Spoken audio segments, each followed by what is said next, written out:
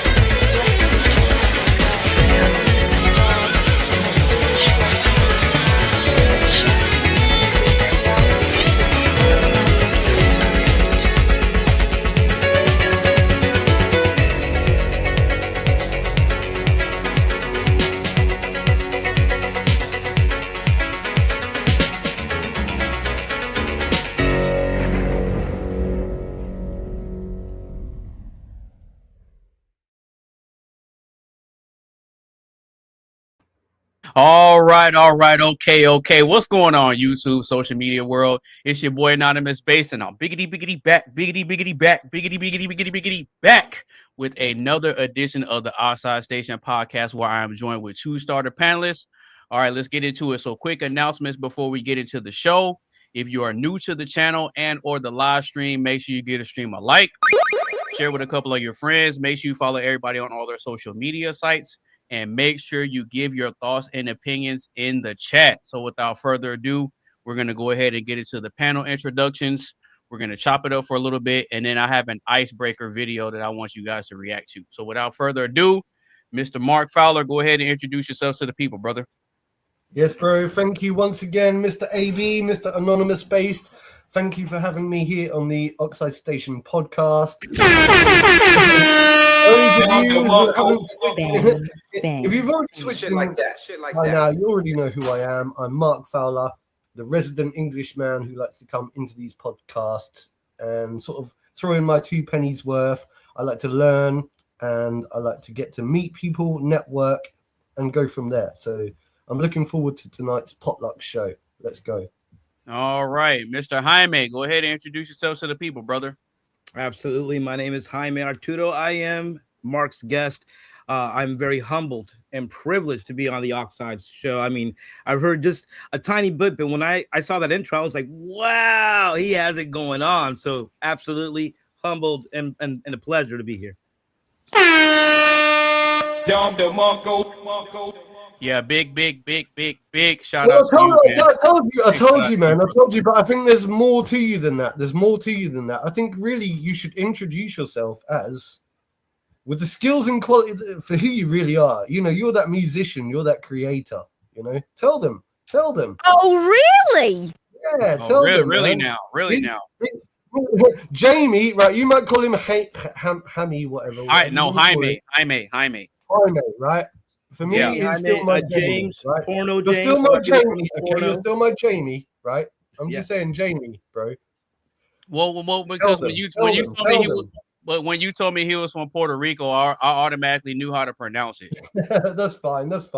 It's still my Jamie. Right? It's actually that's funny you say that, but it's something I struggled with, to be honest with you. Growing up, you know, it's hard for people to say Jaime, you know, so they would say, you know, Jamie or Hymen and make a joke of it and tease me about it. Right. So I said, you know what? I'm James. So it's just easier to say James. So growing up, I was James. Okay. Well, that's fine, but bro, listen, you're more than that. You're one of my favorite music drum and bass producers. Literally, mate. You should check out this guy's skills, man. Look, I know I'm just jumping straight to it.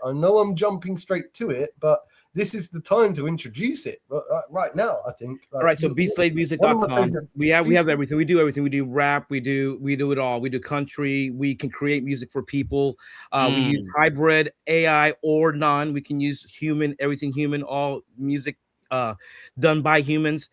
What we're trying to do is generate a positive way of creating music for people that don't have the money, don't have the skill, don't have the instruments. So we go the extra mile and we do it for them, give them all the royalties, all the rights. All we want is notoriety, of course, that we help you do it. But we do create music, drum and bass, break beats, everything. And it's all our lyrics. Everything that we create is from scratch. We do have hybrids with AI that we do utilize. However, it's not a prompt. It's not make this for me and it's done for you. It's going in and get an MPC3, a Triton, coming up with a melody. This keyboard I have behind me, it does a lot to do with it. And once you have the melody, the harmony, the beats, the kicker from every single, and yes, DAW is digital. However, you're still using the aspects of creating the music. I don't see anything wrong with that. I have to say that because there's a lot of stigma, since you mentioned it, with the music. As far as music is concerned, there's a stigma with AI generated music and being created all by a human, and there is that friction, if you will. But we can get into that later if there's something come up. But to be honest, I want to kind of see what the people had to say and what Oxide's viewing audience have for us, because this is the first time I can actually speak on something other than what I do. No, that's cool, man. Because that's fun. Yeah, because all of us that show up, we all like music. So I mean, if you want to kind of give the people a little bit of insight about who you are and what you do and what you're into, I mean, you're more than welcome to do it, brother. Bro, I pushed it. I drove you to do that. I wanted you to do that, man. I wanted you to plug that. I appreciate that, Mark. I really do. But it's not really, it's reason I'm humbled because I wrote a book. I'm not an author, and I wrote a book because I fell in love. And it's all in the book. I don't want to get into that right now. The book's called 88. And Beat Slave had a lot to do with it because we were slaves to the beat. We're slaves to this world. We're slaves to everything. Even though we don't want to admit it, we are. We're slaves to money. We all are. We don't want to admit it, but we are. We are. If you want something, you have to grind. We call it grinding, but it's still slaving away. In one form or another. Yeah, you're right. Okay. So same with music. It's the same thing. It can drive you to do great things. And I think music is a way to express yourself. And my cousin, his brother died. So we have a song that it's about cancer or about death or about love or about relationships. And it's all stuff that we think about, we talk about, and then we'll even rap about it. We'll beatbox, and then he'll come up with some lyrics, and I'll come up with some lyrics. And it's my cousin I'm talking about. His name is Daniel from the Lion's Den. And we formed this group called Beat Slave, and it's on beatslavemusic.com. Again, no more plugs. Please, let's get into the show. Okay, let's go. No, you needed that. You needed that, man. You needed that. Let's go into the show. Hey, I don't care about you plugging and promoting your stuff because that's what I leverage my platform for, brother. That's exactly what I leverage it for. I like it. I like to see that. I like to see that. Because Mark's a people's person. He is the English brother, the English brother that is really there for all people. Yeah. All right, so we're gonna go ahead and just sit around and chop it up for a little bit and kind of do a little weekly recap to kind of discuss how our week has been like and stuff like that. And then I'm gonna go ahead and get into the icebreaker question because I have a video that I want to get your thoughts and opinions on. Okay. All right, so Mr. Mark, how's the week been for you, brother? It's been good, productive. Once again, I'm trying to keep on top of the cleaning, the household chores. I'm getting ready for... Stop the cap. Yeah, well, you got to bear in mind, I'm a single guy, live by myself. I don't have... Oh, really? Well, you know that. Like, I have to pull my thumb out my backside at times and actually pull my thumb out my bum and say, do you know what? I need to go round. I need to spray. I need to pull the curtains down. I need to do all of this. I need to pull the furniture out. I need to sweep behind. I need to dust. I need to do this. I need to do that. You know what I'm saying? So there's times where I put these things off, but as the spring comes in, I certainly find myself being more motivated. Little lag. You know what's funny? You know what's funny about that? Oh shit! Did I disconnect? He does it as a tease for the connection, but it's called America Online, so that's what's hilarious about it. Yeah, I do apologize. Yeah. I'm getting on top of things. And also, I went and saw my mum today. You probably saw it, Mr. AB. I saw the picture. Yeah, I saw the picture. Yeah, you guys. Shout out to Mama Fowler. Shout out, Mom. Love you, Mom. If you, I'm gonna tag you into this video, Mom. Come and watch. So, Sir Oxide, if you don't mind me calling you Sir Oxide. Yeah, it doesn't matter. Go ahead. Because it's anonymous, so I feel like you are Lord Oxide. Please, your week. Talk about your week. I want to know a little bit more about you. All right, so my week has been pretty productive, but at the same time, it's kind of been halted due to the weather because I tend to work outside. But as far as other things have been concerned, I've been productive as far as making sure that these videos get edited, make sure I get things set up for the show. Following up with everybody that's going to be on the show, making sure I collect these questions so I can make these cards, these banner cards that I have at the bottom, and just overall staying productive. But the interesting thing is I was out and about earlier this week, and I think I had stopped to get some gas, and then I was getting ready to come home so I can get some stuff done, and I rolled up on this lady that was standing holding a sign, and she kind of waved me down, and she kind of looked like she was in bad shape. So she was like, "Hey, sir, do you think you can give me a ride? Because I'm feeling kind of sick." So I said, "Okay, well, how far down are you trying to go?" "Oh, can you just take me to the hospital? So I think something's wrong with me." And I said, "Okay." And so I was like, make sure you got your seatbelt on. And I made sure I got her to the hospital without necessarily speeding. But the interesting thing about it is she was kind of jittering and kind of tweaking. And so I was asking her hey, what's wrong? She's like, "Oh, I think I'm sick. And so I'm just kind of, I'm making sure I'm driving, and I'm kind of, checking on her, and I start looking and I'm like, something's kind of not right here. So I said, "Okay, well, do you think you might be coming down with something like allergies, or, you think you might have to throw up or something? Because if you do, just let me know, and, I'll pull over and make sure, you get it all out." And she was like, "Yeah, I think I'm sick. So then I start paying attention, and she starts making these weird noises, these grunts. And then I start thinking she might be under the influence of some drugs or something. So then I just straight up, it sounds very much like she was definitely under the influence of drugs. Yeah, no. So I straight up asked her. I was like, "Hey," I'm like, "Do you mess with drugs at all?" And she just looked at me and she goes, "Yeah." And I said, I said, "Okay." I said, "Do you think that you might be reacting the way you're reacting because, you might have messed with something earlier today?" She goes, "Yeah." She's like, "I'm gonna be honest." She's like, "Yeah, but I'm just feeling kind of weird and I need to go to the hospital." I said, "Okay, well, I respect you for being honest." I said, "Because you don't seem like you have some flu or something." I said, "Because I've had the flu before and I know how it is, and you're not showing any of those types of symptoms, at least from what I'm seeing." So, well, that's interesting, because a lot of people that are on drugs wouldn't normally admit to the fact that they're on drugs, and they wouldn't want to be taken to the hospital because it implicates them. Yeah. Instead, they would much rather deny it. It seems like you did the right thing, in my opinion. So what you did is you saw someone in distress, somebody in need. You picked them up and offered to take them to the hospital. In that situation, what I would always try to be inclined to do is offer them a bottle of water. Yeah. Keep a bit of water in your glove compartment at all times, or whatever you want to call it. Just offer them sips, and if they need to puke, and they puke in your car, there's not much you can do about that. But puking is probably a good thing for somebody under the influence, actually, because it takes whatever's in. So if you can ingest, what is it? What do they call it? If you can instigate, induce vomiting, induce. Correct. Thank you. There you go.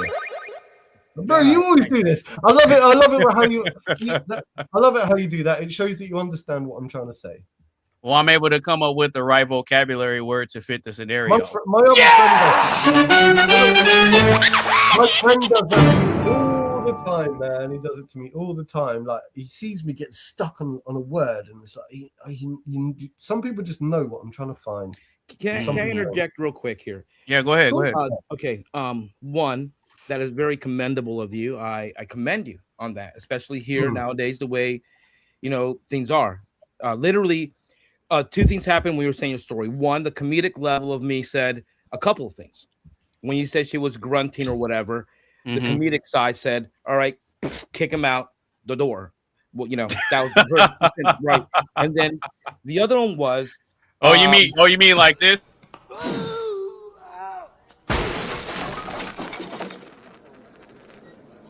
Was it something I said?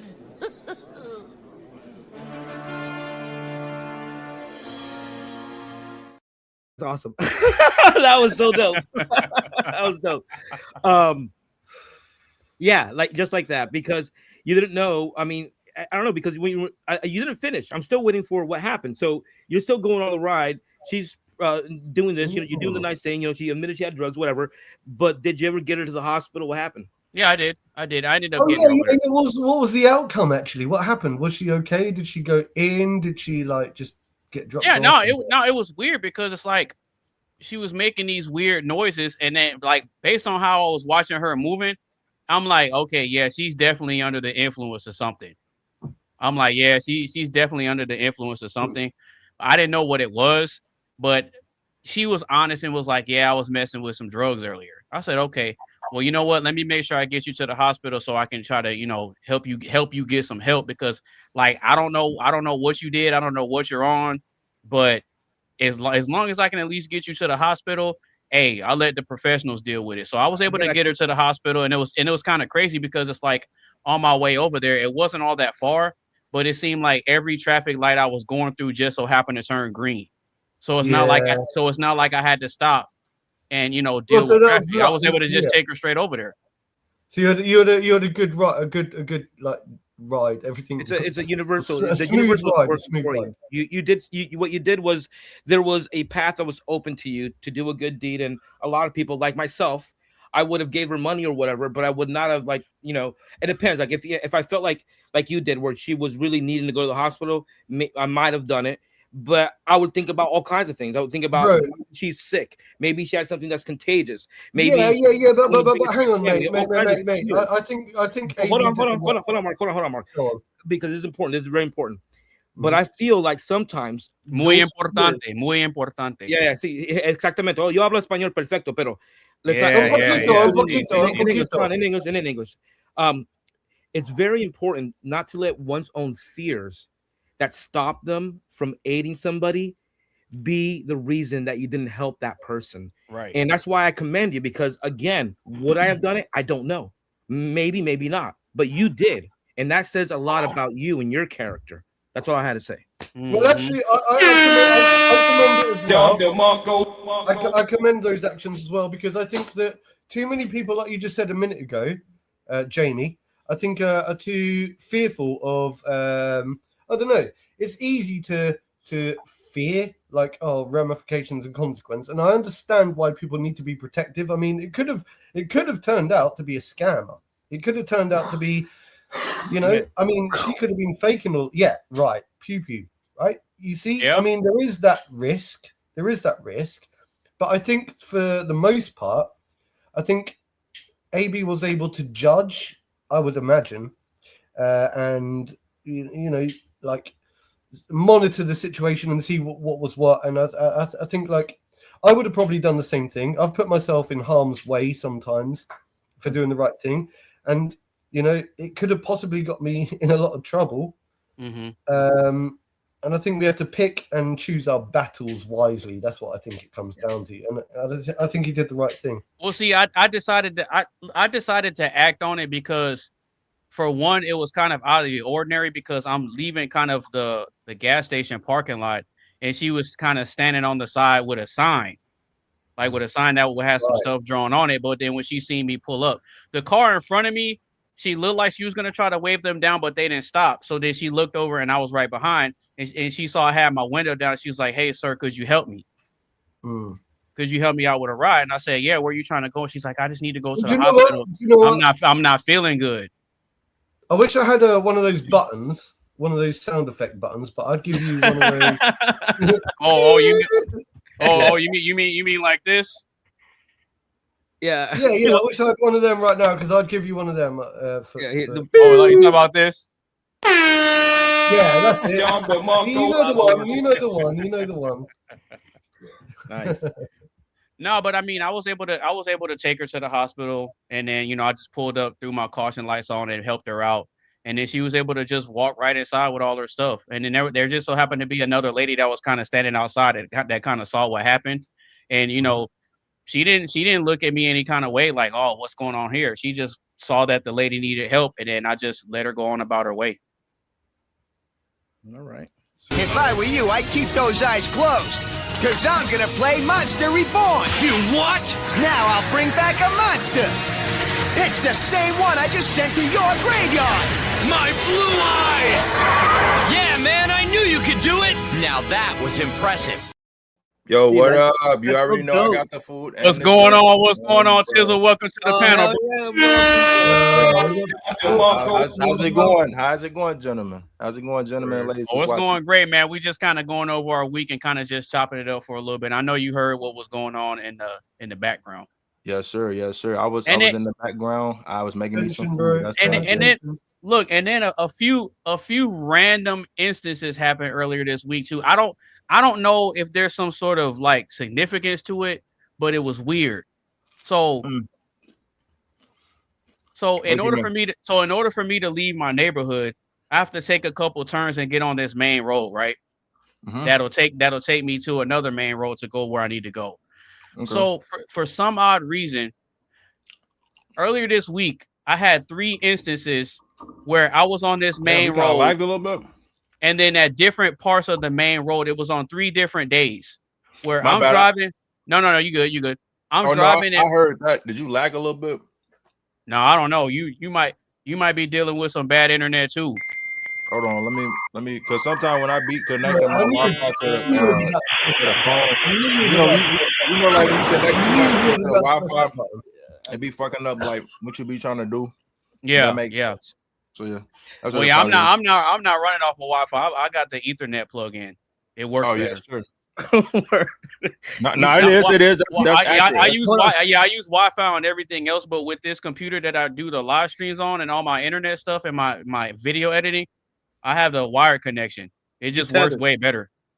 You're tethered. You're sticking it in. There you go. But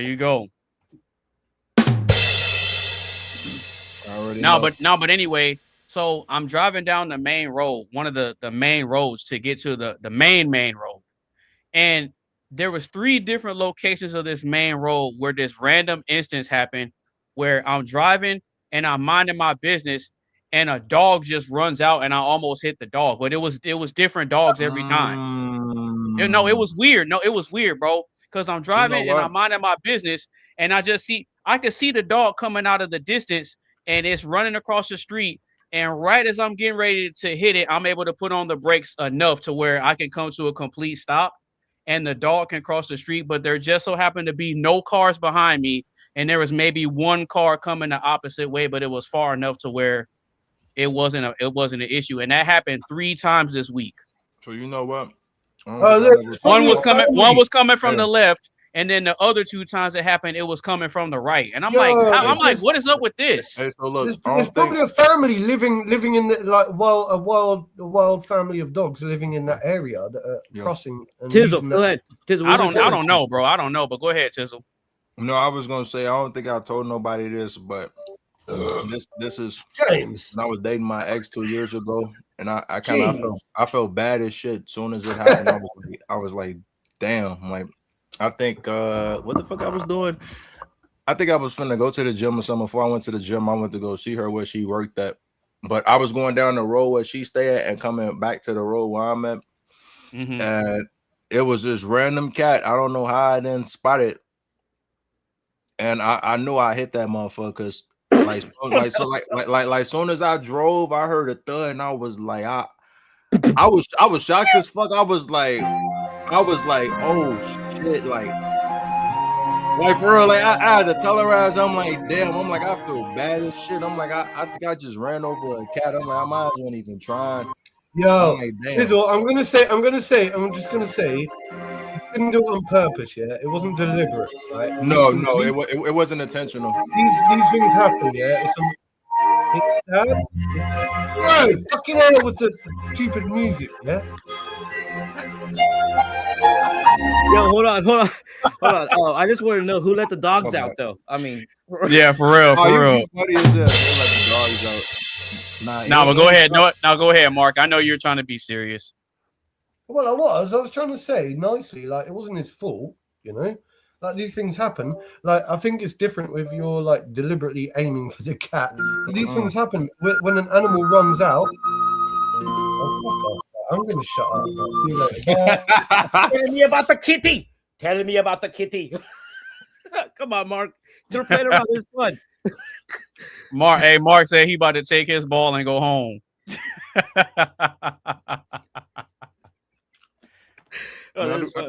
No, I want to hear Mark talk though. Nice, man. I was trying to be nice. No, but go ahead. No. Look, in all seriousness, we're being immature. We're being immature right now. Let's be some grown adults. Let's be some grown adults. You're right, AB. Go ahead, Mark. Go ahead, Mark. Anyway, I said what I needed to say. I was just saying it wasn't his fault. That was good. Oh, You're right. Tiz, it wasn't your fault. So don't feel bad. Now I went, oh no, damn. It's just like, I mean, I know that. No, because I say that for a reason. I say that for a reason because, look, it's not nice. It can be quite distressing. Like if you're a nice person and you actually like hit somebody else's animal in a car, you know, it's not nice.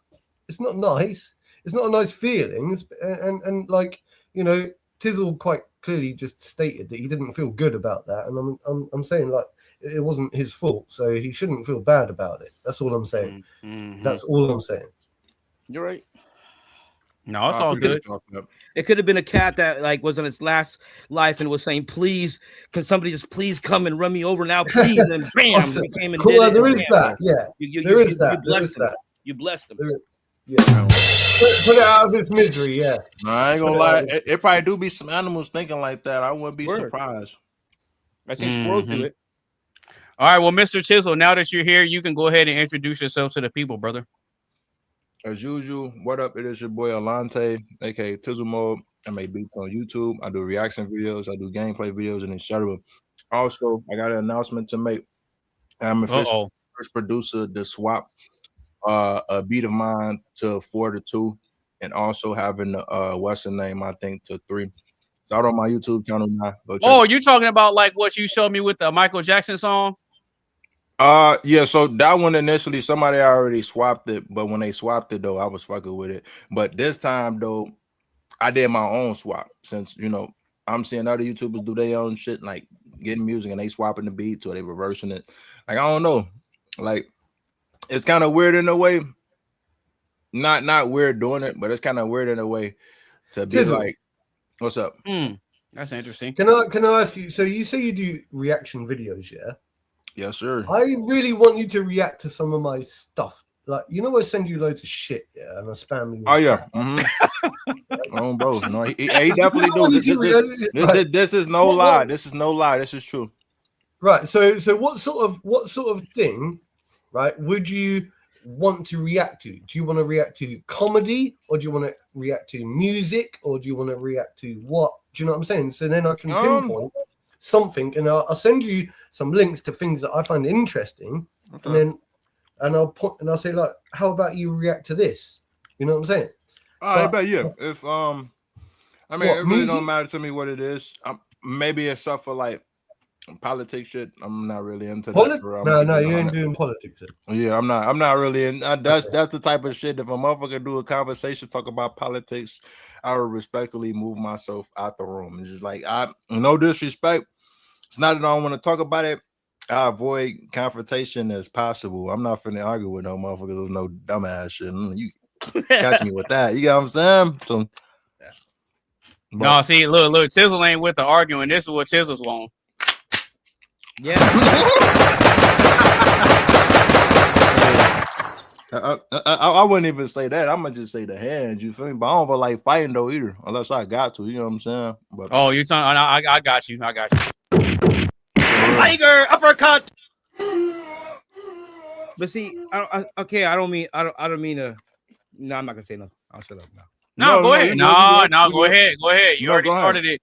Go ahead, brother. I'm just saying, like, because, all right, so I'm good with perception of people, and I perceive people very well first time I meet them. Mm-hmm. First time I met Mr. Oxide, since he doesn't have a name, and Tizzle, I perceive you guys to be good peeps that are knowledgeable and you know a lot of shit. Okay. And not that it's political, but anything that robs your emotion away to get you angry to the point that you got to throw hands, then that right there is something that I think personally we all, not even you, just everybody should work on, because we shouldn't let anything control our emotion. We shouldn't let anything trigger us, because we'd be like, man, fuck that. You know what I'm saying? Like, we'd be like, fuck that. Why am I gonna let a political question or whatever? But I see what you're saying. You would avoid confrontation so it doesn't come down to that, which is animal. You know, I you know. That's what's up. That's what I do. You know, you don't want to put yourself in a situation where you have to go there. Yeah, but sometimes it's necessary. Yeah, true. Right. I will admit sometimes it is necessary. Sometimes it's necessary. You're right. I will admit. You're right. I do have my days where I'd be like, you know what, fuck. But it has to be the last resort, though. It has to be the last resort. Yeah. Like if you try talking the situation down and de-escalating it and saying, hey, bro, yada yada yada, whatever, and then the person proceeds to press the issue. Yeah. Then, hey, man. No, you're right. It's like, and I don't mean to say that I support Trump, but I do. Point is, you know, you fuck around and find out. You know, I warned you. Fuck around and find out. I mean, that's what it's all about. Bro. Yeah, I'm with that 100%. But what you over there munching on, Tizzle? Because you always pull up to the panel eating. He had bread earlier. He was eating toast. I was like, he's being funny. He's eating white bread. He's being funny. Oh no, that ain't white bread. That's wheat bread. But I fuck with white bread too once in a while. But not the wheat better. I mean, some chicken rings and some fries with some sweet baby Ray sweet Fidelia onion barbecue sauce. That shit too good. Yeah, that's good. Sweet baby Ray, the best barbecue sauce. I don't give a fuck when nobody say that open pit. That shit ass. Yeah, because they're not from Florida. They don't know. No, that Sweet Baby Race is good because it has a nice little spicy kick to it. Yes. Yeah, I'm really sorry. Where'd you go, Mark? I literally asked. I asked Tizzle a question. And then like my internet lagged out, and then otra vez. In the meantime, I'm just saying like, you can't get off that word online. I've rebooted my internet. Yeah, you good, Mark? I've rebooted my modem. Yeah, I've rebooted.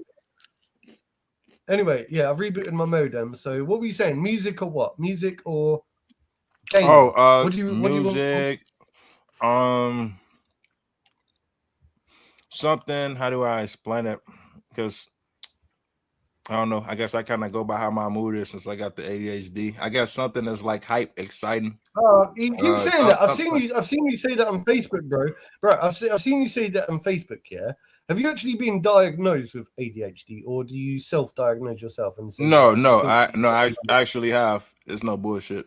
Word. Yeah. Did you have to take medication for it? Because when I was younger, I had got diagnosed with ADHD, and I was on Ritalin for a while. Ritalin. I did. I was on a medicine called Antonov.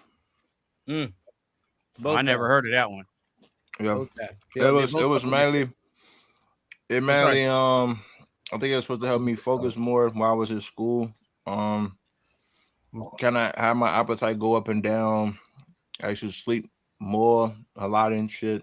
Damn near. I mean, I damn near didn't want to do shit for. I ain't gonna lie. I was so fucking tired some days. I'd be like, it was making you lazy. Let me ask you this question. Let me ask you this question, please, Tim. Go ahead. You know, like the label of ADHD, how do you handle it? Like, I feel like diagnosis today, right, is something that happens a lot with the younger generations, right? So people get labeled now with having ADHD, autism, neurodivergence, whatever, all sorts of different things. But in my day, back in the day, we just used to call people a little bit weird or a little bit odd or a little bit like, I don't know, like they used to call me that back then. The box or something. Or they were a bit still call me that now. How do you feel about it? Honestly, like I said, people used to call me that back then. People used to call me Tay Titties. People call me all types of names and shit. For real, like for real. People used to call me all types of shit. I used to be. Hey, Tizzle, you said what? What do you say they called you? They called you Tay what? Tay Titties. It's because I got, so I'm not a fat motherfucker. I just got baby fat on my chest, and it's called gynecomastia. Oh, okay, I know what you're talking about. Yeah, and motherfuckers used to just call me that shit because they'd just be making jokes below. You got bigger titties than a bitch, and yada yada, and you know that shit never really bothered me or got to me for because I'm like, okay, it's whatever, it's cool. But it's like I used to think about it too at the same time. Like if I say some shit back, and then if it's some shit that somebody gonna get mad, somebody gonna get mad. Well, everyone finds a reason to point something out in someone, you know, like everyone gets teased. Oh yeah, everyone. Well, I don't really judge nobody. I don't really tease nobody because I know how that shit is. You know what I'm saying? Yeah. Like I kind of learn from experience, but now also that too, in a way, in some sort of sense, I kind of do with my ADHD. I feel like, how do I explain it? Because sometimes it's really hard to explain. Like when you're thinking about it, you ain't got to explain yourself though, bro. You haven't actually got to explain yourself, and that's what I try to tell people a lot of the time. Is like I feel like people try to they have this desire, this passion, this desire to like feel heard and wanted and understood and like explain themselves all the time. James, shut up, right? But I think like hell no. I think the problem is the more you try to be understood and the more you try to be heard, the more you're fighting. Like realistically, you just got to be yourself, man. Be yourself and be comfortable with who you are and the man that you grow into. You know what I'm saying? Can I interject real quick and take a spin on a different level? Both of you mentioned medication. So I'm just gonna throw it out there. Cannabis. Would that not have helped? Because it helps a lot of things, and I believe. Well, I'm just saying. I'm putting it out here. What are your thoughts? When I first started smoking weed. Disclaimer. I mean, well, okay. I'm gonna say. Yeah. You know what? I'm gonna use the other term. Word. When I first tried lawnmower grass for the first time, I probably we was gonna call it lawnmower grass, but yeah, when I tried lawnmower grass for the first time, I probably were you smoking it out of a water pipe? No. I was smoking it out of a fruit roller wrap. Oh, okay. Yeah, so that's funny. That's so funny. What, a water pipe? I forgot who. They call them bongs, man. They're called bongs. But no, because there's this store. I don't know if it's anywhere else, but we have this store called Planet K where they sell stuff like that. And in order for them to not get in trouble, they have to change. They don't label the products based on paraphernalia terms. So if you want to buy a bong, they call it a water pipe. Yeah, no. Correction, a tobacco water pipe. There you go. Tobacco water. Ain't nobody smoking that shit. No, I know, right? That's the whole point. Legally, isn't it? Like what do you call it? An object, as long as it's not a like. It's like how they get away with selling grinders, yeah. You know, like exactly. Yeah, accessories.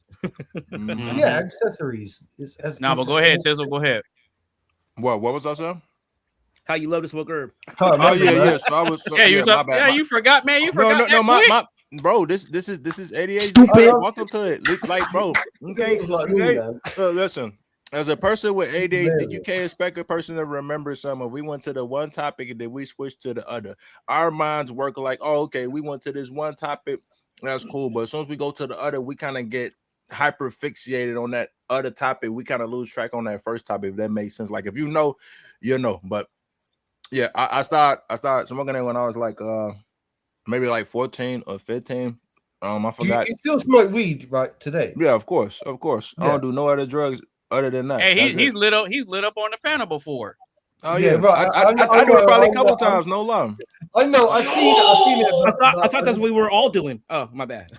I mean, I got a cart, but I'm probably not gonna smoke it. So like, oh, hold on, that joint just focused real good. Hold on.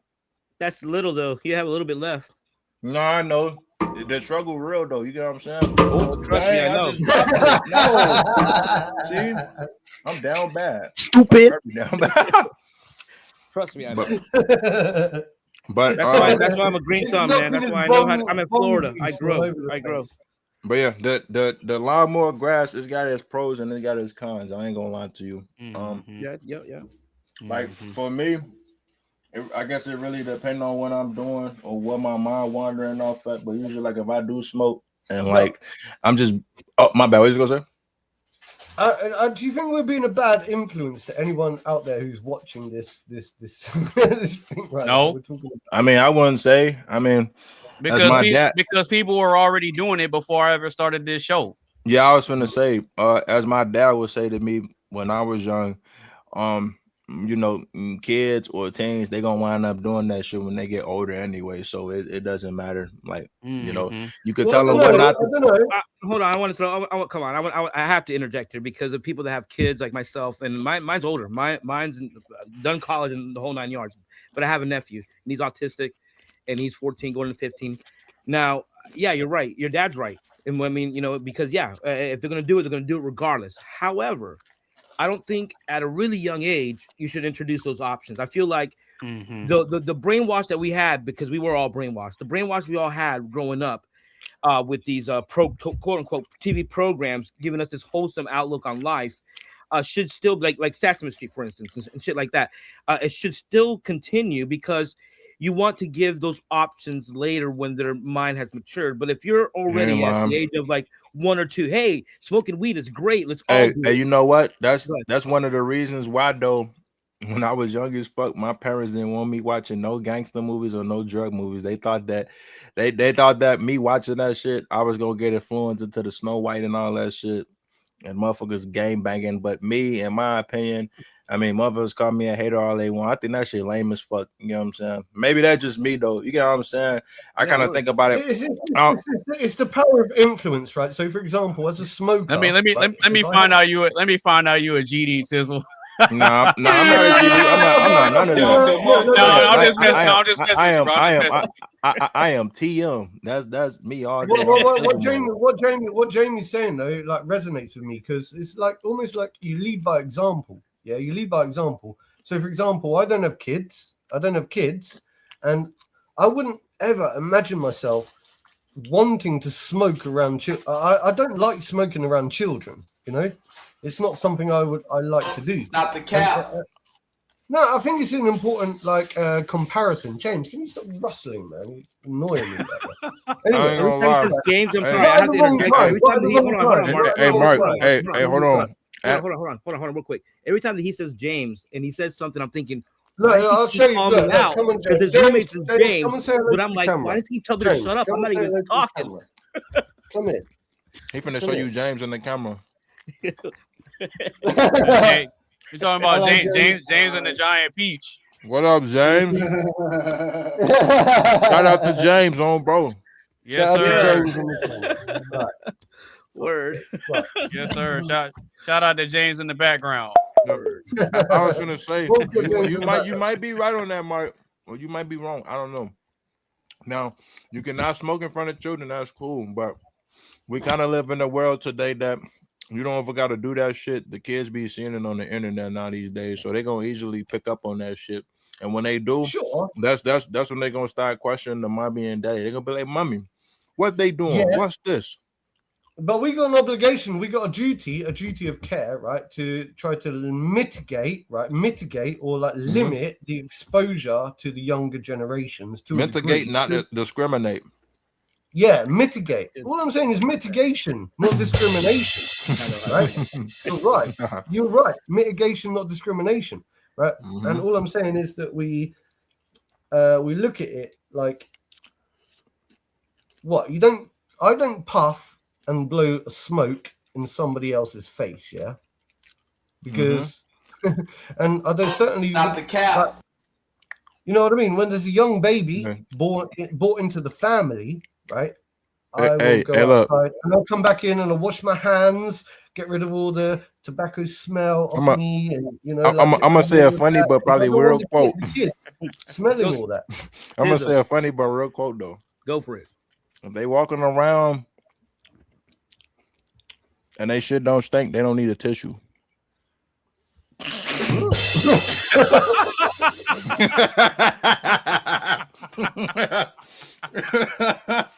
kind of shit is that? That was pretty good. Fucking hell, man. He always does this. Go on. Motherfuckers gonna be like, what the fuck?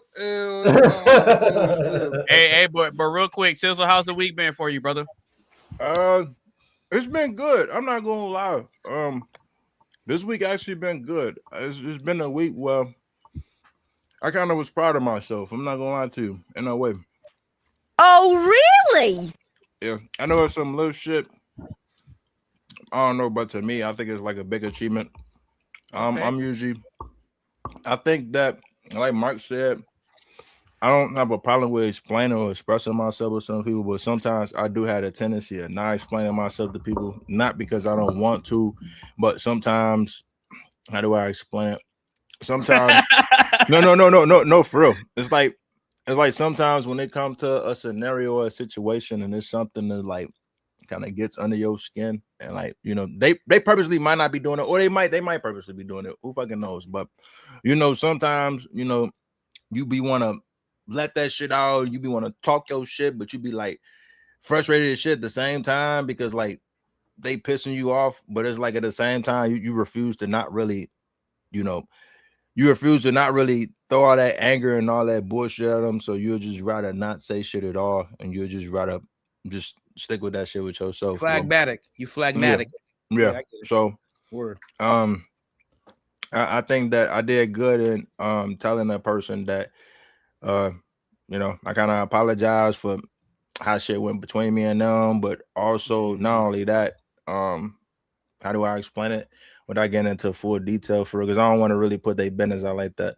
But how like how to make you feel like we okay, let's get, I mean, now you've interested me here with your thought process.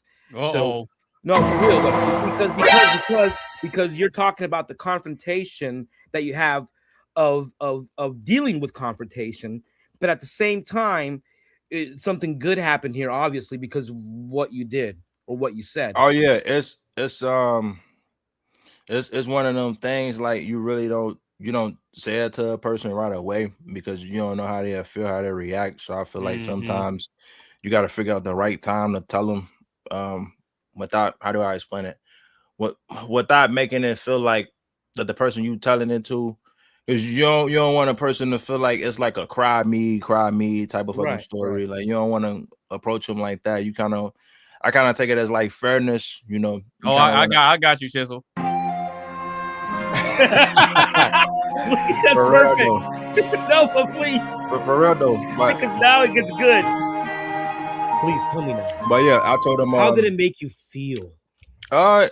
So in a way, I'm not gonna lie, it had me in my feelings for sure. Definitely did cry a little bit because it was like, damn, like, you know, I think it probably, I wouldn't say it's the first time I really expressed myself. I guess you could say it's the first time I expressed myself deeply in a long time, if that makes sense. And I usually don't deeply talk to people when my emotions are high. It's so inappropriate, right? It's so inappropriate with this silly little like that little sound effect.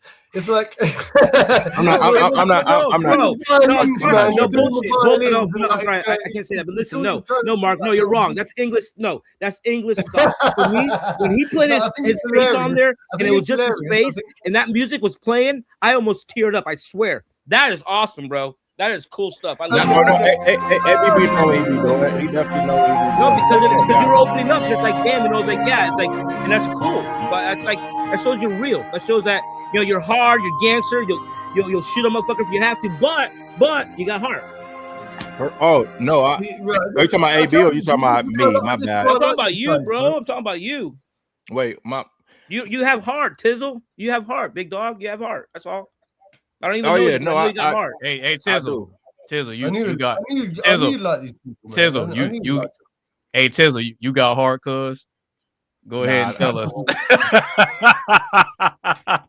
If only for the right people. I explain that. Only. Now you know what that's from, right?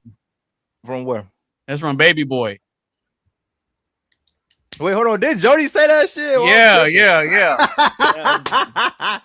When Sweet Pea was gonna knock him out, and then he stuck his chin up, he was like, "Oh man, yeah, he got heart." Oh my soul! I remember that shit. He said, you know what? He said, I ain't gonna punch him. He said, but I'm gonna whoop your ass though. He took that belt out and started whooping him. Yeah. Nah, that shit was too funny. But now though, I actually liked it how it went off of me and that person. Like I kind of like that. We kind of bounced off each other emotions. Like they understood where I was coming from. I understood where they was coming from. But it's also understanding too. Like I could say the things that I want to say about a person, or I could, make fun of them, talk my shit all I want to. But once like how do I explain? Like once they kind of like give me their backstory a little bit, kind of like how a character do in a movie or some shit. Like, you think that you know them all, but once they tell you about themselves, it's like they misunderstood. So it's like, well, I think it's because everybody has like as they grow up, right? You get once bitten, twice shy, and so you learn to put up your protective boundaries, right? And you don't want to be like, so you don't want to be too vulnerable. You don't want to get like, that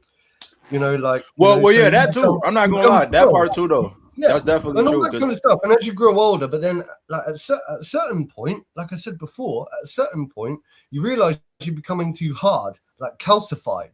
You're becoming too calcified, or something like that. Yeah, and you have to like learn to, let's say, like, I don't know, just be like, look, if I keep going too hard, then I'm not gonna be able to show any signs of affection or something like that. I'm just gonna be like, I don't know, like. Yeah, you talking about a person an NPC or something.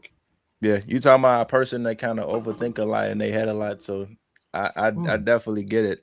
So that's why I say, like, if I'm really saying what I'm saying, it's not that I'm saying the bullshit. Like I really mean what the fuck I say, and it's really coming from my heart for real. Because it's like, damn, It's good, but the problem is with that, right? When I think that there's a balance, because when you speak too much and you're overly emotional and overly affectionate, I will admit that too. I will. In a position of like vulnerability, right?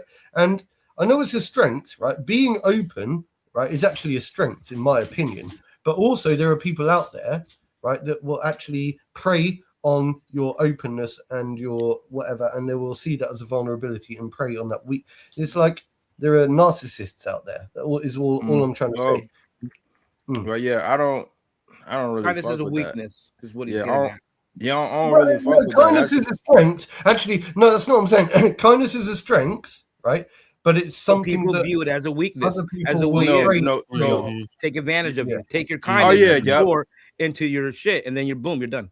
You ain't lying. So that's why, when I kind of explain the person, it's not like, like I feel bad what happened between me and them. Like I told them that, but it's it's not really necessarily their fault. It's not really mine either. And I told them, I'm like, it kind of makes me sad as a person to see another person make somebody look at life different you know, they kind of look at a perspective and man differently and shit like that. I don't know. I guess maybe that's just the soft side of me. I'm always looking at shit different. I'm like, you know, not everybody the fucking same. And you know, you can say that all women like this, all men like that, but it's not really not. And then I know this for a fucking fact because Anonymous DM'd me about this shit. I forgot what he was talking about, but he said some shit about, I think, black girls winning or something like that. It's really hard to find a black girl who not shaking ass or doing all the whole thottery shit. And what I was saying was that the black women that are good, they're already taken, and that I'm happy about it because I'd rather them be winning in fruitful relationships than to be out here getting mixed up with the bad ones. Yep. You ain't lying. So it doesn't matter to me if they're with a black man, a white man, Asian. It doesn't matter who they're with, just as long as they're with somebody that sees their value and takes them off the market and looks out for them. That's all I really care about. You ain't lying. Hey, so it don't matter to me. It don't matter. Hey, people thought that the shit I've been sharing on Facebook and I guess what I've been posting on Snapchat, some people been thinking like something wrong with me or something, and I'm sitting there thinking like I'm sitting there thinking like ain't nothing wrong with me. I'm like, I mean, I appreciate the concern though. You don't want peace. Like I want problems always. They like, damn, man, who the fuck broke your heart? Who made you mad? I'm like, nobody. I'm like, I'm just stating facts. Like sometimes, like when I be bored as fuck, when I'm thinking about something in my head, which I really don't do like that for real, but all of a sudden I just not do that shit. I post some of my story. I'm thinking like, oh, okay, that sounds funny as fuck, but that's relatable as shit at the end. Like I made a joke on well, it wasn't even really a joke. I thought it was real facts. Well, at least in my head. I said people only care when it's too late. And I said, nah, you make it too late for people to already care. There's a difference. Yeah, that's the truth. That's the truth. And I don't know. That's just some shit I came in my head. I'm just like, that's dope. That's dope. You know, I'm just like, that's some real shit. You know what I'm saying? And all right. Oh, my bad. You go. No, go ahead. Oh no. I was gonna say another one was it was like them. I like a man who could put me in my place, and then it was like me. Nah, you like a man who like to beat the shit out you and call you a hoe and all types of names and shit. I mean, I'm not lying. I know exactly what you're talking about. I want to speak on this a little bit because you said a lot of Falcon punch. A lot of truth. However, I believe it's not that the good women have been taken. I believe that women are accustomed to bad behavior. Yep. And they do that's what they feed on. Right. You got it. And then they do this on terms of hoping that they will catch the one that's hey look, I'm gonna tell you exactly what it is. It's what they feed off of, and then they pull that two-faced shit right after, be like, oh, I like me a man who buys me flowers and yada yada after the fact. Right. Yeah, literally. But look, this would be crazy though. Soon as the woman tell a man about they past, the man be looking at their ass like so I mean, hey, yo, what the fuck? For real, he be like I think that's funny because the romanticism, like bringing them flowers and stuff. Like that's romanticism. The romanticism. That's something that people do. Hey, look, I'm gonna tell you what. You know what motherfuckers need to do to get romantic women back? I'm gonna just put the boys on game for real. And that's not because I'm an old head for real. Well, maybe a little bit because I'm an old head. Shout out to the OGs who put me on, the mom and dad. Definitely the mom. You're gonna be opening that door. You're gonna be opening that door. No, I mean that too. I was gonna say motherfuckers need to pull that shit. The dude was pulling the 16 candles when he was trying to fuck with Molly Ringwell. You know. Okay. Right.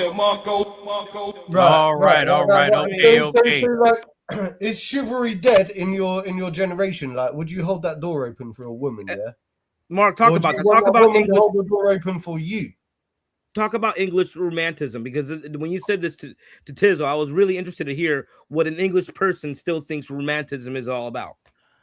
Romanticism, I'd say, like, for me, like, I would still. Look, I'm old school, man. I'm a 43-year-old man stuck in like back in the 90s or whatever. Oh, here we go. I would still go to grow flowers because I'm a gardener, and I would still pick a right. Like when I grow flowers, I would pick the best flower, like the best rose off of my rose bush, and I'd pick it, and I go right. For me, I picked that deliberately. And if you give her a lily, she's silly. But if you give her a daisy, she beyond crazy. There you go. I'm on the road like Sunday. Stick my hand in the thorny rose bush. Yeah. Hold on, I'm gonna say that on my Snapchat. I'll bring it to you. But I'm not going to do it every single day. What I will do is I'll make sure that the right thing at the right time is done for the right reasons. Do you know what I'm saying? When the flowers are in bloom, you know, you need to scatter the petals. And when the flower dies and the petals fall, what happens then? You sweep them under the rug. No. Oh my God. Clever. Clever way of avoiding confrontation. Oh, brother, this guy stinks! No, I was joking, man. I was joking. Romantic for one day. Now give me a bottle. I was joking. I was joking. Of course. Look. Yeah, right. No, there's maintenance, isn't there? There's maintenance. You should have that. When the rose petals fall, look, it's just a flower, isn't it? You expect when you pick a flower, right? You don't expect it to last more than 2 or 3 days before it starts going horrible and all the flowers start falling, the petals start falling off. So, like any woman that expects it to be like a forever lasting rose, like off of what do you call it, the Beauty and the Beast. Right, it's going to be like living in some kind of fantasy world. I'm just picking a rose and saying, there you go, have that, stick it in a jar. It'll probably die in a couple of days. We'll clean it up. Don't worry, I'll clean it up and I'll get you another one one day. One day. All I wanted her to do was appreciate it for the 2 minutes I gave it to her, to have a nice smell and go, oh, thanks, Mark. I don't even give a shit if she just goes, oh, cheers. Yeah, what a load of shit, and then throws it in the bin. I actually don't care if she does that. Some bullshit. Wow, you went from romantic to oh the fuck.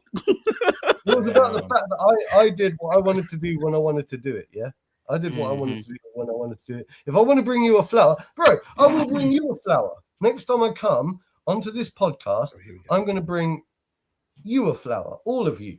Whether you Stop the cap. Yeah, honestly. So I don't give a shit. You lie! You lie! Yeah. Lies! Lies! When will the lies end? I'm gonna pick the perfect flower. All right. My flower. I just put up the link to the track, to the YouTube video, to the track called Rose Petal. Okay, I see it. Yeah, word. You can check that out.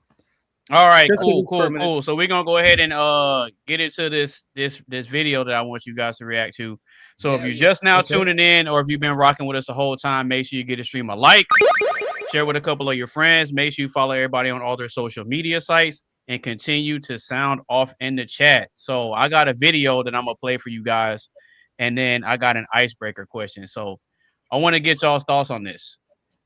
The easiest way to find out what a man is truly about is to identify his relationship with money.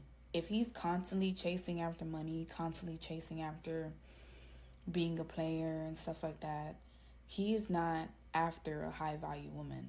Men who chase after money are trying to compensate for lack of emotional maturity.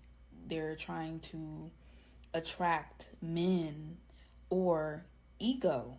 Because high value women don't care about money. They don't care about how much money you make.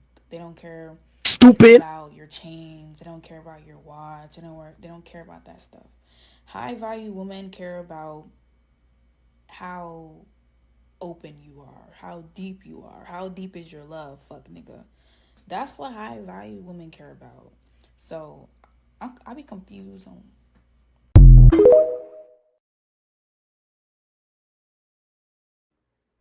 Her ass got the brain cell of a fucking tissue, a penny, not and even a brain cracker. cell, bro. Not even a brain cell. Not even. That's and then you know what? That's not even me really hating.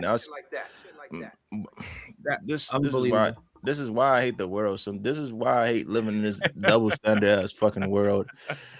But I bet you if it was a man though saying this shit about women, then women gonna be getting on man ass, right? Oh, absolutely.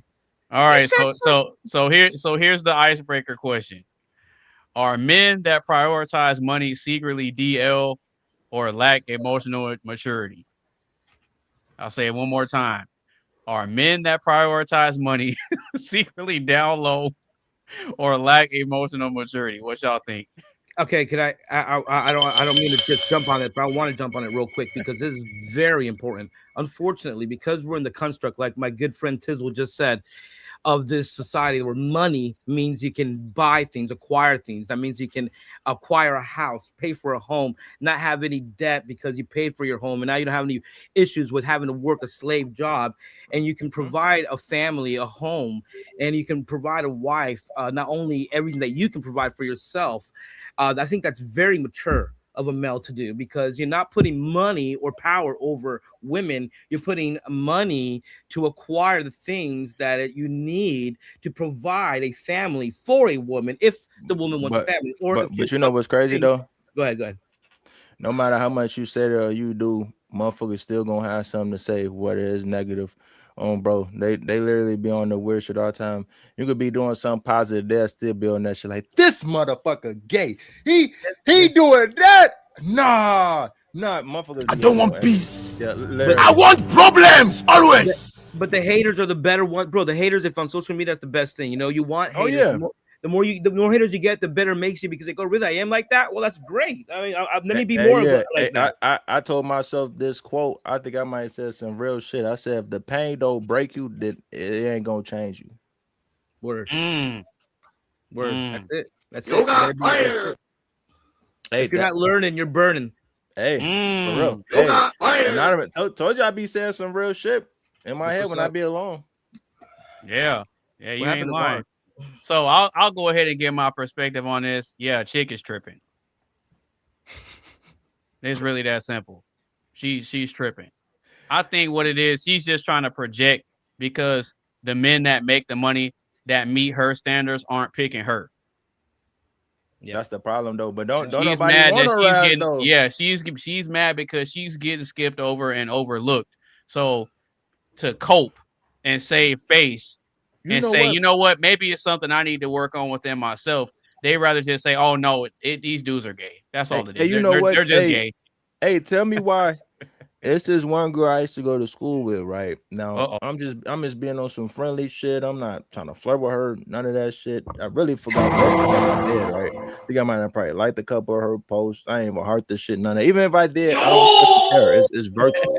Like I'm not texting this, I'm not texting shorty ass and being like, oh hey, how you doing? Like, you single, yada yada.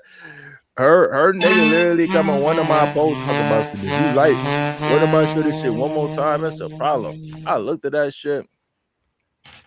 And I'm like, get your dumb ass on my face. Cause I'm looking at him like, you really getting your feelings hurt over some virtual shit. And I'm like, I know it's other niggas commenting on your shorty shit too, but you coming for me? Fuck out my face. I fuck around, pull a Charleston White on the motherfucker so quick, then act innocent. I'm not gonna lie. I forgot to pop your ass. If you watch Charleston White, if you know, you know. Charleston White don't need no witnesses. He don't need no damn gun to get on your ass. Motherfucker literally pulled out a pepper spray. Yeah, I know, right? Oh, yeah. He said, you better bag your ass back on, bro. He's, hey, shit. He said, shit, if my life in danger, I'm gonna get him, motherfucker. I don't blame him. Oh, bro, you not finna try to put my life down with some dumbass shit. Fuck wrong with you? Well, one more thing before the great Oxide gives us his take on this, which is more than what he just said, because it's more than just tripping. But it's the mentality that she's already portraying to the world that she's looking for somebody to take care of her, and that the people that have been, like you said so eloquently, all the people that have been trying to hit on her just bypass it because they're like, man, get your own. And that's the girl. That's the men that meet her standards aren't picking her. That's a woman. That's a woman who deals. This comes back to this. This comes back to the modern dating. The modern dating scene. Like, y'all know what that y'all know what that is though, right? Y'all know exactly what that is. Y'all know exactly why she's saying that, though, right? And just like what AB said, that's a woman that she can't accept rejection, and when she can't accept rejection, her only way to receive validation is to be saying It's through some dumbass shit projection. on the internet. It's through projection. Yep. Is that and saying dumbass shit on the But internet to get validation and attention? My question is, right, because When they can't accept rejection, they resort to deflection through projection. I like to find an angle, yeah. You know how I like to find an angle to push back and play devil's advocate just for fun, right? Okay. My question is, right? Do you not think that? Hell no, man. Come on. This is good fun. This is good fun.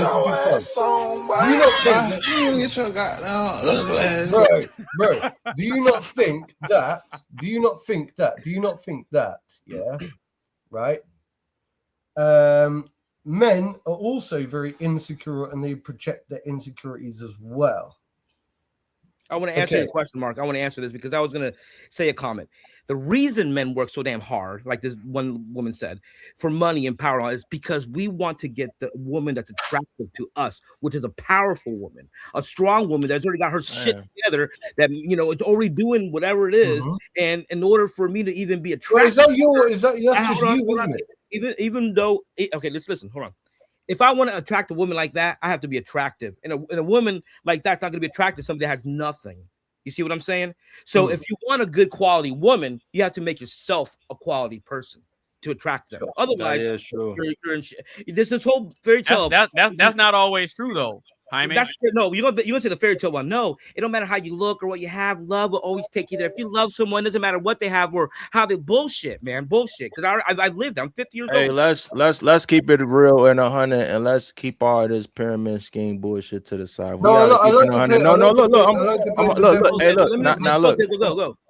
Look.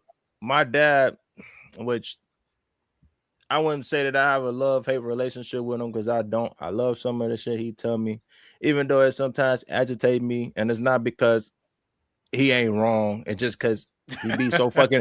It's because he be so fucking right, and I try to prove him wrong, but it's like, but then you can't.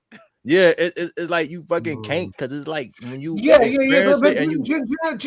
learned something about this, right? So when it comes to psychology, right, I think that young children, and this is why politicians attack young children these days in the younger education system, because they have a moldable plastic mind. Yeah, as people age, right, they know that their minds are moldable and plastic, right, and moldable. So as people age, right, this is the problem. Trust me, once they hit a certain age, right, you can test this.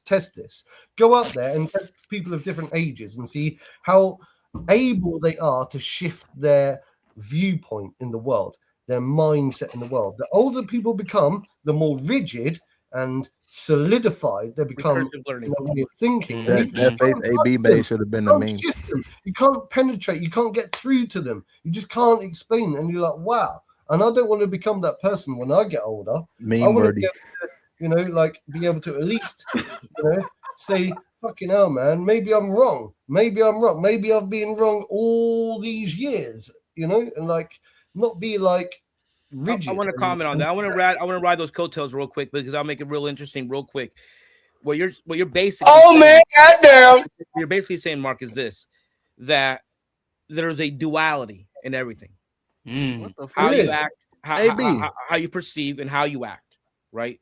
But is that duality something that is determined on the person that you are? For instance, you said, hold on. Stay with me. Recursive learning. Stay with us, bro. Stay with us, Tizzle. Loop learning and recursive learning just means that you're reinforcing something with repetitivism. All right, repeat. It becomes habit. It becomes nature. Same with thought process. If older people think the way they do, is because they have thought it for so long, over and over, that it's now become part of their nature. Okay, so yes, you cannot really change, like you said, point of view of a person right away on the spot. However, you can plant seeds. If you let them tell you their point of view first, then you will see where they're lacking in your point of view. And then instead of saying, no, let's do it this way, we would say something like this: I understand. And that's very interesting. Did you ever think about what would happen if this happens? Now you're not really reprogramming, but you're reinforcing something's already reinforced in them because they've already done it so many times that it's in their nature. So we spoke about this in a previous podcast, actually, which is very interesting that you said that, because didn't we, Mr. AB? We spoke about the concept of really? We did, because what we're talking about is the idea of encouraging planting seeds, yeah, absolutely, and saying so on and so forth, and ensuring that, like, you can't... generational wealth. You have it. Okay, fine. If I were you, I'd keep those eyes closed, because I'm gonna play Monster Reborn. You what? Now I'll bring back a monster. It's the same one I just sent to your graveyard. My blue eyes!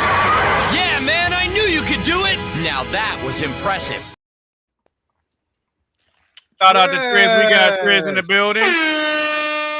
Triz, aka the Miz in this bitch. You feel me? Mr. Tizzle on the Now go ahead and finish what you were saying, Mark. No, I think I finished saying what I was saying, didn't I?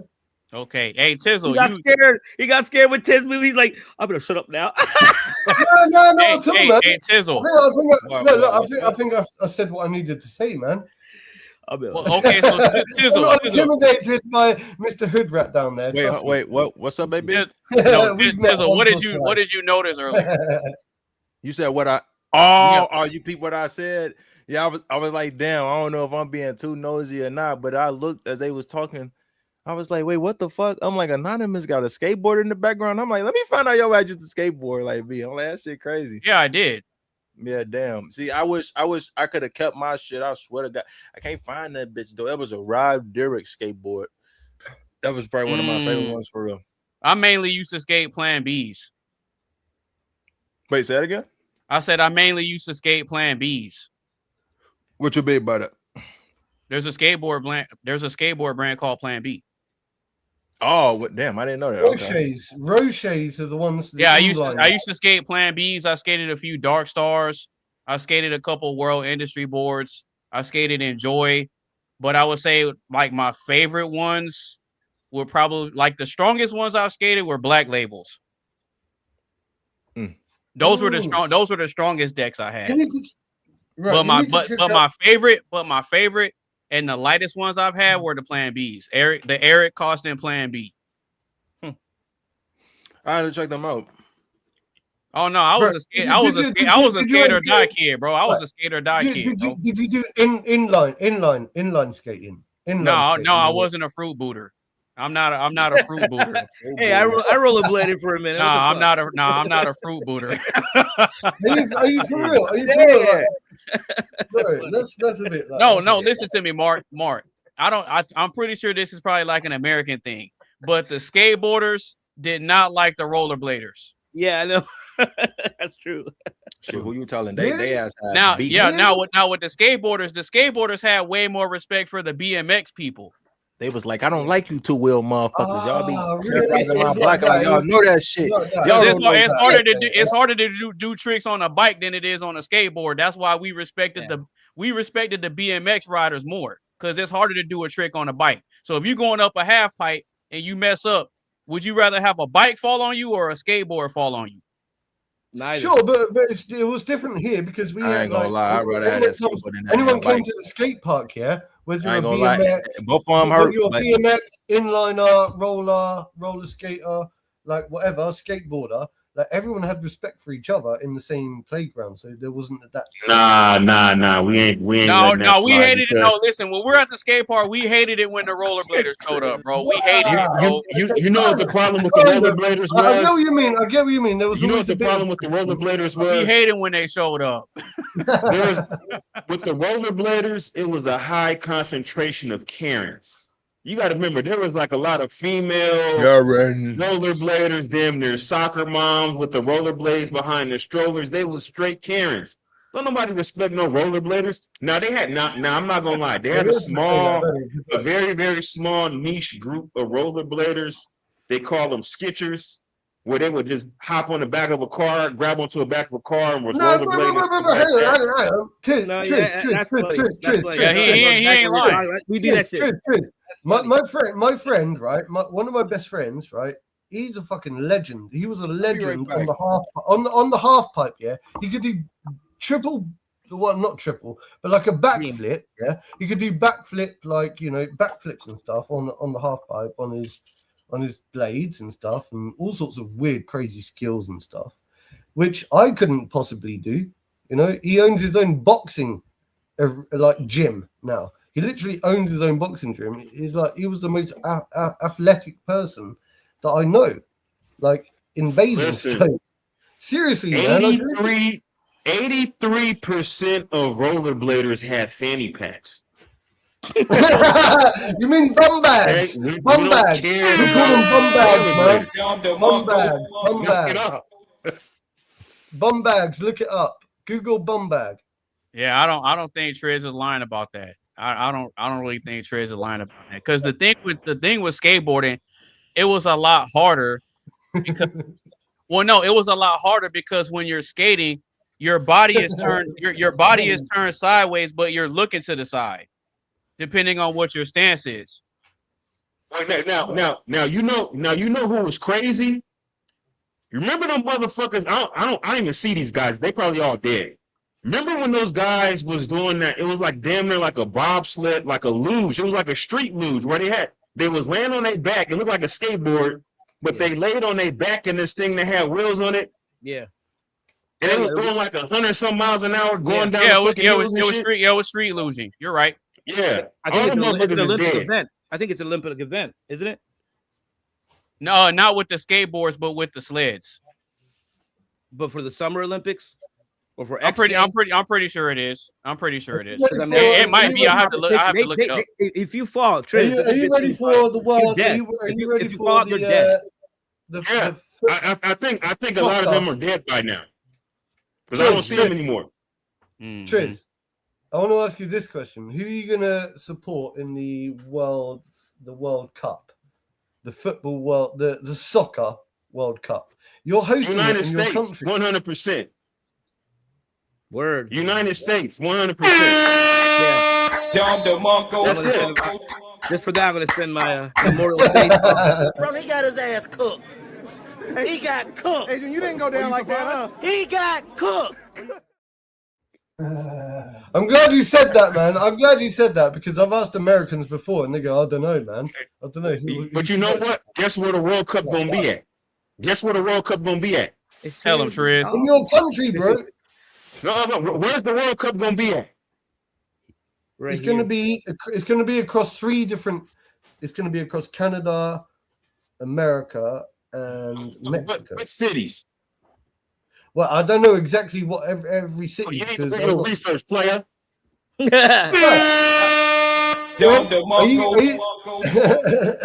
depends, because it depends what. Like, I can't keep track of every state, man. Every single. Like, listen, you brought up the subject. What cities they gonna be in?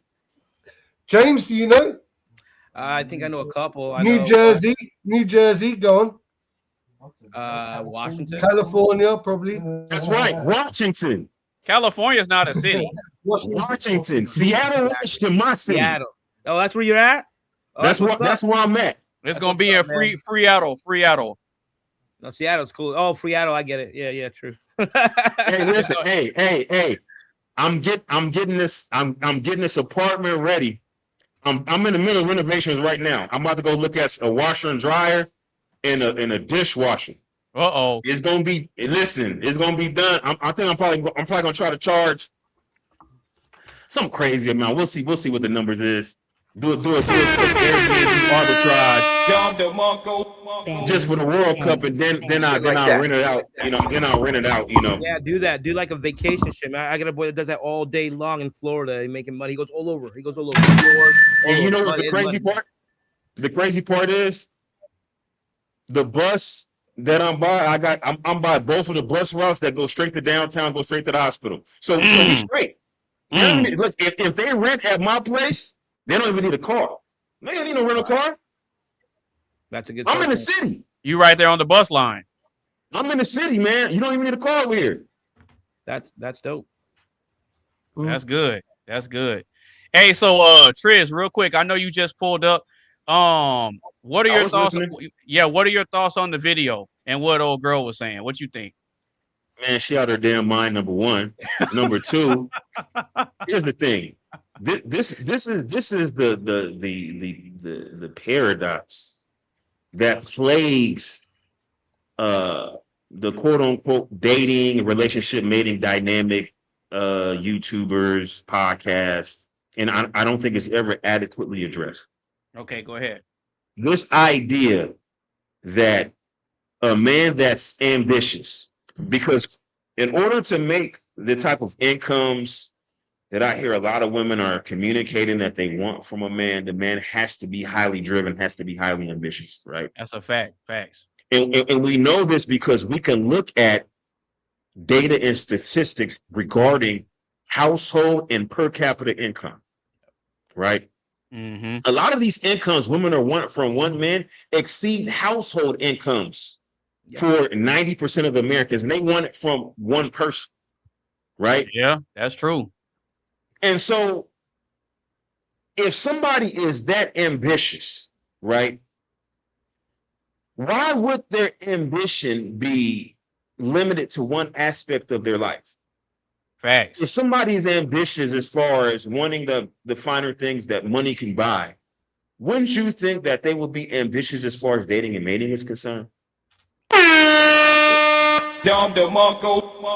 Or bettering themselves so that they're not looking for somebody else to do it for them. And you know what? And Well, listen, I don't. You're right. I think hold on for a second, Mark. I just want to get this out because I don't want there to be any confusion, right? And I have to tiptoe around this subject, not because I'm scared, because I understand the implications of certain words, right? But when we look at the individual in the video, and I think I touched on this before, right? Holy look at this guy. If we were to categorize everybody, right? Matter of fact, I'll use myself as an example. I'm gonna be straight up. I'm a 4. There's no secret. I'm a 4. But I got money. I'm compensated for something because I wasn't blessed with classic good looks. This is what it is. I don't believe that. I just think you got that hood a lie. I think you're a good looking guy. I'm not gay, but I'm just saying. I think that hood's a lie. I think you're a good looking guy. You're just talking. Listen. I'm going by my actual outcomes, my results. Based on that, I've never heard women going crazy like, damn, that motherfucker. No. Oh, all right. Yeah. You see what I'm saying? So, and it's okay. I'm okay with that. I understand the assignment. I know that I have to excel in other areas of my life. Instead of them saying, damn that motherfucker, they need to say, I love that motherfucker. This shit right here, ugly as fuck, dog. I know NBA YoungBoy shit, man. She was saying, the woman on that video will say that men are compensating, but won't acknowledge the fact that based on that very fact, she needs to compensate. What does she bring to the table? I don't want to hear I am the table. I don't want to hear it. And now you know what she need to compensate with? You know who she need to compensate with, Triz? Oh, she finna I compensate. think we have to bring it. I think we have to bring it back to reality. She need to compensate her ass with God. That's what she need on, bro. She need prayer. You know what Future said? She for the streets. There you go. She belongs to the streets. She may need a little vitamin D. In all fairness, nah, her ass don't need the D. She don't deserve it. She need vitamin C. No, she can get the D. No, here's the thing. Look, she ain't got to be for the streets. But see, I'm understand since everybody else is scared to say it. Yeah, you need to lower your standards. Even say that. Well, You get all this trying to use colorful language. No, lady, you need to lower your standards. Period. Damn, son, where'd you find this? No, he's right. Do that. Exactly, because you know what? Women that have it like that, wouldn't be saying that. It's women that don't have it like that say that because it really won't, like you said before, very eloquently. You sound like Eminem. Who sound like Eminem?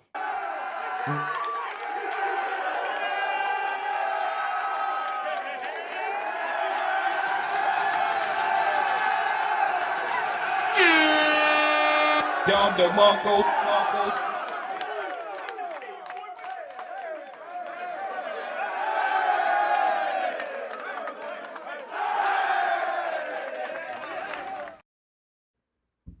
The sound was off on that video. Huh? The sound was off on the video. Word.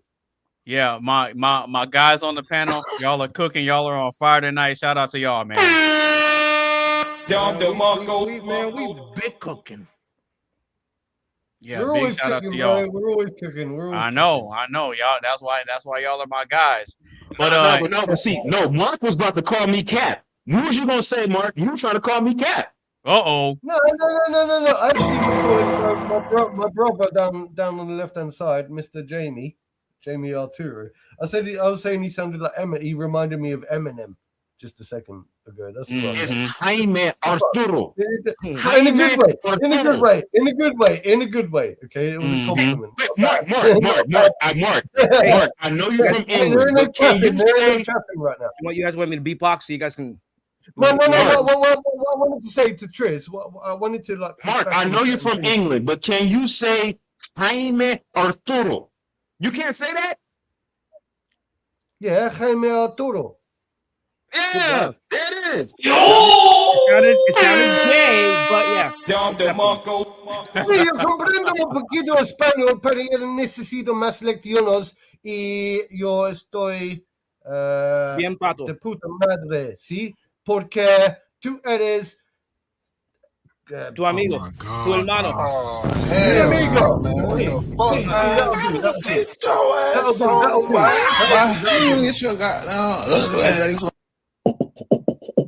Look, I understand a little bit Spanish. I can speak. I can understand it. Yo soy, estoy.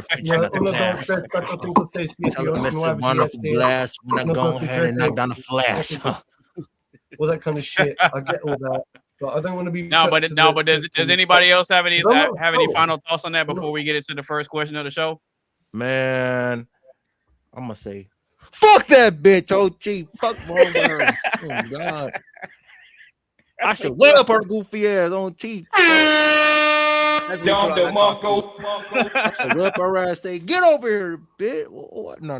Let me quit playing on cheap. But no, her ass goofy though. Was it? Is Puta and You got fired. Cojones. Yo estoy grande cojones. Hey, Triz, best believe when the Spider-Man brand new day movie comes out. That is. So I was going to say it was either Punisher or Venom. This is Spider-Man 2099. No, Mark, you would say yo tengo. I have. Cojones. No. It's cojones grandes. Okay, yo tengo cojones grande. Because with Spanish, you say the word and then you say the descriptor after it. Yeah, like instead of roche, like I don't know, roche. Was it red would be red. Roche rojo, would be red, rojo. Yeah, so if I say like mesa is table, I think. Mesa is table. La mesa. La mesa. Instead of saying roche mesa, I'd say mesa roche. Mesa roche. Mesa rojo. Mesa rojo. Oh, like red table. Yeah, red table. Or if you want to be correct, mesa amarillo. Esta. Mesa amarillo. You would say esta because the feminine. Exactly. Esta mesa es rojo. Esta mesa es rojo. Y esos cojones son chiquitos. Esos cojones son grandes. Stop the cap. No sé. Y I used to be able to speak a lot better when I was younger. Anyway, I used to know all that. A lot better than I do now. All right. So if you're just now tuning into the live stream, or if you've been rocking with us the whole time, make sure you get a stream a like, share with a couple of your friends. Make sure you follow everybody on all their social media sites, and make sure you continue to go crazy in the chat. So with that being said, we're going to go ahead and get into the first question of the show. Y'all ready? Yeah.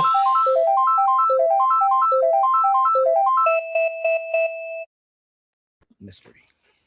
All right. The first question is, would you rather be underestimated or called arrogant? I'll say it one more time. Would you rather be underestimated or called arrogant? What y'all got? You know what? I think I'm gonna save mine for last. I'm gonna let everybody get out there. Okay, I'm gonna say mine real quick then. Real quick, because mine's easy and real quick and simple, and then I'll let everyone else go, yeah? For me, Stop the cap. Call me whatever the hell you like, yeah? Call me whatever the hell you like. Call me arrogant. Yeah, just call me arrogant, okay? Wow. Just call me arrogant. Don't underestimate me, okay? Do not underestimate me. Okay, why do you want to be called why do you want to be called arrogant? Why? I don't no, I'm just saying you can call me whatever you like. Don't get the beatboxing now. Hey, man, I'll tell you what, man, I'm dang boy ain't right, man. I'm gonna put man on them dang ass, man. You've given me an ultimatum. You've given me an ultimatum in this question, yeah? I don't want you to call me arrogant. I don't want you to call me anything, yeah? I want you to call me Mark, is what I want you to call me. And also at the same time, what I'm saying is you can underestimate me as much as you like, right? Mm-hmm. But, right, if you want to call me arrogant, then I would much rather you call me whatever the hell you like, right? And if that means that I'm arrogant, then so be it. So call me whatever you like, is what I'm saying. I don't want you to call me names. I don't want you to call me arrogant. I thought this was but that's the question, though. But that's not the question, though. But it is. It is kind of. No, the question is, would you rather be underestimated or called arrogant? It's an either or. I'd much rather be called arrogant because I don't care what you call me. Okay. Can I? Yeah, go ahead. Have at it. Underestimated. Underestimated because I love to prove myself to everyone. I love everyone thinking I'm the. Right now, but I love to wear my glasses because people run away. Oh, what this nerd, this Poindexter, this whatever, right? I love it. They underestimate what I can bring to the table, and then when I bring it, they're like, "Damn, we really did underestimate that motherfucker. He's awesome." So yeah, I would love to be underestimated by the whole world, so I can keep proving them wrong. Well, that's downplaying. I think that's a form of like downplaying. I don't think you want to be underestimated. I do. I think you trust me. No, I don't think you do. I don't think you do. I don't agree with that, bro. He said you don't believe that. He said you don't believe that. I don't believe that. And I'll tell you why. Because you're a creator, right? You don't want people to underestimate, right? Why do you think you and me get along so well? Yeah. I've never underestimated. You're the opposite of that. You're the opposite of that. So exactly. I've never underestimated anything that you've done. I'm never underestimated, right? So look, I can be quite easily underestimated. Mark, you're looking at it the wrong way. Listen, Mark, it's real simple. If I'm underestimated and not expected, then I'm never going to let anyone down because they're always expecting less. Now, if I'm arrogant, they'll be like, "Oh, who's this pompous whatever?" And if somebody else is a strong leader, there's a problem because two leaders cannot be a leader. One has to be eliminated. Okay. That's a fact. So, in a perspective of a job environment, I never want to. Right. So the question is a loaded question anyway because I don't want to be perceived to be an arrogant. Stop the cap. I'll tell you why. Like I don't like picking and choosing between like one word or another when it comes to these types of questions. Stop the cap. So I'm not going to say like I want to be arrogant because I don't want to be perceived as an arrogant person, right? But if I was to have to pick or choose and I was stuck in a tight situation, the reason I said that I'd much rather be called arrogant or perceived as arrogant is because it's just a name. It's just a name. But I don't think I'm actually an arrogant person. But if somebody wants to call me arrogant, then so be it. And I'd much rather be called arrogant than be underestimated because there are too many people out there in the world, right, that don't see your full potential in the world. They underestimate you. You know, the closest people to you constantly underestimate what you're trying to achieve and what you're trying to do. They're not there behind you, leading you and picking you up and all that kind of stuff. So I'm not trying to be called arrogant. I will be an arrogant cunt in this situation. Hold on. Let me stop you. I'm just saying real quick because you're right, and a lot of what you say is absolutely correct. Everyone around you is always trying to underestimate what your abilities are. However, that's the whole journey, isn't it? The whole point of proving not only to them but to yourself that you're not what they say. So you can either give into the banter of that psychological letdown that people say around you, or you can rise above it. So that's the way I took it. But you're looking at the label, being labeled anything. Right. You label me, I'm not that person. I get what you're saying in that aspect. All right, Cool. Tizzle, That's Triz. Would you rather be underestimated or called arrogant? What y'all got, bro? This is Tizzle 99. All right, Tizzle 99. What you got? I'm gonna let Triz go. I said I'm gonna do mine for last. I stood on that word. Is that one of his clones? Has he got another clone? He's got another clone going on. Okay. What you got, Mr. Triz? So I think it depends on this. Well, it depends on who we're dealing with, right? So for men, when I'm dealing with men, I'd rather under-promise and over-deliver. Over-deliver. Okay, I got you. I feel that. Because I think that resonates better with men, right? But with women, I think women, they like arrogance from a guy to a certain degree. They rather you be arrogant than be timid. I'll say that, right? Well, I think what you're saying resonate. I think what you're saying with the under-promising and over-delivering, I think that can resonate with both genders. And if we keeping it a book, I think it can resonate, but it resonates in different ways. But I do get what you're saying, though. But here's the problem with under-promising with over-delivering with women. Okay. If you under-promise, they're not going to give you a chance to deliver. I don't know about that. I don't know about that. I don't know about that. Woman. It depends on. I'm with Triz on that because it depends on the woman. Depends on what she's looking for. So I get what he's saying. Think about this, right? If you're in a situation, right, and let's say you out and about, right? You in the streets, right? Okay. And it's a group of girls, a group of guys, right? The guy who's making the most, who's making the biggest promises, whether he can fulfill it or not, he's generally going to be the one that's better received initially. Now, when it comes time to prove what he's saying, that's where the problem's going to come into play. But at least he gets that chance at bat. I've seen it happen a billion times to the point where me and my cousin, we just say, you know what, fuck this. We just going to start lying. So we just started lying. We said, like, listen, we used to say, oh, we won the lottery. And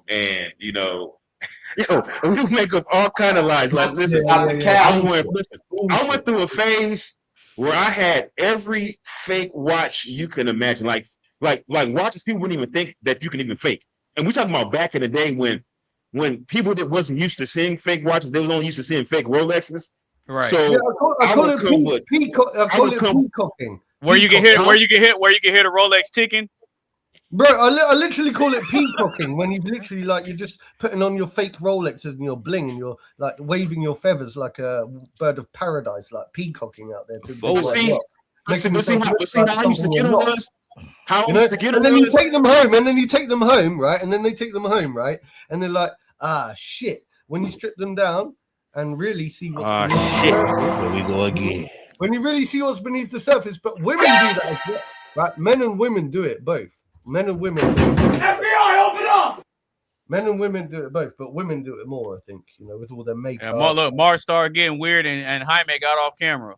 That's crazy. It doesn't matter. It doesn't matter. It's fine. It's fine. Look, he's entitled. He's entitled to go to the lavatory. Yeah. Now go ahead, Triz. Go ahead, Triz. You got it. I think I pretty much kind of summed it up. I think that and I'm gonna kind of stand on this. It's very situational, but I think it comes to a point in time, like for a lot of men like myself, I got to this point years ago where I feel like it's beneath me to have to cap just to get next to a woman. I think that's sucker shit. Okay. So for me, like, I don't wear fake anything anymore. I'm not gonna lie. It is what it is. If you're not with it, take it or leave it. Yeah, take it or leave it. You know what I mean? So, yep. Okay, yeah, I'm with you. I'm with you on that. So I guess I'll go ahead and give my perspective, and then Tizzle can go last. Look at me up here. I'm up here stumbling. Stupid. Okay, so I'll go ahead and give my perspective. See, I make fun of myself, and I hold myself accountable too. At least you honest. And I've had people on the panel hold me accountable and hold me to a standard as well. They be like, "We finna get on your ass." Yeah, especially Mark. No, because there was one episode where I didn't do my intro speech right, and then Mark called me out on it. Yeah, Mark called me out, and I was like, okay, you know what? I can respect that. He held me accountable. He held me accountable, and I corrected your ass. He said, "What the fuck? What? I mean, no. I mean, he's making an observable, call. I like that. I like that. I didn't even think of it as a criticism. I didn't even think of it as a criticism. I wasn't like holding you to account for saying it. I just noticed it. It was an observation. It was an observation. Like when I came into the thing, I was like, hang on. Oh, something sounded different. What is it? I was like, oh, you didn't do the biggie. So I just called you out. I didn't do the whole. I wasn't calling you out. I wasn't calling you out, bro. I said you were holding me to a standard. No, that's different. I don't even think I was. I just think I was calling out an observation. You were holding me to a standard. Reckon? No, you were holding me to a standard. Maybe. Was it an English standard? No, an American standard. Listen, the reason I say that you were holding me to a standard is because this is what you've become accustomed to from me. Right. So when I don't meet what you're accustomed to, something's off about it, and you're like, wait a minute, something's a little bit different. Oh, I figured out what it is. Hey man, I noticed that you forgot the Yeah, right, gotcha. Yeah, that makes you see what I'm saying? So you're not calling it out like, hey, you messed up. You're bringing attention to it like, hey, you didn't do what you normally do. Yeah. So that's why I said you were holding me accountable and you held me to a standard, and I respect it. Okay. That's cool. See what I'm saying? See over here, we know how to take accountability for when we mess up. We just use different words, different language. That's all. Yeah. It's all good. But as far as the question goes, would you rather be underestimated or called arrogant? I had to say I'm with Jaime 100%. I'd rather you underestimate me, bro.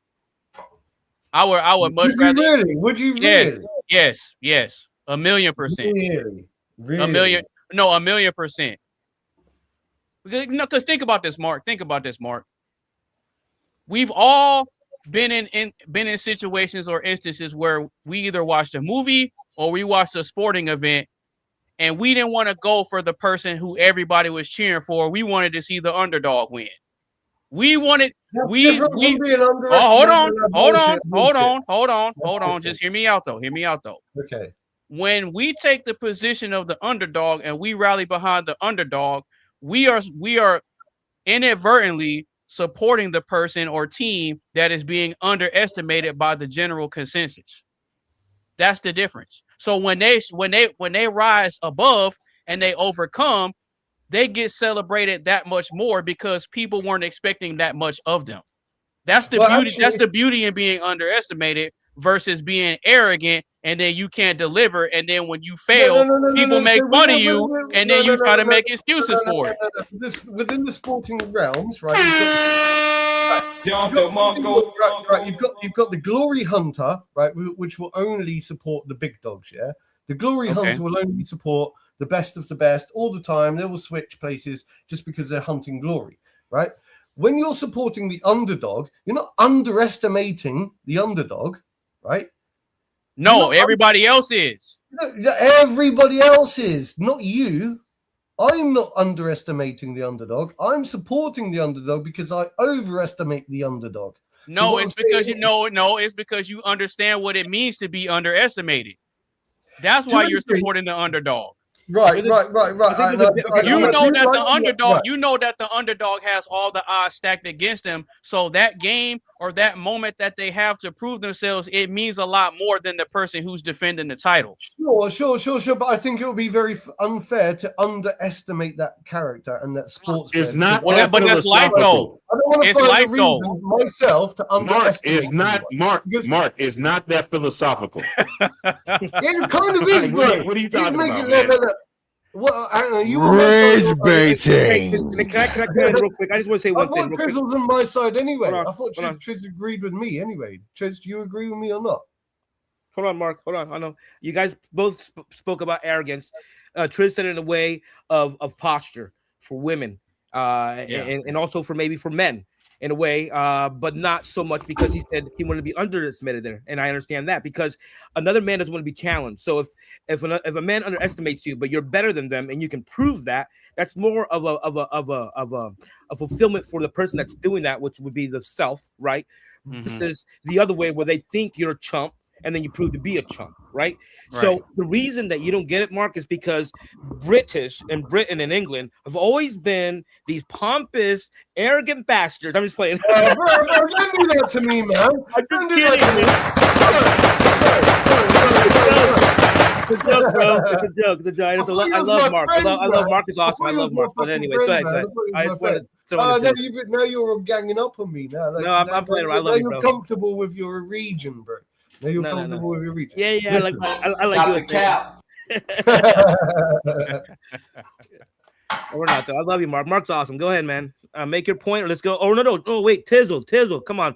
Let's give Tizzle a chance because I've been waiting for you to see what this. Oh, look at that gun. Let's go.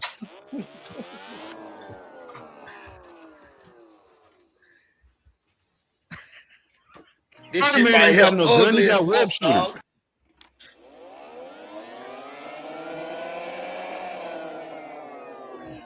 This shit right here ugly as fuck, dog. Now go ahead, Tizzle. Thumbnail worthy. No, I'm playing. All right, but would you rather be underestimated or called arrogant? Don't bring a plastic gun to my fight, man. Because like I said, I'm with Jaime 100%. I'm with Jaime 100% on the underestimated part. I'd rather you underestimate me. Yeah, I agree. I rather be underestimated because you can't never let motherfuckers know your next move. And if you let motherfuckers know your next move, it better be your best move. And if it ain't your best move, you better tell the motherfucker to bitch move. Yeah, there you go. Now, hey, because think about it like this, Mark. Yes. In my opinion, and I can't speak for Jaime's perspective, I'm just speaking from mine, right? I think that there's an inherent amount of power and advantage that comes with being underestimated, right? Because I agree. I don't there's an inherent power that comes with that. Sure. I haven't disagreed with anything that anyone else has said. You realize this. I'm always doing this, right? I know. Well, hold on. But the question is, there's a lot that comes from being the underdog and being AB. The question is, I do think there's a lot that comes from that, right? And I do. Yeah, absolutely. I do. But I don't. The point I was trying to get at the beginning was you call me anything you like, yeah, right? Call me whatever. All I'm saying is I don't give a shit what the fuck you have to call me, yeah? Call me whatever the fuck you like, right? And if you want to call that arrogance, call it arrogance, yeah? Mm-hmm. Call it whatever you like. If you want to underestimate me, underestimate me. If you want to call me arrogant, yeah? Yeah, you're saying you're saying for you it doesn't matter either way. Yeah, I don't really care. Call me whatever you like. What I say is call me Mark, yeah, and judge me for the character that I am, right? So that's why I don't like the questions. Just call me Mark. And if you think I'm arrogant, then you think I'm arrogant. If you want to underestimate me, then underestimate me. It's fine. I don't. You're saying it is what it is, regardless. Yes, it is what it is, regardless, and I don't care. In a way, like call me what you want. Call me arrogant as much as you like. Right. No, I got you.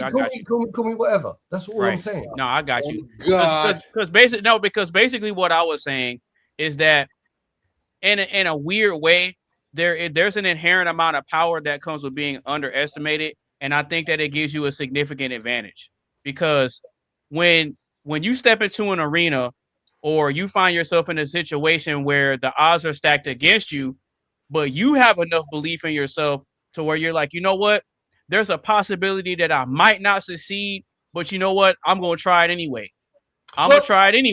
The thing is, I've been underestimated my entire life. Yeah. Oh, really? My entire life, people constantly undermine me, underestimate me. But do you know what? I always prove people wrong at the end of the day, right? And so this is what I'm trying to say. Underestimation is fine, right? It's something that you have to utilize, right? When somebody underestimates you, you can either take that and be like, look at it as criticism and I'm not good enough, or you can turn that around, you can twist it around and say, do you know what?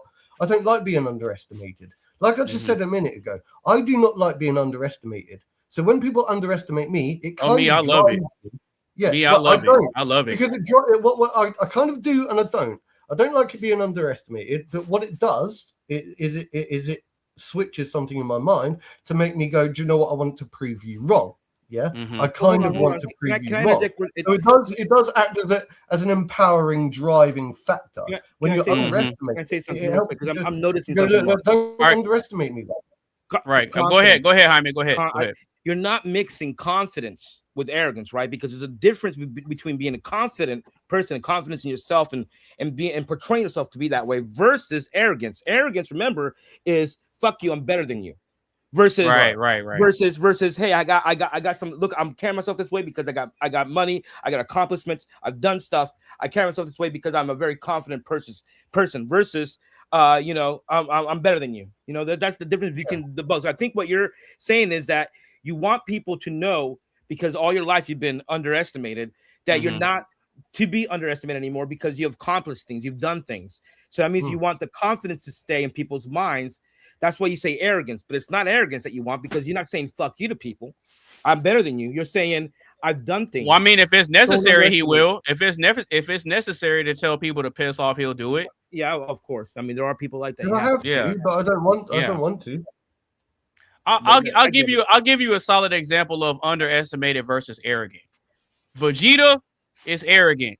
Goku underestimated.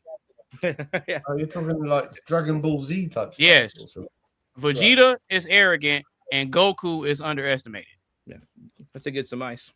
I'd rather be the one that's underestimated, because it puts me in a position to where I know I'm not better than everybody, but I know that I can find something within myself to improve to where I can at least have the edge. I might not win by a lot, and even if I win by a little bit, I know that I have enough belief in myself to be able to rise to the occasion, whether I win or lose. You see what I'm saying? Me personally, I don't necessarily care if I get into a bit of fisticuffs with somebody and I take the L. You know what I mean? It doesn't bother me, right? But it's the fact that there's people that have been underestimating me because I used to get picked on a lot. I was scrawny, skinny. I used to get called Steve Urkel and all this other type of stuff, right? And because of my stature and how I presented myself, I did get underestimated a lot. But there's been times where people tried to try me, and then they found out. They found out, and they're like, "Oh, okay, this dude ain't weak." And then they respected me after that. What you're trying to say, I think this is coming down to this, or if I can pinpoint it, is that you're owning it, right? So what's happened is throughout our lifetimes, we've been underestimated. All of us encounter being underestimated, one more another, yes. And then it gets to the stage where at some point you have to own it, yeah. And you have to say, do you know what? Let me like. But at the same time, I don't think we want to be underestimated. I don't think it's. No, you don't want to, but it's just a part of life, though. No, but what you're saying is that you're able now at this stage of your life to be able to own the underestimation and to be the underdog and to be able to own who you are with confidence. Well, I've always been like that. Right. Well, I haven't. Can I ask something though? Because he said something that's very important. You said that people used to tease you, saying that you look like Urkel, right? Yeah. My question was, when you whooped his ass, did you say, "Did I do that"?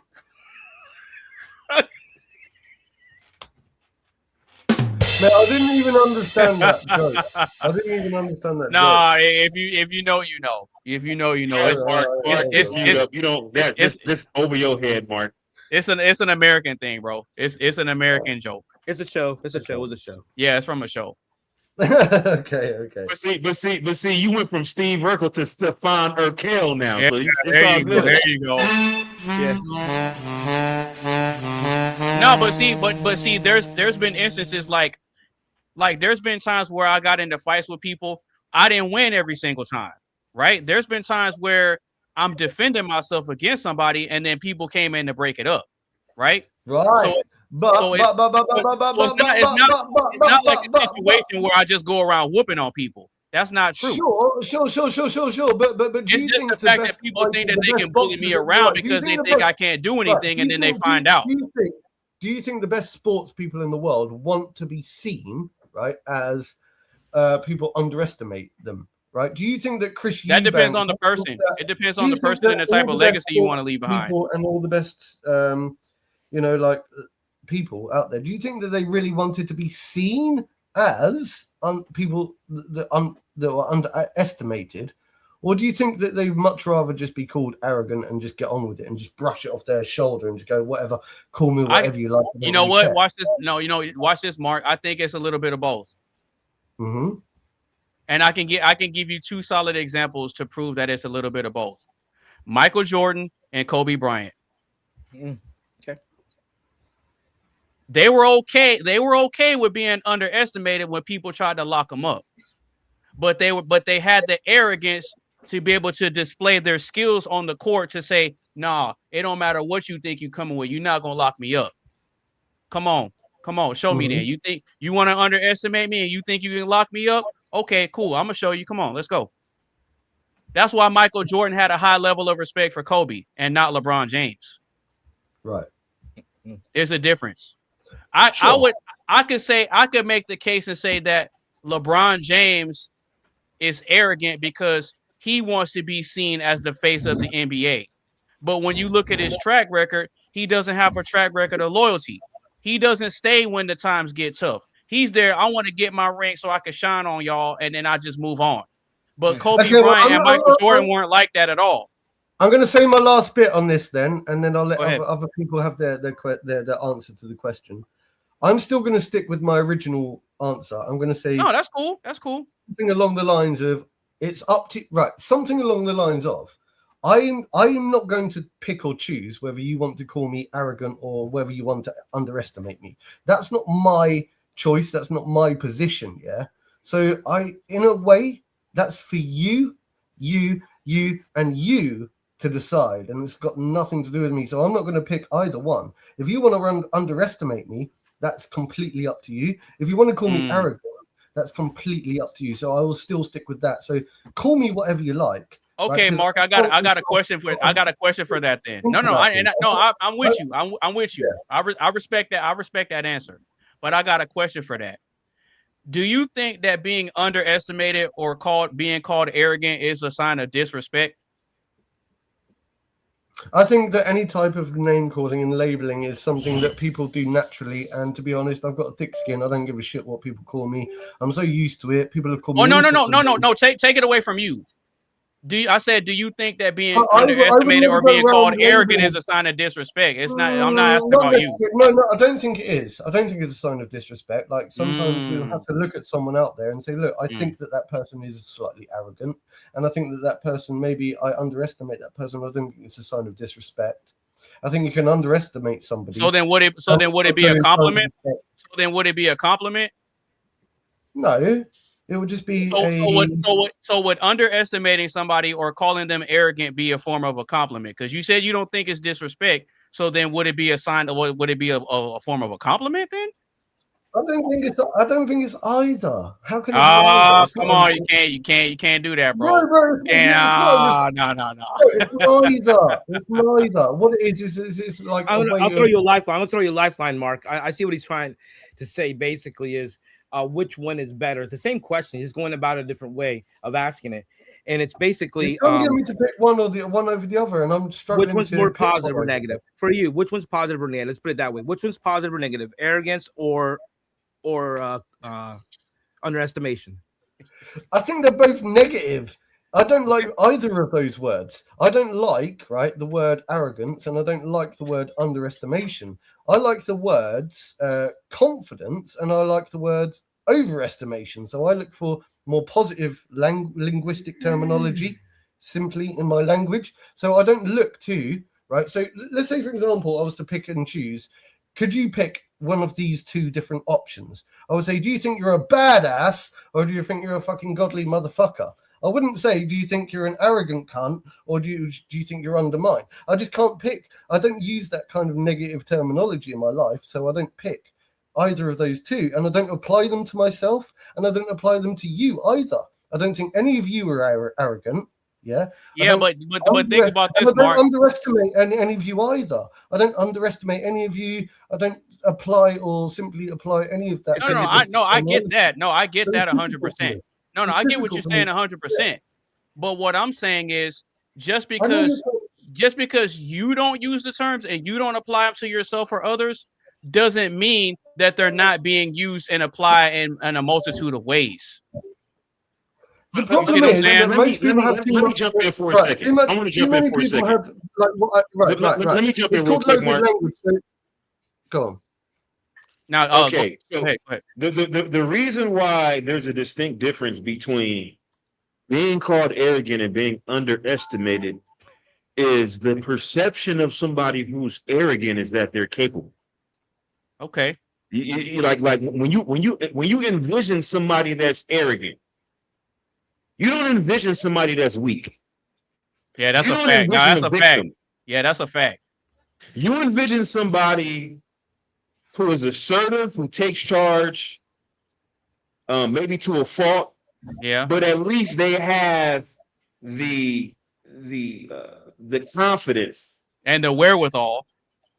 The confidence and wherewithal to actually take charge at some point, right? Mm-hmm. Okay. Whereas and that displays the person you underestimate, you feel as though if this person is incapable or unqualified for a specific job or task. Yeah. Okay. And that's why I feel like almost being underestimated is more of an insult. And I think that's why it's kind of appealing to me because I'm kind of twisted like that. Hey, use it as an insult on me. I don't care. That's cool. But see, I'm twisted like that because it's almost like it creates a character arc where now you got to prove yourself to everybody, and you got to make them eat their words. You know what I'm saying? You understand what I'm saying? Yeah. Good point. Okay, so you know what? So by that logic alone, then it's like I said earlier, being underestimated gives you it's like this inherent power that comes with it, and it also gives you a significant edge depending on how you assess the situation. So in a weird twisted way, and I'm glad you said that, Triz, in a weird twisted way, that underestimation could breed a little bit of arrogance in you to where you can push forward and overcome. Think about this. The famous, you guys mentioned basketball earlier, the famous Allen Iverson cross-up of Michael Jordan. Yeah. That was only possible because Michael Jordan underestimated the capabilities of Allen Iverson. And the way he played defense, the proximity he was to Allen Iverson contributed to him being crossed up. Okay. Right? And it's there's a sense of elation that comes about you when you're able when somebody has underestimated you and you eliminate any doubt that they had about your capabilities. Right. And then you're able to at some point look that person in the eye with this smirk on their face and they looking at you and in their mind, like even if they don't. Here he goes. Yeah. Here he goes with the background downloads. Oh my God! Why? Now, go ahead. Go ahead. I'm on Wi-Fi right now too. I'm also on Wi-Fi, so it's doubly bad. But I'm on my laptop right now. I'm on my laptop right now, so I'm not even on my computer. Go ahead. But yeah, I was saying like it just nothing beats that feeling when because matter of fact, this just happened to me. I was at work, whatever, right? Mm-hmm. And so there's a specific job that there's a specialist, right? Mm-hmm. And this specialist sometimes forget that I used to do the job that she does. I can honestly say that there isn't anybody on the West Coast, not just Washington State, on the West Coast that could do this particular task better than me. Nobody. I am the best. When it comes to son, where'd you find this? I am the best. And if you go to my place of business, and now mind you, my place of business, there's probably over 1,000 employees, right? If you mention this task Don't even mention. If you mention the task and you say who's the best that does it, they're gonna say me, guaranteed. I don't care who it is. Everybody in that building knows that I'm the best at this. So this person does this job now. I've since moved on. All right. But this particular task, I have to use it frequently in what I do now. Okay. Right. I still have to use this task. Right. Mm-hmm. People come to me to help them with this task. Mm-hmm. So I was doing this task for somebody else. Mm-hmm. And then she comes because she's the specialist, quote unquote. Mm-hmm. So she gets there and she's like, well, I'll hang out here. If you can't get it, I'll get it for you. And in my mind, I'm thinking like, wait a minute. I'm the one they call when you can't get it. Uh-oh. So why would you sit yourself there and act like you about to save me? Impossible. Not gonna happen. Impossible. I'm thinking to myself, I'm like, yo, like this gotta be a joke. She has to be joking with me, right? She has to be joking. And of course, I completed the task. Her services were not needed. Matter of fact, I have to clean up her mess a lot of times. So it just beyond me. But nothing gave me joy because what kind of shit is that? When she said that, everybody was kind of looking and saying like, well, dang, she may have to back him up and like, what if he doesn't?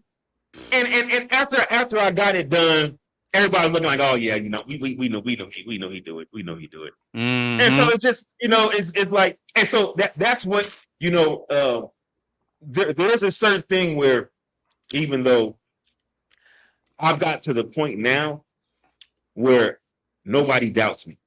When it's like a crisis, when it's a life and death situation in this particular type, when I say life and death, I mean literally somebody's going to die. Right. They say they come and get me for this particular task. And now it's almost like it's not as impressive anymore when I come through. Because everybody knows that I'm gonna be able to do it. Well, because now a standard has been set. Yeah, it's like they know. So yeah, the standard's already been set. Yeah, I get it. So every once in a while, when somebody like I'm like waiting for somebody to doubt me every once in a while, and it's usually somebody that doesn't know me. It's always somebody somebody new, that somebody that doesn't know me, and they don't know that because most people don't think it's even possible to be for this particular task. My success rate is 100%. I never fail that test. All right. So we'll go ahead and read a couple of these chats from my buddy Marte. He says, when you gonna have this on a day I'm off so I can logically wreck shop? That is the question. You know what?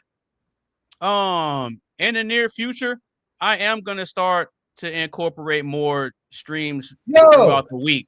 I am gonna actually start incorporating more streams throughout the week. So yes, I will be making those accommodations. So you are more than welcome to pull up anytime you feel like it, Mr. Marte. You're always welcome here over on this side of YouTube. I want to shout out to Marte because, like, even though I've not had much interaction with him on this podcast, Mark, before you shout him out, you better let Anonymous read the next comment first. Then we'll see if you want to shout him out. Go ahead. It's fine. I don't give a shit because I know he's going to slate me. I know he wants to come and slate me. That's why. Right. Because Mark needs to get get tangled with again. Yeah. That's why. That's crazy. That's exactly why I'm going to shout out because, bro, we need Marte to come back. If he wants to come back and slate me, that's fine because I'll do it face to face. That's what I'm saying, and I encourage it. Come back, Marte. Bring it because all I'm doing is showing love. Right? What are you showing? What are you showing? Right? Come and show me love or come and show me hate. It's up to you, bro. But you're welcome to come and hash it out with me. I'm always here and I never run away. So bring it. All right, we got Marte again. He says, I'm confident, but I'm not arrogant to underestimate my opponents. That's wisdom right there. That's wisdom right there. However, I know I'll most certainly will world war debate. Okay, I got you. I'll get accused of arrogance even though I'm undefeated in debate. Now that's a fact. I've seen that. I've seen that. Well, if you he typed in again to correct himself. Like Says, I said, anonymous. From the very beginning. Yeah, anonymous actually saw my first ever debate I ever had with Tatyak. Yeah, he saw my beginning. Ever since then, I've been killing it. That's a fact. That's actually how I met Marte. I actually met Marte because I pulled up on a panel with Fatty, because Fatty was hosting a debate where this guy was saying that it was offensive to call black women masculine. That was the debate. And so Marte went up and he wreck shopped the entire show. I was in the chat watching because I had knew about Fatty already, but I had never seen Marte before.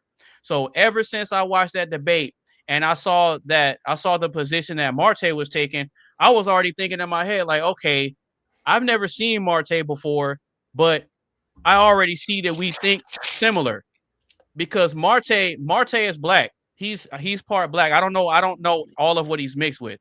I knew Marty was part black. I know. Right, yeah, because Marte's part black. And so with the way Marte thinks, Marte is real big on holding black people accountable for the things that we can fix. And because of that, he gets a lot of hate from different groups of people online. They don't necessarily like what he stands for, because I haven't seen Marte hop on any of these debates until One Lie yet. I haven't seen it. Right. This is why I was giving a shout out to Marte, because I've seen some of his content. I've seen some of his YouTube content, and do you know, I've got a lot of respect for what he does, right? And I've got the appreciation. And to be fair, it doesn't matter what he says in the comments. Like I said a minute ago, call me arrogant, call me whatever you will like, underestimate me. Do whatever. It doesn't matter. Say whatever you like in the comment section. The more, the merrier. In actual fact, It's all good for the algorithms anyway. So keep chatting. But what I'm saying is, I'm still shouting out Marte because I know his message, and I think that when I first met him, maybe we didn't fully align. Of course, we're going to clash. There's difference in like culture. There's difference in lots of different things. Right? Personalities, mindsets, ideologies. Yeah, that's going to happen. Creases, yeah? Right. Have the time to iron out those creases.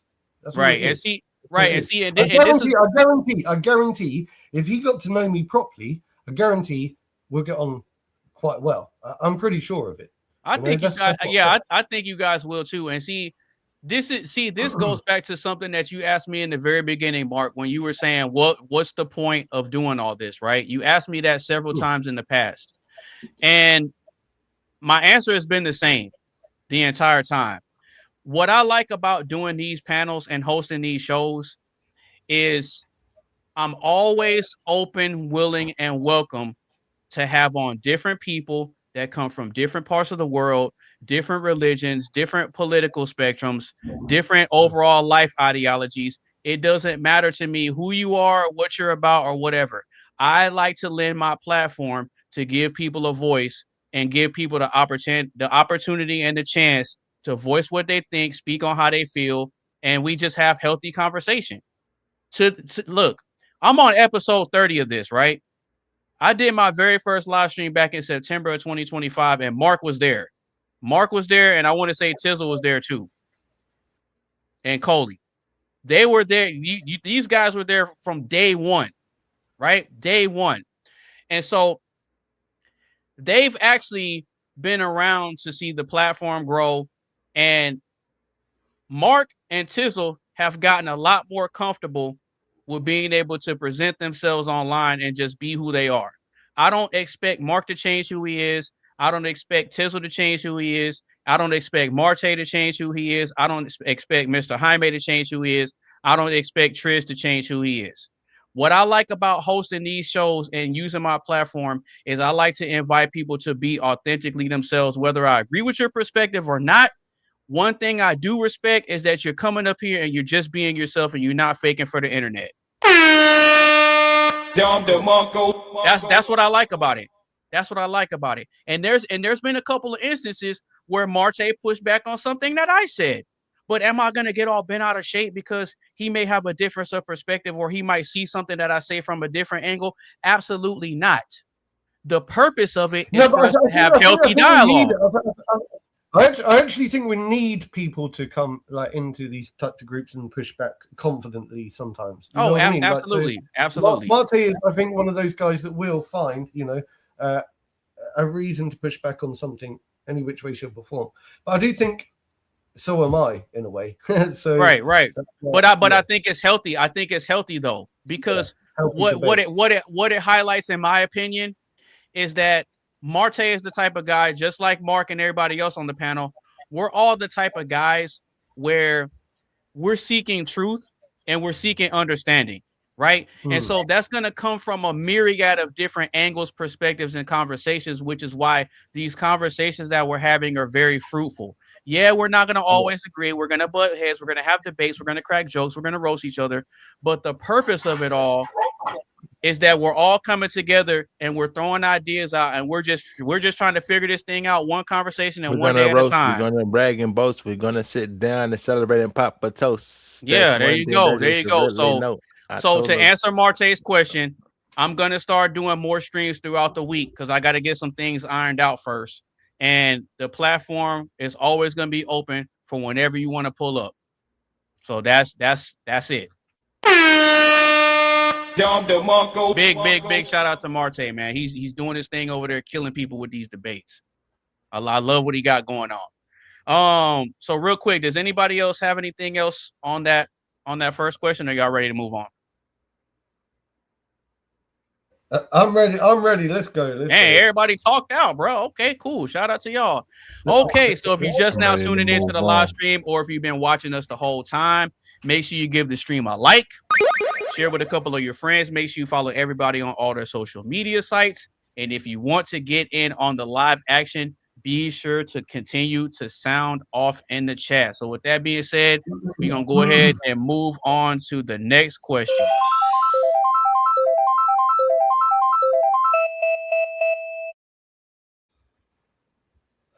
All right. So the next question is it better to be loved or deeply understood?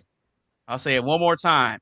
Is it better to be loved or deeply understood? Now, before y'all give y'all's answers, there's one thing I forgot. I got to hold myself accountable. Stupid. We forgot to reveal whose question that the first question was. Anybody want to say? Oh, that's a good point. Who was the first question? It was you, Mark. Was it? Was it really? Yep, that first question was Mark's question. Oh, I did ask you to make it vague and like reword it, didn't I? I did say like, make it like so I don't even. It's okay. I blurted loads of shit. I can't even remember. I blurted so many questions out to you, and I was like, "Look, man, just pick one." Right. But I respect you guys giving me options because it gives me an opportunity to kind of filter through and figure out what would be best for the conversation. So I didn't even know that was my bro. I promise you, I didn't even know that was my question. I blurted out so many like random questions to you, right? And I just ignored it. Okay. I wanted to keep myself. I didn't want. All right. Okay. All right. I'll let it slide this time. I'll let it slide. I promise you, I didn't even know that was my question. I'm just giving you a hard time, brother. I'm just giving you a hard time. But is it better to be loved or deeply understood? What do you guys think? Well, you know me, I've always got something to say, but I'll let someone else say something. Without a doubt, it's always better to be loved. It's always better to be loved. Okay, why? It's always better to be loved because what you're able to extract. Okay. The value you're able to extract from love is significantly more than understanding. Right? Because when somebody loves you,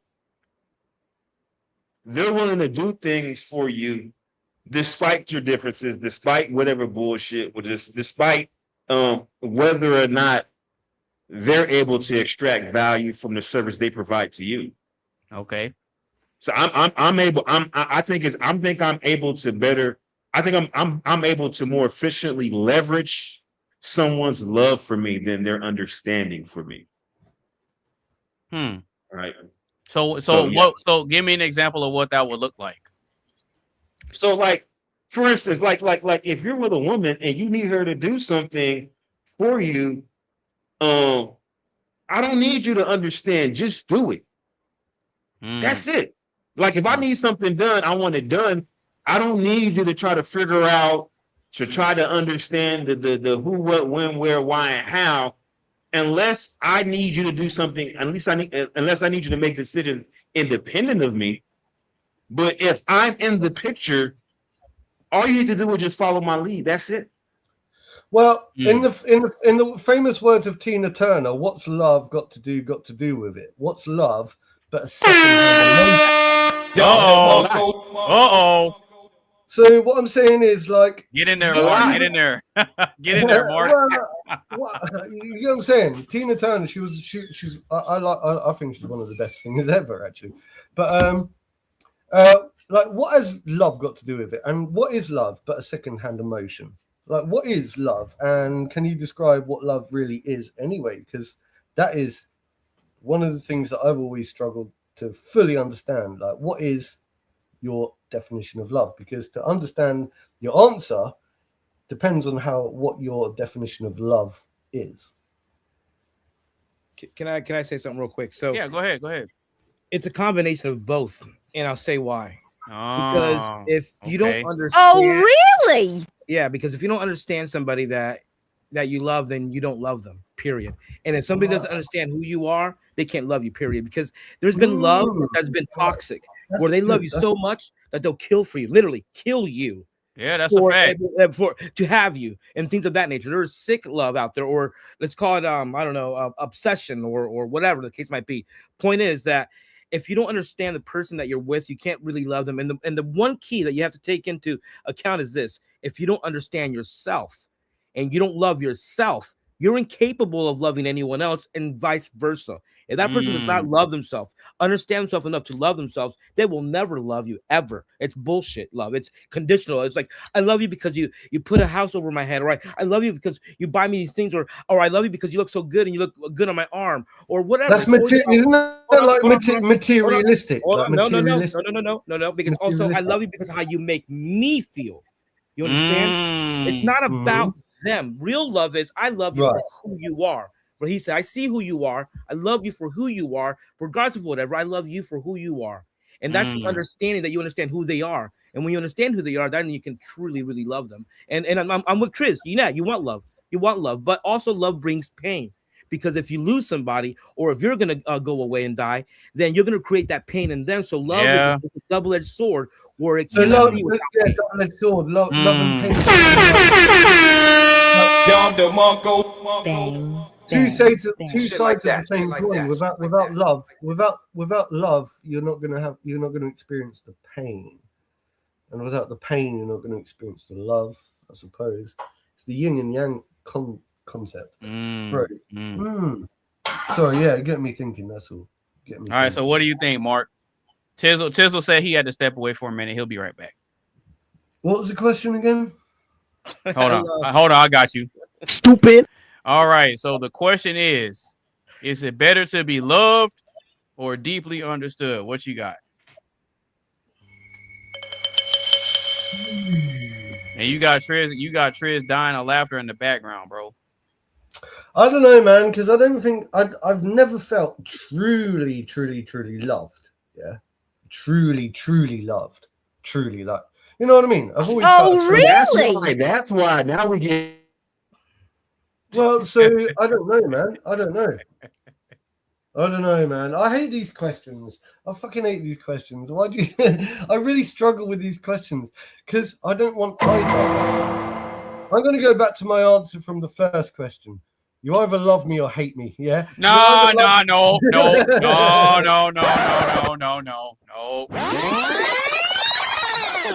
Hey, man, I'm saying look, it's up to you. I don't beg for love. Yeah. No, that's not the question, Mark. I don't really know. You're trying to be a fence sitter. You're trying to be a fence sitter. It's not going to work. Right, I'm going to try. Mark. Now, Mark, we're talking about love, not love me long time. Okay, it's a big difference. Yeah, for real. For real. I'm going to try to get to the bottom of it, yeah? I'm going to try to get to the bottom of it. So, all right, cool. I don't really know how it feels to... Like, maybe I'm very standoffish, and maybe a lot of people express love to me, but because I've got like these boundaries and stuff and abandonment issues, like because whatever, I struggle to feel loved, right? Like properly loved. A lot of times when people show me affection, I tend to wonder and like be very like what are they after? So there's a lot of paranoia, like that kind of stuff. So I'm not very good at holding down long-term relationships. I don't know. A lot of people maybe express love and I don't open up to it. Okay. So that's a me problem. So I do like to feel appreciated. But would I much rather feel loved? Probably. But I've never allowed myself to feel truly loved. So perhaps if I allowed myself to feel truly loved, I would much rather actually fully experience that, but I don't think I have. There you go.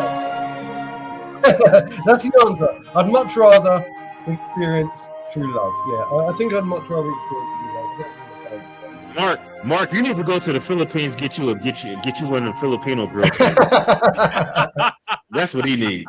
No, I mean I've had loads of girlfriends, right? And I've had like lots of lustful relationships, like lust. I've experienced lust, and I felt like I was in love loads of times. But when I think back, I was never truly in love. I was never truly in love. It was just all that like lustful. That's what I'm saying. Passionate bullshit. Listen, Mark. You need a woman. Listen, Mark. You need a woman from an impoverished country that looks to you like you're God that came down from above. That's the type of love. You know what? I love the fact, right? I'm going to shout out to Triz there because I love how he just underestimated me there. And, you did say that underestimation is a good thing. So I'm going to take that as a compliment. But you said that you've never had real love. And I'm telling you that obviously, listen, like, are you a passport, bro? Do you go back and forth to impoverished countries? Bro, I've not done it. I have thought. Okay, so yeah, there is no underestimation. That was a perfect estimation. So I've considered. Listen, you need to go to an impoverished country. Listen, there's a website.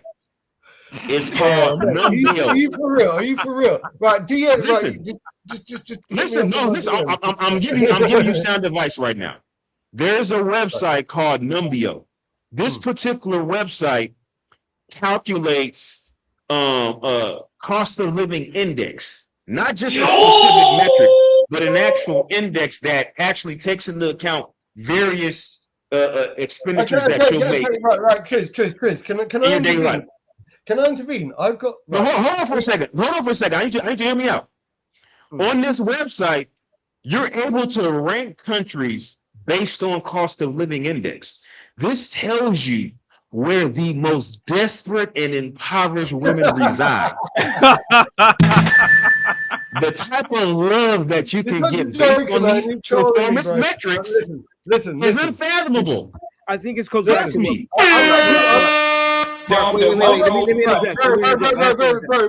I got people in my DMs, right? I have to interject. Hold on. I have to interject.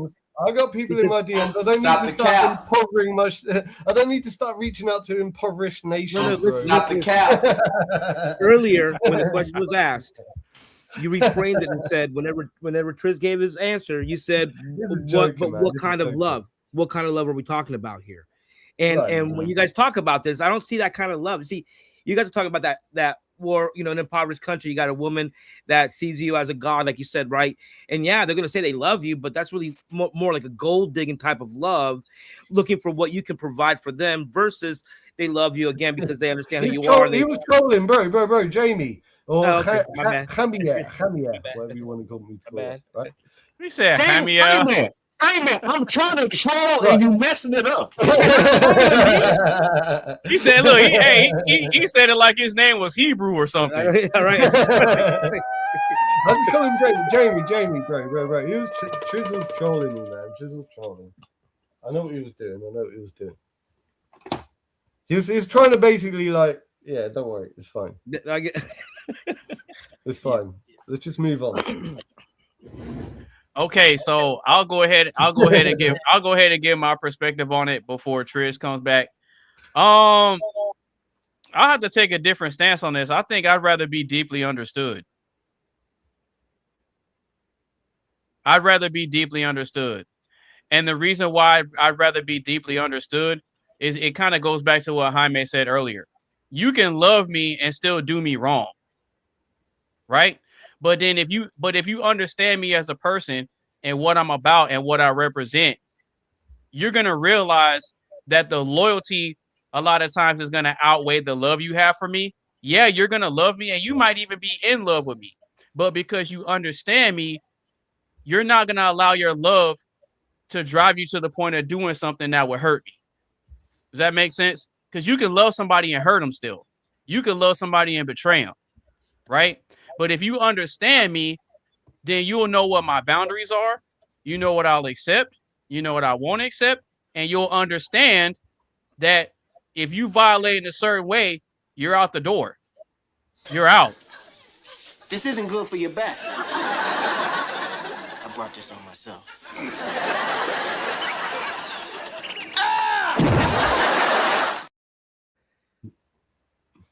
So like I said, if you understand me, you can love me.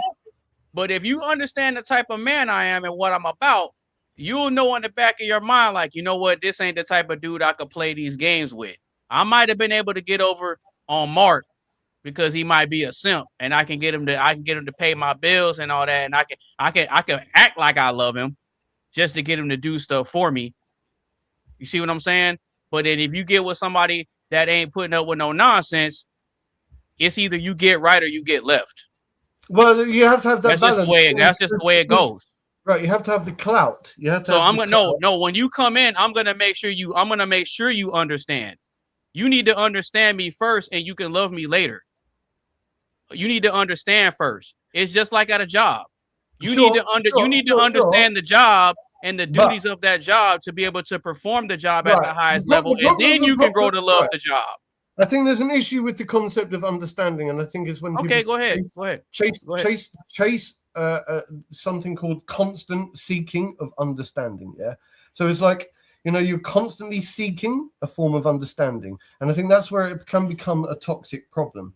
So understanding somebody, I disagree with that, but go ahead. Understanding somebody from the offset can be a very good and important thing to do, and to find a constant level of understanding, I think is very important. But when you feel constantly misunderstood, right, and you're driven constantly to express and find solace all the time, you can never find it, right? Because you constantly feel misunderstood. That's when people hit a sign of desperation and depression, because what happens is they then don't know how to express themselves. So articulation is really important, but when you're constantly chasing the concept of being understood, it can become quite like you're going down a difficult rabbit hole, and you need to be able to find your own sense of, look, so long as I understand myself, and people will never fully understand me, right? Well, that's why the question says deeply understood, not fully. Okay, well, yeah, okay, well, it's good to be deeply understood, and I'd rather you deeply understand me, because think about this: you can have a lot of love and respect for me as a person, but because you understand me, you're like, you know what?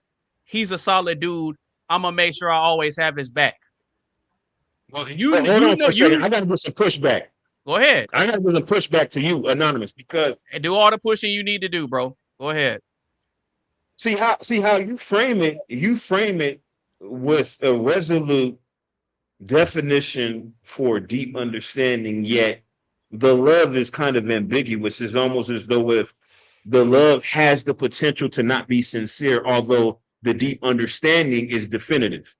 Yeah. But if we're going to compare an apples to apples, analogy, if we have true love, deep, enduring attachment, care, connection, and commitment. This is the definition that I'm reading right now. Okay. Right. Okay. Versus a deep understanding. Right. And if we have a true deep understanding and a true deep love, right, you can understand somebody and not love them. There's marriages. That's true. Millions of marriages across the United States where the spouses have a deep understanding for one another, but there is no love there. That's true. You look at those marriages where there's no love there. These are the marriages that are marked by turmoil, lack of contentment, destructive behaviors, versus you have people who are in love that may not even truly understand each other or deeply understand each other. They have their own separate lives, but they love each other. Okay. Right? A situation like that, I feel, can actually work. If there's true love. You understand what I'm saying? I understand what you're saying, but that's more along the lines of an idealistic concept. I mean, but you. I'm going off of what's realistic, not what's idealistic. I mean, but you said love, right? No. I said you need to understand me first, and the love can come later. That's what I said. I see, but that's my thing. And I use the same logic, and I applied it to a job. You're not gonna love a job that you don't until you're able to understand it and perform it to the best of your ability, and then you can decide whether you love the job or not. But I understand. I understand what he's saying. What Triz is saying is this: you can understand somebody deeply and never love them. So they can't go. They're not always going to go hand in hand. Sometimes understanding will not lead to love. Understanding may lead to fuck you, I'm out. So that's the whole point. And that's 100% true because and that's 100% true because the perspective I'm approaching it from is I'm going into it logically based. I'm not letting my emotions cloud my judgment. I understand that, right? But we're not saying would you rather love somebody. We're asking whether or not you would rather be loved. Yeah. Right? So if you understand me and the type of man I am and how I move and how I convey myself and how I move and how I think, then you'll start to adapt to how I operate and you'll start to learn, you know what? Maybe I shouldn't act out of emotions. Maybe I should just take a second and kind of breathe and kind of understand what he's saying and where he's coming from versus just responding off of emotion because I say something that you may not like in the moment. See what I'm saying? Let me ask you this. Because if you understand me, I may offer up some information that may come across as me criticizing you, but if you understand my intention and what I'm about, you're not going to allow your emotions to get in the way of the message. Let me ask you this. Go ahead. And this goes for everybody on the panel. All right, go ahead. You got it. I think a better way, and I don't want to say a better way, another way of framing this question.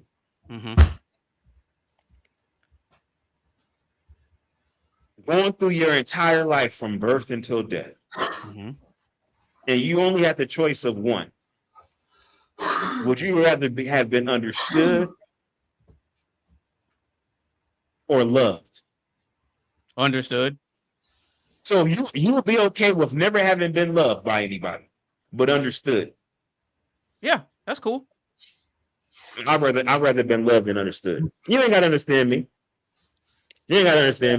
Yeah, but and you're right. But this is the difference. You don't gotta love me. Oh no, you gotta love me. That's what I'm saying. You don't have to. Because this is the difference, Triz. This is the difference, right? So once you come to a level of understanding, it's almost impossible for you to lose it. But when you love somebody, there's things that can happen to where that love can disappear, but the understanding doesn't. The understanding is the constant. The love isn't, because love goes up and down. I could be in a relationship with a woman and I always let them know up front, hey, look, We might be in the honeymoon stages of this relationship right now, but I'm telling you up front that once we get settled into the relationship, there's going to be times where we butt heads. I might not like you. You might not like me. You may hate me one day. I may hate you one day, and we may not speak for a couple of days. But I'm giving you the understanding of how it's going to flow up front. So if you understand that, hey, this relationship is going to have its ups and downs, it ain't going to be sunshine and rainbows all the time. The quicker you come to that understanding, then you'll be better prepared for the journey. I see, you can love somebody and be at odds with somebody that you love, right? Now, like the honeymoon stage is like kind of like the lust stage where you're lusting after one another, but then you kind of settle into things. Because that's because the emotion is overriding the logic. That's why. Yeah, but see, you can love somebody and be out of the lust stage. That's true. And so for me, I feel, in my opinion, but understanding will take you a lot farther than love will. Well, I mean, it depends on what you want. For me, having had that experience of someone truly loving me, that feeling is unparalleled. It's unparalleled. Okay. Nothing beats that feeling. No, and I understand where you're coming from on that. Well, so let me ask you a question. So then let me ask you a question on that. I think Jamie was saying thank you for having him. He's got his battery died on his laptop and. Oh, okay. I was wondering what happened with that. I would love to do it again. Okay, cool. I mean, if he wants to plug his laptop back in and let it charge, and he wants to come back up, then yeah, I'll bring him back up. So just for people that are curious, if you're using your laptop, right, and you're not running any background tasks, right, to do StreamYards or even Zoom, you can switch to only using the integrated GPU on your laptop, because the laptop's gonna have a iGPU that's attached to the actual CPU processor, and then there's gonna be a discrete graphics card like an NVIDIA or AMD, whatever, right? Yeah. RX 5800 and 5070 Ti NVIDIA, right? But those use a significantly higher amount of power draw, and that's why your batteries run down. So you got to have your computer configure your computer in the settings to only use the iGPU, and it's going to cut down on your battery consumption significantly. Just so you know. Yeah. Okay, so you're saying that the love matters more than the understanding, Triz? I think in matters of the heart. In matters of the heart, you're dealing with a significant other. Now here's my thing, right? Like for instance, within the workplace, depending on what your task is that you need to do, an understanding between you and your team members is probably more valuable. Okay. But like in a personal matter, if I had to go through my entire life and had to forego one or the other, understanding versus being loved, I would rather forego understanding for the sake of being loved. That's just my personal opinion, because I think that feeling of being loved and the benefits that you reap from being the person that someone else loves far exceeds understanding, in my opinion. And I get what you're saying with that. It's just the way I look at it. I always prioritize logic over my emotions. Right? And so if I understand what my role is, not only as a man, but in a relationship as well, I go into it with a level of understanding. Right? So based on the duties and the responsibility, the understanding is what drives you through. The understanding is what helps you get through those tough times. And the reason I say this is because if I'm going into it with a level of understanding, it's my job to instill that same type of it may not be to the exact same degree, but it's my job to impart wisdom and understanding into my wife to where it can make her a more effective follower, and it'll help her play her role better to where it's like, okay, that's why there's a phrase that's called understood the assignment. If my wife understands the assignment based on what she's being presented with, I can entrust my future wife with certain things to where she understands the contribution that she plays, and as a byproduct of that, the love comes from her fulfilling the duty and having the understanding. The love comes later. Don't we all want? It comes later. Don't we all want to be slightly understood, right? We all want to be understood, right? No, I'd rather be deeply understood, because you're not going to betray me. You're not going to betray me. If you understand me, you're not going to betray me. Okay, deeply understood. Okay, that's fine. So it's better than slightly. But you can love me and still do me wrong. But we all want to be understood, right? To a degree. And I think like what Jamie was saying before is like you have to have a level of understanding for somebody to. Surely somebody. Now I'm not saying Triz is wrong. I'm not saying Triz is wrong by any stretch of the imagination. Because Triz does have a valid point. His point is valid. His perspective is valid, and I think your perspective is valid too, Mark. But I'm still battling. I'm still battling with the answer, because I tell you why. Because I've never felt fully loved anyway. I think like I would love to feel loved, right? But then how do I know if I'm feeling loved, if I don't know what love is in the first place? But the thing is, like, I do like to be understood. I seek understanding a lot. I seek it a lot. But then there's going to be times in, let's say, a relationship where sometimes I'm going to think to myself, you don't have to understand me in this situation. You don't have to understand where I'm coming from sometimes. Yeah, not 100%. Yeah. You just have to accept sometimes that I am the way I am. You don't fully have to understand me, because I don't think that anybody understands me, really, not properly. And stop the cap. I don't think you believe that for real.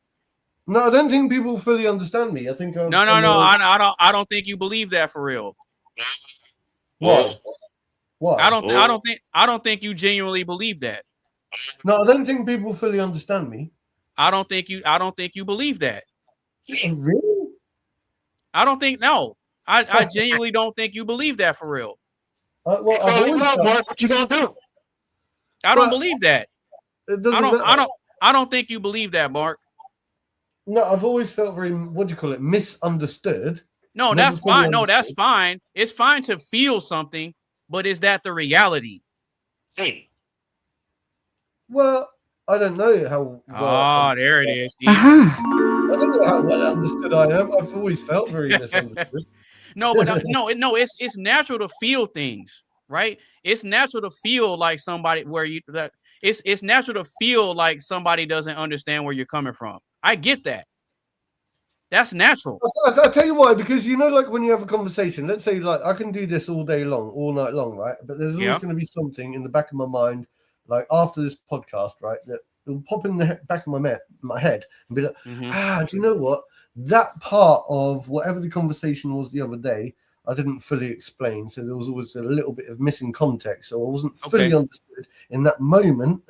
So then I have to come back, right? Later on down the line, I've got a choice to make, right? I either let it slip and go, oh, man, never mind. Oh, well, let it go. Or I come chasing back and go, right, I need them to understand that bit. But then the more I come back and chase that understanding, the more context I'm adding. And then I realized now I have to do the same thing over and over and over again. So it becomes a vicious cycle of trying to chase the understanding. Does that make sense or not? No, I get it. But this is the thing. Seeking understanding is what makes you sharper and wiser. And it puts you in a position to where you're a lot more useful to the people around you. And because of that, the byproduct of that is the love. Sure, it doesn't come first. It doesn't come first. For me, I would say seeking understanding. Frame the question as either or, so you can't have. Yeah, he always does that. He always does understanding and love. So we got to pick. If you got to pick one, which one is it? Is it going to be the deep understanding? I said deeply understood, because that's something that's something that'll be constant. Love fluctuates. But here's the thing. Love can dissipate, but the understanding doesn't. And there it is. See, I think the problem is especially with men, we hate to be vulnerable. Okay. Because love, in essence, is vulnerability. That's a fact. That's the only way you can truly love somebody is that you have to be vulnerable to the person that you love.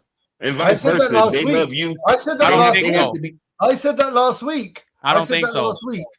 I said that last week. Wait. You're saying you can love somebody without being vulnerable? Yep. Hell nah, man. Yeah. You gotta explain that. You can. Yeah, I said that last week. I said that last week. ChatGPT, because this can't be like. Can you truly? Well, ChatGPT can't explain human existence. Yeah, no, I don't think ChatGPT. I don't try to cop no plea now. We use ChatGPT for everything else. Now we can't use ChatGPT. I didn't say you couldn't. I said ChatGPT can't explain the human existence. Yeah, or human feelings or emotions in that way. Here we go. Here it goes right here. Here we go. He's pulling up some. So what led up to this? So because I created context, I said define love, ultra concise. Okay, go ahead. It said love is a deep, enduring attachment marked by care, connection, and commitment. Love, if you want a slightly expanded version. Okay, so now then I said, can you truly love someone without being vulnerable? Short answer, no. You can care without vulnerability, but you can't love without it. You know what I'm talking about. Yeah, you can. You're going to get. No. I get that. Look, see, listen. I get that, right? Like I said a minute ago, maybe I have been right. I do. Okay, I am loved, but I just fail to like recognize it so much, right? And I'm very standoffish. But I would probably much rather I'd much rather be loved. I don't know how I can be loved without being understood. Right, ask ChatGPT then. Can you be loved without being understood or deeply understood?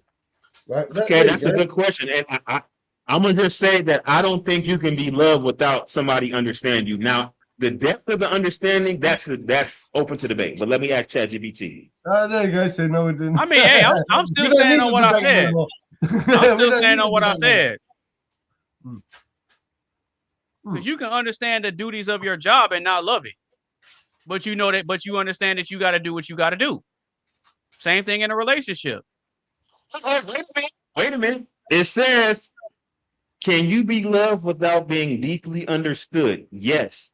You can be loved without being deeply understood, but the love you receive will be limited by the lack of understanding. So, you got me. Well done, ChatGPT. Well done, ChatGPT. There we go. Hold on. Oh, there we go. Hold on. Love is going to be limited because the understanding isn't there. Thank you. Hey, what the devil meant for bad, God meant it for good for those who love him. Wait a minute. How about that? Wait a minute. Hold on for a second. The logic takes you farther than the love does, sir. I could still argue with ChatGPT, right? I could argue with ChatGPT, and I'll tell you why, right? Because even though you might find them exclusive to one another, right? The more you're understood, it's like the more loved perhaps you are, right? Whatever. But would you rather be understood or would you rather be loved? So I think they're morally, what do you call it? Something. Yeah, my answer is still the same. It's deeply understood. Right. So then, therefore, it's the same thing. If you're deeply understood, then possibly you're loved at the same time. No. What I said was, and I'll say it again. This is what I said. I lead with the understanding, right? So I understand that my role as the leader, provider, and protector, I have a duty now, right? So take my feelings out of it. The duties aren't contingent upon how I feel that day. The duties are the duties no matter what, right? So if I decide to take on a wife, I go into it understanding that this is my role and it's my job to impart the wisdom and understanding of what her role is and how I operate. So she's going to understand that, okay, regardless of how I feel, I know that this is what I got to do to help maintain the relationship. Women have days where they don't want to cook. Women have days where they don't want to take care of the kids. Like women go through their ups and downs just like men do. But it's the understanding of what we have to contribute to one. And wait. It's the understanding that we both have of what we're supposed to contribute to one another that helps us stay solid when the emotional connection may be lacking. You see what I'm saying? Does that make sense, or am I tripping? No, you're not tripping. Here's the problem. Okay. Here's the problem. Okay. What you're saying appeals to logic. But what I'm trying to do is I'm trying to appeal to the emotional component, because when somebody's emotional, they'll do things regardless of the logical impact. So I may need something done. Like, say, for instance, she doesn't feel like cooking. She doesn't want to cook, right? And she's already pissed off at me about something else. But because she loves me, that love will override the fact that she really doesn't want to do it. She's going to do it anyway because she loves me. Okay, wait. Well, if that's the case, then that means she's putting her feelings aside.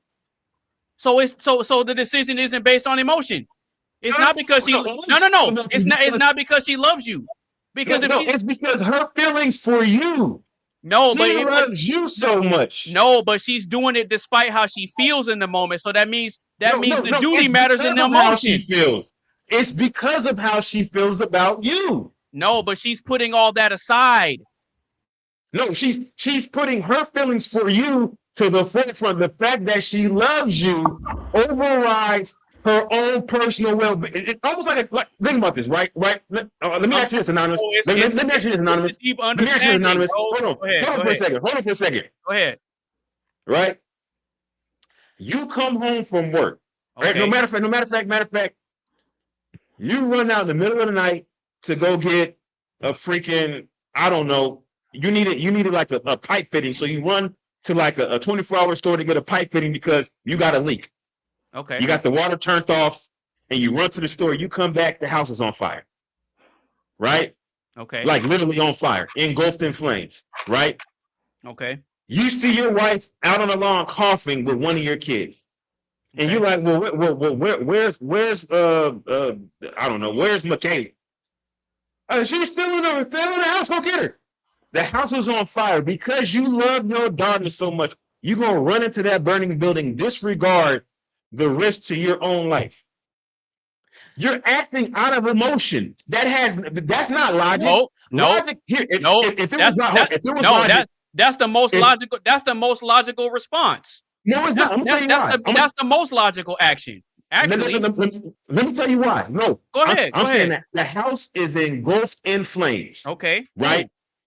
The house is engulfed in flames. There's no possible way that she could be alive in that house. That's fine. But here's the thing. Here's why it's not logical. Logical thing, and I'm not saying that I'm not saying it's the wrong answer, because as a father, you don't care. You're going to run in that burning building even for your wife. You're going to run in that burning building, right? But here's the thing. Here's the thing. Here's why it's not logical. It's not logical because if you were thinking logically, you'll say, you know what? I'm still at the age that I can still bear children. So, sir, I don't think that's true at all. I can have another daughter. I can have another son. But wait, hold on. But that's being evil Knievel? Isn't that being evil, saying I can make another one? You ain't blessed to have your first one? It's evil, but it's logical. Dang. Well, wait a minute. Wait. How is it logical now? Hang on. But the thing is, I'm saying that logic defies emotions. Right. I think there's a way to consolidate. Now you're backtracking and saying that it's logical. No. I'm saying the logical decision would be to not get your daughter. Triz. The emotional decision based on love would be to run into that burning building. No, sir. You know, we about to roast your No, sir. This is where you're messing it up. If you go back to what I said in the beginning, I said the understanding is what sets the tone and the foundation for the relationship, right? And I also said that it's the deep understanding that carries you through the ups and downs, not the love.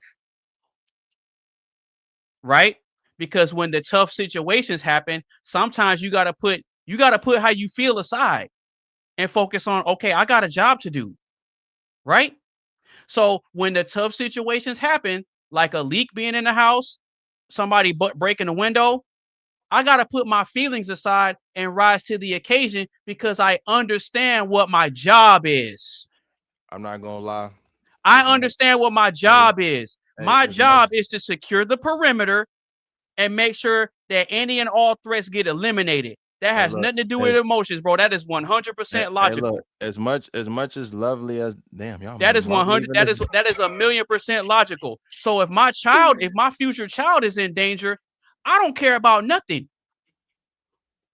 I'm not running off of emotions. If anything, my logic is kicking in to where it's like, okay, I got to make sure that things get handled. That has nothing to do with emotions. That has everything to do with I understand my responsibility of being the leader, the provider, and the protector. So even if I don't feel like it, I still got to do it.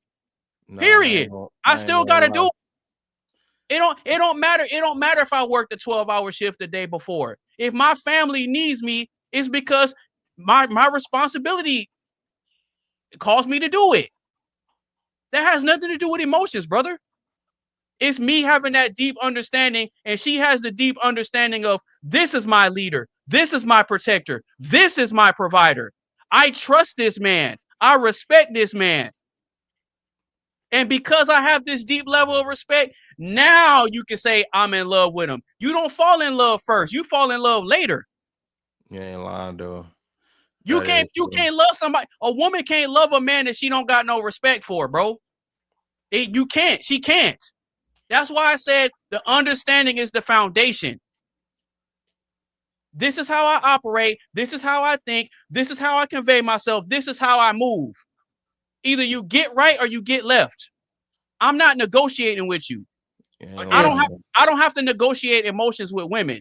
I let them know what it is up front, and then you decide whether you want to ride in the passenger seat or not. That's why I said the love comes later, brother. The love comes later. I'm saying because she's paying attention to what I'm doing and how I'm moving, and now she's getting that understanding of me is getting stronger. Like, oh, okay, I see what type of dude I'm with. Let me adjust and get on the program. Let me make sure I'm on the same page so I can prove to this man why he needs to wife me up. But I'm saying if the love never comes. But you understand what type of man you got. So regardless of how you feel, you're going to rise to the occasion, and I may not even have to tell you. You're just going to know because I understand this man. I'm locked in with him. I'm in tune with him. But see, a woman that understands you can still betray you because she doesn't love you. No, bro. Because if she doesn't love you, you can love me. She has the capacity to love some. Bro, you can love me and cheat on me. But if you understand me, you're not gonna do it. Bullshit. Bro, I'm gonna tell you why. Because I understand the type of man you are. I understand the type of man Tizzle is. So what logical sense would it make for me to do something to betray y'all and stab y'all in the back? It's not happening, bro. It ain't happening, bro. It ain't happening. Under no circumstance, I'm not gonna do nothing or say nothing to stab you in the back, Triz, and I'm not gonna do anything or say anything to put Tizzle in a compromising position and stab him in the back because I understand it. I understand it. But we're men. We're different. I'm talking about when you're dealing with a woman. But I'm proving to you that the understanding takes you farther than love does. But listen to this. On both sides. If you're with a woman, okay, go ahead, that understands you, but she doesn't love you, that leaves capacity for her to love someone else because there's always going to be that void in that woman's heart. She doesn't love somebody, even if she is loved.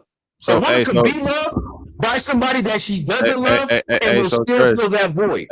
So Triz, I'm not gonna But lie. before the love, you gotta have respect and understanding of someone else first. So look, check it out.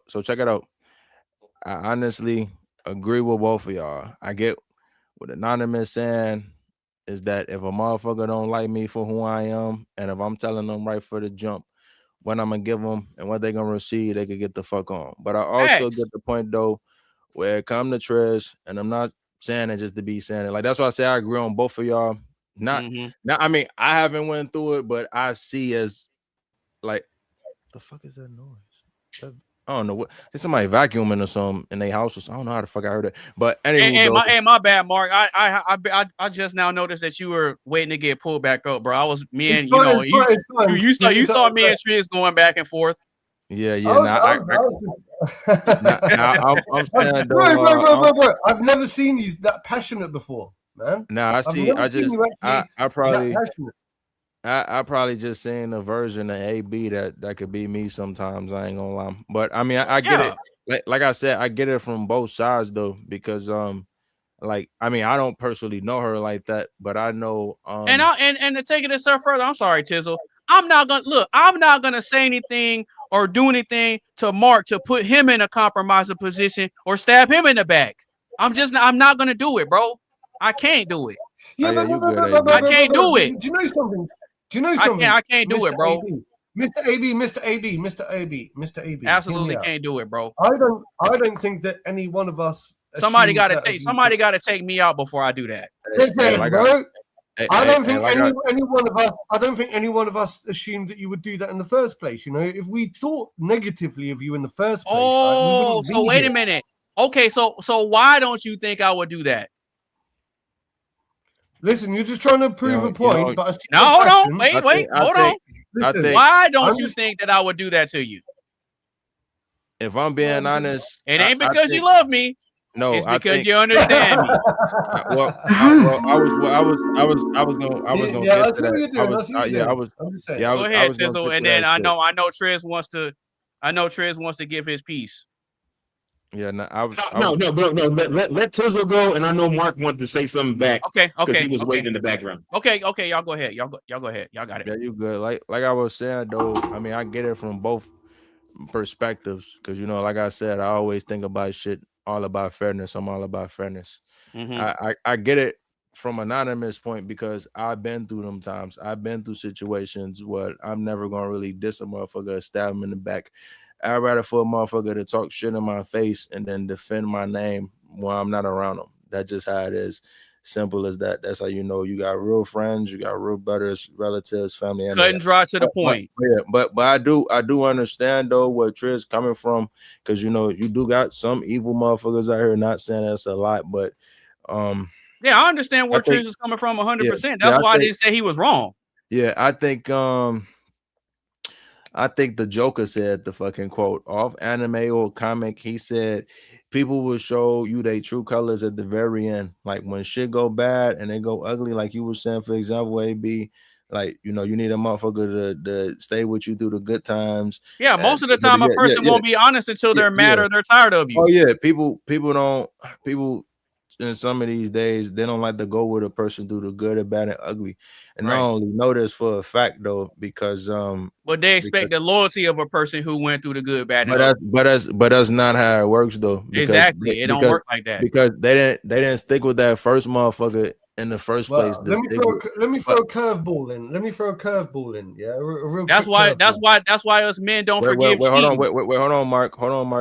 That's why us men don't forgive a woman that cheats on us. Yeah. Before you say because you're supposed to understand the role that you play, and you broke that role. But to understand is to stand under. Yeah, but to understand is to stand under. That's the thing, though. Some people don't know how to play their roles anymore. They live on the internet and almost utter bad shit that's bad influence. They live on that shit with high dopamine. I only know this because, like I said, I see motherfuckers go through it. I experienced it myself a couple of times. I know how it is. Except for, you know, I don't have a kid, so that I ain't gonna lie. Honestly, the keeping 100 with you, that's probably the reason why I be so up and down on wanting to have a kid or not. It's not that I don't want to have a kid, and people probably will agree with me on this. It's just I don't want to have it with the wrong person. I don't want to keep on regretting life decisions in my life and saying like, damn, like as some of these women say nowadays, you know, I'm grateful for my kid, but not with the person who I was with. People don't know that kind of do something to you. Not even with a kid wise, but as kind of what Triz was saying though too. Like I said, I don't know this person, like, but I know that, you know, they got a baby daddy or whatever, and you know, I don't know their business or whatever, which I don't know how the fuck it even happened, but somehow her baby daddy got into a car accident. And you know, as it come to if the man can't provide, you know, unfortunately, they just gonna move to the next one. That's as it is. You know, as much as some of us want to believe that, yeah, they're gonna stick with us through the thick and thin, and you know, they're gonna stay with you to the recovery. I mean, it really all shows and depends at the end of the day. Yeah, it's not a guarantee. Yeah, it's not a guarantee. Right. Like I said, you know, I don't know their business. Maybe he might have told her, like, you know, I can't provide for you. You know, you could move, do something else. If that's the point, you know, I understand that. Because, you know, at least motherfucker being honest. But if they not trying to ride till the wheels fall off and they doing that shit, then it's fucked at the end of the day. Because it's like you spent all your time and your investment into like trusting them and fucking with them, and then it's like somehow you get stabbed in the back. But that's the thing though. I think with some people, which that's why I said, damn, like I'm really glad we talking about this now. Like I think people would have a deeply understanding of you, but in some occasions people would try to use that against you, if that makes sense. And when that's cool. Yeah, but that's the thing though. When people use that against you though, I kind of call that them underestimate you. Like the last topic we was talking about. Yeah. When people underestimate you, I think the people that they underestimate and they try to trick is mainly the ones who really trick and fool on themselves, because some people don't know, like I said, like the motherfuckers who gone through it and know it all, you've been through the bullshit, you know, it's the saying go, you can't bullshit a bullshitter. You know, when you see the fucking glass that's meant to be broken, you're not just going, you know, you're not gonna fucking stare at it. You know, you're gonna wait till that bitch shatter. And when it shatter, you're not gonna pick up the pieces no more. I mean, unless you willing to, you willing to fix shit and make shit up with some people. You know, some people fine with getting cheated on. You know, some people not fine with getting cheated on. Some people fine with having polyamorous relationships where they can have two girls and, you know, have a fucking blast, good time. You know what I mean? But like I said, you know me, I ain't trying to just have one.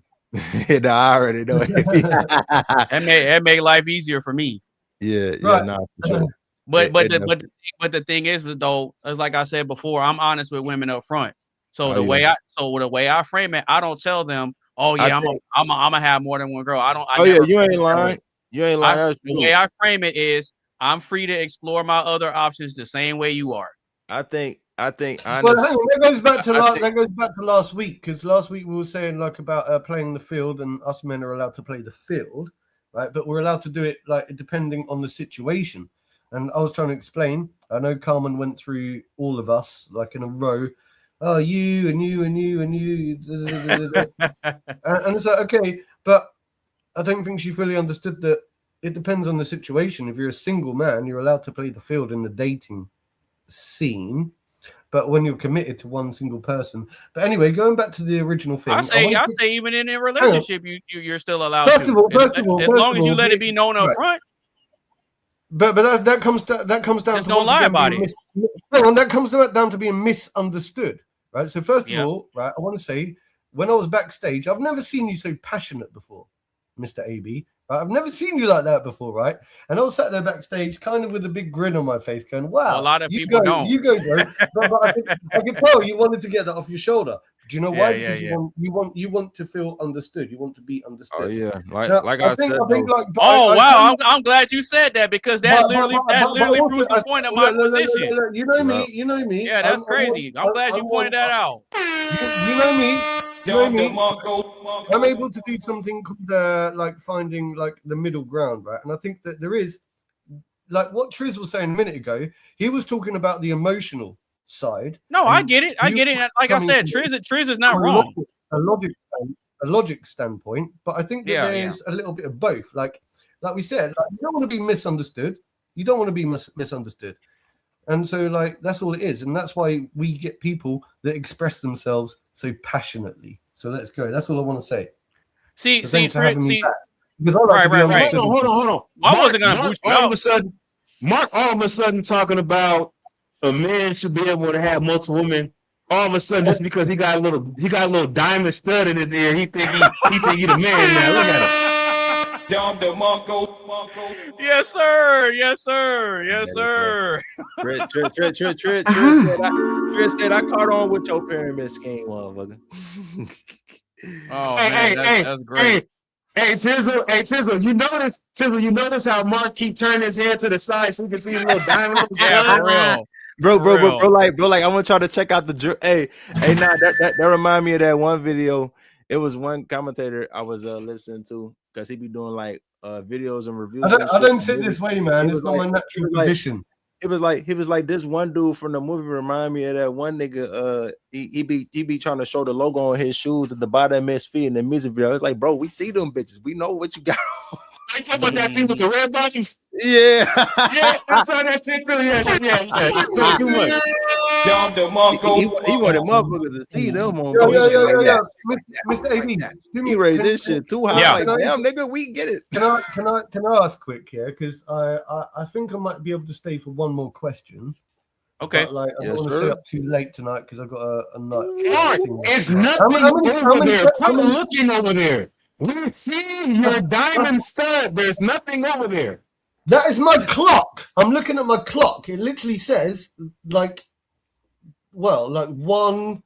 I've got to 10 minutes far. Mark, you know he raised bang you, right? Oh, I don't give a shit, man. I don't give a shit.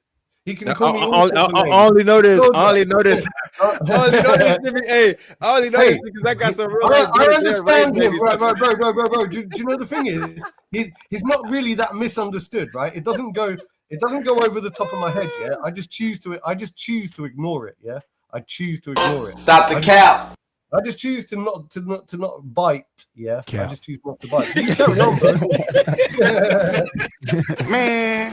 This some more bullshit. Fine, man. You carry on. You've tried it a few times, man. You've tried it a few times, and it doesn't work, does it? It really doesn't. Man, you smoking drugs. It doesn't work, though, does it? It just doesn't work. Oh, damn, I hit myself in the fucking eye. Okay, so Triz, you understand what I'm saying, right? Of course he do. I understand what you're saying, but for me, I think it's a reluctance for men to allow themselves to be vulnerable, and unfortunately, we live in a society where there are significant consequences for male vulnerability.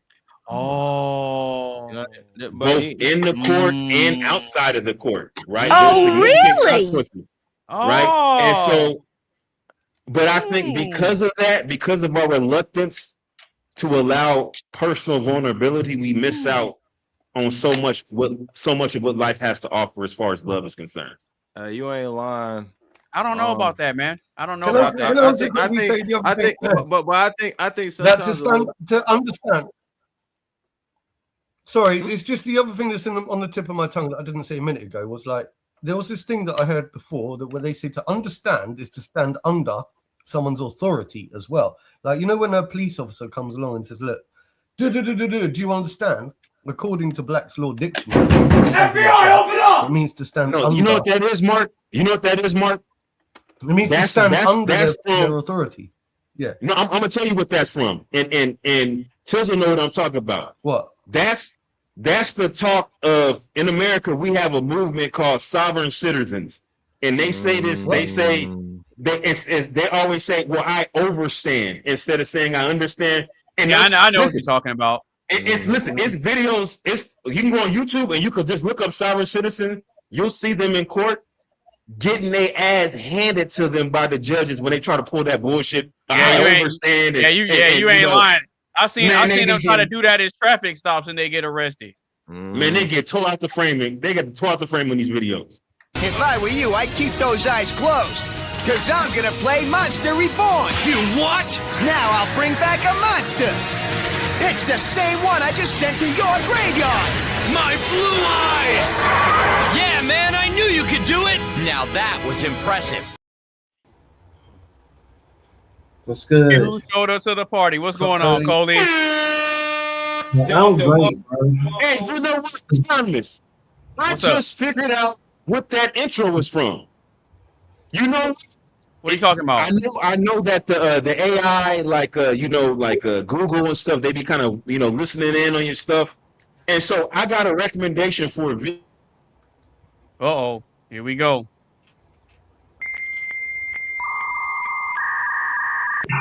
I saw that coming. You're gonna press the button. It was this black kid that he had won the Yu-Gi-Oh! He had won the Yu-Gi-Oh! Contest. Okay. He was like, I guess he had he was a casual player, and he had some pretty bad cards. I guess they're bad cards, but somehow he won the championship, not being a skilled player, having to be explained the rules as he went along during the tournament, and using quote unquote, I guess they said fourth tier or fourth, tier cards or whatever the case may be. You triggered my trap card.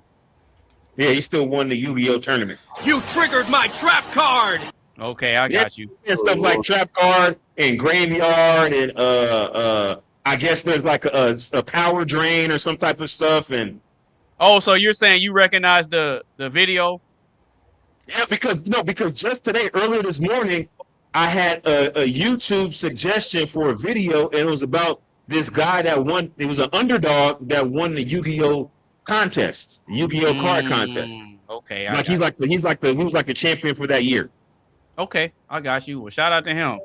Yeah. Are you a Yu-Gi-Oh! player? Bang. Am I a Yu-Gi-Oh! player? Shit like that. Yeah. Do you play that game that the intro was for? I got you. Hold on. I wish my soundboard was connected. I would have played a similar sound effect for him. I guess he must be a hardcore Yu-Gi-Oh! guy. Yeah, because he's digging in the closet right now. Yeah, he's digging in the crates. How the box look like.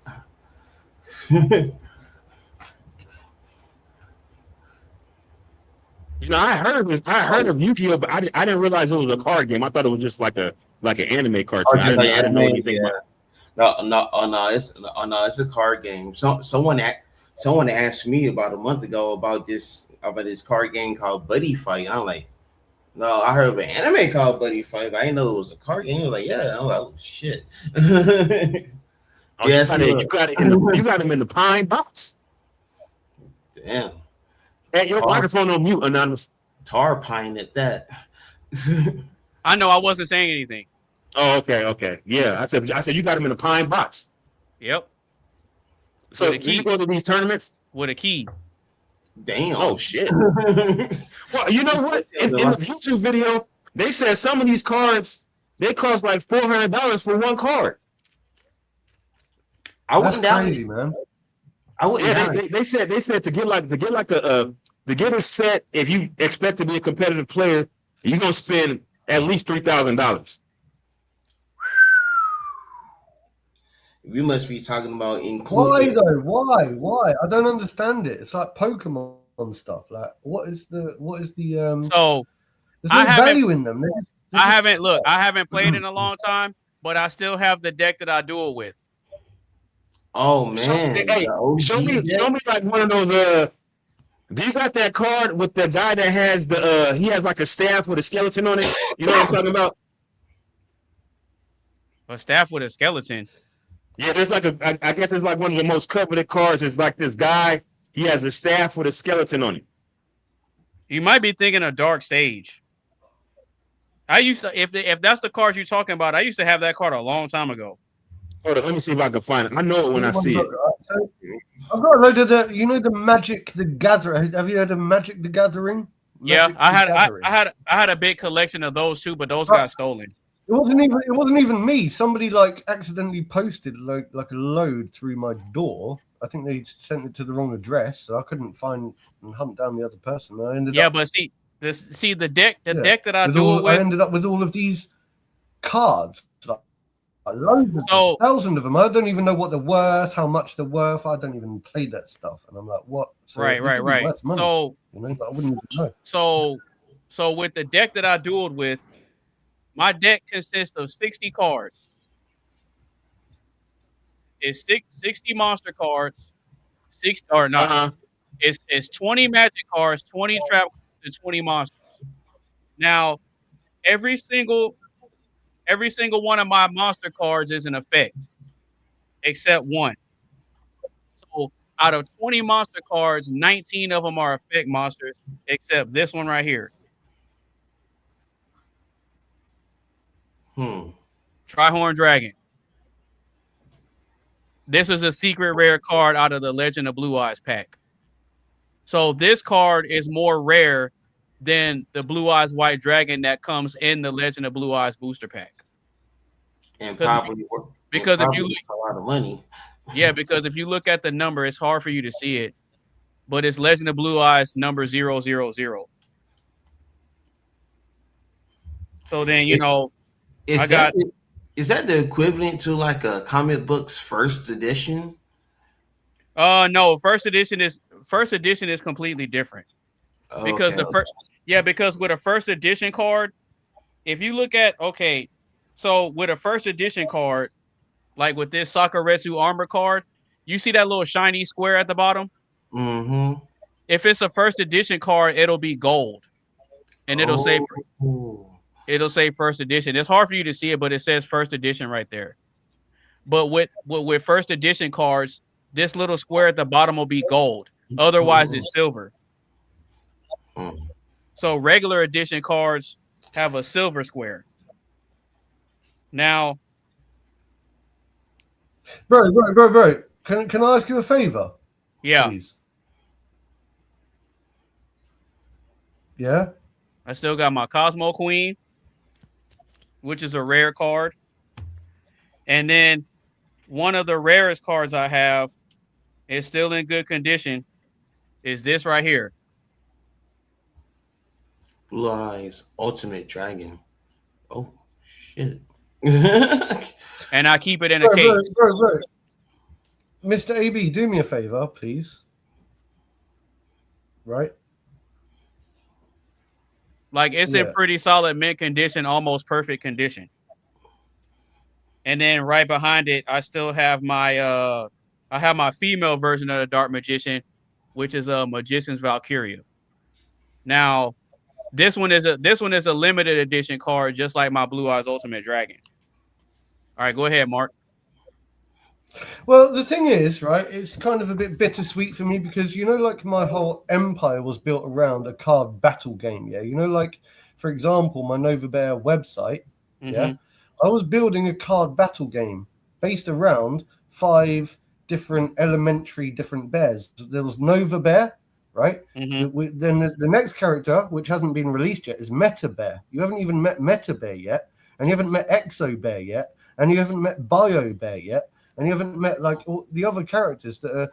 And if you were to look at my website, once again, I don't expect you to bring it up again, because I know you've done it before. But if you were to look at the NFT tab, right, on Nova Bear, if you go to novabear.net and click on the NFT tab, you'll see that I've got these NFT style cards, right, which are built as card battle games, and each character has their own.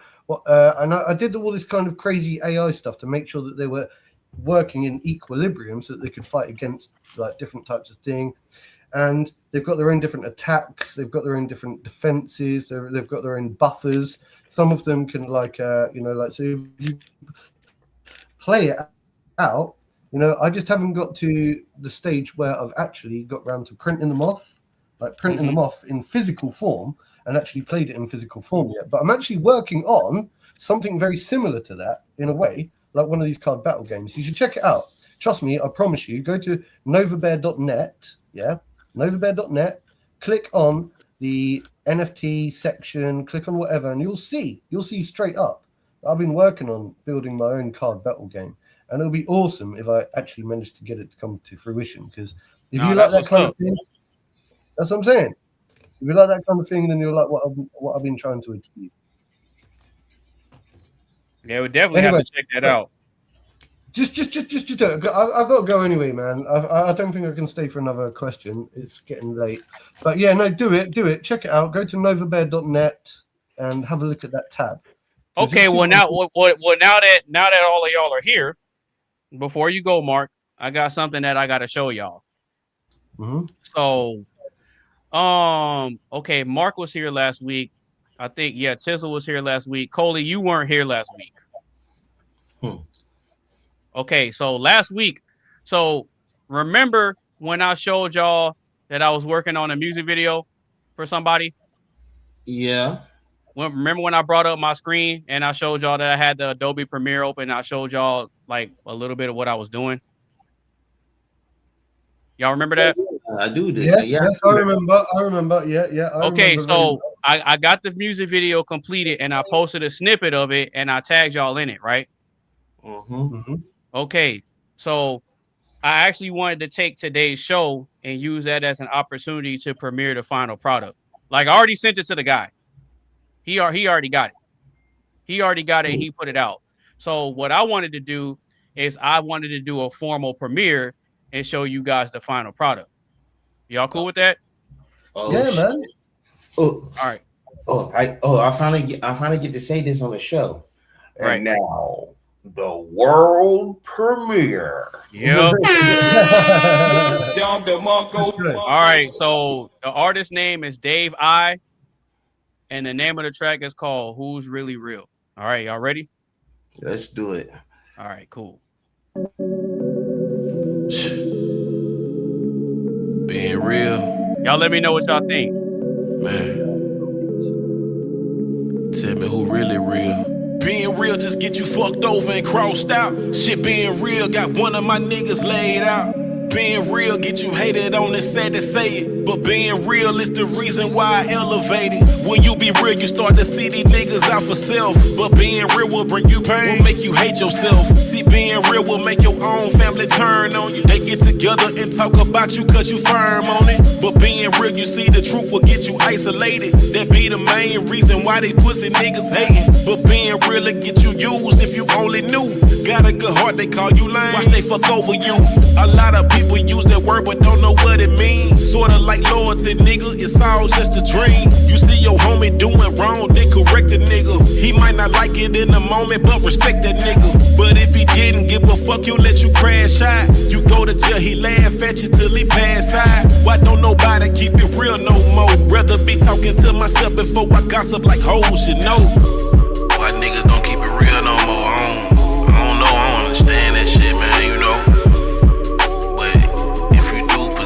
Character trait of being real, you know you're gonna be a target. That's just what it is, man. You have to live comfortable with that, knowing you're gonna be solo most of the time. Cause the world full of fake. If it ain't in you, it ain't in you, you know. Keep it real with yourself or you step out that door. Been fucked over so many times, don't give a fuck no more. So best believe I understand how you niggas feel. Keep it so real with yourself, now you don't wanna chill. Cause you peeping that bullshit 100 miles away. Act like they care but give no fucks if you die today. One thing I do understand, we didn't grow up the same. So if you find a real nigga, hold on to that man. See, being real is a trait and not too many got it. Most these women out for themselves cause they spoil rotten. My mama used to tell me everybody ain't your friend. Was hard-headed at first, but found out in the end. See, being real, niggas find you as a fucking threat. How they do that? To the real, guess they playing chess. You just a threat to the game because it's all mental. I give the game because I'm real, this ain't accidental. I guess it all boils down, we ain't grow the same. One thing about me kept it real way before the name. Yeah, you know, I grew up like that. You know, in the household where you wrong, you wrong. You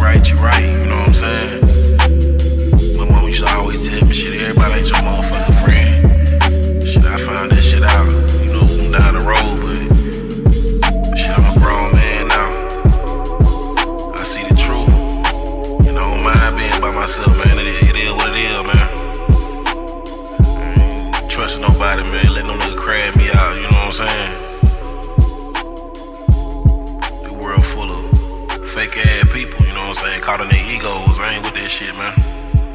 Yeah.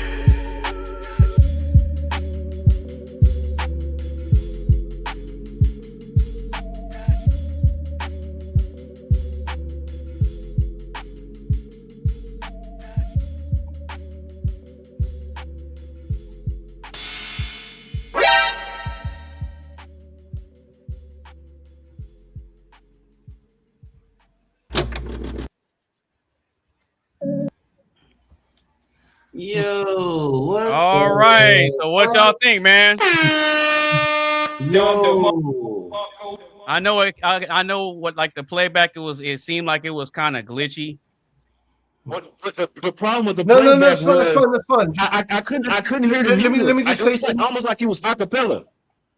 Like you like the What? I don't know if No. Go ahead, Mark. No way. I've got to go. I have to interrupt because I have to go. Right, it's time for me to go. So you got to boot me out of this after my feedback. Yeah. So me and my friend also like James, you know, the legendary James in the background. We both listened to it. He gave his thumbs up. He gave his approval. I said, "What do you think of it?" And he said, "Yeah, I like it. And I said, "Yeah, me too. I think it was really well done." He didn't even watch the video, but he heard it in the background. So he heard the song. Okay, cool. Yeah. He liked it, and I'm watching it, and I liked it too. So look, I'm just saying it was really good.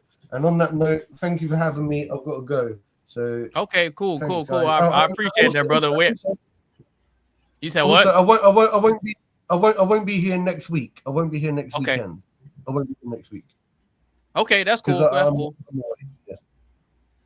All right, sounds good, brother. We'll see you week after next then. How about that? Cool, man. Take care, all right. Thank you. All right. You take it easy, bro. This isn't good for your back. I brought this on myself.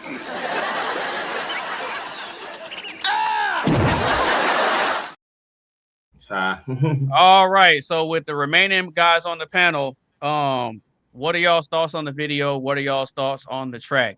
Did y'all hear the music production? All I could hear was his lyrics. Like it's almost like the music wasn't turned up high enough, so you couldn't hear the music at all. Like it almost sounded like it was a cappella. You know what I'm saying? Okay. Now, okay. On my, was that on purpose? Was it a cappella or was there music? No, there was music. Oh, that was music. Yeah, I couldn't hear music. Yeah, I couldn't hear music at all. That's weird. Yeah, it was almost like he was a cappella. If that makes any sense. No, I get what you're saying, but no, it wasn't an a cappella track, brother. Trust me. Yeah, you might have to drop a link or something like that so I can actually hear the whole song. Okay, I got you. Yeah, because I got the video uploaded on my YouTube and it's gonna premiere tomorrow. So I'll send you the link to it anyway. Oh, okay, it's gonna premiere. So I'll watch on the premiere. Then. Yeah, it's gonna premiere tomorrow. Wait, but so you did the production? No. I shot the video. Oh, okay. Yeah, I shot that video and edited the video. Somebody else made the beat. And see. So the producer name, I put the producer name in the video too. Because when I reached out to the artist, I'm like, well, who produced the beat? Because I want to be able to give the producer their credit too. And he was like, all right, bet. Couldn't hear the beat at all. Really? No, couldn't hear the beat at all. That might be because you got too many of them background downloads working.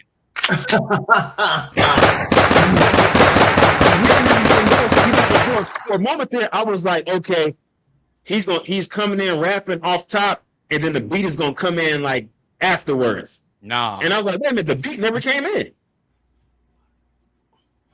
What? Look, the biggest way I know for a fact that there was music on it is because Tizzle was rocking his head the whole time.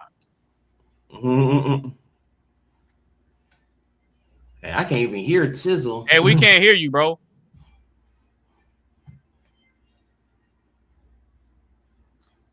Nope. Hey, we can't hear you, bro. You muted. Is your microphone on? Yeah, he must have did something with his mic. Can't hear him at all. Oh yeah, it's long. See, that's why I couldn't hear your music. Well, that don't have nothing to do with me because Coley heard it. I heard the whole thing. Yeah. You heard the production, the beats. Mm-hmm. Man, how come I couldn't hear that shit? Look, if you open up another tab and open up this live stream, you can rewind it. Oh, let me see that. That's now a we still can't hear you, Tizzle. You may have to exit out and come back in. Okay. Yeah. And while he's doing that, like the only problem that I had, as you mentioned, AB was the fact that it was kind of glitchy, and I understand why, because you were sharing the actual video on the thing or whatever. Yeah, I had to upload it on here. Yeah, but other than that, the music, the lyrics, everything on that shit was fire. And then on top of that, as you mentioned so many times on this podcast, I know you in person. So it's like for you to go from to go from how you edited videos back in. Oh, you know what? Wait a minute. Now that I'm thinking about it, you were up here last week, Coley. Yeah, I was. You're right. Bit, but I was here. now that I'm thinking about it, I remember I showed you that he's a Virgo like us, and he got the same birthday as you. Oh yeah, that is true. Yeah. Okay. But for you, like from what I know on how you edited videos back in, 2017, 2018, all the way up to how you edit videos now, like that shit was absolutely phenomenal, dude. Like seriously, like that shit was hot. I appreciate that, bro. And then you see that at the end that I put that I shot it with this phone. Yeah. Yep. I put at the end that I shot it with the iPhone 17 Pro Max. So we still can't hear you, Tizzle. Yeah, Tizzle getting frustrated. Yeah, it must be his audio settings or something like that. Yeah, it has to be something. But no, that's weird that Triz couldn't hear the beat. I just played back on YouTube and I was able to hear it clearly. So I'm gonna have to go back and listen to it in its entirety a little bit later on. But anyways, I gotta roll out because I gotta go make some I gotta go run to this. I gotta run that, get some stuff for this apartment. Some appliances. Cool. No problem, brother. That's funny. Great, that's why I was great conversation. Hopefully I can't. Are you on tomorrow? No, not tomorrow. No, okay. Well, whenever you want, if I am, it'll probably be because I'm on somebody else's panel. Okay, gotcha. Kind of like how it was last week when I randomly streamed and y'all. Some of y'all was like, "Dude, this dude's doing a live right now." It's because I was on somebody else's panel. Yeah, I saw you when you was on. I was on Fatty's panel. That's what it was. Okay, yeah. I wasn't sure who it was. It was some other guy though. It was some guy that he had a beard. What was that? His name is Ilkan Ali. Yeah. So when I streamed it on my platform, I made sure I tagged both of their names. You'll see it on the live stream list. You can watch it back. I joined in the panel maybe about halfway through it, and they tried pushing back on me, and then I was cooking them too. So yeah. No, but you say you about to head out, brother? I'm about to come up there. I'm about to come up on their panel one of these days and cook their ass too. Yeah, you don't have to. I appreciate you having me, Coley. I'm gonna have to catch you next time because I gotta roll out. Hey. But peace. All right, you take it easy, brother. This isn't good for your back. I brought this on myself.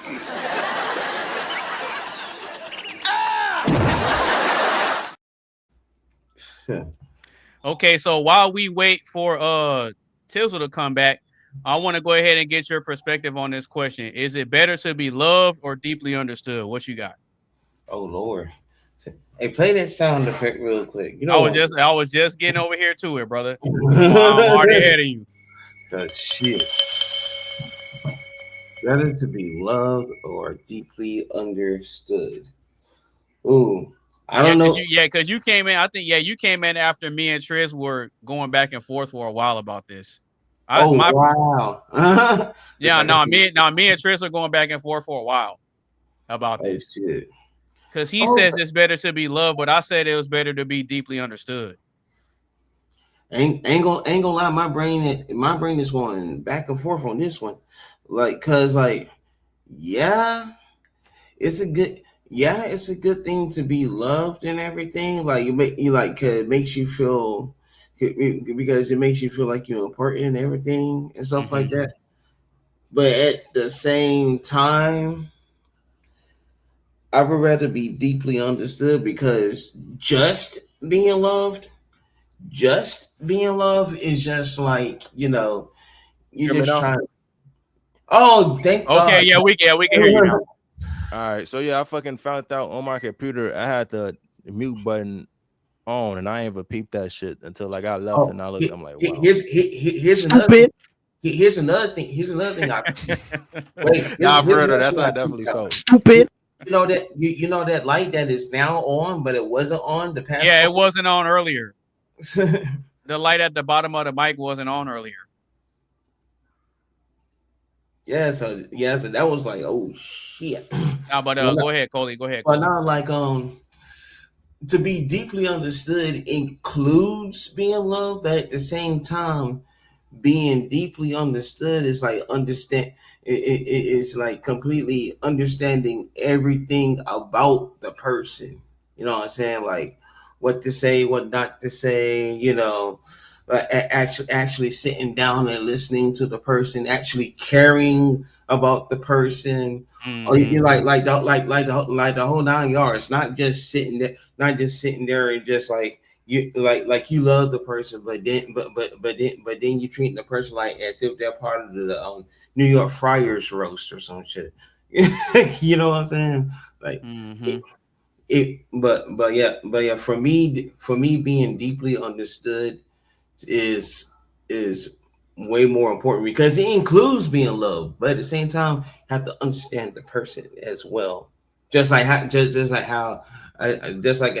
I deeply understand you, and just like how I'm getting to know Tizzle personally, you know what I'm saying? But I'm by learning to deeply understand them, so that way I know what to say, what not to say, or how to, so like we could be bros, you feel me? So that oh God, that's how that is.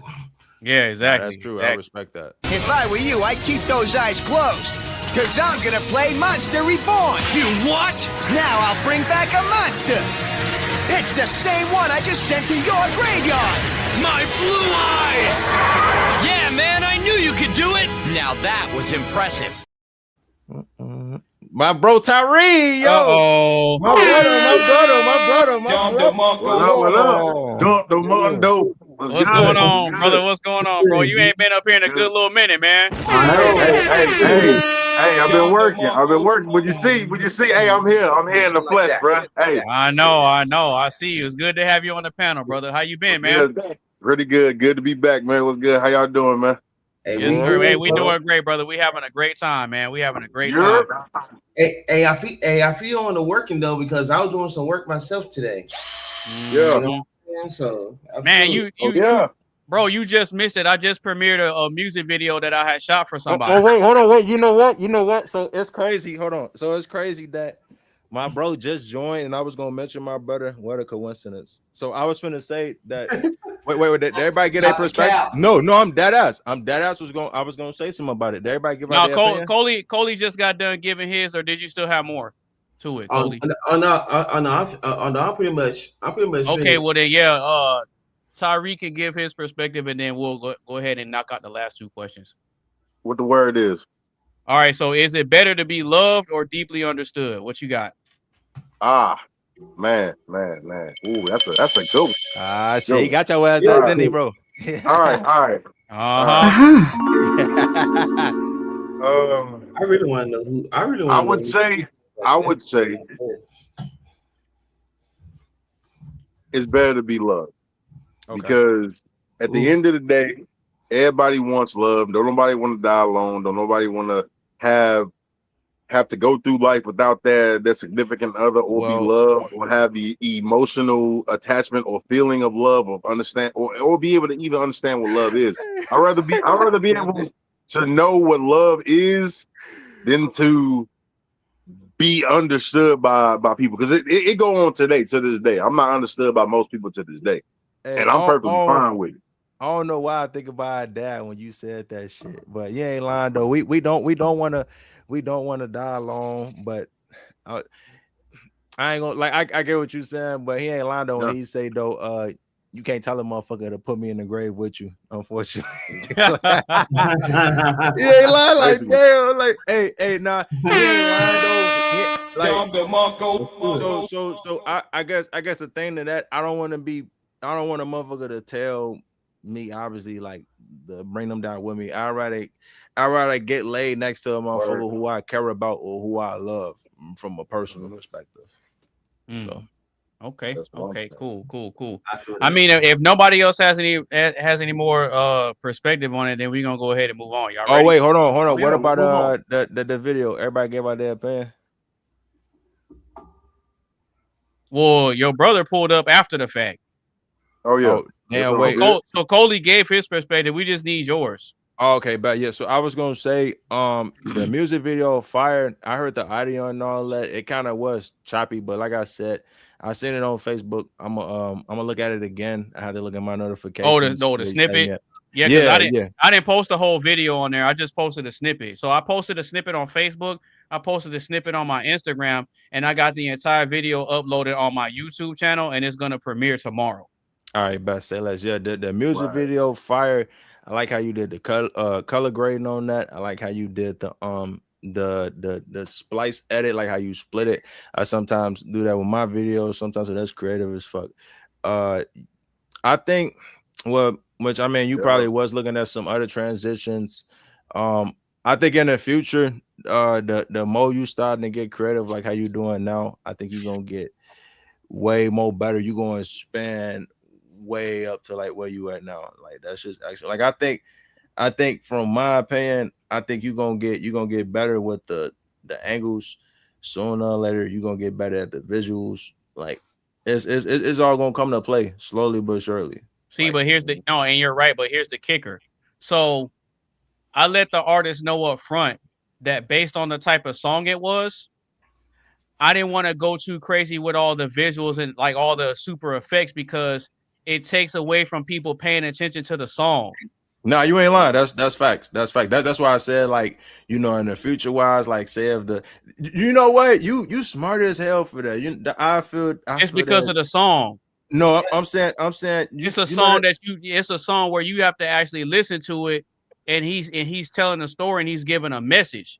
So if I go too crazy with the visuals, people are getting caught up with, oh, he did this, oh, he did that, but you're getting distracted from actually hearing the song and the lyrics. No, you ain't lying though. And the message behind it. I was thinking, like, damn, that's crazy. I kind of like two minds could think alike, because I almost think the same when I make my beats and shit. Like, I don't want to overdo it. I told the artist up front. Like, hey, I'm not gonna go too crazy with the visuals. I'm gonna give you a super clean video that's gonna look professional and cinematic, but I'm not gonna overdo it with the effects. I'm just not going to. And he was cool with it. So I sent it to him, and I'm like, hey, just go ahead and give me your perspective on it. If you need me to change anything or add stuff to it, just let me know. And he texted me, he's like, hey, bro, you did your thing on it. Yeah, that's good as fuck. He didn't want me to change nothing. No, that's perfect.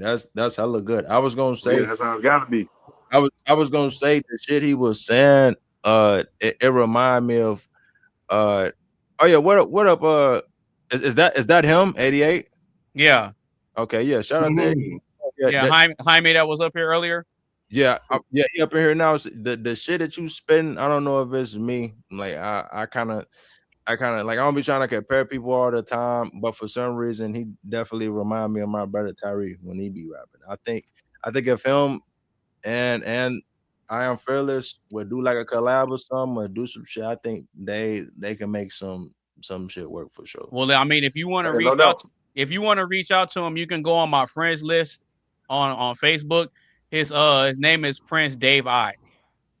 But yeah, I think you and him, yeah, Fearless. Because when I posted the snippet of the video, I tagged him in it. So I let people know who the artist is and all that other type of stuff. Because I like if I do work in business with people, I make sure I give all the credit where it's due. I don't leave anything. You know what?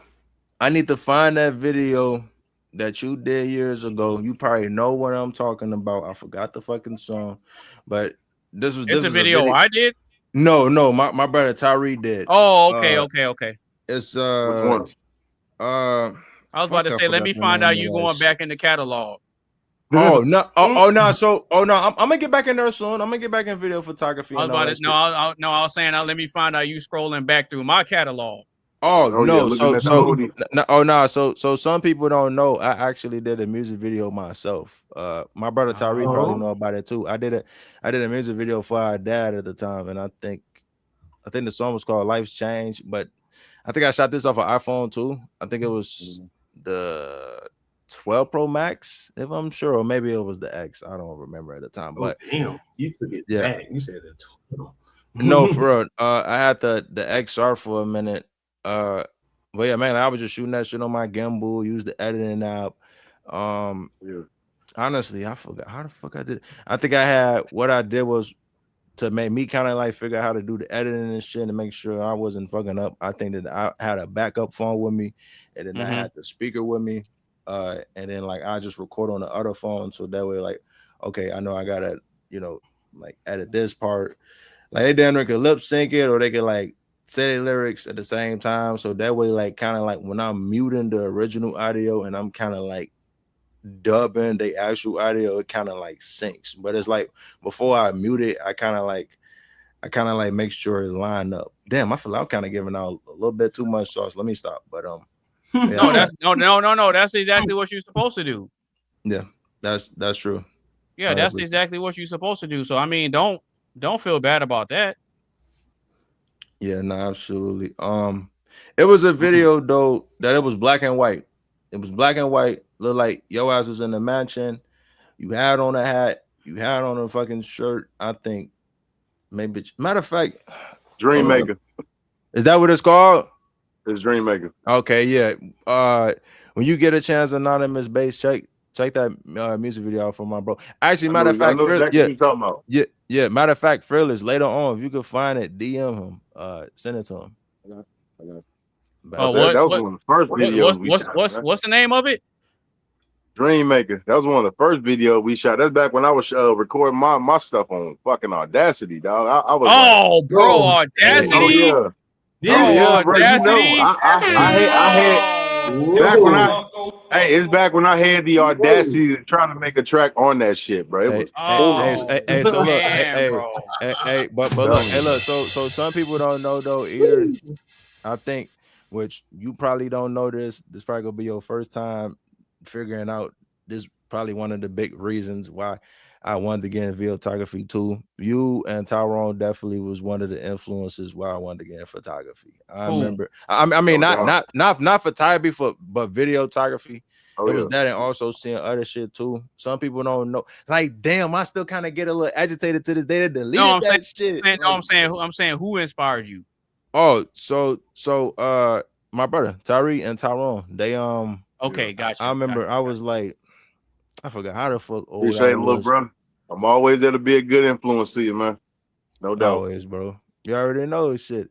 I remember. I forgot how the fuck old I was. Like I said, but I remember this motherfucker did some. I know he love hearing that sound every chance he get. Nah, for real. No, hit the bullhorn, dog. He love that sound every chance he get. You know what other sound effect you need to add on there that be fire? You need to find that Xbox Diamond Achievement sound effect. Okay. That'd be you fire. said Xbox Diamond Achievement. Okay. Yeah, everybody know how that sound effect go. Yeah, I'll definitely look into that. No, but yes, we gotta go ahead with I Am Fearless's answer. Is it better to be loved or deeply understood, bro? Better to be loved, man. Way better to be loved. Everybody needs love in this world, dog. And you can be understood by everybody. I mean, and they still wouldn't really give a shit about you. They're like, oh yeah, we hear you. All right, okay, got you. I understand exactly what you're saying, but I'm not gonna listen to you. I understand you. I hear you, but I don't feel you. But you know what's interesting about that though? Yeah. Is at least from the male perspective, we don't really get loved until we're dead. There you go. You know what? That is true. I forgot what the fuck that lyric was. J. Cole said, I think that shit was in a lot or maybe in another song. But I remember he said some shit similar to that. He was like, motherfuckers don't really get recognition until they dead, and then they get the recognition they were supposed to. Something like that between them lines. But yeah, Biggie said something similar. He said, "You're nobody until somebody kills you." That should be sad. I mean, because really, yeah, it's like, I mean, shit. Honestly, that's just how the world works. But when Biggie was here, he was understood though. Oh yeah, of course. Hey, can't nobody forget about Biggie. What the hell? We talk about dude that did Biggie, can't you see? Or partying bullshit or motherfucking life after death. Like, come on now, he got some classics out there. Motherfuckers better quit playing with. But Tupac do too though. I ain't gonna lie, don't get it fucked up. Like, you know what? I need to find me a goddamn Biggie pop too soon. I got a Tupac one, but I need to find me a Biggie one for sure. I got the one when he did California Love when he was in that the fucking Mad Max inspired costume. But yeah, I got sidetracked. But like I was saying though, AB, there's some shit probably gonna throw you off guard too. I forgot what do you remember that short horror film that you made? Do you remember what it was called? He ain't talking to me. Yeah, he ain't talking to me. Yeah, I'm talking to you, bro. Oh, come on, bro. You talking about the shed? Is that what it's called? The shit? Yeah, that's what that shit is called, bro. Yeah. Oh my god, yeah. This motherfucker played like a Michael Myers type killer, and I think my brother Tyrone was a survivor, and he had some friends and shit. And this motherfucker did. I don't know how I remember this scene to this day. That shit kind of throw me off guard. I don't know. You must have had really good breathing techniques or something. This motherfucker literally pulled the Jason Voorhees type move. This motherfucker literally under the water, and this motherfucker was walking slowly out of the water. Like shit literally threw me off guard. I was like, damn. I'm like, what the fuck? I'm like, it had me thinking though. I'm like, damn, see, my bro need to be an actor for real. I'm like, this the shit I be talking about like that, but like it also. I don't know. I guess I kind of felt like that though too, because this is like damn, like I knew our sons be doing some shit. Like we got sons in the photography, videography, boxing, acting. It's kind of crazy because like I was doing the same shit at y'all age. I'm like, hey, all right, so Tizzle, real quick. If you really want to take videography seriously and really get into it and take it to the next level, I already know Coley's pretty solid in it. What's gonna help you is when you start to shoot music videos, you want to try to aim for them to look cinematic. Okay. Right? Don't focus on just filming stuff and just slapping it together. Right? There's a lot that goes into it. So you're shooting on a Canon. You're shooting with a Canon, right? Right. Okay. So what you're going to have to do, what's going to help you is, I don't know if you have a log setting to where you can shoot in log where it strips the majority of the colors down. But anyway, is that a setting? Yeah, I don't know if it's on your camera though. I mean, I could. What would be the first thing I have to search up to figure that out? Okay, so you just have to look up your camera and see if it has a log setting and how to get to it, right? Because you have to navigate through the menus. But let's just say it doesn't, right? Okay. If your camera is not able to shoot in log, then what you'll have to do is you'll have to create a manual preset to where you strip the colors and strip the colors, the saturation, and the contrast and the sharpness. You'll have to strip those down, right? So when you're shooting footage, it's gonna look like it's flat, but it serves a purpose. It serves a purpose. What you mean, like the reason why it's flat? Yes, you have to shoot with flat footage. Which means you'll have so kind of like similar to raw footage, right? Okay, so I'll show you an example. I'll show you an example if I can pull it up here in a second. But what you're gonna have to do is you're gonna have to strip the majority of everything down. So you're gonna have to strip the majority of the color, the contrast, the sharpness, and it was one more thing I said. But anyway, you're creating a raw type of a log type of preset to where when you shoot the footage, it's gonna look flat, but it has to be that way. So that way you can do your color grading and tweak the colors how you want to see fit in post-production. It's a post-production technique. This the shit they be using in shows and movies. Okay. Because the post-production is where the magic happens. So with post-production, when I was editing the video, I was able to create the thumbnail that I use for the YouTube video when I put it on YouTube. And I'll show it to you right now. So this is it right here. Oh yeah, that's fire right there. See what I'm saying? Yeah. That's hard right there, bro. Yes, sir. Oh, okay. I see what you mean now. That makes sense. So you see how that was some Kodak Black shit. That's what I'm saying. Definitely. So wait, did you use the beginning part of that video for your thumbnail, or was it like in the middle? No, it was the end. Okay. Oh, okay. Because I put the title card and all that stuff at the end. Because with a track like this, I want you to pay attention to the song in its entirety, because most people are going to be so entranced and enthralled by the song to where you're not even thinking about the title until the video starts to get to the end, and you're like, oh, you know what? I don't even know what song this is. And then boom, it hits you at the end.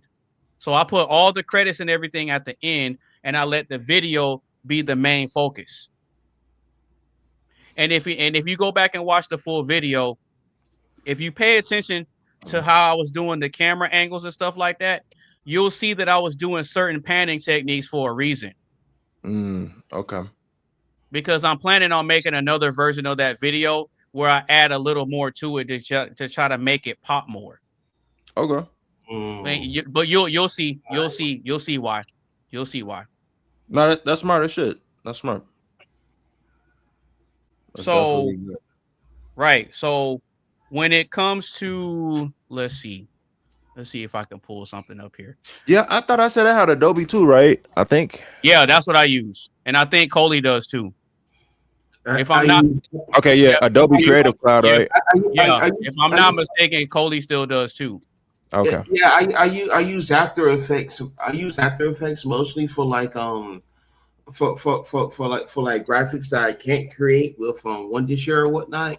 I used to be a heavy ass Premiere Pro user, but ever since I discovered like other shit that makes life much more easier, I started to use those programs like Wondershare for more or whatnot. That motherfucker program is the shit. You know what I'm saying? Like don't get me wrong. Like I grew up with Adobe, but at the same time, if I want to really attract people and shit like that, I gotta go with the flow. So nah, bro. I'm still on the Adobe, man. I'm still on it. Hey, like I told my brother, so like I want to do that shit too. He know like I want to be into that like blood, gore, superhero shit, all that. Like I don't know what it is. It's just some about that shit always caught my interest. Like I'm pretty sure it caught my brother interest too at the time. It worked for Quentin Tarantino. Oh yeah, hell yeah. Quentin Tarantino. And it's funny you mentioned Quentin Tarantino because that's how that end card reminded me of, like some Kill Bill type shit. Oh, damn, you know what? But see, if you pay attention to how Quentin Tarantino cinematography is, he has heavy emphasis on the color grading, and the title cards. You do. Yeah. If I had to get influence on a cinematographer, I don't know what it is. Maybe it's because the horror visuals or what, or maybe because I grew up on Spider-Man for sure. I'd definitely say Sam Raimi. Yeah. Yeah, I feel like Sam, like, I feel like when it comes to Sam Raimi, like, when it comes to, like, I don't know how to explain it. Like, his cinematography kind of, like, it's like, it give out that horror vibe, but it also give out, like, how do I explain it? Like, that paranormal type visual, if that makes sense. And, I mean, I usually don't even fucking use words like that, but Yeah, his shit usually is like outside the box. It's another cinematographer too. Forgot his name, but he definitely good at shit too. It really be having me second guess. I'd be like, damn. I'd be like, okay. Like I be trying to learn that too. I want to learn that too. So like, cause you be seeing these shots they be doing, and then it be question like it be the type of shit that make you question, like, damn, how the fuck did they get that shot? And it be like a cold ass shot. It could sometimes be a one shot, or they do like multiple shots. Okay, so Tizzle, real quick. So when I was telling you that you have to tweak the settings on your camera to be able to flatten the footage, this is what I mean. So this is the folder where I have all the video clips that I shot for that video that I just showed y'all, right? Right. So let's say I pull up one of these clips, right? See how flat it looks? Wait, can y'all see it or no? No. I'm still looking at the file. Now you're looking at your. I say if you got just the file open up, that's all we're seeing right now. We don't actually see the video. Yeah, I was gonna say, yeah, that's the only thing I'm seeing too. Huh, that's kind of weird. Yeah, you know what? I know what I might have to do. Oh, damn. If you got multiple screens on, dude, it's probably playing on the other screen. Probably got Yeah, that might be what it is. Okay, because what I'm really trying to do is I'm trying to open up one of these so that way I can kind of show you exactly what I'm talking about. But probably given how this is set up, I might not be able to. So I'll figure out some other way to show you. Yeah, I'll figure out some other way to show you. But basically what I'm saying is that you have to tweak the settings on your camera to where it strips the majority of the color and all that stuff out to where it makes the footage kind of flat. Can you do that on iPhone? Yeah, that's what I did with this. Okay, yeah, I had to figure out how to. Matter of fact, yeah, I searched that up on YouTube. What you say do again? Figure out how to flatten the footage or shoot in log. It's called log. L-O-G. Okay, but yeah, I'll definitely look at that when I get a chance.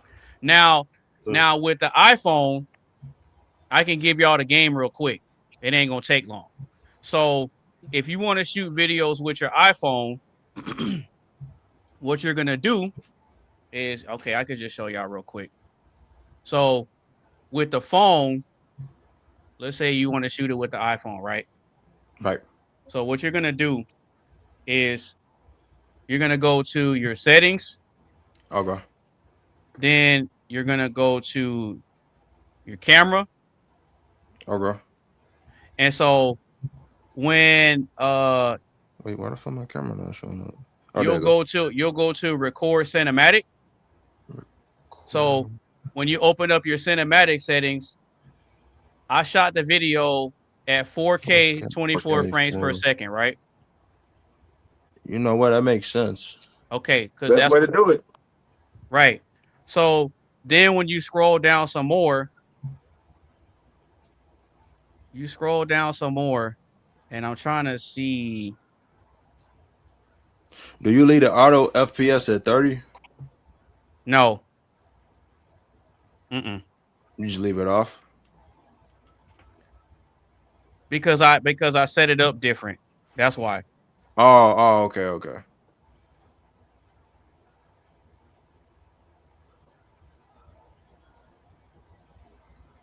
Okay.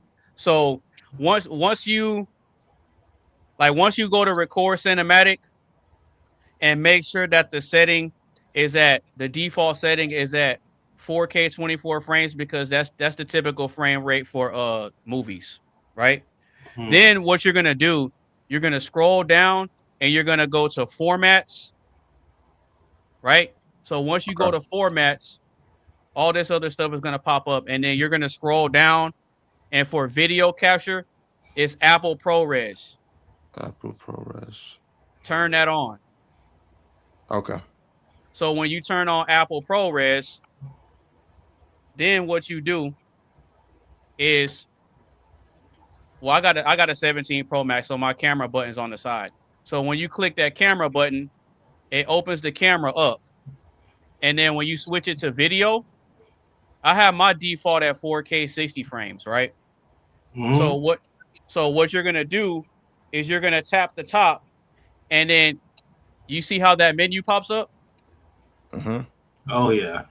Okay, so with ProRes, you're gonna hit log. Wait, where? Let me see again. Okay, so look up at the top. Where did that work on the 13 too? Or the Pro? Off, log, and HDR. Right. So the ProRes is off, right? So when I hit log, wait a minute.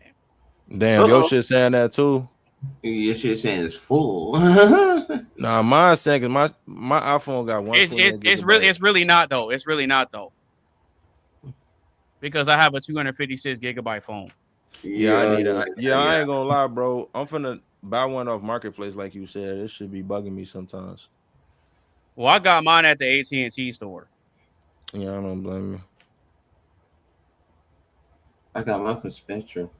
For where? Spectrum. But anyway. Yeah, but anyway. So once you open up your camera and then you go to the settings, the quality settings, and hit ProRes and turn it to log, and then switch it to 24, and then you'll see that the camera's flat. But it strips everything down for you. But yeah, I need to get a. So all you have to do is just shoot. But the problem, which I hope they improve on with the iPhone 18 Pro Max, is when you shoot log ProRes, it makes the file sizes really high. So they don't minimize the file size. No. So when you're shooting in ProRes, you could fill up the space in your phone quick. I like iPhone, but why the fuck they gotta always be so bougie? I don't know, but hey, it worked out. They're trying to copy off. They're trying to copy off of freaking Samsung. But yeah, it worked out for me. I heard from Samsung in years, I swear.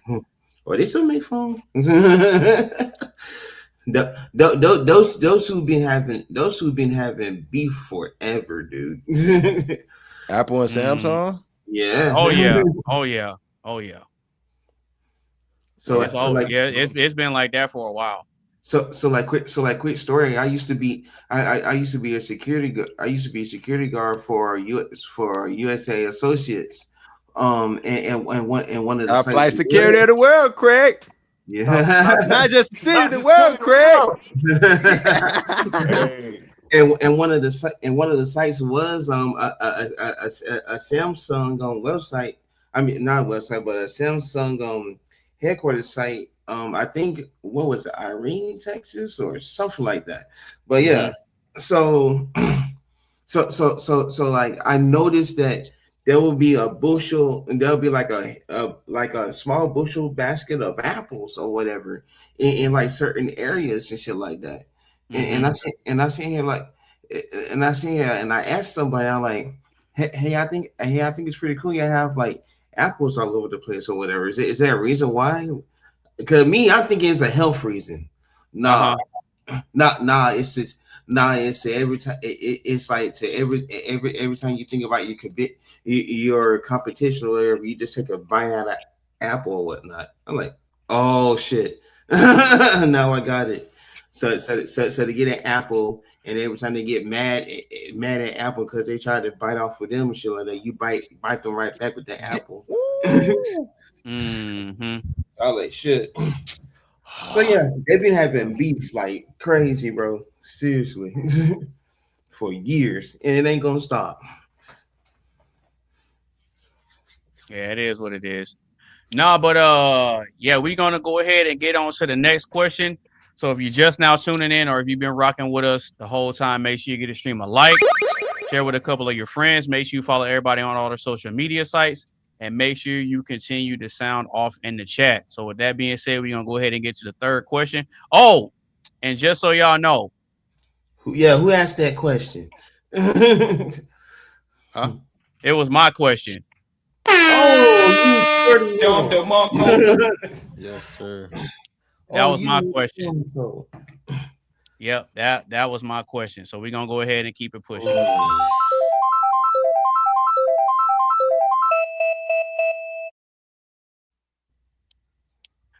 All right. Of the two shows that got canceled, which one are you more sad about?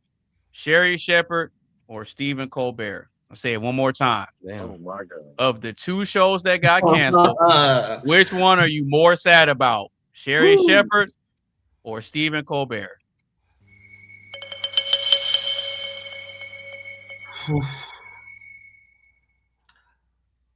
Oh man, I ain't gonna lie, I don't know none of them.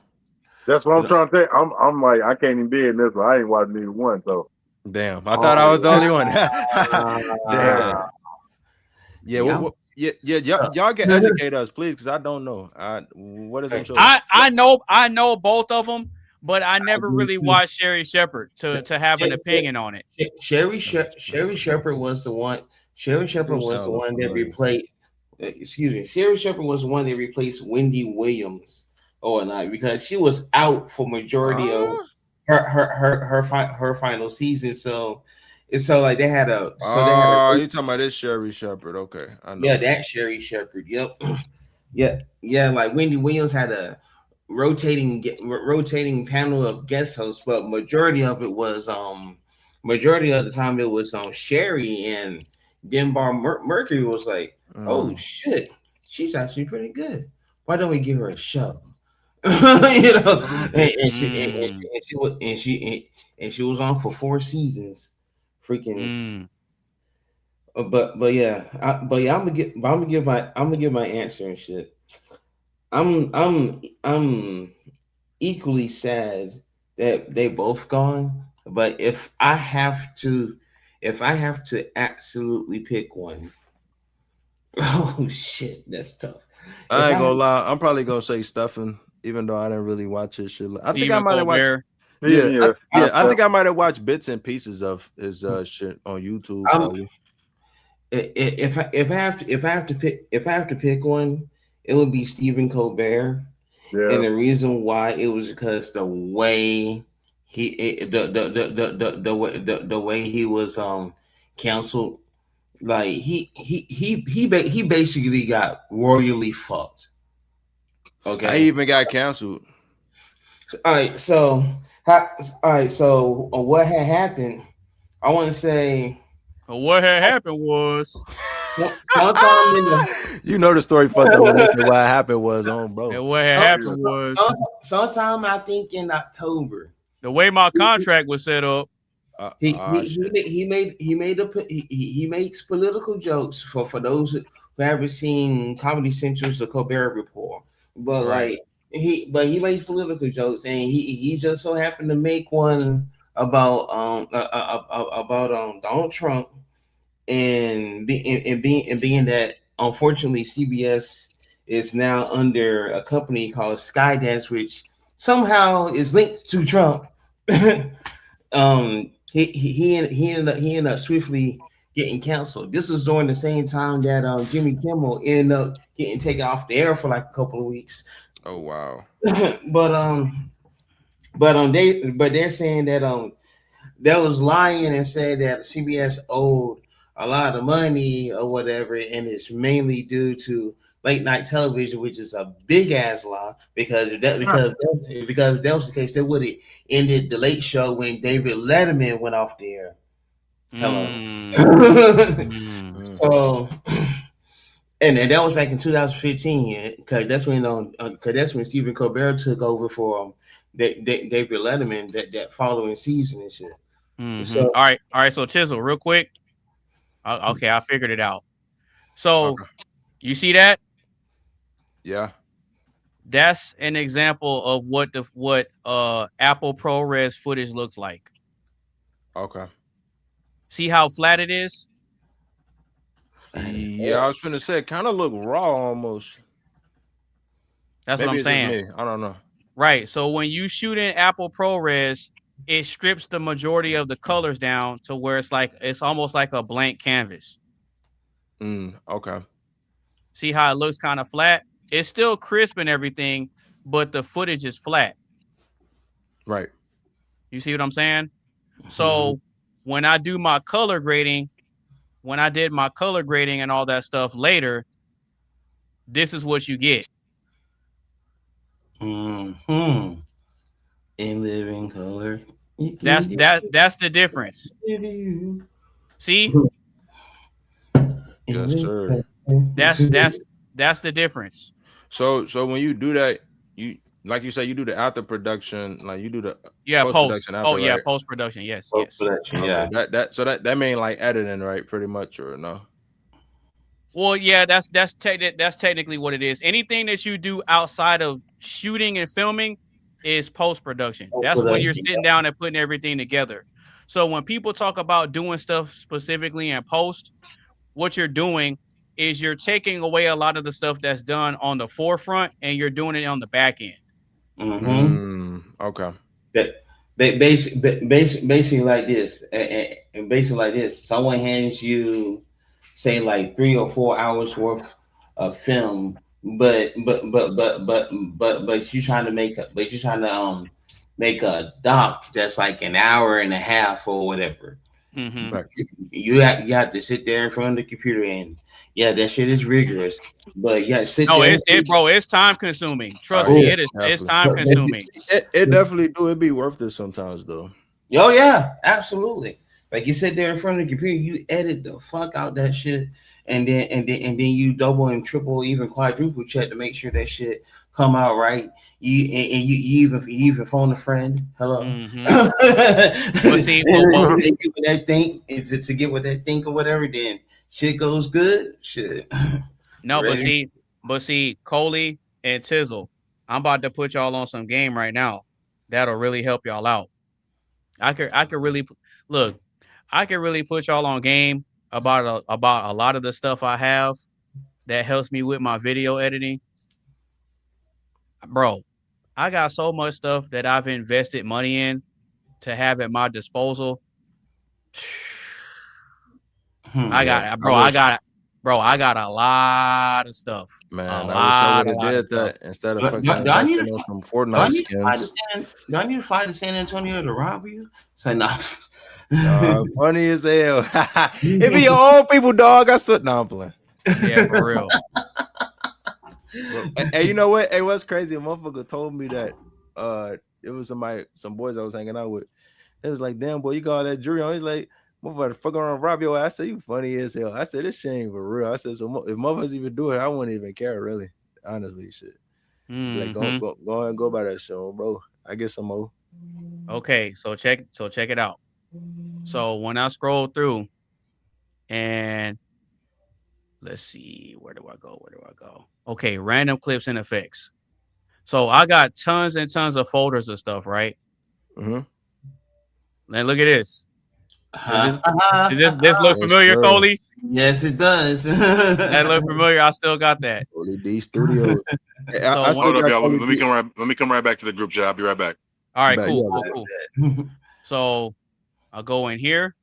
Look.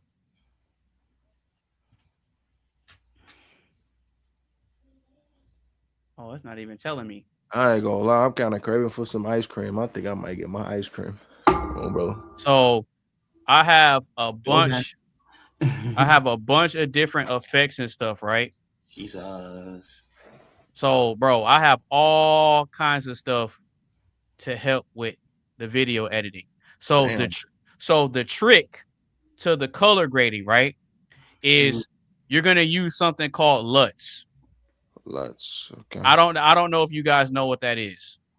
I don't think so, but it sounds interesting. But LUTs are these files that contain color grading settings on them. Okay. And so what you do is, okay, I'm gonna speak in Adobe terms. So you know how you pull stuff up on Adobe, right? And then you go all the way to the right side to where you have those tabs that you can open up. Mm-hmm. What you do is you click creative. You click the creative tab, and there's going to be a drop down menu that says looks. And when you click that thing that says looks, you're going to have a whole bunch of settings. Those are different LUTs that are pre-installed on the program. But if you want to open up and use your own, you're going to open up that creative thing and click looks and then click browse. And then once you go to browse, then you navigate to your folders that have your LUTs in it, right? Mhm. And your LUTs are going to be, hold on. Your LUTs are going to be what's called cube files. So your cube files are going to be your LUTs that you can apply to your videos. Now, for me personally, I make my color grading easy by applying the LUT to the adjustment layer. So I use a single adjustment layer to adjust my sharpness and apply my LUT to it, and where I can adjust the intensity and I can adjust the sharpness. So my workflow is simple. My workflow, my video workflow when it comes to me editing is very simple. Like, bro, I got tons of stuff: film grains, film leaders, glitches, letterbox, light leaks, paper burn transitions, paper rips. Bro, I got all kinds of stuff in here. All kinds of stuff, bro. You know one app that I wish, like this folder right here. Know what? This folder right here, this master bundle, I pulled it up. Come to think about it, it's 60 gigabytes of files. Shit. Damn.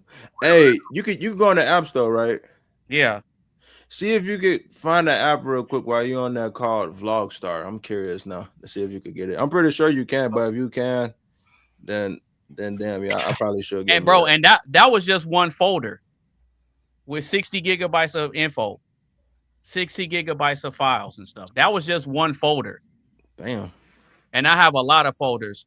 I'll probably say I have close to maybe 300 or 400 gigabytes of editing tools and files at my disposal. Gee. Damn, your ass cooking, ain't you? He ready.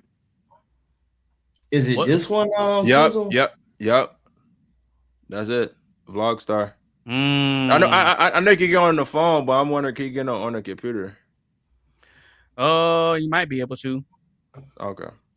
You said Vlogstar? Yeah. It probably wouldn't make sense. Why you say that? It's an editing app. I mean, yeah, but from the pictures I'm looking at or whatever, it'll be more so if you for the phone. Oh damn. Okay, that makes sense. I could be absolutely wrong, but I'm just going by what the photos are looking like. Mm-hmm. Okay. So I'll go ahead and give my perspective of the two shows that got canceled. Which one are you more sad about, Sherry Shepherd or Stephen Colbert?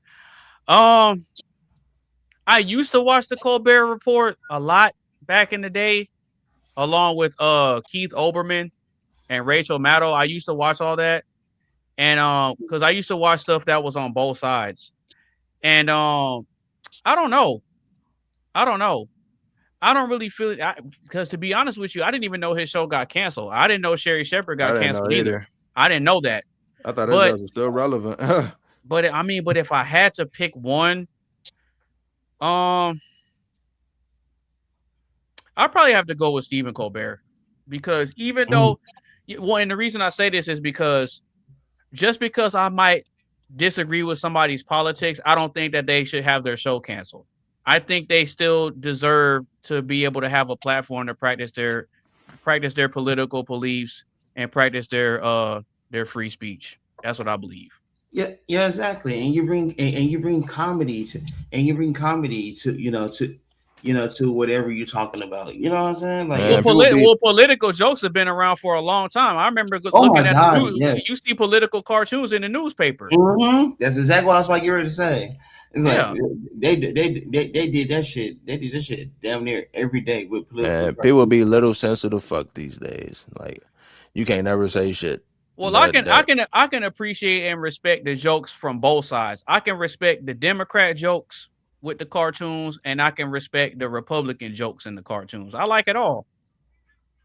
Because there's humor in both. Regardless of what side of the political spectrum you're on, if you're open-minded and you have a sense of humor, you can see that there's comedy on both sides. Mm-hmm. And not be all hurt and offended. And see, and the way I look at the political spectrum is that you have people that may align with one side or the other, but then you got goofies and extremes and extremists on both sides. Mm-hmm. So you got extreme goofies, you got extreme delusional goofies that are on the right, and you also have extreme delusional goofies on the left. Now, the best thing we can do for them is just not be one of them. You know, have your political perspective, and I'm not gonna shame you for it. And you know, I don't expect to get shamed for mine, even though it happens. It happens to all of us, but I don't think that y'all are the delusional goofies. Whatever side y'all are on, you know, y'all don't have to make that known. But I'm just saying, I already know that y'all aren't the delusional goofies, no matter what side y'all are on. Y'all have y'all's perspective, which is cool, and I respect it. I'm so glad you said that, because there's like there's like a couple of people on my Facebook friends list right now, including my old second grade teacher of all people, who are absolute delulu about shit. You know what I'm saying? I ain't gonna lie. If I had to go back to a teacher, she fine as fuck. I think she might be Puerto Rican. Damn, you're fine as hell. I don't care though. Shit. Hey, I eat the refried beans, the burritos, tacos, all this. If I gotta learn different language, so big at there, Yes, sir. Nah, I feel you on that. Yeah, AB, you know what sound effect I wish you had? The Lord's my shepherd. He knows. Yeah. Oh, bro, yeah, he definitely died. I might have to put that on there. What kind of shit is that? And he need to have that damn sound effect too when Craig and smoking. I might just have to throw that video clip, not just the sound effect. It's better if you see the video. Yeah. In my opinion. Okay, so does anybody else have anything else on this one? I already said Stephen Colbert, because I didn't really watch Sherry Shepherd like that. Yeah, that's what I'm saying. I'll just say Stephen Colbert, bro, because like I know Stephen Colbert is really cool with like Jimmy Fallon and Jimmy Kimmel, and they all kind of like fall in the same category when it comes to doing political jokes sometimes and cracking. Well, yeah, they're on the left. Yeah, they're on the left. That's why. Yeah. So I'm like, it'd definitely be him. But see, for me personally, I watch media from both sides. So I'll see stuff from like MSNBC and all that type of stuff, and then I watch stuff from like Fox News, and I watch independent stuff too. So it's like I can take a variety of information, and I go based off of what makes logical sense. Oh yeah, right. See what I'm saying? So it's like I can hear stuff that maybe CNN or MSNBC might say, and it sounds good, and I'm like, oh, okay, that makes sense. I can hear stuff from Fox News that makes sense to me, and I can hear stuff from maybe independent people that are on like YouTube or Instagram and stuff like that. So it's like I take in a lot of information. Right. I don't just rely heavily on one side or the other.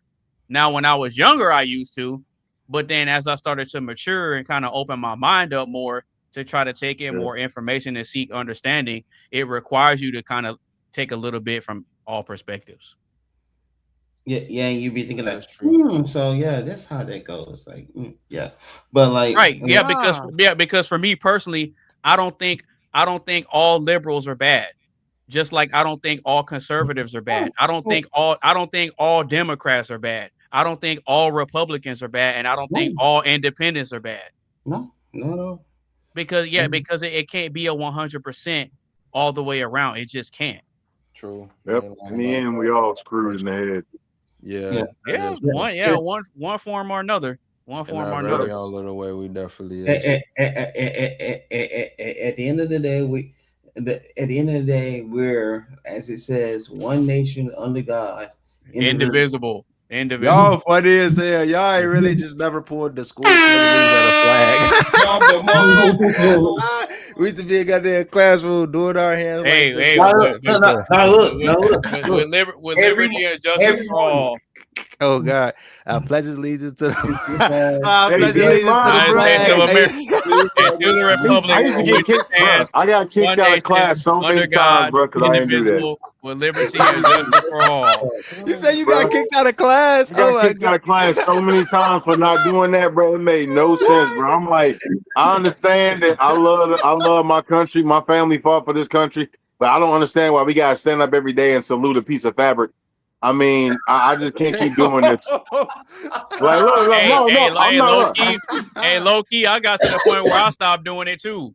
But I never got kicked out of class for it, I cut it though. out, bro. In middle school, I did it every single day, bro. I said, yeah, I'm gonna support the flag every single day. But when I got to high school, I said, you know what, man, I'm just gonna stop standing up every day for this. I'm like, I love my country 100%. Ain't nobody gonna tell me I don't. I can't keep standing up every morning when I just got out of bed, bro. I'm tired. So how about this? How about saying the pledge every day and then saying the pledge to the Texas flag too? To the who? To the Texas flag too. Oh no! I didn't know that. I'd rather stand for the regular flag pledge every single day. I'm good with that one. I ain't trying to stand. I ain't trying to do anything extra. Man. No.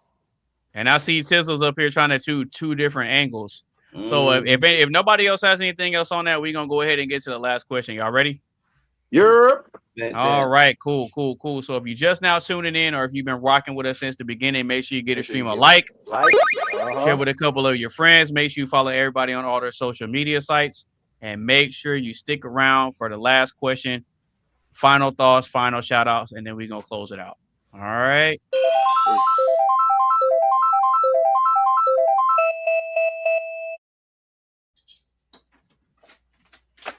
All right. So the last question of the night. Oh, and before I read the last question, the question before this one was Coley's.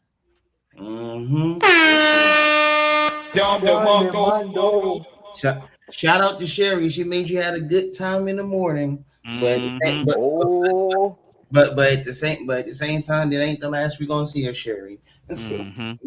All right. So the last question of the night. The last question of the night is, what has failure taught you the most about success? I'll say it one more time. What has failure taught you the most about success? Oh, Lord. Shout out to Ben and Jerry's. Bluebell is better. That's an easy one. Immediately, somebody shooting shots. But nah. Ben and Jerry's is good, but Bluebell's better. Yeah, you ain't lying. Hey. Bluebell homemade ice cream. You know it. Yes, sir. Yes, sir. That could be a bonus question. Oh, man. No, because my favorite flavor of ice cream when it comes to Bluebell is pistachio almond. Oh, sheesh. That I'm telling you, bro, that ice cream right there, that's one of the most fire combinations that I've ever tasted in my life. I ain't gonna lie, but a pecan is up there though. Hey, no, that one too. No, that one too. You ain't lying. That butter pecan and the Millennium Crunch. Yeah, that's what got me, man. Millennium Crunch. Hey, you know what, man? You need to stop, bro. You got my fat ass thinking about ice cream, bro. Chill. Hey, bro. Oh no, bro. I was just craving for the Ben and Jerry. You feel me? That shit's so good, and I ain't have it in a minute. I promise you. This shit right here, ugly as fuck, dog. The best Ben and Jerry ice cream, in my opinion, is the Give Me S'more. Speaking of brother, you smoking drugs? Speaking of Ben and Jerry, maybe I am. Speaking of Ben and Jerry, before we go into this question, the American dream is not ending. That American dream is Stephen Colbert's ice cream. That's not ending at all. Okay. So yeah, please get that. This shit's pretty good. I might have to try that out then. If that's the case, I might have to give that a chance. Yeah, but what has failure taught you about success? I ain't gonna lie, I'm gonna have to go with Michael Jordan's example. Like that was quite a few times where people was looking at him as a failure when he played ball for University of North Carolina, Chapel Hill. But look at where he ended up. You know what I'm saying? He went through some of the hardest hardships, including a certain NBA finals where he had to drink Gatorade just like constant gulps of Gatorade just so he can battle that virus. Just so like that, his team the victory and win the NBA championship that year. So that's one huge example. Now another example personally would be like say you end up failing your grade, not because you individually failed like your core classes or anything like that, but because of a stupid North Carolina state test rule that they put in there and shit like that. So what you trying to say, bro? No, I'm playing. But okay. In the 10th grade, along with your core grade test that you would normally take, that's a sophomore year. You will have to take the North Carolina integrated writing test. And back then you have to score at least a 2.5 or higher to pass the test. If you didn't, they give you a second chance. And if you fail that, it don't matter what grades you have, you failed and you get held back. Yeah, they say your ass out of there, bro. Now, mind you, I made grades from A's to C's. I ain't made not a single D or I ain't made not a single D or F that whole year. Stop the cap. I think about it to this day. I think about it to this day. My grades were so good on my last year as a senior in high school. Only grade that I fucking had was a C, and it was a high C. They knew they could have turned my shit to a B. Cap. No, I'm dead ass. they knew they could have turned my cap. I'm for real. I'm being like, you know he's getting you right. I know. But no, my shit was literally at like maybe at a 78 or 79. They know they could have turned my shit to a B. You lie! No, they really was that petty though.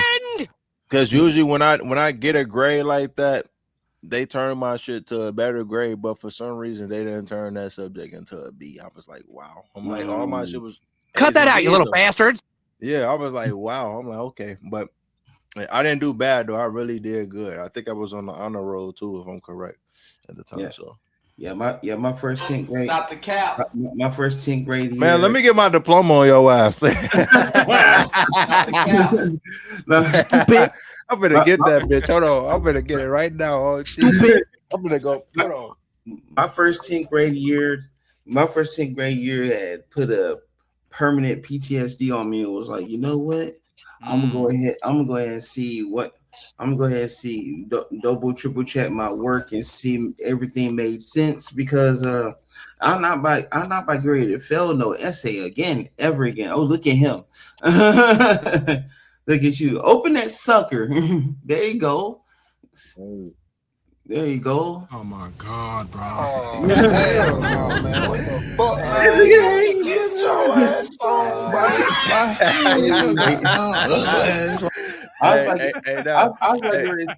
was like you were saying to you, Tizzle, you sitting here bringing the damn diploma on the screen. You better open that motherfucker up. No, bro. Hey, no, bro. If I this find, guy stinks. I think my brother know the picture too. If I could find that picture, I was posing in my shit. I was like this with my glasses. Which one? Was it graduation? Yeah, sir. Oh, absolutely. It's on my Facebook page, bro. Absolutely, bro. Yes, you was sir. dripped out, bro.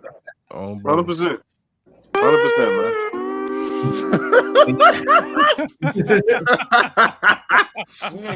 He's cool today, bro. He cool as the motherfucker today.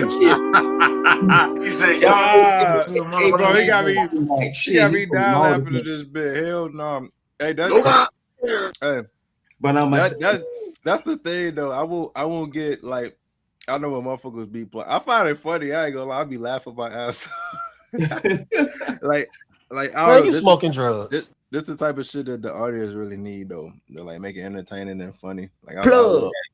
Nah, for real though. Yeah, he ain't lying. Plug. You smoking drugs.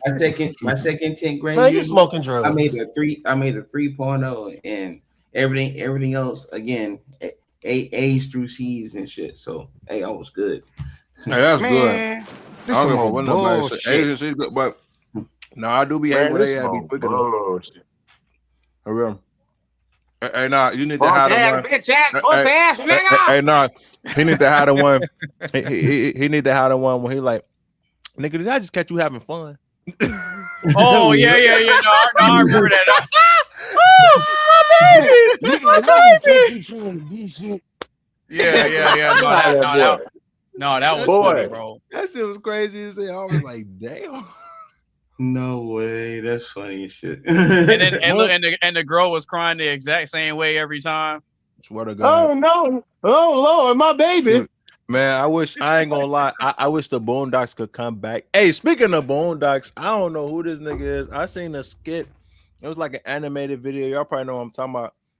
Dude was it was Huey and Pooh Shiesty. I saw that earlier. I saw that earlier because Riley Riley was. Riley was in the car and they was getting masked up and suited up and everything to go rob Gucci Mane. That nigga said type shit. No. I saw that. No, I saw that video earlier. Hold on, let me. Hey, you should pull it up real quick. That shit because they were in the back of the car. That shit was too funny. He was like, "I'm a fan of yours." He was like, "You reason why I put on the ski mask on?" He was like, "Type shit." He was like, "We about to shoot a music video." He was like, "Yeah, we about to shoot a music video." Nigga, that shit was too funny. Nigga pulled up with the gun. He pulled up with the contract and then he shot all the dudes around. Gucci was like, "Hey, give me that paperwork." He said, "Shoot that nigga."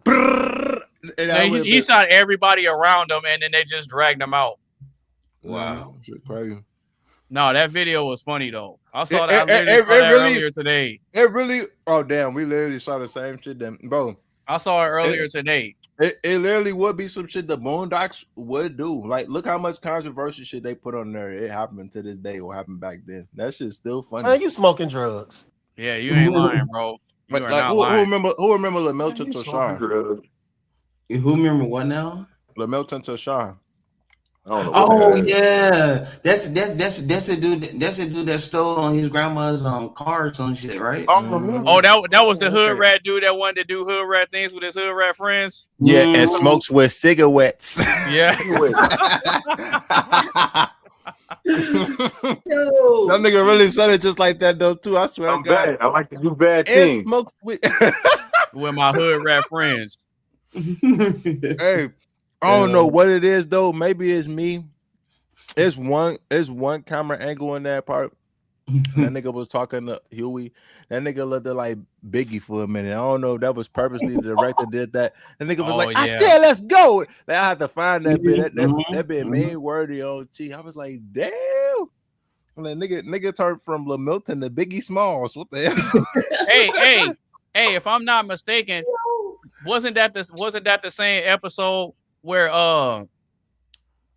never mind, I'm thinking of somebody else. I'm thinking of the episode with Butch Magnus. That's what I'm thinking of. Where Riley got he became a part of the Lethal Interjection crew and then old dude stole his chain. Mm-hmm. Oh yeah. And he told him that his chain was cheap. Shit. Who gives a fuck about that chain? Who give up about that chain being cheap? You can wear that motherfucker like it's expensive though. Oh yeah. See, reason why I still watch Boondocks even now today is because of the fact that it never gets old, and it talks about shit that is happening in everyday life. Right? Oh, yeah. What the hell, boy? I think. Yeah, look. Boondocks started predicting stuff like the Simpsons did, man. They was talking about a gay rapper way before Lil Nas X came out as gay, bro. Homies over hoes. Homies over hoes. You said, do the homie. Do the homie. They talked about the chicken epidemic and people getting sick. I remember that. I remember that.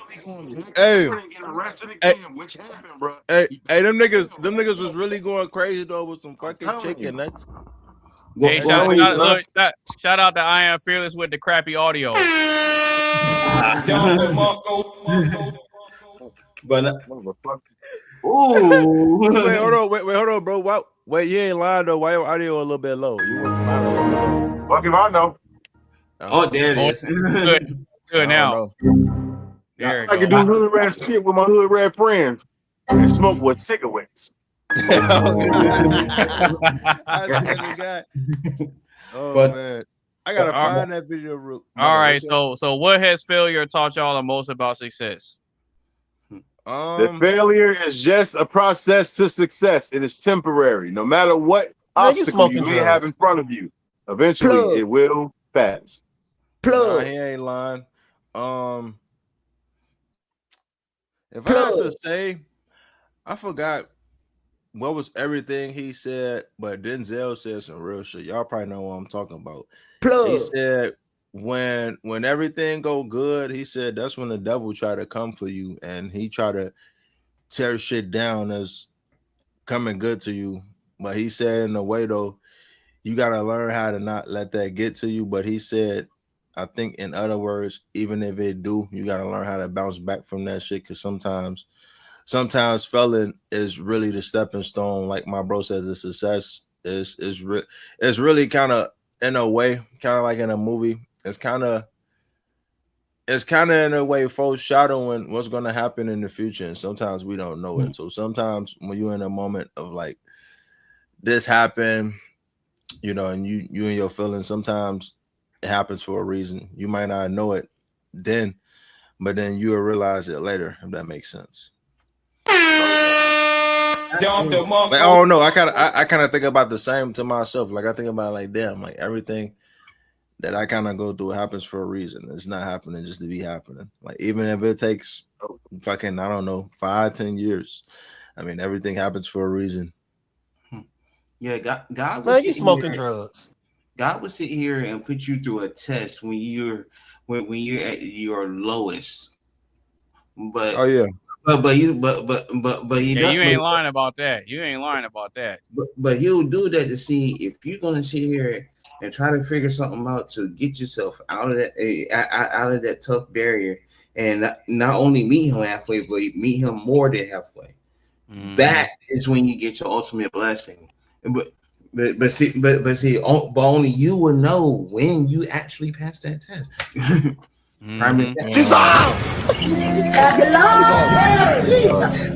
Yeah, you ain't lying about that. You are definitely not lying about that. I think what failure has taught me the most about success is staying strong and staying firm and reminding yourself that the storm is temporary. Like it can't rain every day, just like it can't be sunny every day, right? Yeah. And what it also reminds you of is that the logic and having a strong mental foundation is the precursor to you being able to not only build success, but build a solid foundation for success, but being able to maintain it too. Yeah. When the storm comes later. So if you were able to stay strong and weather the storm before you got to the success, well, now you're in the right headspace to where you can weather the storm no matter when it comes. Ooh, that's fat. It's called. Not only that, but what failure does teach you about success is it teaches you all the ways that don't work. Right? That's why the majority of successful people they failed a million times before they got it right. It's called having control of the inevitable. Right. So all it takes is for you to get it right one time. You can fail a million times, but that one time that you get it right and it clicks, it makes all the failures worth it in the end. When you get it right, you take off. So now you know a million ways not to do something, which gives you an edge over the person that's never failed before. Yep, just like how Tony Stark, how he fucked up on his suits and he learned from his mistakes and other movies. Yep. Bro. Boy, I ain't gonna lie. That's why I was shitty and stuff. That motherfucker died on, bro. Everybody agree with me. And when he got his ass jumping Civil War, I was blue as fuck. I'm like, man, like y'all doing my niggas dirty as hell. Fuck wrong with y'all? Yeah, it made Tizzle want to pick up a gun.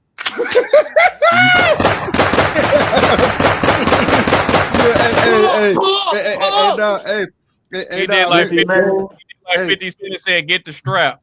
And I'll be the type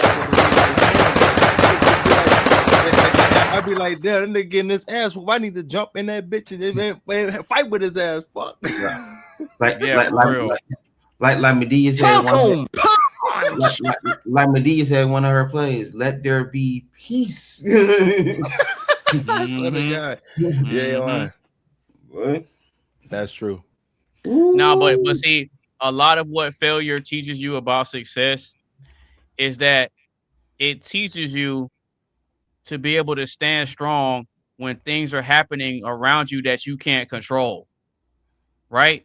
It teaches you that it's not about everything that you can't control. You just got to focus on the one or two things that you can control. And so it preps you, and it gives you the mental discipline and the emotional discipline to be able to navigate certain things and only focus on the things you can control. Right? You don't control whether somebody stabs you in the back or not. And just like you don't control whether somebody's loyal to you or not, you don't control whether people respect you. Right? You just control how you move, how you navigate, and how you treat other people. Everything else is left up to chance. But as long as you remember the things that you can control, then that gives you the mental fortitude and the emotional and logic and the mental discipline to be able to get to those, those stages of success. Mm-hmm. But the failure is the failure is the test to show to see if you really are who you say you are. Are you really strong? You don't know if you're strong until being strong is the only choice you got. You ain't lying. Hey, bro, you should have been in here earlier when I told AB, you weren't up in here earlier, but I told AB and Mark that I expressed to somebody how I felt, and then they did the same thing, but we both had a mutual understanding. Oh yeah, against one another. Absolutely. Shout out to Tizzle. Shout out to Tizzle. It was crazy though. I was thinking. Oh my bad, what you gonna say? No, I was just saying that's how it should be. Because for real though. Cause people like I swear we talk about it on this program a lot, like how men how we express ourselves and stuff like that, but we get overlooked versus females. They have the floor and we expect to actually hear what they have to say. You know what I'm saying? Now I think, like I said, earlier, not really. No, I think like I said earlier, I think that's kind of optional. Yeah, I think. I mean, it is. Yeah, but you know how the typical shit goes. Like we express what we have on our minds, shit like that. Right? Yeah, exactly. He's be overlooked. Like we just bullshit. We just lying. No, I mean, like I said in the beginning, like earlier in Anonymous room, I like really specifically, like if a motherfucker saying what they saying to you, I don't think they just saying it to be saying it. They saying it because like they got respect for you, or they've been wanting to say that shit for a long time, or sometimes it could be both. Yeah, like I said earlier, most times people aren't real with you until they're mad at you or they're tired of you. Man, well, that's when most people will be honest with you, is when they're mad at you or when they're tired of you. Yeah, unfortunately, that's how it be. I'm not really like that usually. I guess I'm usually the type like, damn, like I guess how some people say now, like, damn, I kind of feel bad, like I didn't tell this person that, so like kind of eat you up a little bit. Sorry, though. I'll talk about what's going on over there, Coley. Hey, yo, what the fuck? I keep getting phone calls in the middle of my damn shit. So I'm like, stop calling me in the middle of a podcast. Oh wait, that's your phone. That's your phone. I'm like, damn, who getting a phone call? No, that's me. You got the shorties calling you. They like, what you doing, Coley? Yeah, right. Yeah, for real.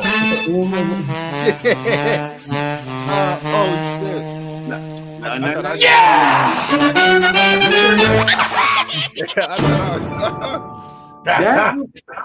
That statement would be true if I was in Greensboro, North Carolina, but I'm in Durham, North Carolina. Durham, North Carolina got bucket hose here, so for real? I'm I dead. got hoes. Different hoes and area codes, Area code.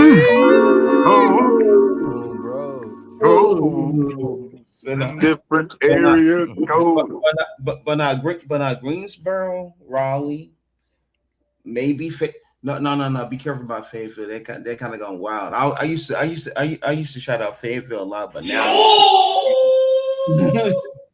And Charlotte, definitely Charlotte. Anywhere else? Hey, you was going up there to try to get some booty. Hey, look now, if they offer it to me, it's just shit. Big booty hoes. I will hop inside. I will hop in Sapphire right now. my Toyota Camry and really? I thought you had a Corolla. Coley said, "I'm finna be the next member of Casting Couch." I did, but I switched the game up a little bit. He said he's gonna be on Casting Couch. My man said he switched the game up. He said, so you thought I had a Corolla, but then in reality, you triggered my trap card. I thought I had a Corolla, but this bitch a Buick, bro. Hey, I bet some of them chicks at the club, they be built like Buicks. Oh, damn. This shit right here ugly as fuck, dog. Fish be smelling. You be like, hey, man,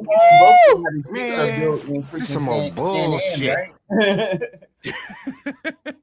You're maybe. He said what? We both know how the chicks built in San Ann, right? Hey, wasn't that from Snake Maynard when dude said that or no?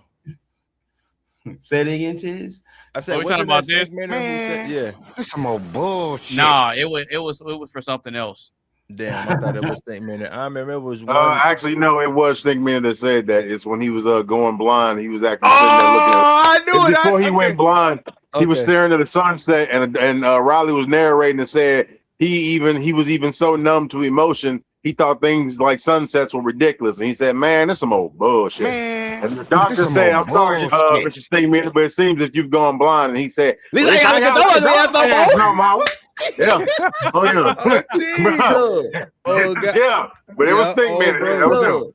I knew I wasn't tripping. Nah, that shit was accurate though. I was like, "Damn." He's like, "What?" At least he kept it 100 though. His shit. He said, "I ain't gotta look at your ugly ass shit." All right, so I am fearless. What has failure taught you the most about success, bro? Oh, I told you that, my guy. I told you it's all temporary. Failure is nothing but a temporary thing that is meant to hit you at your worst and your lowest. Wait, constantly. Yo, hey, Tyree, hold on, bro. I got a quote for you. I told this to Anonymous. I don't think Coley heard it, but I said earlier though. I said if the pain don't break you, then it ain't gonna change you. Oh yeah. Wait. Say that again.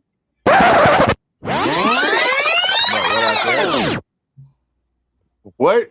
I said if the pain don't break you, it ain't gonna change you. Pain don't break you, it ain't gonna change you. So what I mean by that is that's why I say I be thinking about shit when I'm alone. If the pain don't break you as a person, if it don't get the best out of you, it's not gonna change you later at the end.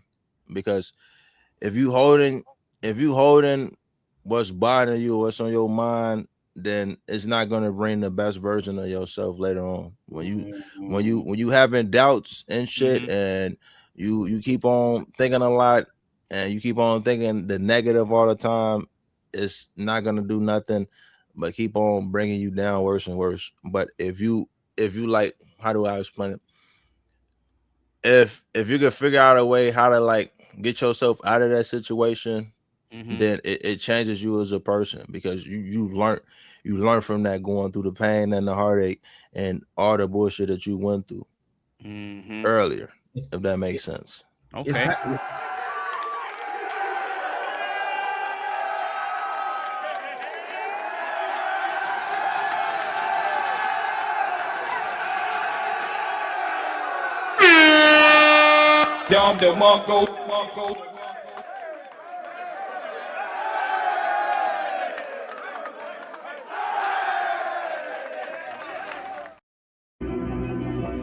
Yo, I love that clip every time you post that up.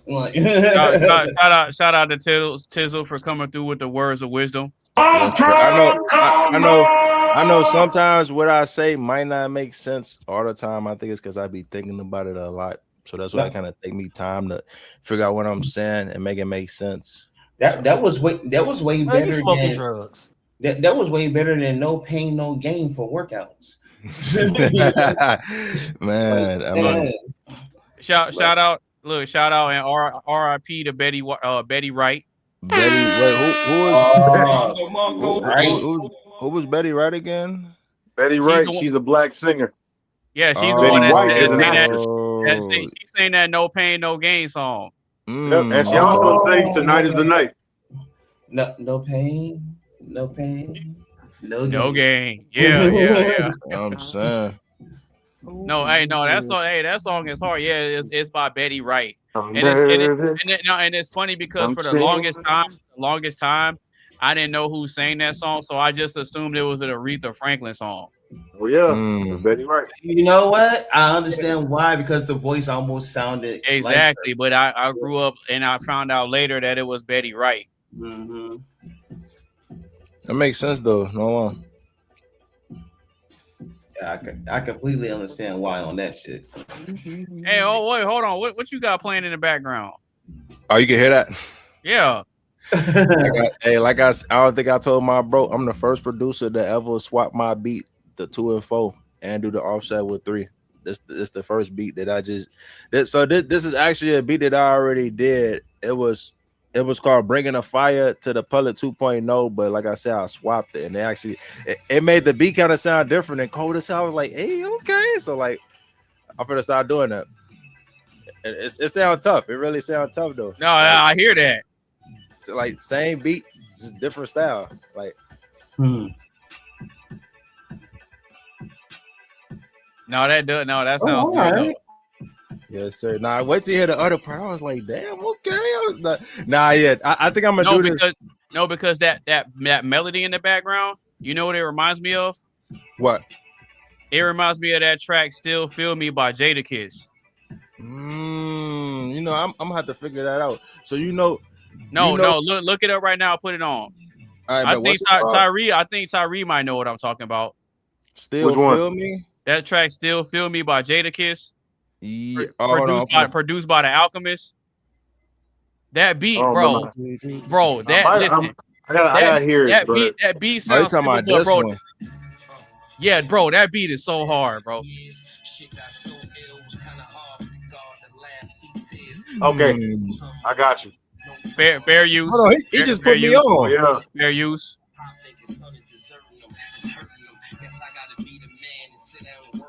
No, you gotta start it over. You gotta start it over. Yeah. I'm gonna start over, bro. Hold on, bro, going crazy.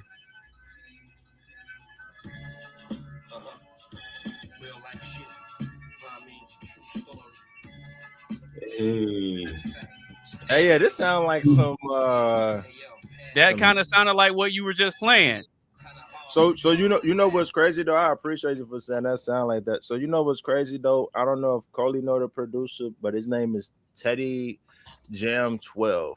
And what's crazy? I don't know how the fuck I misinterpreted the name when he did the sample, but y'all probably heard of the game Yakuza. Yeah, I heard of that game. Okay, I never played it though, but I heard of it. So he did. Let me find his version real quick. And I remember when I comment on this shit, because when I heard his version, it inspired me to do like 2 versions of my own, and he actually fucked with them. Like the first one I did. Hey, real quick, Coley, did you give your perspective or no? Oh yeah, I did. And what about you, Tizzle? What talking about? Oh yeah. No, I did. I definitely did for sure. Okay. Yeah, I just want to double check. I know we flip flop a lot on this show, but yeah. My bad. I'm trying to find it real quick. I know it's up in here somewhere. Just to give a follow up on an earlier topic. Vlogstar, I was right. Vlogstar is it is an iPhone and an iPad app. Oh damn! I fucking know. Oh, okay, that makes sense. That makes sense. Well, it makes sense because most people are gonna shoot a vlog on a portable device. Mm-hmm. And then people gonna go like, and then people gonna travel on the road. They be like, oh, well, we're doing this one, da da da, blah blah blah blah, you know, and then go on like that, and just make a video on the foot. Hey, so I'm a. Oh my bad. What'd you say? Yeah, I said video like Vlogstar. That's like for people like that want to make a video on the fly and shit like that, and then you be able to edit it on on your iPhone or iPad and shit like that instead of sitting in front of a computer and try to edit it. So yeah, that makes sense. But yeah, what were you saying though? Oh no, I was gonna say, so this is the original sample that I got from Teddy Jam 12. He called his Yakuza Zero Breeze Time Trap Remix. He did this like 10 months ago. I told him though, I said I ain't gonna lie. I said I'm not gonna let you down. I said you got me inspiring me want to make this shit. He said I know it's gonna be fire, and I definitely delivered on bro. So like this the part that I sampled right here when you hear it.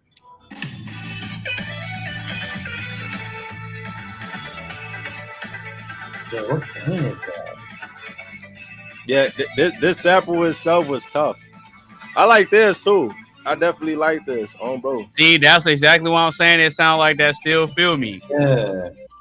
Hey, you know what? What if the producer might have got that sample from that? You never know. Hey, see, we damn. You know what?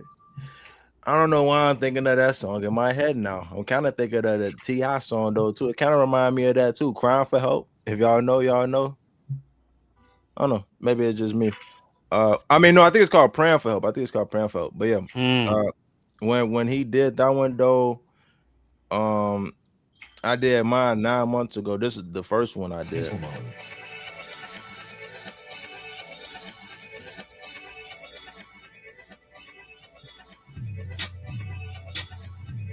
Oh, I know that bass. That and then the music video I did was tough too. So I thought what was funny though when I did it and then I named the character the wrong name.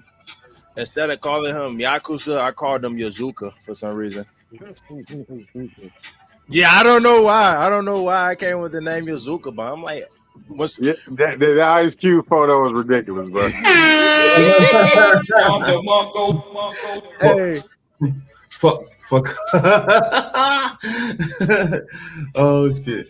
For copyright reasons, I can't play the song, but yeah, this song saved a lot of lives. Well, fair use. Yeah, super fair use. This song saved a lot of lives. Seriously. So I like how AB did that face because 99% of the time when I'm making my beats, that's how I literally be. Like when I be setting everything in order and I be like making sure that everything that I want in place and it sounding good and unique, I definitely always had that stink face. I'd be like, damn, I'd be like, it was to myself, I'd be thinking like, hold on, I might have just made some fire. And like I know it'd be fire because when I upload it, people say the same shit. So like I usually know that's positive as hell. So like I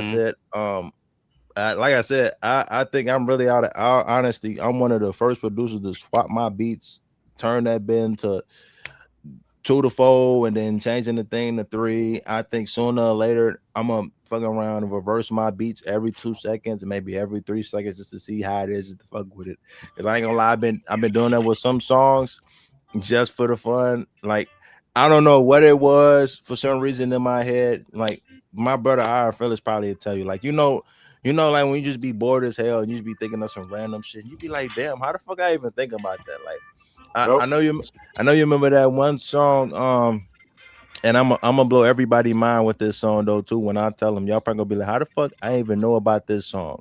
And I only know about this song because of our uncle named Uncle Said. If you know, you know. He used to play this shit. I mean, he probably gonna play it now. He probably gonna play it on Memorial Day for the cookout. I ain't gonna lie to you, but it's this song called God damn it. God damn, I might have deleted it.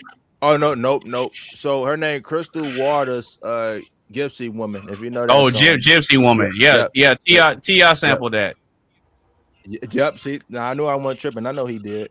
The one that go dun dun dun dun dun Yeah, that dun dun dun dun dun dun. Yeah. Yep. So yeah. Oh yeah. so you know what's crazy though? I remember that. Come to think about it, y'all remember that song? Doja Cat, Say So. Yeah. Yep. I remember that I sampled that joint maybe at least like 2 or 3 times on my YouTube channel. I think maybe the third time was definitely the most toughest one I ever did. But I remember, I think when I did it the first time, that shit reminded me so much of that song. I don't know if it was because like I chopped it up and what the fuck she was saying when I chopped it up. Like, oh, it sounded like she was saying yo punches for a minute, or maybe it was just me. Maybe somebody hearing something different than what I'm hearing. But definitely when I was doing that, that shit was an absolute banger. Like I think especially when I did all the how do I I ain't gonna lie, that picture go hard as hell. Hey, so so you know what's funny? You know what's funny though, but what's crazy? That when I be like when I like you for example, and then other people, when I be seeing people do shit like that, Like that what? really like what you do, like they really added him in there, like if he up in there with they ass too, like that be the type shit that I'll literally make a meme out of, or I literally would just do it for the thumbnail of my beat, just to be for shits and giggles, but just to make a little fun though too. You get what I'm saying? Like literally, Yeah. I don't think I told y'all, or maybe I have, I don't know, but even if I did, I'm just gonna go ahead and say it now. Fucking I flipped the Michael Jackson song, I think it's Scream with Janet Jackson, if I'm correct. Oh yeah. Yeah, and I heard some YouTuber, he swapped the beats to 2 to 4, and I think it was he set the other thing to 3. And I was looking at some people comments and some parts they heard that caught their attention, and then I was hearing it myself, and I was like, you know what?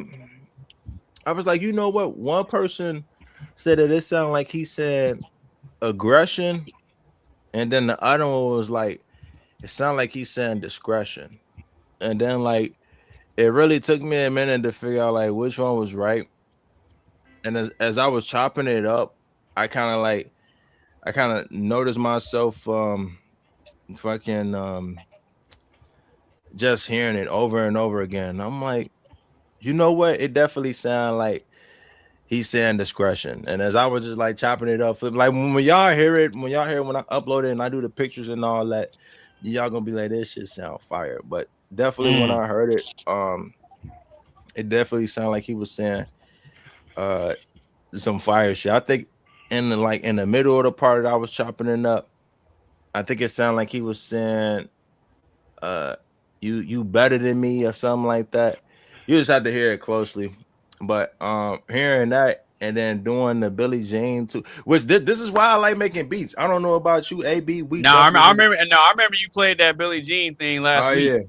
Bro, yes sir. I don't know, like we definitely got to collab sometime. Maybe I pick the sample, you pick the sample, I experiment on that shit. Like I don't know what it is. I think when I usually hear a sample over and over again, it might take me a minute to figure out how I'm gonna chop it up. And I'm not gonna lie, I kind of regret on deleting some of the beats I had on my phone a little bit to this day.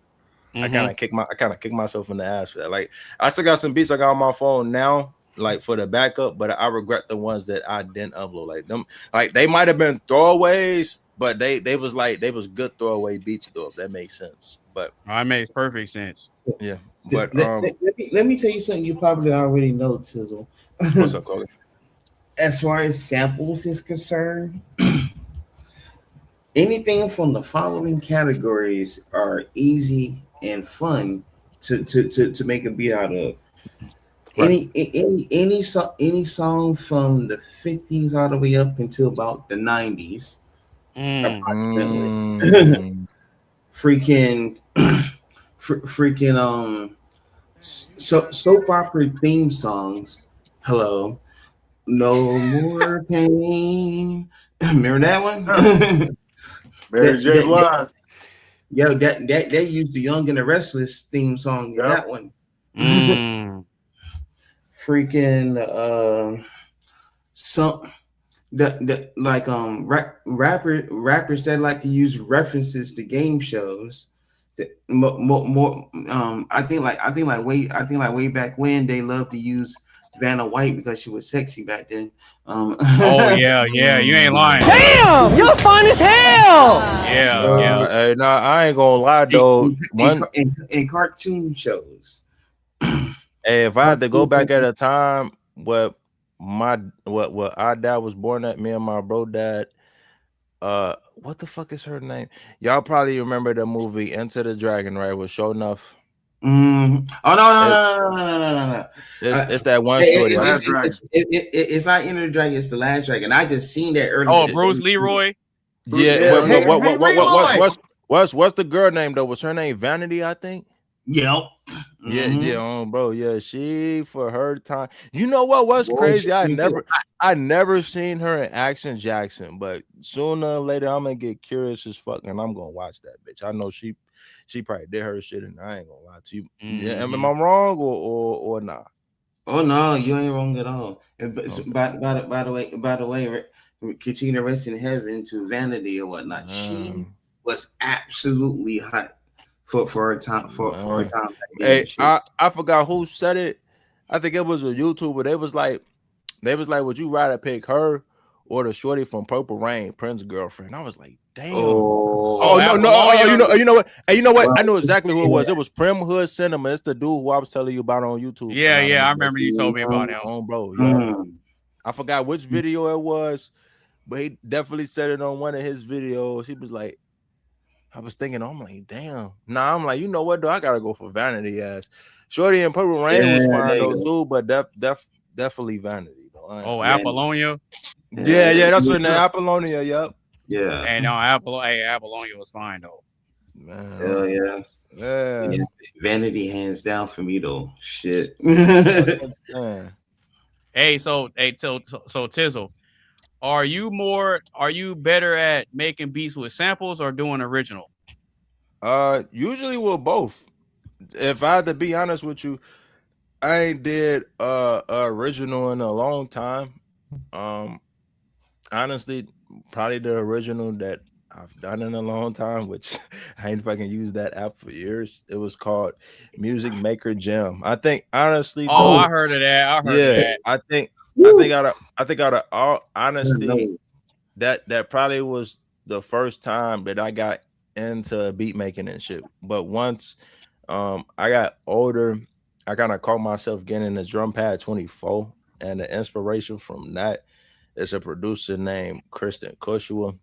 He started off using drum pad 24. I don't think he using no Mo. I don't even think he go by that producer name anymore. But that's how you know I'm a real fan of his though. Like if I remember his fucking old YouTube name, that gotta mean something. But he used to go by that. Made his beats on drum pad 24. Like he made it. Obviously he did it because like he had screen record what he made and shit. You know, instead of like putting on tubes to tube. But like I used to hear that shit. And I used to hear it on his YouTube channel. And I used to be thinking to myself, like, he doing this shit on the iPhone. I'm like, the beats he fucking making, it sound like he making it off fucking Fruit Loop. And I'm like,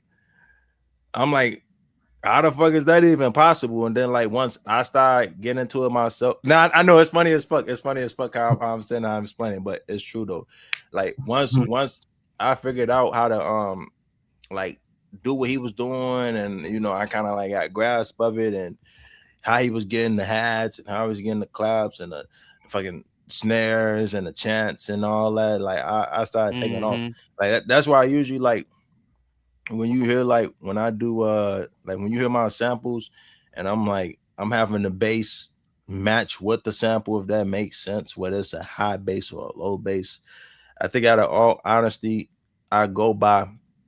It's kind of like, that's why I say it's kind of like almost two minds think alike. Like how you said with your music videos, you go by the cinematic and all that. You try to get that. Well, because what I do with music videos is I let the artist tell me their ideas. And then when they send me the song, I don't know how I'm able to do this. It's weird.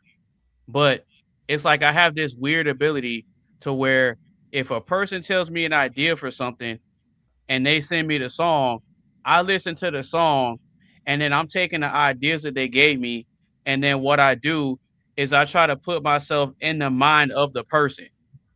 Right. Yep. That's how I am with my beats though. That's what I said. As I So said, if I'm it's able to almost put like myself in the mind of the person, I'm framing the video based on what this person would see. right. Exactly. That's why I said it's like almost two minds think alike. It's like when I hear the sample, that's what I said. It usually take me time to figure out how the fuck I'm gonna do it. Like I could replay it over and over. And I think about how the sample is already, what's the vibe is giving off. But I think about it as well. Sometimes I try not to tweak it and alternate a lot, where it's like it's not really giving out the vibe it's supposed to be and how it was before. I try to make it how it is, but I try to, how do I explain it? I try to make it a little bit 2 times better than how it was originally. It's I not see that what I'm you're saying. yeah, so it's not like that I'm dumbing down on the sample. It just I would do it in my style how I would do it. That's why when you see that I upload some of my beats, I put TM style at the end. And some people don't know. I mean, well, some people know what the TM stand for, but if some people don't know, it stands for Tizzle for short. And I call it Tizzle style because that's how I really do the style. As you will hear it, like I always, like I said, I growed up like listening to fucking producers that they do they samples, and especially Murder Mark exclusive. I don't think some people even know who that is to this day. But if you listen to fucking some of his old shit compared, I mean his new shit tough too. But like if you look the back at his old shit, you could tell that the shit that he was cooking and all that, and he was fucking doing, like you could tell that he was in the studio. He took his time and fucking chopping up, or whether it was looping or whether it was getting the drum patterns on point. And I think that's really what influenced me a lot, because it's like when you hear it, like when you hearing the bass pattern matching with the sample, it kind of give you like that fucking, how do I explain it? It kind of bring out that hype dopamine to yourself a little. Like you kind of get like turned, like excited, like how you was doing earlier. Like it give you that stank face. You like, damn, okay. Like that's how I kind of came with the name Tizzle Mode too, because I always wanted to start off when I make my beats. It's kind of like, yeah, I love the stank face. Yeah. So it's kind of like when you hearing it, I try to make it predictable but unpredictable at the same time. That makes sense. So it's like, oh, okay, like you think that I'm finna start off like you hearing the sample and how I chopped it up in the beginning, but what if it's not like that all the time? What if it's that I'm finna bring the bass in, I bring the bass out, or what I'm finna alternate like this, alternate like that? Like who knows? I'm just gonna bring in the intro, then the beat, So that's why sometimes too, like I said, like some people don't know to this day. There's some samples out there that if they say they fuck with this beat, and I told them the meaning behind it, they'd be surprised sometimes. Sometimes it'd be some of the beats that people like really fuck with them, mainly been the beats that I'd be hesitant on. I'd be like, nah, that shit really not gonna go out how I think it's gonna go out. But right, I wind up taking that risk and I wind up making that sacrifice. I'm like, well, you're not gonna fucking know until you upload it and you see how the feedback is. If the feedback not good, then you just know like, oh, okay, like then you got to do better. But that's what kind of elevated me too, though, in a way. No lie, like I think that I definitely grow better into doing what I'm doing because I took the negativity and I turned it into positive. That makes sense. Like, no, that makes perfect sense. Yeah, and I mean it was mainly good negativity mainly most of the time, and I mean some of it was bad negativity, but mainly the good negativity though, it made me want to correct on my mistakes and what I could have added and what they told me what I could have did. I take notes on that. It's not like that I'm stubborn. I'm like, nah, I'm not going to alter that, or I'm not going to tweak this. I want to make sure that the fans that like what I like doing, I want to make sure that I'm giving them what they want, but I also want to make sure that like they satisfied with what I make. So it's not like they feel like that I'm half-assing some, or like they hear it and they like, oh, well, you could have did better. You could try better. Yeah, that makes sense. Sense. All right. So the reason I ask if you're better at original beats or samples is because I'm down to collab with you. It's just I'm in the process of getting my laptop back up and running because one of my hard drives, something's wrong with it, but it had the majority of my music stuff on it. So what I'm have to do, is I'm gonna have to get something to be able to recover all that stuff. So that way, I can restore my stuff back to how I had it, which is why I haven't been really working on beats in a while. Yeah, But you all good. When it comes to me making beats, I started out prioritizing original stuff, but then once I got more into sampling, I got a lot better with it. But it didn't take away from my original stuff, right? So I'm actually gonna play you something. Okay. Yeah. Yeah.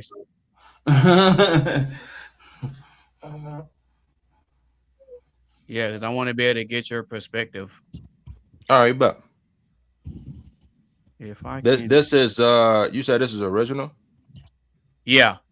Okay. This is the most recent one I made. I want to see what y'all think. Yeah, I think you might end up getting the stank face, Tizzle. So let me know if y'all can hear it. Can y'all hear it? Yep. Okay, cool.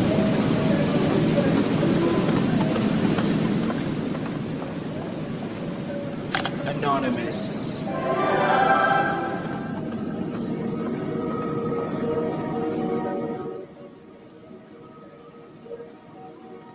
Shit giving out Tangerine Dream vibes. I was lost for a second. Yeah, this shit definitely giving out Tangerine Dream vibes. This is definitely my vibe. You gonna like the 808 though? Okay.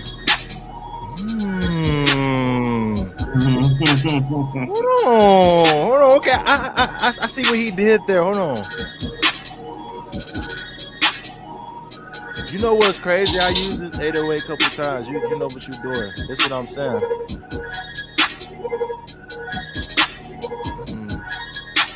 That's what I'm saying. When everybody home and clapping their hands, blow the bands and maybe trying to go smell like a fan. I want to miss you. I say cool like a condition.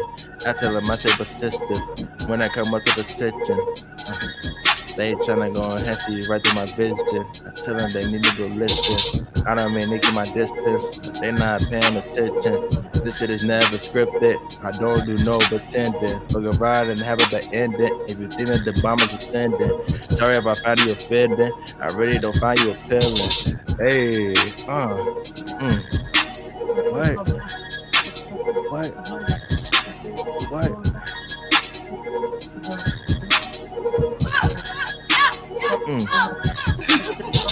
I'm up in the cut. I don't mean the buzz. They talking about it, publicity stunt. They talking about I do what they want. I tell them I do that for no cunts. I'm trying to go ahead and live life move. Run on the blunt.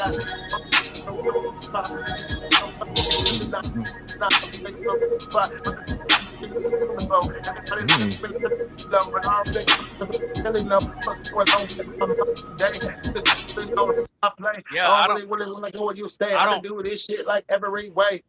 I don't know if y'all can really hear how crisp and powerful my snares are, but so what I'm hearing if I'm correct, I'm hearing the doom doom doom doom doom doom doom. Yeah. Doom doom doom. Yeah. That's what I'm saying. See, you know what you're doing too. That's how that's what I'm saying. That right there. That's how I got influence when I like it's like so another way I would explain it too. But like, you see I got some long beats on here though. Oh hell yeah. But no, sometimes the long beats be the best beats. I don't know how many times that I did a sample and then that shit became maybe like 6-7 minutes just because I fucking got so into it and I was so intrigued by how the fuck it sounded. Like I'd be telling myself sometimes like, okay, you should stop here. But then I wind up fucking around, get ahead of myself, and I be going longer. And then when I get done doing it, sometimes it could be like 6 7 minutes or even close to 8, and I'd be like, damn, I'd be like, Mm-hmm. I'd be thinking like, no, I don't think I want to go for 8. I'd be like, I might have to cut this bit down a little bit. Hey, I'm gonna play another one for you, and this one's original. I'm gonna see what you think about this one. All right, bet.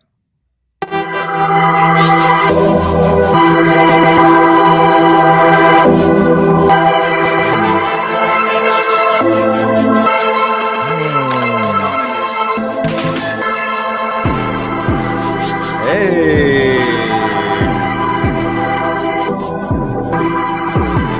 Up in Jupiter, devil call me Lucifer. Talking about I need to upgrade you like a computer, huh? I don't do that. Bitches talking about they pick the fake perk, but they Kodak. Now they trying to tip on some like I gonna look at them like, bitch, you need to go and get your money back. Why you sipping on some poison? Go ahead and avoid it. I already told them one thing. Don't let that normal. Bring me all that positivity. I'm ready to start scoring the face for the keep thumping. That's all I'm enjoying.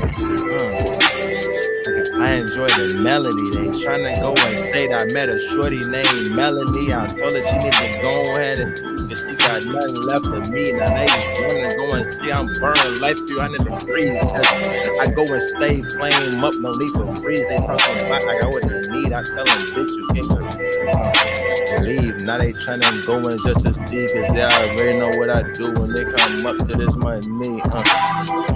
Feel so metallic, feel so Spanish. They talk about I'm loose, but I'm not the cannon. Feeling like I'm a smooth criminal the way that I be dancing. They wanna stop on me cause I live on that mansion. Live up on that mansion, got big expansions. Now they running yip, cause they already know I ain't doing no yapping. Nah, that shit fire. So what do you think about that one? That shit fire. I fuck with both. That one heat, but if I had to say, I fuck definitely with the first one. The first one definitely caught my attention. The first one is heat. The second one sound like the second one sound like some Jupiter shit, and then the first one sound like some Eternal shit. If that makes sense. Okay, because I mean, I got tons of stuff, bro. Now, this one, I really like this one because of how I put it together. It's like it's simple, but but you know what though? Sometimes simple is the best. Right. But with this one, okay, so I'm a sucker for hi-hats, right? Okay. Me too. Sometimes it depends on what the sample is, or it depends on what I'm doing. Right. So I'm a sucker for hi-hats, right? And so sometimes if I make a beat with a simple 808 line, then I tend to go crazier with the hi-hats. But then if I have a beat where the hi-hat line is simple, then I tend to go crazier with the 808s. Right? So this beat is going to be an example of where the 808 bass line is simple, but the hi-hats are crazy. I think you're going to like. Yeah, I think you're going to like this one, Tizzle. Anonymous. Oh,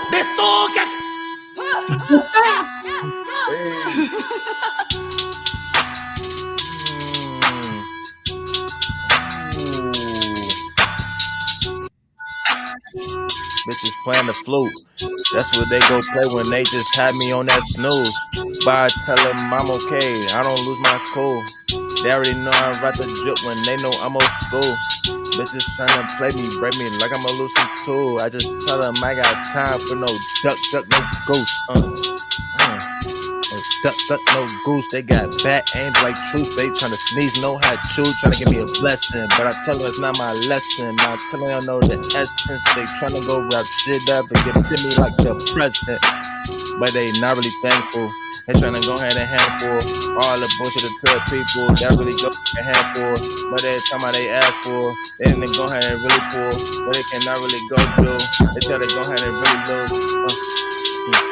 They don't know it's just the beginning. They did not know that it's the beginning. Sorry if I got you. I know you good. That'd be good. It must be understood. I wish the niggas would try to come, but I never would. They'd be right there for good. They'd be right there for good. If you already knew it was good. Up in the sky. Trying to get high. And I go on the why. Talk about that to P, the pan, you Pinocchio, bitch, and you lie. I already told her I'm coming up, it's just fine. Talking that job, but no turkey. I'm trying to switch like I'm a flurry. I tell her that she really pretty, but that bitch really furry. She trying to go and get her Mercury, but I already know that she's scary. And I ain't talking about no curry. I'm under the mask with no Jim Curry.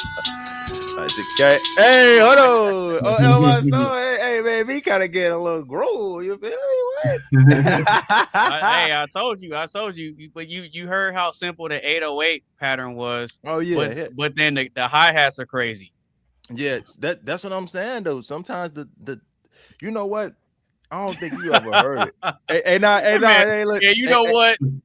Hey, now we might be in this bit for a good minute. I ain't even trying to make the podcast that long, but so what's I was gonna say though, so that actually remind me of 2 beats I did. I forgot what the fuck the first one I did. If I'm correct. Those are original ones, right? Mm-hmm. Now I can play you some with some samples. Okay. You can start with the one that I posted up in the private chat. Wait, private chat? Am I up in that or no? No. I'm gonna set this one up. So yep. Wait, me and you anonymous and fearless?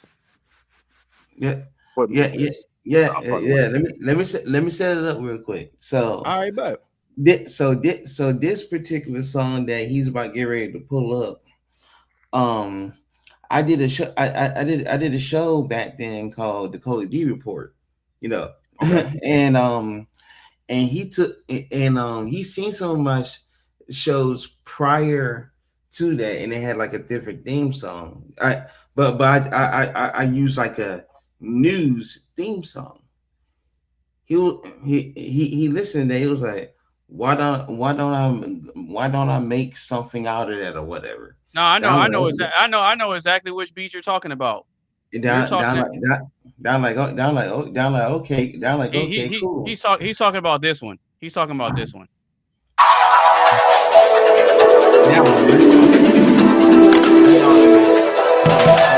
Three Ninja shit. Little do AB know that has lyrics. Man. Oh, you know what? I be using this. What he doing? This is his fade in, fade out thing. I be doing this sometimes. This is what I'm saying. AB, you know what you're doing. Oh God. But I don't add that though. That sound effect. I probably should. But see, now. I keep it 100 if I go see them enemies coming. I'm gonna go kicking my dude, no budging. They already know that I want nothing, but I'm gonna take it. It's gonna be something. I'm like Batman when I'm punching and doing the grunting. Not telling them where they at. They talking about you cause some of the sack. I go ahead and hit them with a boom in the bass. I feel like Hulk when I'm ready to smash. Right up on them and maybe they wife. They talk about I'm not precise, but I'm like a mice when I come with the knife. You gon' fuck around and get sliced when they come up to you. It's gonna be the night. I be feeling like now I'm the night, but I got the armor and they gon' shine bright. Just like it's that brown like Kanye West ain't no flashing lights when they come up to me. This guy on sight, you talking about it, you ready to fight, but this is never the fight of the night. Fight of the night. I feeling like now I'm in paradise. I need my Henny, I need the ice, I need everything that's nice and precise. But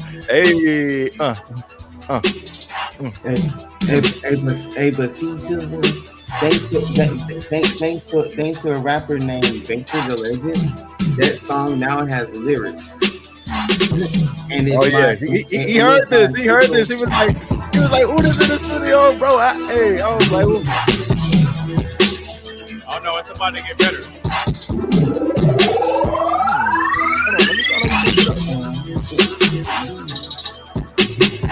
Hold on, motherfucker. Hold on. I know what he doing. He using the 8 or the beat. Using either the A powder or the B powder. I used to use that joint on Edison. Am I correct? I definitely gotta be correct. This smart though.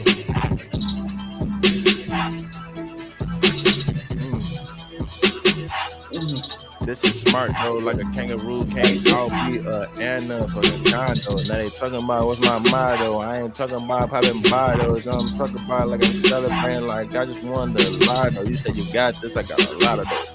Talk about it, I can do the most. I don't mean to go and brag a post, but good true for the running post. Just like the rest, you try to go, not me and my best. I'm just back alive like I'm in the flesh. You better really just come correct. When you trying to shoot me, I just stay protect. Talking right from the neck. Yeah, tell him I don't want to disrespect. Man. Baker made a different. Baker used that same beat that you just heard and made a Coley D theme song out of that shit, and it's been my theme song ever since.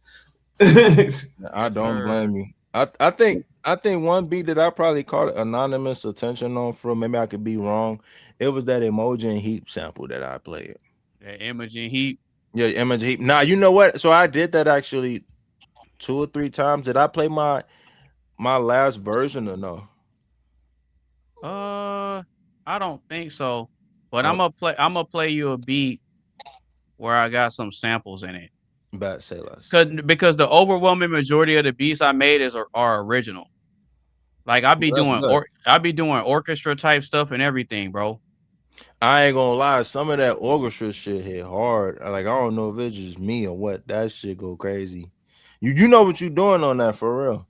You know, so I fuck with that once in a while and opera music for some reason. I don't know. Sometimes that opera be hitting. Like I really gotta be in the mood though for real. But yeah, that shit definitely hit. Opera. Yeah, I think you're gonna like this one, bro. Say less.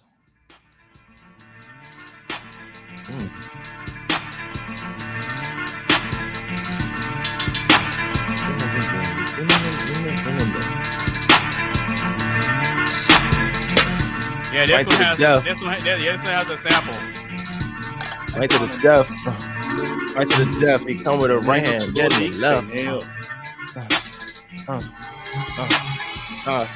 What?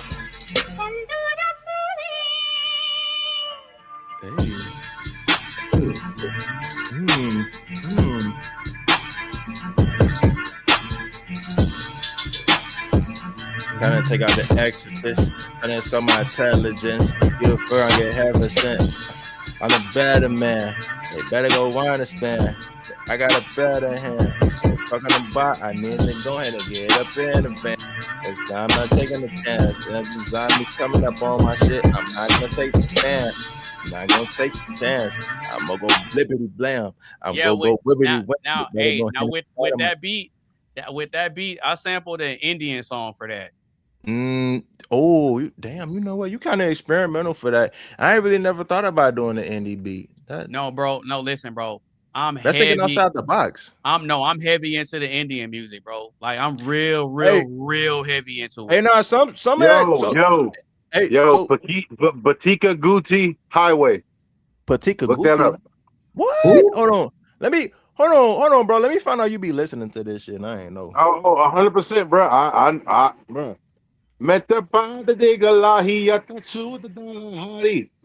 Understand, my guy. Okay. Hey, now Tizzle. What's up? You big in the games, right? Hell yeah. It depends on what it is. Cool. Some people don't know. I did some video game samples on my channel. Okay. This one that I'm about to play has a video game sample on it. Okay. Let's see if you can recognize it. All right. Anonymous. Wait, hold on. This shit is that a Tekken game? Yeah, I was gonna say this definitely can't be Tekken. This shit sound familiar though. You said, is it what? Is it a Sega game? Oh, Sega. No, I thought you said Tekken. No, he's right. Coley, right. It is. Oh, it's really a Sega game? Yeah, it is. Is it Columns? Yeah, it is. It is. Oh, wait, what is it? Yo, what's it called? It's Columns. You might have to put me on with that. It's an old Sega game called Columns. It's kind of like Tetris, but different.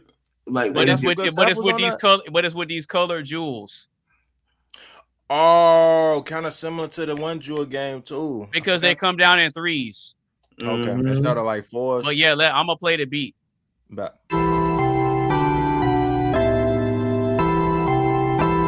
Anonymous.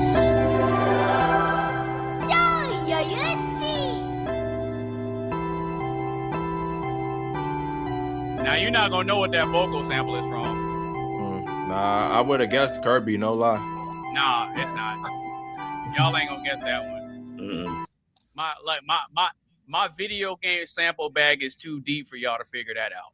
Nah, I ain't gonna lie. So I'd have to tell you. Ocarina of Time.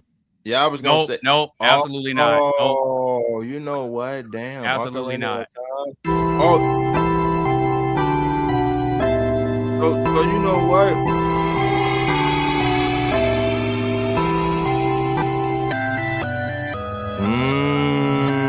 Damn, I thought I was the only one. He really reversed that bitch. Hold on. What? Hey. You pick up the pieces like you picking up a human species right during the evening. You say that's really an achievement, but how you believe it when ninjas start doing all the beaming right up for the treatment? I'm gonna tell them this is the season and they catch motherfuckers like leashes just right off the chain. They tryna go ahead, come with flame. That shit is insane. I tell they nigga head of the game, rocking fake chains. I'm feeling like that shit you been laying. Come out with the thing. I say, oh my god, oh jeez. Say that you good every week. I cannot agree, cause it could be you with just me at the third degree. Hey.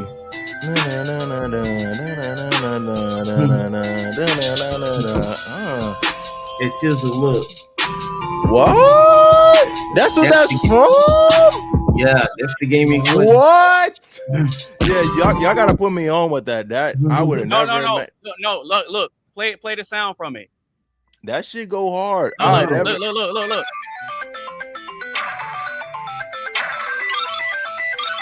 That's what it's from. Damn. No. Let him keep hearing it. That's exactly what that's from. So watch, so you're gonna hear it. Keep listening. Back.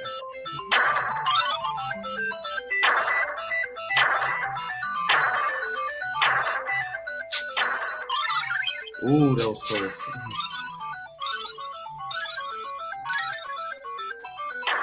That shows you how deep I am into the music, bro. Yes, sir. Nah, you is. You definitely got a mind like me and the other producers too. I gotta give you that. Well, that's not the part I sampled though, Coley. Oh no, they pick. Now that's the music that plays when you're close to getting the hell out. It gets to that part when you start to increase the levels, because the higher the level, the faster the gems come down. Oh yeah, true. So y'all know I did a couple anime samples too, right? Oh yeah. Yeah, so I don't know if you're familiar with this anime, which honestly I didn't even know the fuck about this anime until I did a little bit of my research. You probably do it too sometimes, but I was doing one of them videos where it was like YouTubers, they find the samples that producers use and they explain how they did it or where they got it from. And one of them was from this, I think the show is called Magica. You know I'm saying that right? Magica, Puella and Somnio. I don't know. I'm probably butchering that name, but it's on my YouTube channel though. When I heard it, I thought the sample was actually nice. When I actually did it though, I think he said he too white. He funny as hell. When I did it, I was going for maybe like, how do I explain it? Maybe like a catchy hip hop boom bap type beat. Like this how I did it. It might be a little low. Tizzle mode. Ooh.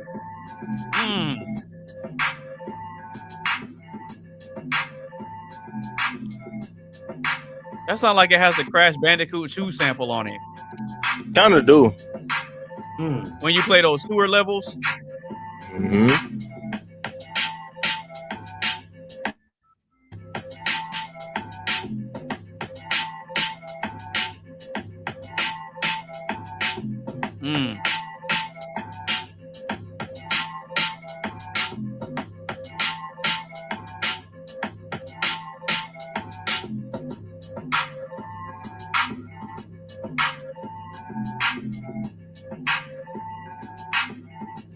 Hey, you want to know what's another one though that I did? That's why you throw me off guard when you really did the reverse sample beat. So some people don't know about this one though either, but which I'm probably gonna change the title sooner or later because that shit is long. Real quick, I'm gonna play you something where I do like some orchestra stuff on it, and like with my orchestra beats, all that stuff is original, bro. Bad, say less.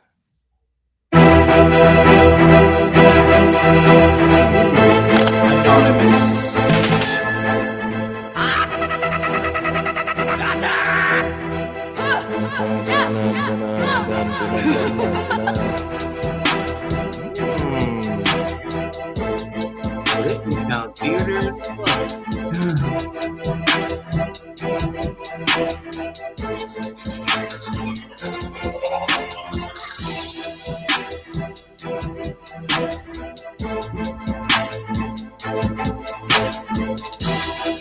See, you hear how the hi-hat pattern is simple, but the 808 bass line isn't? Said she needed me, but really no she don't. She come around with that jealousy. I really won't calibrate. I got it elaborate on my plate. I tell her nah, I'm finna stay today. I'm trying to go get shit all in my way. Hey.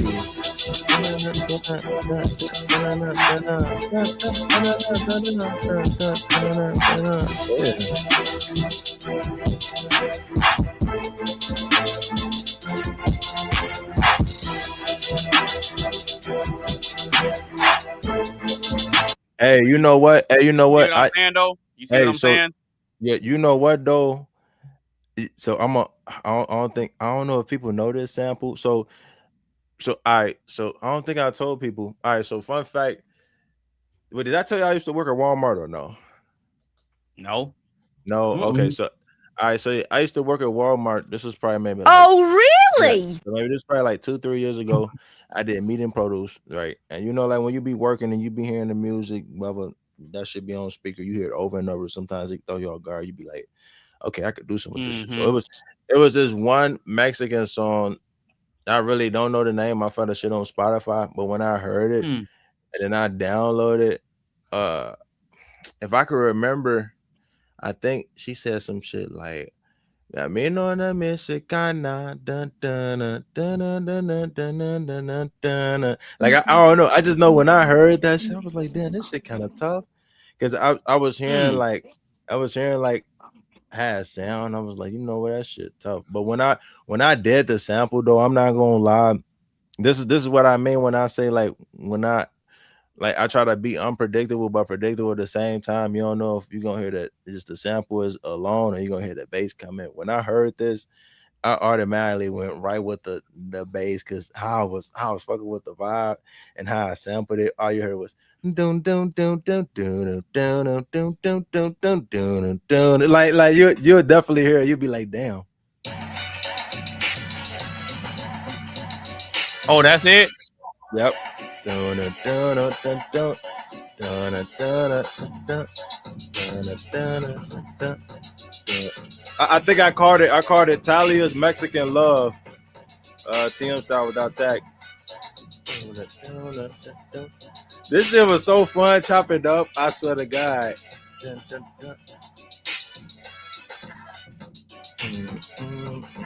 Oh yeah, I like that. Yeah, this shit's so fire. I send you the link to it for sure.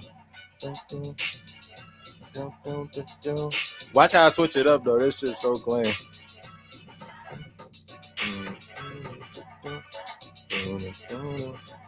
No, I ain't gonna lie. What my favorite part on this joint was adding that hi-hat. That like no, the hi-hat sound clean though. I'll tell you, I get what you mean. You say you a sucker for them hi-hats. I am too. I'm telling you, it be the vibe I be getting. Like when I heard, I was like, yeah, this is the perfect hi-hat for that shit, especially that pattern. I switch it up right here. Okay, I hear it.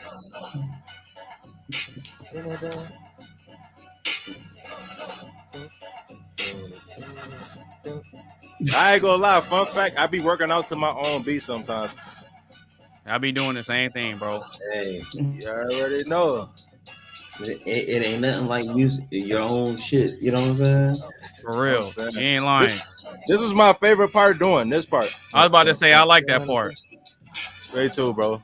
I had so fun doing this shit. I was so turned up. I was like,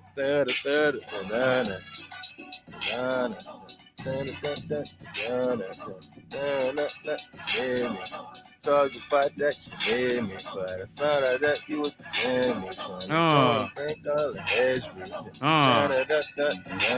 That's what I mean. Like sometimes when I be doing that shit, I be like humming to myself. I be like, damn, motherfuckers can sing off this shit or rap. That's how you know it's good. Like when you be doing that shit, like when you testing your own shit. All right, I'm gonna play one more for you real quick and see what you think of this. Say I think you're gonna like this one, especially the way I put it together. I love this one. Say less.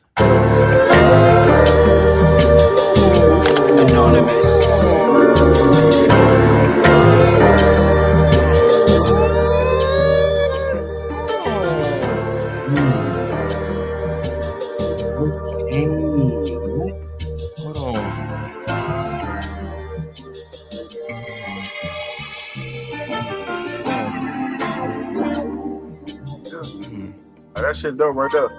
I swear to God, hold on. Oh my soul, we gotta say some fire shit. Hey, still trying to find my way. I'm still trying to make it out the street. Motherfuckers trying to tell me I ain't finna be what I was supposed to be before. Hey, I gotta stand no more too. Mama told me boy, do what you gotta do. West side, where I gotta represent from the city of the shop, motherfucker. Like I ain't shit. I'm looking at this nigga crazy like they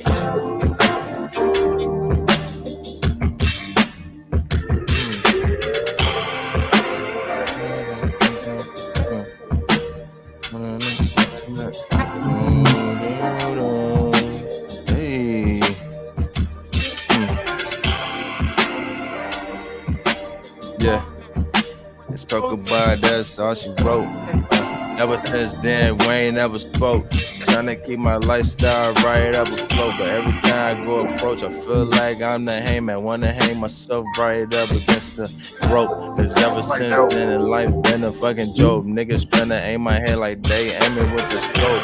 Sniper rifle, 90 millimeters. I'm trying to figure out, can I get 10 a centimeter of my destination? I should go and never do this with the hesitation. But if I make it up to the top, make it to the grass. They trying to go ahead and say I'm not trying to make it up. I'm really, really disturbed, keeping my patience. But I'm trying to go ahead and tell them they can't embrace this. When I go and tell them they cannot face this. Painted up brain is never painless. I tell them you cannot chant this, you praying like you the master. I'm trying to go live the world really mega and not gigantic. I tell them I'm just up in the crib like I'm in Atlanta.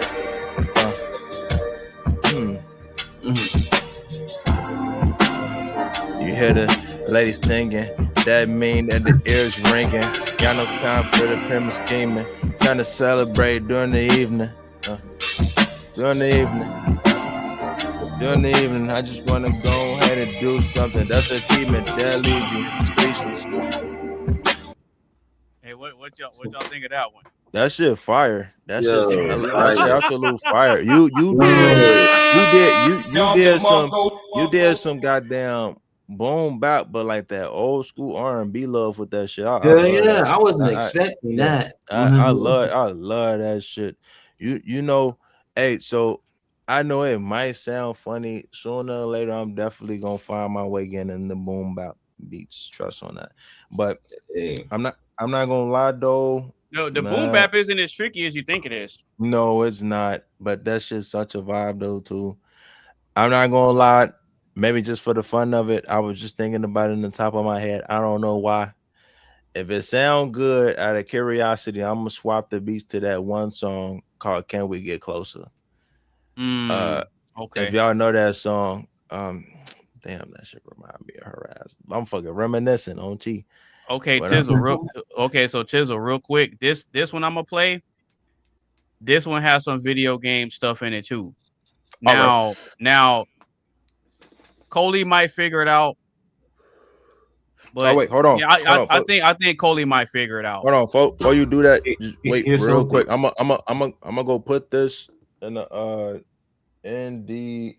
fridge. I mean, not the fridge, in the fridge real quick. I'm gonna get my drink. I'll be right back. I thought I heard a PS2.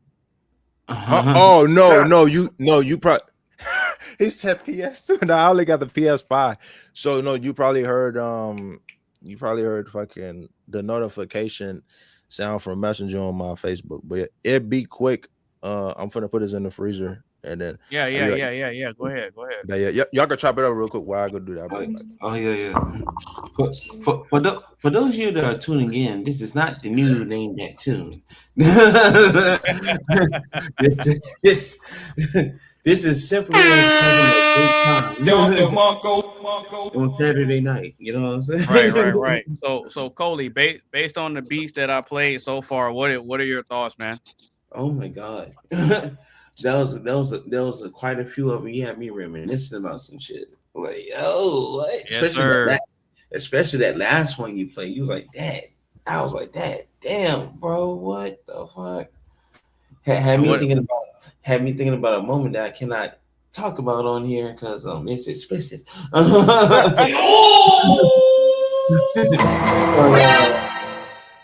But you're gonna go to jail.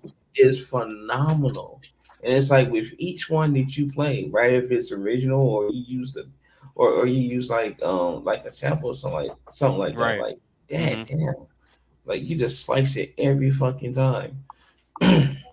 Oh yeah. All right, but let me put my earbuds in. All right, so Mr. I Am Fearless, based on what you heard, what are your thoughts, man? Huh? On which part, bro? On some of the beats I was playing. Oh, phenomenal, bro! 100%. You heard me rapping to him. What the hell? Come on. Yes, sir. Yes, sir. I ain't gonna rap. I ain't gonna sit here and act like I didn't hear I Am Fearless going off like he's about to get ready to win a Grammy tomorrow. Like shit. Yes, sir. All right, so Mr. Tizzle, based on some of the beats I was playing that I made, what are your thoughts, man? Man, that shit fire. Like I said, I like both. Honestly, to keep it 100, I like the original more than the sample for some reason. I always take originality. As much as I like sampling, it's always good to get credit of your own though too. Maybe I should go back to that sooner or later. But I feel you. All of them though, fire as hell. That last and none of them sound the same. Nah, that's what I like about it. That's why when it come to I hear other producers shit or I make my own, I like that it's different. None of the beats the same. They like, how do I explain it? It's like you going on a trip that you never went to before. So you're gonna experience something new all the time. It's not gonna be the same experience or the trip as you went to before.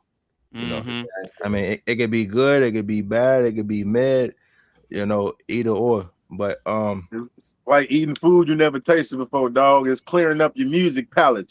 Right. Music you never heard, you taste before. So Tizzle, Tizzle, with this beat that I have highlighted, you see it's 11 minutes and 3 seconds. Damn. Hold on. I ain't never made a beat that long. Damn, that's a world record, kind of, no lie. Okay, so check it out. So with this beat, I ain't gonna play the whole thing, but with this one, like I said earlier, I'm heavy into the Indian music, but I be sampling Middle Eastern stuff too, right? Okay. And so I'll play the beginning of it, and then I'll fast forward it to where I had some of the samples playing, and then you'll hear how I put the beat together. I love this is one of my favorite ones by far.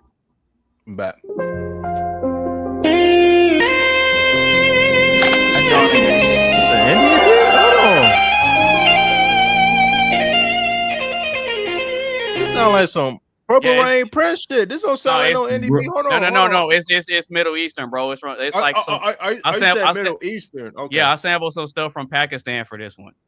Oh shit, Pakistan got it like that. And the artist that made the song, I follow her on Instagram. I've been following her since like 20. I've been listening to her music since like 2014, 2015. She fine too. Damn. Yo, bro, spin that shit.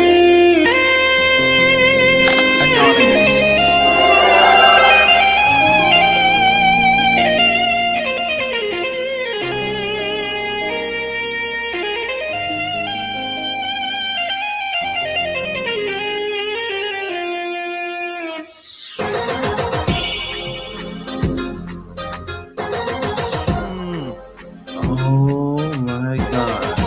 Pick your character. Johnny or Kylie or maybe Brian or Lonnie or Johnny. Used to know a shorty named Stephanie.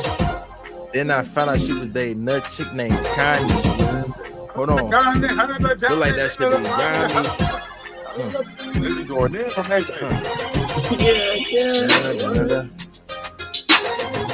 This shit clean. Hey, you know what? This beat remind me of a beat I did. What the fuck? Yo, what the fuck? This shit cold. Like what? You really did your shit on this, bro. AB, what the fuck? You really did his shit on this, bro.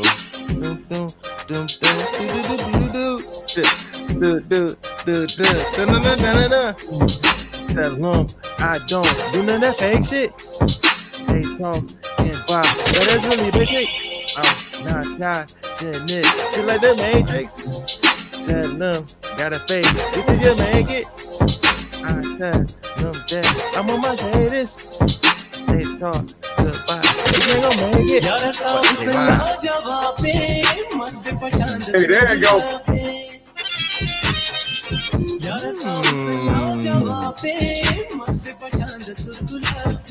Shit go hard. What?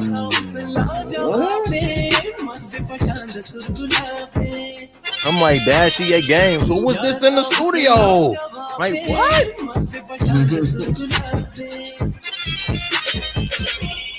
You know what? Speaking of that, I need to get a Dashy plushie.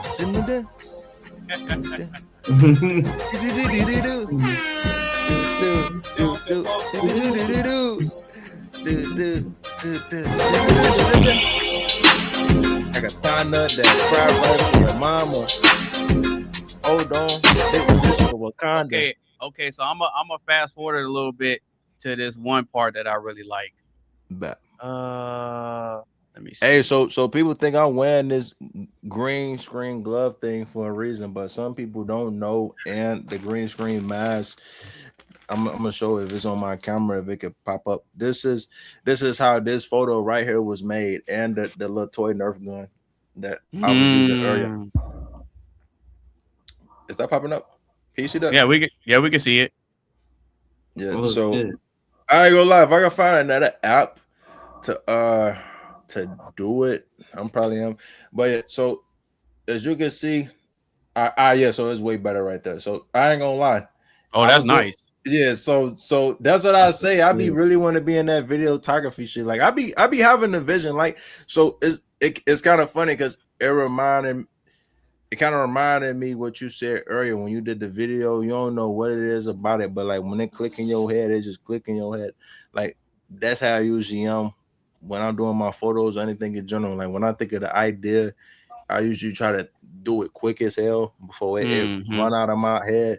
And usually when I do it and I edit it, I'm like, damn, this shit actually clean. Like I really took off with it. Like I really took my time into, because the trickery into doing that is definitely AI with the arm and shit, of course. My man said the trickery. I mean for real, but like the trickery into getting it like look so realistic, which sooner or later I want to figure out how they do it into videography with the green screen arm in the hand and shit. But the way how that make it like trick your mind and shit is you want to like pretty much cut out your arm and they use the green for a reason. They kind of use the green to track. I know what you're talking about. Yeah. So because I have an idea. Because I have this track that I want to make. I haven't done it yet. I got the beat on here. I just haven't made the song yet. But I already came up with the hook in my head. Because what I'm gonna do is damn, you don't know how many times I thought about like a melody or something in my head.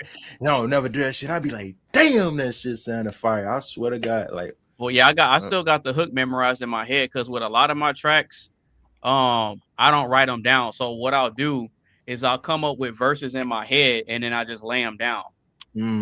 That's smart too, though. Kind of like how Jay-Z does it. Okay. But yeah, let me go ahead and play this real quick.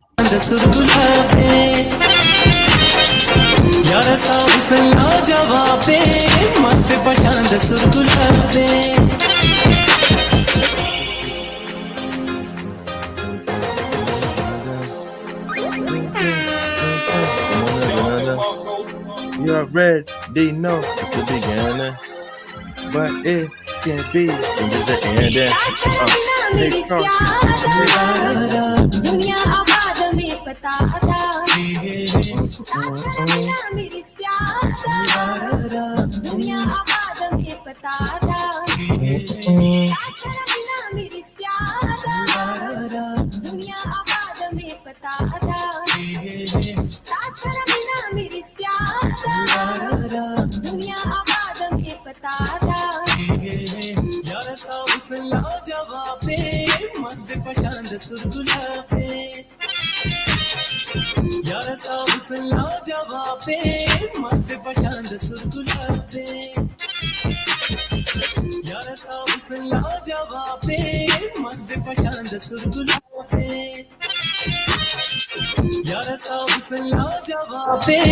Ooh. But that shit broke so damn hard. I bet the Jamaicans will be bad over that shit. You know what?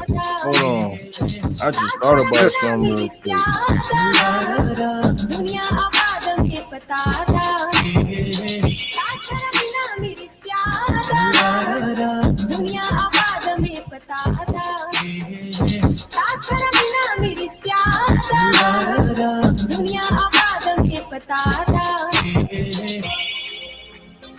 All right, Tizzle. What's up? You're gonna like this next part. Just keep listening, bro. Say less. I told you, man, I go crazy with the samples with the beats, bro. Yes, sir. I already know.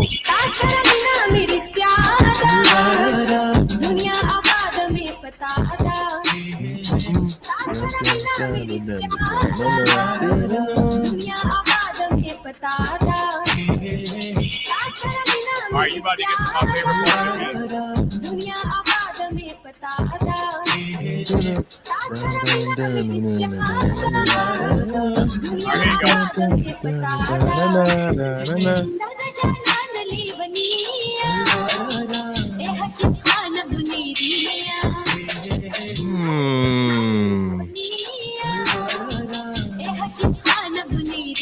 I see you switched it up on the hat too. That shit deadly.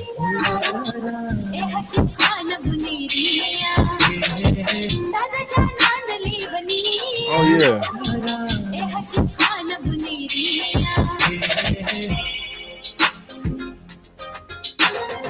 Hey, I ain't gonna lie. The way how you switched up on that hat was fire. That shit was fire. No, let's go back to it.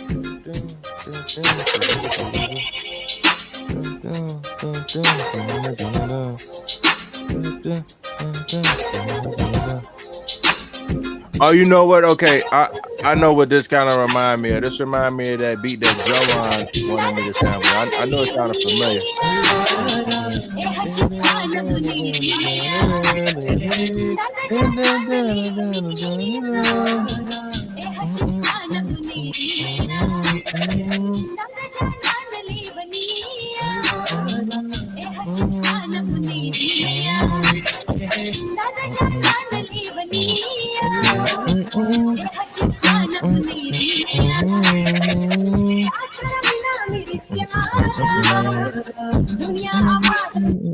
Oh, you missed that part.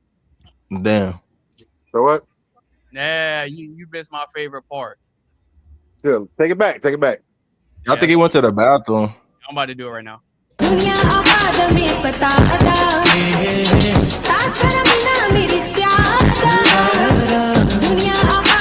Tizzle went crazy over that part too.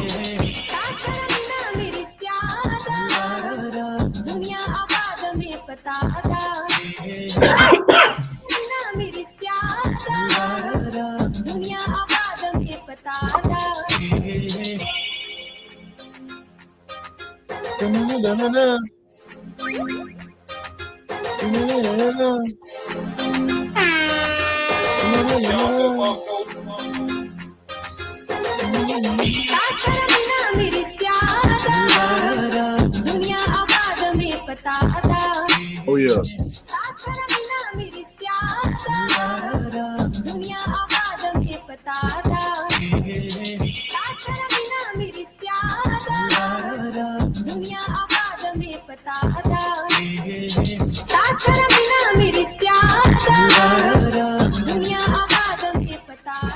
Alright, here you go.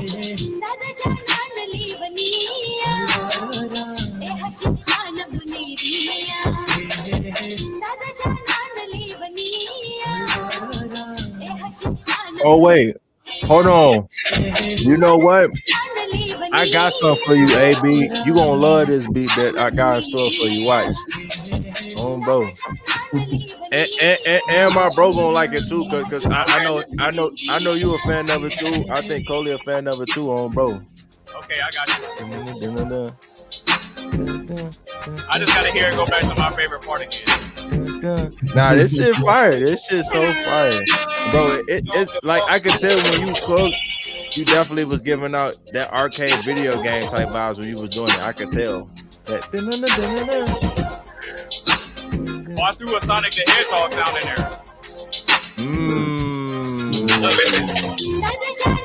You know what? I never thought about that. You gonna smart for that.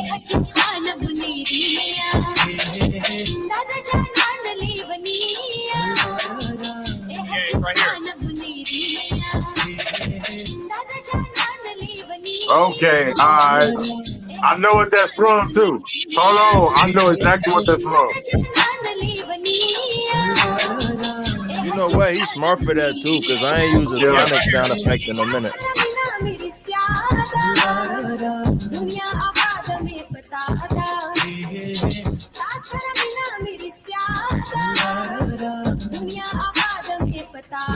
Yeah, right here.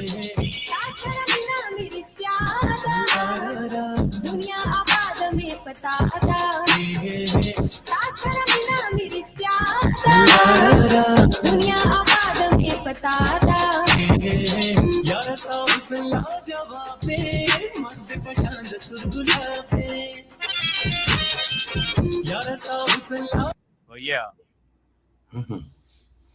Yeah.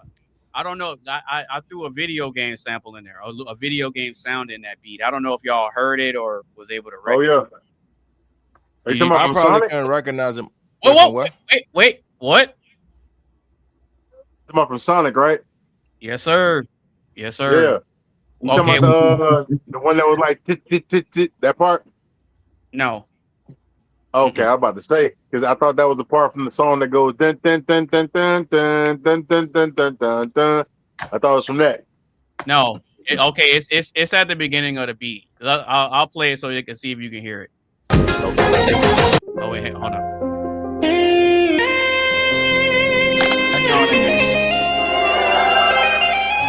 You know what? I think I know what he did. I could be wrong though. So you hold on. So you used the beginning and you chopped it up, right or no? No, okay. All right, this is the sound right here.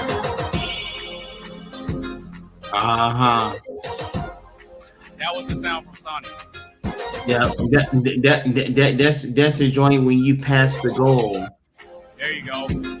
Oh, you talking about the little spinny thing? Okay. Damn. Oh, what the fuck is it called? A crumble? Is it called a crumble? Is that the sound? Is that the sound? It's when you finish the level. No, I know, but I'm talking about the instrument sound you was going for. What is it called? A crumble or what is Cymbal. Yeah, symbol. You was going for a symbol. Yup. You smart as hell for that. That's Hey. so. You know, I would have never thought about that. I'm gonna say this right now. I'm probably the only producer that figures out a bunch of different ways to incorporate sonic sounds into my beats. That's smart though. That really is. Like the one. It's I don't know what it is, bro. It's just something about Sonic the Hedgehog sound, like the sound effects. Not even necessarily the instrumentals from the, not even like the soundtrack. It's just the sound effects, bro. Like I'll play you. No, you know what? I'm not gonna play that one. No. Well, no, because because the beat buildup is too long, and plus I made a song to it. Yeah, I made a song to it. Okay, this one heavily incorporates Sonic the Hedgehog sounds in it. This one right here, Tizzle. Okay. Anonymous.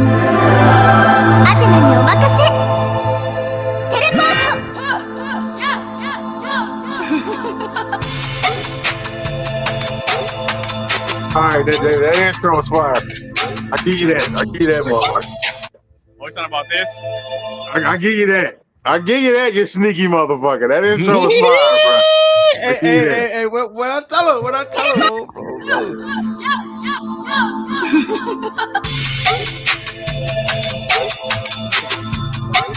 sound like that. Now I'm looking at the pain. I got full of mysteries. I'm trying to figure out each one. No need for publicity. I'm trying to figure this shit out now on my muscle memory.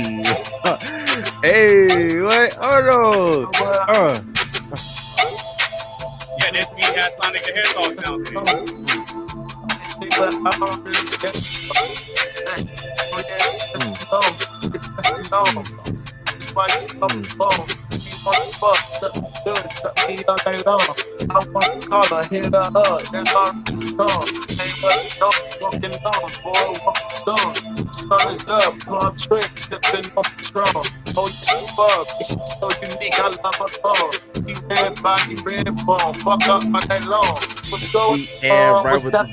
Hey, you know I'm rapping there. I ain't never trapping, I'm just rapping on this tapping there. Hey, I'm static gang, going like a shot. I don't really give a fuck, I'm clicking all around the clock. What's up, little bitch? You know that I'm always on shit, I'm about to quit. She wanna get up on the stick, you know we lit. Turn the fed the party on Bacardi, who is this? Put my phone card, she say she ready for a fit. Hey, turn me up on the shit, yeah, legit. Hey, I ain't finna quit, and she have to get a fit. Hey, represent, yeah, this is what I'm doing. And I'm fitted up, yeah, it's cool for me. I'm done. Oh, yeah, I like that beat though. Shout out to IamFearless. Joyce trying to from Illinois. I just tell them I ain't got time for the bullshit. Now they trying to go and stand now and be ruthless. Tell them they cannot do that. They're a bunch of toothpicks. Once they go and snap, now they like, oh shit. Now they shitting all bricks. Like, fuck is this? They wanna go and say what's really on my wrist. Tell them don't worry about it. Fuck around, might leave you sick. What? Now this shit tough. This beat really sound like, I forgot what the fuck that game called. That should remind me, like, it definitely belong in one of them fucking games where you gotta find shit in Oh, I know he's talking about like Resident Evil, bro. No, like what the sample? Yeah, bro, like the sound when you be up at the menu looking for shit and you just hear that boom or some shit. That's like that really from? It's not just that game that's got that shit though. Oh shit! Let me find out. You like 007 got it too, bro. 007 got it too, bro. Yeah, let me find out. But Steve, what? When I make my beats, right? When I incorporate vocal samples, I get the vocal samples from games too. It's just people don't know what game it's from. So I'm glad you said that, right? So I use vocal samples from 2 different games. So look, I know y'all some anime heads, and I went all out on this. This how you know I went all out on this beat, because I went all out on the picture I did too. So look, check this out. Stop the cap. No, I'm dead ass. Check it out. Look. So hold damn. Can you see it? Too far away. Kinda Look closer, bro. glaring. Look closer. Look closer. Bring it closer to the screen. Bring it closer to the camera. Keep going all the way up to the camera, bro, and then bring it back slowly. Take it all the way up to the camera. Keep going. That's keep from going. Dragon Ball keep Z. going. That's Dragon Ball Z. That's Dragon Ball Z. Yeah, but could you guess who that is though? Final. I can't really see it. You gotta push it a little closer to the camera, bro. Look closer than that. Well, look, it looks like Goku and somebody else. Can you That's guess what I'm who saying. that is? You super far back, bro. I mean, like, get to the camera. It's close. It's close. Real close. It's popping up on my close thing. word. I don't even see that. I see Goku. All right, keep going. A little bit closer. I can't tell who the hell. I don't know Goku who that fight. is. That's that. I All don't right, know so who that. so fun that fact, mystery that's channel me. is That's hell. me. Hey, you. The Black Surfer. Yeah. So all right. So look. So I'm gonna tell you a fun fact behind the scene of me. No, I'm dead ass. So I'm gonna tell you the fun fact behind the scene on me making it look like my arm was stretched out. It took a little trickery and a little bit. It took a little bit of fun though too. So what I did was, Like the Chirac doubts him. Yeah, kind of. So all right, so I'm pretty sure everybody remember this game. This game was called Marvel's Avengers. This the game that fucking got shitted on, and I mean, the game really had potential, and they just had to fuck it up like that. Like, just like damn, they had one job and they fucked it up. But Marvel Rivals though, they understood the assignment, so that's what really. Did you have any more stuff you wanted to play? Oh yeah, that's what I was gonna say. So that picture is based on Dragon Ball Z. I was gonna say when I took that photo, real quick, long story short, I had my tripod, I had my camera, and I did like a look, almost like kind of like a Superman punch. And I was trying to find like yeah, for real. I was trying to find like the right shot, and I put my camera in the burst mode with the iPhone. And as I was playing Marvel's Avengers, that's gonna involve with the other thing I'm gonna add. Y'all know the character Miss Marvel. Yeah.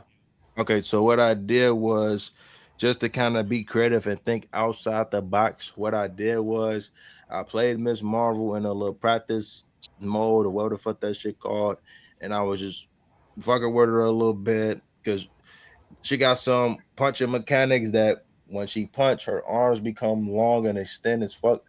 And I took that advantage, and what I did was every time I caught her in the freeze frame with her arm extended out, I paused it, and then I put it in the camera mode so I could like get close at it. But not only just her arm, but her. And what I do is like I cut her out, and then like what I do is I kind of like remove my hand a little bit, and I cut that out. But I also what I do is I kind of like match it with my arm, and I kind of like I try to match the skin tone with it. And that's what I did, and then like the rest is history, pretty much. And I just added the effects myself. Like Goku got the lightning around him, and he got the one shit he charged up, and also the background. I found the background, I think, from Google because the sample is from Dragon Ball Z. It's the sample from Kami's Lookout. If you know, you know. Yeah, I know what you're talking about because as soon as I seen it, I'm like, that's from Dragon Ball Z. Yep. So how I went in on this, I think you would like it. I took off on this joint. I tried to think outside the box with this. So that's where King Kami and Nail be hanging out. Now I'm gonna let you hear. I'm gonna let you hear how I did it. Okay, my bro, just in time. All right, so this from Kami's Lookout from Dragon Ball Z. What happened to your soundboard, Coley? Oh, this time it's hooked up. Like when I say, when I say I'm in construction mode. If you notice, you can actually see where the hell I'm at and set up a background. Yeah, for real. Yeah, that's because I moved into the upstairs apartment. Okay. Today. Oh, shout out to you.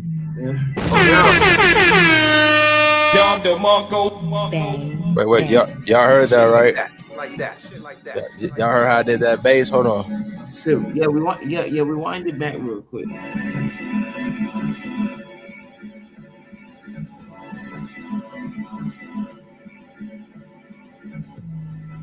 Oh, yeah, I heard that. Ooh. Doom, doom, doom, doom, That shit sound like this shit could thump in my car. Oh yeah. Wait. It's definitely thumping. Yeah, it get better.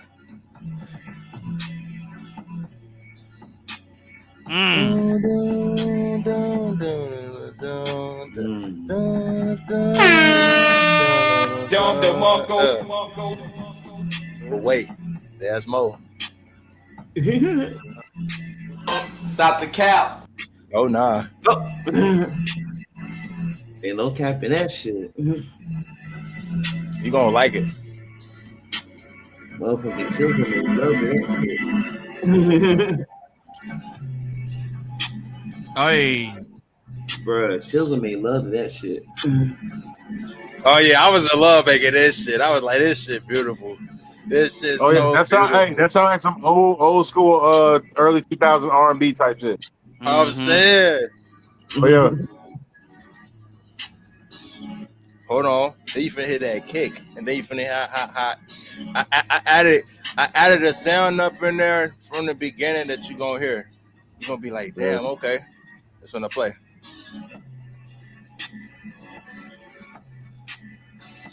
You hear that? Yeah. Yeah, like what the? Yo, hey, I hate to do it, but I gotta go eat, bro. I'm about to go to dinner. All right, bet you all go, bro. I gotta head out, man. All right. Well, let the people know where they can find you, brother. Hey, find me on Instagram, TyreeIB420. Find me on TikTok, IamFearless. Find me on YouTube, TyreeIB. Y'all know what it is. Your boy TyreeIB, aka IamFearless. Signing off with your boys, squad. Do the whole kick me out thing with Jazz and the Fresh Prince. This isn't good for your back. I brought this on myself.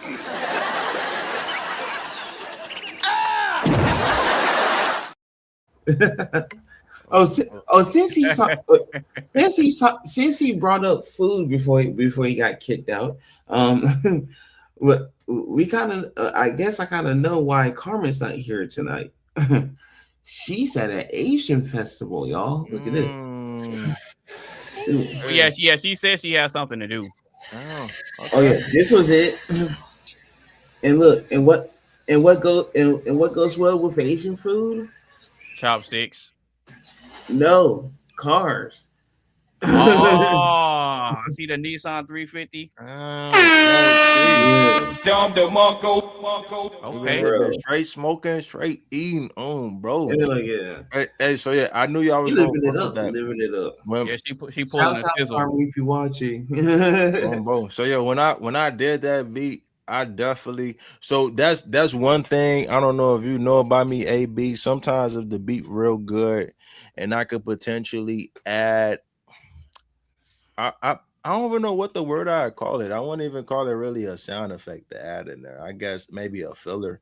I will call it. Like if it's something I'm hearing in the sample that's good, and I'm already chopping it up or looping it up. Sometimes I kind of find my way of grabbing that little piece I didn't add that in there. That makes sense. Okay. Like if it fit in, like you see how I had that then that like no, that beat was good, bro. Yeah, I like the way you put that one. I like the way you put that one together, brother.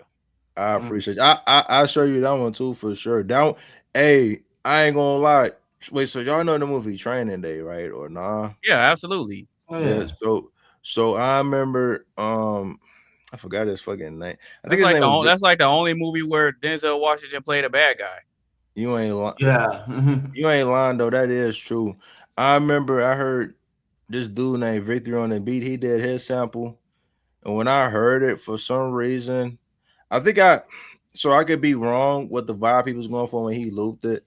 But when I heard it, and when what was funny though, this is another thing behind the beat I'm gonna let y'all hear.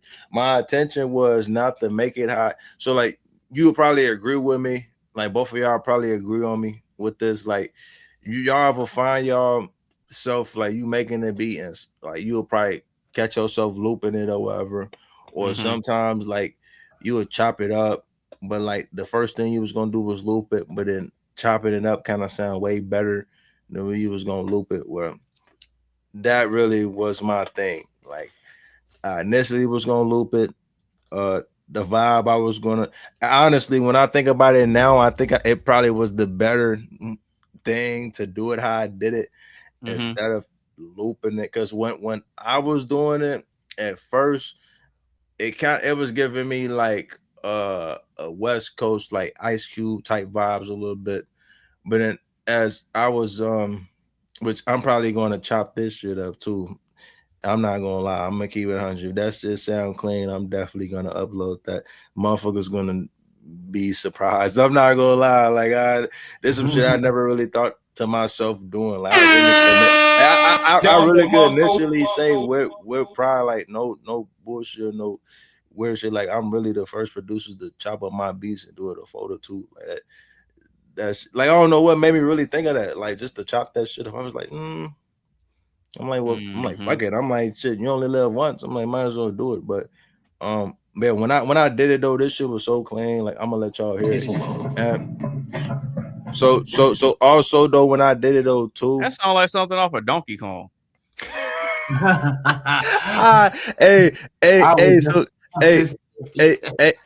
tell me why. Hey, you know what? Damn, I should have added that sound effect just for the fun, bro. If I would have known you sooner, I definitely would have added that. No, now my folks would have been like, they would have never took it serious. They would have been like, "What the fuck?" Y'all see that? So yeah. So when I did this, oh my god! So I do the rest. That cover is kind of hard though. I'm saying, bro, man. So what's crazy? I wasn't going to use that cover.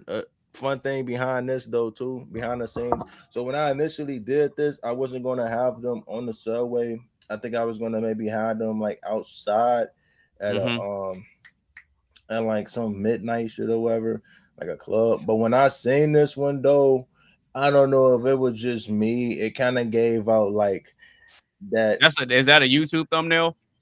Yeah, yep. Okay, I got you. For the beat that I made, and then a collaborative Victor on the beat. Like when I seen this and how the AI did it, it kind of gave out like Alonzo was doing like an intense confrontation with him, like almost like he was saying some shit, like he wanted to whoop his ass or something. When I seen the AI like added his hand and like he was balling his shit, I was like the Arthur meme. Nah, for real, for real. That's what exactly reminded me of.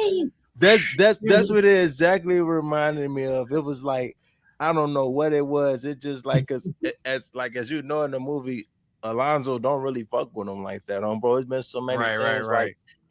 He obviously showed that, and I just thought about him having that was just like the icing. I felt like it was the icing on the cake. I don't know what it was, because they already fought in the movie. I thought it made fucking perfect sense. So that makes sense. And then like I just did the rest. Like I found the training day fun, and then I just green screened it and added that on there, and then added the YouTube and TikTok thing on there, and I did the other shit on my own. But yeah, when I did it though, my cousin heard this and he said that sounds like something from Donkey Kong. Yeah, but that too though, you can play the monkey thing. He can play that too if you want. But he said because I think he almost, I don't know if he was being like judgmental or whatever, but when he heard how the bass came, he was so if I could recreate how he did it. This shit was so funny. He literally had these same headphones, right? He heard this shit. He was bumping, and then once he heard like all of it, he was like, you know what? He was like, I was going to take my headphones off because like I heard half of it, like not in a bad way, but he was like, once I heard that bass came in, then how you switched it up, I was like, damn, I'm like, but that made me happy as hell though. I'm like, see, I'm glad you fuck with me. Combo. It might sound like that, right? But then watch how that bass come in though. That don't like watch.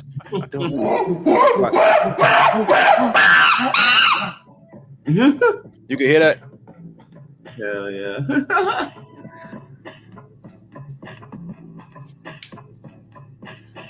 Bro, I'm telling you, that sounds like something off of Donkey Kong, bro. It probably do, but you know what else caught my attention too? It was them crumbles like that. The cymbals, yeah, the hi-hat. The cymbals. because that was already up in there when I chopped it up. It sounded so catchy as fuck when I did it. The whole. Yeah, those are hi-hats, bro. Yeah, sound like some jingle bells almost. Yeah, those are hi-hats, bro. Oh. Yeah. Hey, this is my favorite part. They adding that bass. That doom, doom, doom. Like, I'm telling you, bro, that sounds like something off of Donkey Kong. hey, I ain't gonna lie. I'm glad they do to you. That mean I did something right there. Hey, you know what though? Hey, you that sound effect, bro. hey, no, that sound effect funny as shit. I said, the monkey. Man, so that one though too, and last but not least, I don't know if y'all know. Wait, well, obviously y'all know Killer Instinct. Everybody know Killer Instinct. Of course. Right? Yeah, I was gonna say so. I feel like if the real ones know, how do I explain it? Like I feel like the real ones know that one stage that fucking what is his name? Conra, that's his name. Conra. So actually I have no idea what that is. Conra, the character from Killer Instinct. Okay, so how they explain him? I don't really know his. Wait, what? Conra from Killer Instinct. Which Killer Instinct? The new one that came out in 2013. Probably so. It's still on Xbox 2014. To this day. It's on the Xbox. Okay, that's the new one then. Yeah. Yep. Got damn near all the OGs up in there. You know what? For some reason though, Killer Instinct always put me in the mind of Street Fighter. I don't know if it was because I seen the boxer and I always thought of like, damn. Don't they got we're talking about TJ Combo? Yeah, TJ Combo. I'm like, damn, but don't they got that in Street Fighter with Balrog? And I'm like, damn. Cause I still be playing Killer Instinct Gold, bro. Yep. You all that for real. You got your shit on God. I'm telling you. So no, but see, I got this for my emulators though. Oh, you be emulating too? Yeah. Damn, you smart as hell. See, I thought I was the only one that known about that shit. I'm glad you do. But look. Man, let look, me see if I can open it up. You can pull it up. Yeah. Me and my ex used to play the emulators all the time and shit. For anywhere from game system shits to motherfucking arcade type shit. You know what I'm saying? Stop the cap. No, they ain't cap. Like this dude used to whip my ass all the time in NBA Jam Tournament Edition. Like the arcade version. I used to be so mad because I'd be in the lead the whole time that all of a sudden he just from out of nowhere come like come from behind and win the game. Hey, so look. Oh wait. So hold on, wait. So Tizzle, you don't know nothing about this emulator I got, bro. So I know about Crash, but I don't know. I got the ones that real known like PCSX2 and goddamn RPCS3. Yeah, you're talking about the ones for Windows. I'm on a Mac. Yeah. Oh yeah, that's true. Wait, hold on. So I know you familiar with. Damn, yeah, because I got the Killer Instinct right here. The second one. You know this one called Myrant, right? Or no? Who? Myrant is how you get the such and such for the emulate the games. I think I know what you're talking about. Yeah, but they took it out now because I think they moved to a different spot to put the stuff on there. But do you know like any alternatives to get the what's the names? What do you mean? So they call them ROMs, but I just call them disk. Okay. Oh, you're asking me, do I know like a website to get ROMs? Yeah, like an alternate website, because the one I used to use, they don't have it no more. And then I call myself trying to get some games that I had before that I deleted, and then like I got you, bro. I got you, bro. Okay. I was about to blurt out Frost. Yeah, don't put it on here though. Just send me the link because I don't want you to get your video taken down. None of that shit. I think. Oh no, it's legal. It ain't nothing. Yeah, it ain't nothing illegal like no torrents or nothing like that. Oh no, not that. I mean, I know it's not, but I don't know what the fuck YouTube policy is now. They be on bullshit. I seen some YouTubers. They get. You think? No. It's kind of like that on Discord too. Because I used to be fucking cool with this one dude on Discord, and he put me on he put me on with this fucking one thing. You could download some PC games and other shit. He was just telling me more about emulating shit.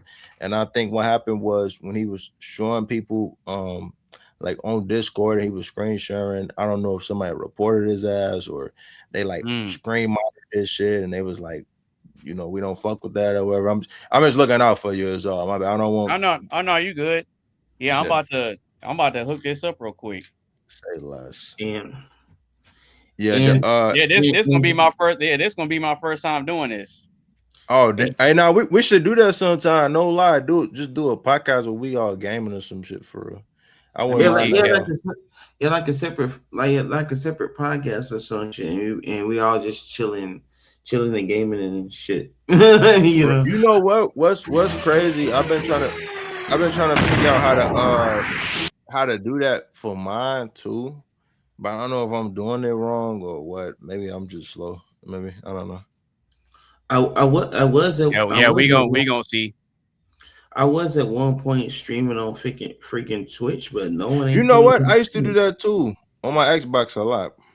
Yeah, but no one's going to my channel, so it's like, yeah.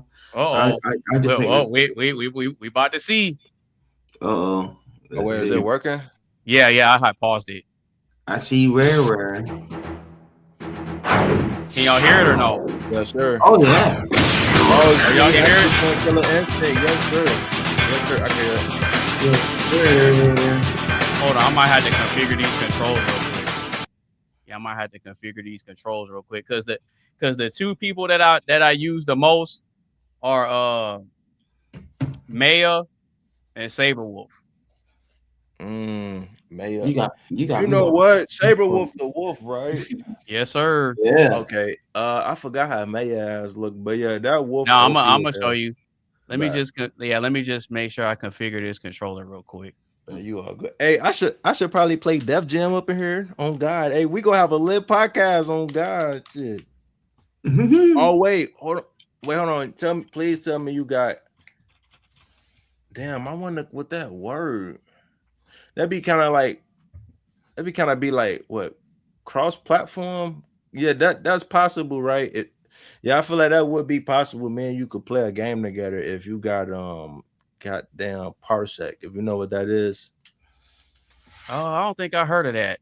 So Parsec is imagine it like if you playing online with your friends, it's like literally that. So okay.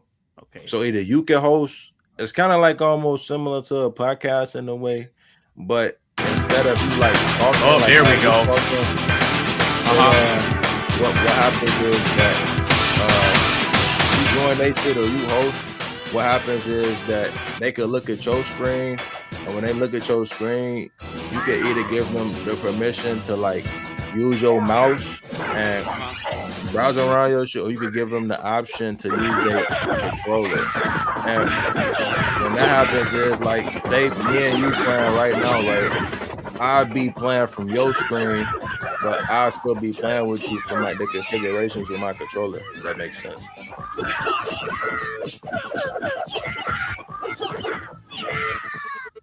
Damn.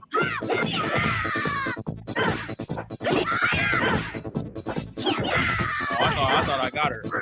Whoa.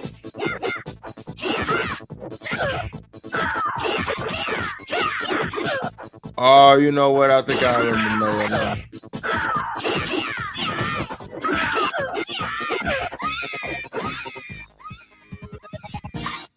That's not really what I was trying to do, but hey, a win is a win. Hey, my game they remastered it.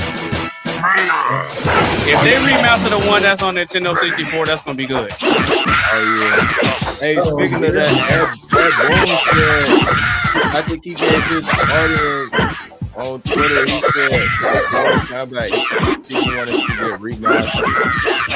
I personally, I want to see Shaolin Monks get remastered. I don't know about other people, but I think the 4 dimensional, you can move around how you want freely, is the best game you can Another game is good at that too. Soul Calibur be good at that shit too. Oh yeah, you ain't lying about that. Yeah, so like they're one of the games that I'll say it might be a side scroll game. Man, I was trying to get it with the ultra combo, bro. Oh yeah, nah, I see. Now I love like when you can move side to side instead of moving like right and left. When I kind of think of that, I kind of think of it as like you get to your third. Oh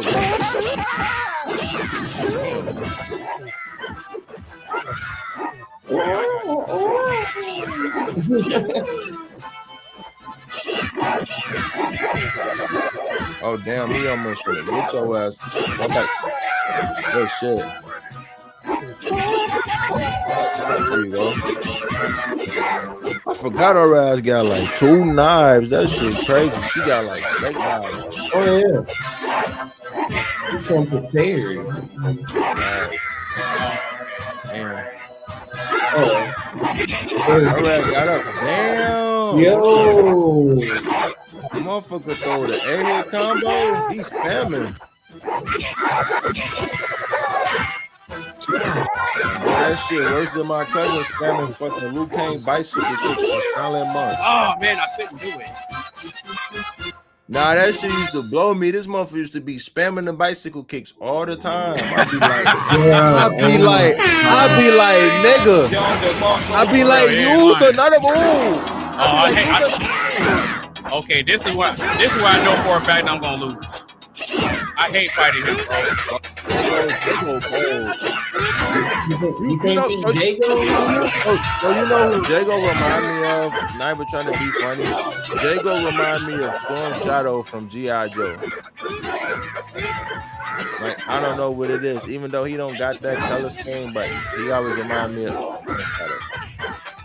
Yeah, this is where I know for a fact I'm gonna lose. I hate fighting Jago, bro. I hate fighting Jago with a passion. Yeah, nah, he is a hard motherfucker once you know how to play him.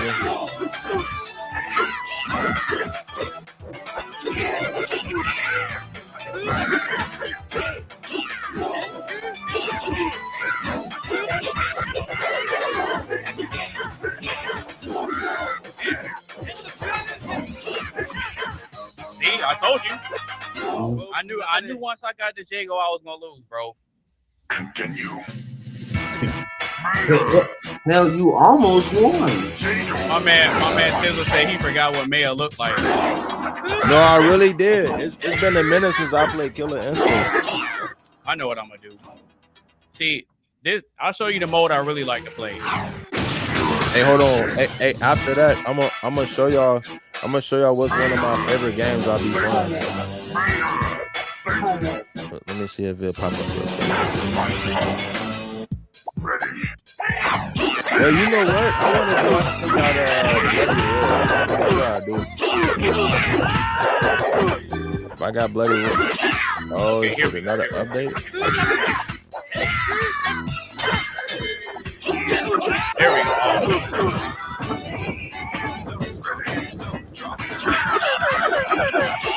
Oh, fuck. You know what? Damn. I did all that for nothing.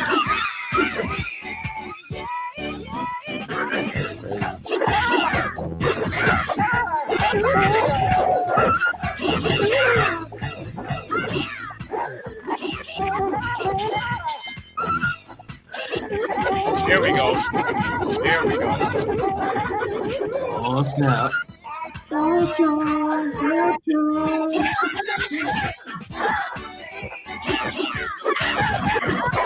What is this, survival or something?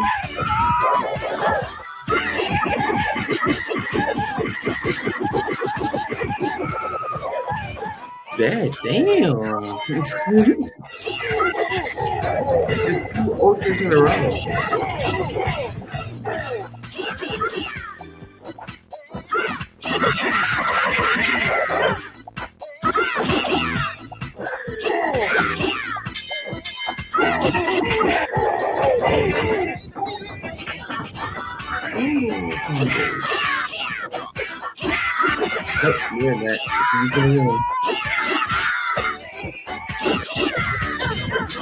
See, because with this mode, in order for you to beat him, you have to kill him with a combo. Oh.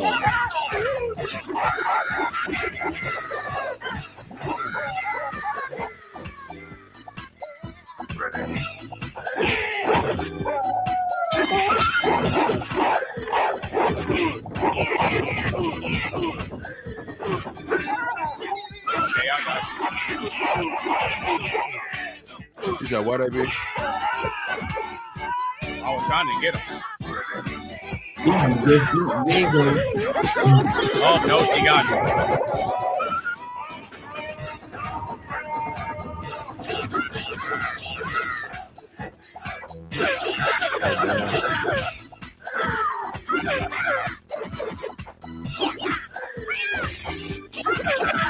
There we go. Straight to fucking OpenGL. Why are we on OpenGL?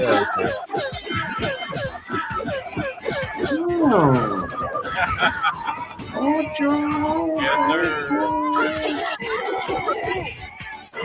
Oh, I just heard that shit. That ultra combo.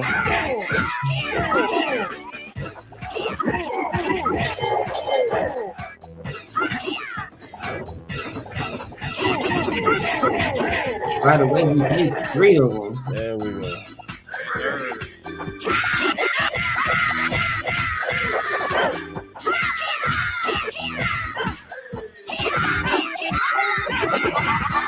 Oh, okay, I got you. Ooh. I'm gonna kill you with this open combo. Here we go. There you go again. Hey, can y'all see my screen? Yeah. I just gotta bring it up. Okay, bye. See, I want us the audio playing.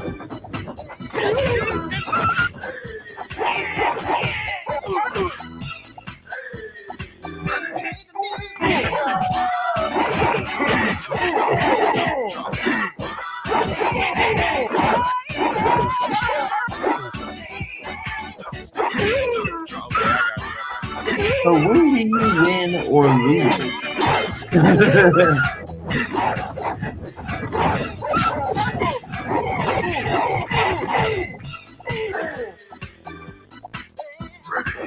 Or is this like never ending story? Oh, she almost got me. Oh, she got me. Oh wow. I was able to avoid it the first time.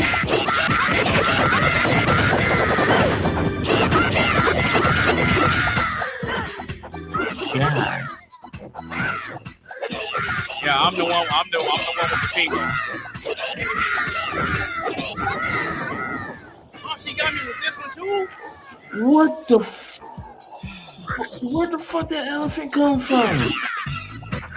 She did her ultimate combo. They had talk about some. She the biggest elephant in the room, looking nice.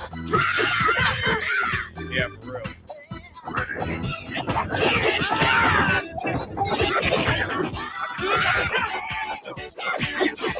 Wow, I literally evaded that. That's crazy. Nope. How? Explain. Okay.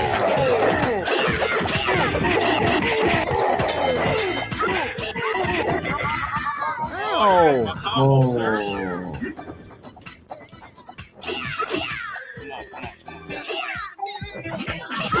There we go. There we go. Got him.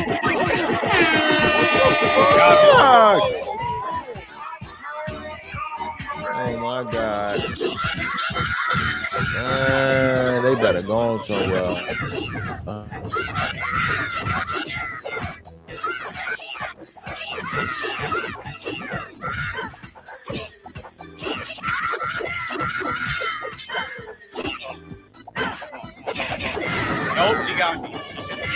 got me. Another elephant. Yep, it's over. She got me. It's over. So now wait a minute. Yeah, she got me. So wait a minute. I ain't gonna act like that. You just went through fucking Lamb Chops play along real quick. Hey, hold on. So you lost when. So like you lost when she did an elephant thing on you, but you lost the mode that I was playing was team elimination. So in order for you to eliminate somebody, you have to kill them with you have to get rid of them with an ultimate combo or an ultra combo. Hey, Coley, I might be playing one of the realest games out here. But see, the way I set it up was I had 4 people and the computer had 6. So I did a 4 on 6. So I purposely handicapped myself because it forces me to focus and play harder. No wonder they look like the never-ending story of games. Constantly, you're like, wait a minute, what the fuck? Yeah. When's this ever gonna end? But we're gonna go ahead and get ready to close out the stream. So we're gonna go ahead and do last thoughts, final shout outs, and then we're gonna close it out. So Mr. Coley, last thoughts on the show, man. Did you hate it? Did you love it? How was the show for you? Well, it took an interesting turn at the end there. But I do gotta say, like always, I always love this. I always love this podcast. I didn't expect for Mark to leave as early as he did or whatnot, but yeah, bro, I gotta go. Yeah, for real. Well, I gotta go. Like I gotta go right now. But yeah, I gotta go. But yeah, this show was freaking awesome. You know what I'm saying? And potlucks can really prove that anything could go. Like I didn't expect the new version of Soul Train. I didn't expect the gaming part in this. That was pretty cool. I love that shit. Now I ain't gonna lie, I think we should do the gaming part more often. I'm actually fucking with that. I like that, and then I like seeing Anonymous. Well, I wouldn't say if he was getting aggressive. I wouldn't call it aggressive, but Anonymous was talking that shit, and I respect that. Okay. I feel like he was trying to be understood. Like he said, he was giving out the example, and in a way, I can relate to that because that's how I definitely feel with something. Oh, when I got kind of hyped up earlier. Yeah, bro. Because I mean, I get it. I definitely get it. I understand. Like sometimes you really gotta talk like that to be heard. Yeah, even Mark freaked out. He's like, "Man, I ain't never seen you get like that before." Yeah, for real. I mean, shit, motherfuckers don't know until you show them, like you said. And then when you show them, they're like, "Oh shit!" Like, okay, this motherfucker really on that shit. Then they have more respect for you. Yeah, cause like y'all know me already. I'm a super chill, super laid back dude, right? Yes, sir. But when it comes to something that I take real serious, which is my people, nah, you ain't telling me nothing, bro. Nah, I get that. I definitely get that. Yeah, I'm gonna have to rewind it to the first half of the show to see what went down. Seems like when I'm late, I always missing the good shit. No, because me and Triz had a good solid back and forth about our perspective, but it wasn't about him being right or wrong, and it wasn't about me being right or wrong. We're just both arguing our perspective. That's it. Oh, okay, got you. By the way, as I mentioned way earlier, this is my first time not having a goofy background, digital background for my shit. As I mentioned earlier, I am in a new apartment or whatever. Well, all that stuff should be under your visual effects tab. Oh yeah, I know. But see all this. I'm gonna hopefully I have these walls colored up by next broadcast. Okay, I got you. So yeah, still under construction. Wait, well, shout out to the new apartment and the renovation. Oh yeah. Got an exciting thing to say too. So tomorrow. Wait a minute, what you Who doing? that on your chain?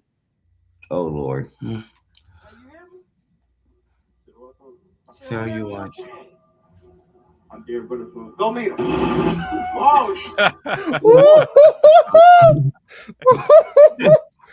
Bro, I was trying not to laugh so hard at me. I was like, hell. He walked up to him. He was like, hey nigga, who that on your chain? Go meet him. Anyway, tomorrow I'm gonna be going to Greenville, North Carolina, because Mr. Beast is gonna be taping a couple episodes of the Beast games down there at Dowdy Ficklin Stadium at ECU. So that should be a very fun experience.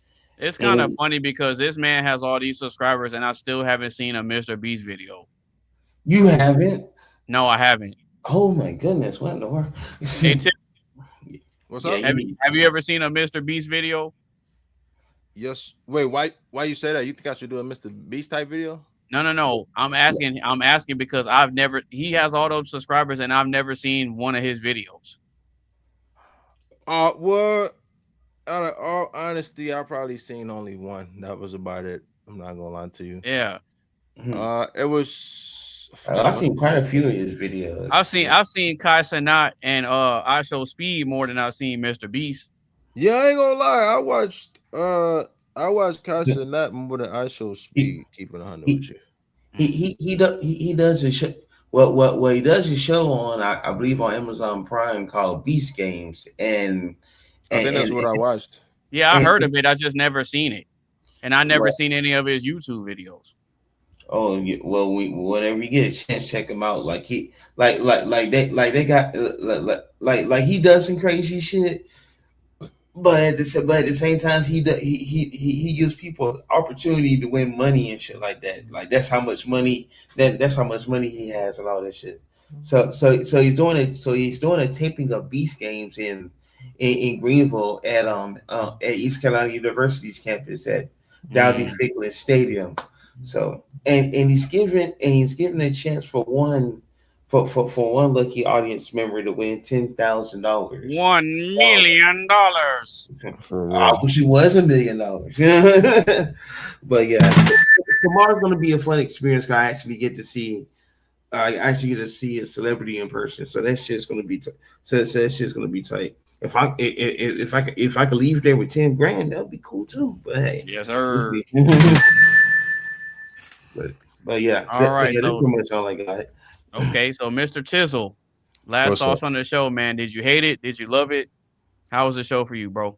Man, I'm always loving the show, but out of all honesty, this probably was one of the best shows I've been in. Not saying that just to be saying that.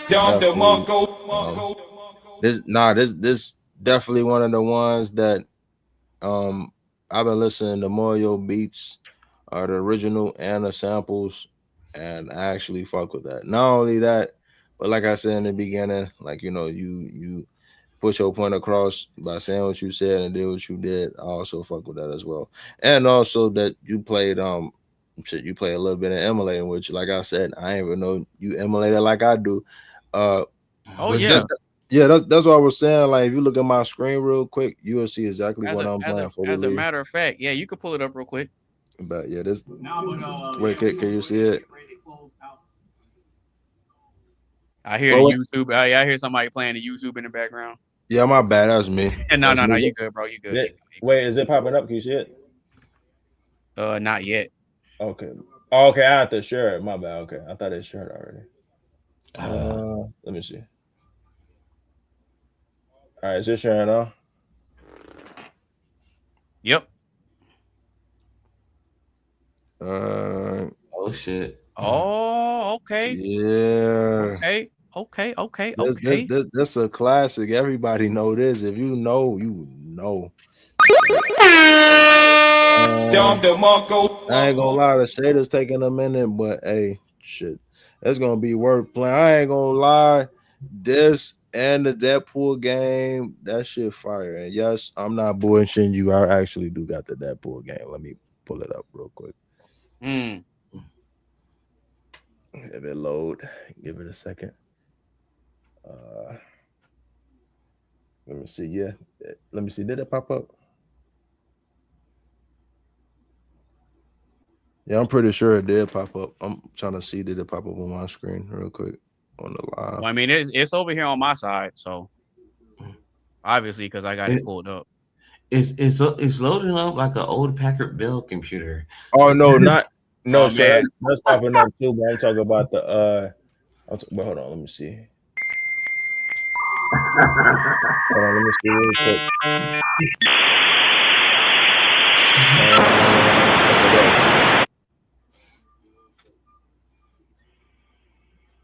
So yeah, that one. No, yeah, you can see that one too, right? Did that one pop up? Yeah. Okay, but so yeah, I got Deadpool. Now, so I ain't never played this game called Dark Sector, but that shit look interesting. I played a little bit of it, and you know what? It's honestly not that bad. And yes, I do got GTA San Andreas, as you see on that motherfucker work. Man, but yeah. I tried playing Tekken. I used to have Tekken 6 on Xbox 360 a while back, bro.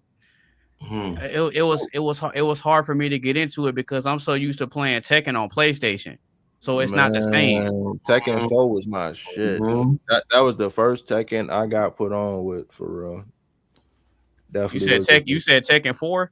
Yes, sir. And in my opinion, out of all honesty, it got some of the best OG classic soundtracks in that bitch. Like one of my favorite sounds or favorite fucking background stage out of all of them always been the Authentic Sky. Like if you know, you know. Like I remember, which you know what? Another thing is though too, I'm gonna send you the link to that too, AB and Coley. I caught myself doing 3 versions of that beat, and I got inspired by this group named Autofunk Sushi, I think, some shit like that. But yeah, that shit goes so crazy. Like the people in the comments, they knew it went crazy though too though. Like no lie, because I don't know. So about it. When you hear the actual sample, you gonna understand what I mean. Everything about it on there is just fucking beautiful, unique. The pianos in the background and the like I don't know what it like that shit kind of bring a little hype to you. You be like, hey, like you know what I'm saying, you be turned up and shit. So word. Yeah. So it's definitely fire. My bad. What you gonna say, Coley? And you definitely after my old heart right there. Shit, I love turn up music like shit. Man, I'm saying, like it might not sound like it to some people, but if you know as a producer what you could do to that bitch, like you should add a couple drums, maybe have to kick snares, claps, shit, maybe even a chant. Which I kind of find myself doing that too. I try to not find myself overusing chants. I'm pretty sure y'all feel the exact same way. Like, I mean, don't get me wrong. Like, maybe I use like 1 or 2. I try not to overdo it. See. What? See, look at that. Look at AB screen. Oh man, yeah, man. I still got it, bro. See after my old, that's the exact same cover I was using as the Sweaty. I swear to God, that's the cover I grew up seeing. Hey, no scratches or anything out. I'm saying, got a little bit. A little bit, bro. If you could, a little wear and tear. What else to work? if you could put me on with to get some more emulated ROM games, bro, I will reinstall Tekken 4 so fast. I promise you. Tizzle. What's up? Look. Oh, he got Tekken 3 too. Oh my God. He got you know what? 4, 3. So I never played Tekken 3, but you know what's crazy though? I think that I sampled off of Tekken 3. Some people don't know that. And Coley, you might know not Kenji, but what is his name again? Oh, he got Tekken 2. His name no, I'm talking about bro who be in the chat. Juran, is it Jurian? On what game? Oh no, I'm talking about Coley. I think it was from Tekken 3, if I'm correct. I called the beat. What the fuck did I call it? I called it. I'm on the roll with this staff, if I'm correct. Yeah. I got the original version, not the greatest hits. I got the original version. Wait, what's the difference? The greatest hits one, the disc is silver, and the case, the black part of the case is green, and it says greatest hits. Okay. But see, I got the original one, the OG version. Oh, that's smart. Now, when I first got a PlayStation, this was the first game I had when I first got a PlayStation. Wait, I'm finna look real quick. Hold on. What was the first game? Look. Oh, your first game was Tekken? Tekken 2. Tekken 2? Yep, it was this one specifically. Oh, wow. Bro, why is my... Hold on. I can see it. My shit just froze, though. What the fuck? Which Tekken did you say? Tizzle with the jury. I think it was Tekken 1. If you familiar, I mean, I'm pretty sure you're familiar with this sample, right? Tizzle mode. If you play the music, I'll probably be able to show you.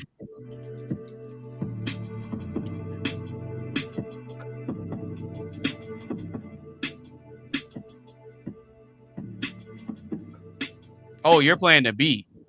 Yeah, this from Tekken though. The first one? That sound like something from Tekken 4. Is it? It's the one that go. Y'all don't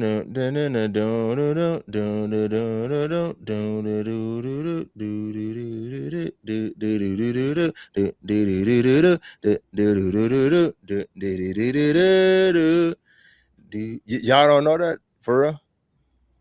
Yeah, that sounds like something from Tekken 4. I don't think it was. I feel like it was from Tekken Ending. It had to have been from Tekken Ending. It wasn't from the Tekken 1 ending. Maybe it was 2 or 3. Because all those endings were the same. They had the same beat at the end. Yeah, I was gonna say the only character that sounds close to January or wherever you were saying was what was on Wang Jinri. Maybe it might have been. I'm not sure. I just know when Did he have a green outfit on? He's an old Chinese man with gray hair. You ain't talking about Henhachi, is you? No. I said green outfit. He had a green outfit on. Oh, you said green. Wait, who the fuck is this? Oh, you talking about Lei Wulong? No. Wang Jingrei. Wang Jingrei. Yeah. I think I remember him. I have to see how the fuck he look again. That's because when you're thinking about green outfit with Lei Wulong, that's from Tekken 3. See, that's the ending of Tekken 1. That's the ending of Tekken 1. That music that you playing right now. Oh, this one, I just found this. I'm telling you, bro. I know those older Tekken soundtracks like the back of my hand, bro. Hey, Tizzle. It was. What's up? Look up. Oh hell! What the fuck? That's so. That looks like him from Tekken 5. Yeah. So when I see that's one. I think I know who that is now. It could be updated from 5, but yeah. Yeah, that's him. That's him from Tekken 5. That might just be it. Nah, that shit was crazy. Nah, Jin Kazama ending was crazy from Tekken 3. Oh yeah, where Heihachi threw him off the helicopter. Nah, when that nigga Heihachi shot his own son, that nigga really popped that nigga like that. No, that was Jin he shot. I mean, yeah, Jin his Kazama. son is Kazuya. Kazuya wasn't on Tekken 3. Oh, because when you play through with Jin and you beat the game, you beat True Ogre, and then Heihachi shows up. Heihachi shows up to try to leave, but then he shoots Jin in the head. Yeah, that shit was sad as hell. Ain't they still related though somehow? He shoots Jin in the head, and he thinks that Jin is dead, so he turns around to walk away. But then Jin gets up and he grows his wings because of the double G, and then he just flies at him and he just grabs him and throws him through the wall, and he falls on the ground. Got his dumb ass. That's the definition. Don't underestimate a motherfucker. Now, when you beat the game with Heihachi, is when you get the cutscene where he goes on the helicopter and he throws Jin off out of the helicopter. Oh yeah, no, I didn't see that. That's fuck. That's even worse. I mean, well, they both worse, but damn, he thought. Oh, you finna show it? Let me find out. You finna really show that whole? Let me find out. No. I'm about to show Coley something. Oh Lord, what you about to show me? Remember this? Oh, that's a game? Yeah. I know you're gonna remember this, Coley. Compound. Yes, sir. Oh my god, this shit taking so much. My shit almost done though. It says at 5-7. Oh Lord. I done seen it. Yeah. Oh, I ain't never seen that game, but that look decent. Is that a fucking sushi? No. It's like I call it a bean. I call it a bean. I'm on the left side. Okay, but so he has to get these beans, and I think it's like 3 or no, it's 4. You have to do 4. You have to do 4 in a row. Oh, kind of like Tetris, right? Yeah. But again, but there's a strategy to it. And like the more combos you do, the more fucked up your opponent gets. Yep. They have a modern day version of this called Puyo Tetris. Oh damn! Look at the damn. All right, I see you. But that wasn't what I was trying to do, though. But, hey, look what you did though. It worked, didn't it? This dude did a triple or quadruple combo unexpectedly.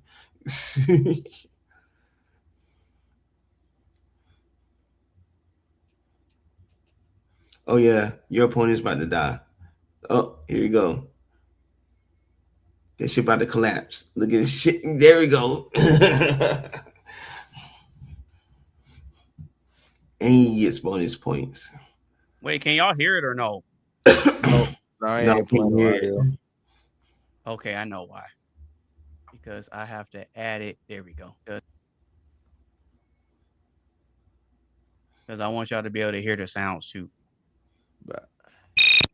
Okay, there we go. There we go. Oh. Yeah, I love this. This is a game I really love playing to pass time.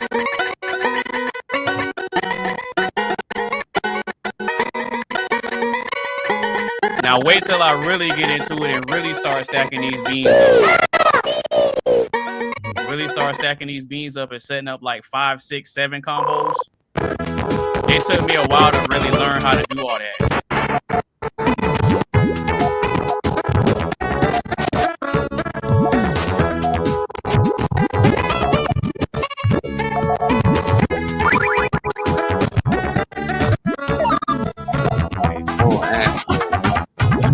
That's all right.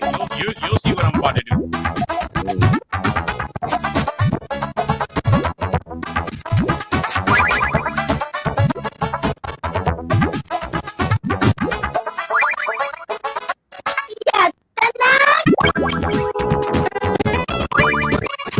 Whoever is trying to do it quick.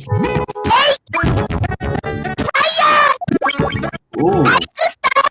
Oh, hello.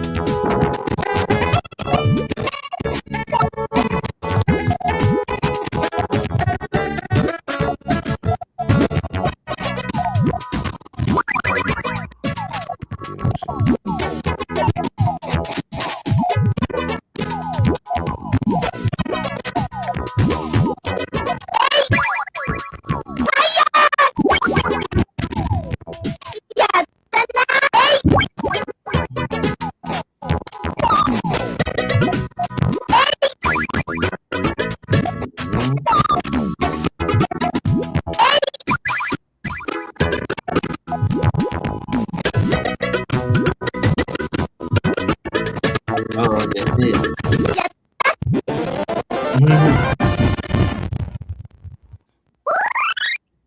Hey, so anonymous, you ever Yeah. play Marvel Rivals on your computer or no? Nope. Oh damn.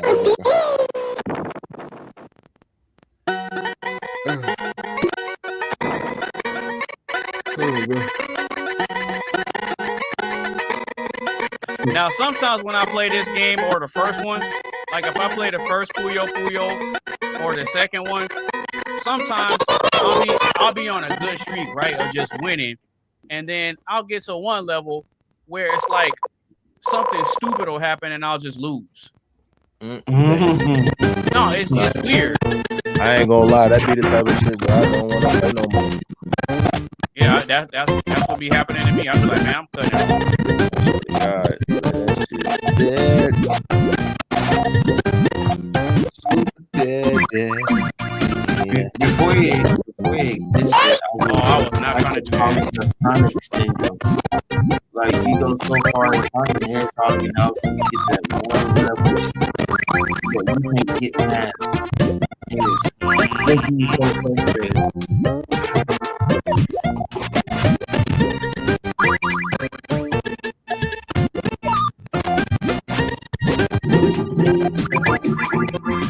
Oh, damn, this shit going down bad. You ain't lying, bro. We call about to go.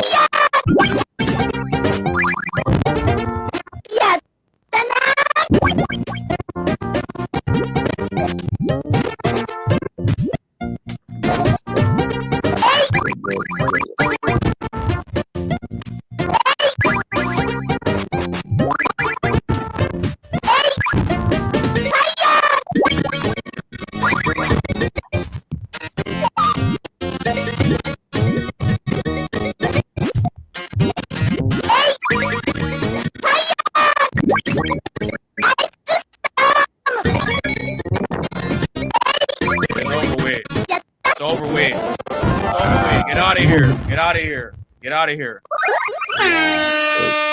Mondo. Yes, sir. Wow. I was sitting here looking at the drawing saying like, nah, there ain't no way. Oh, that I was gonna win?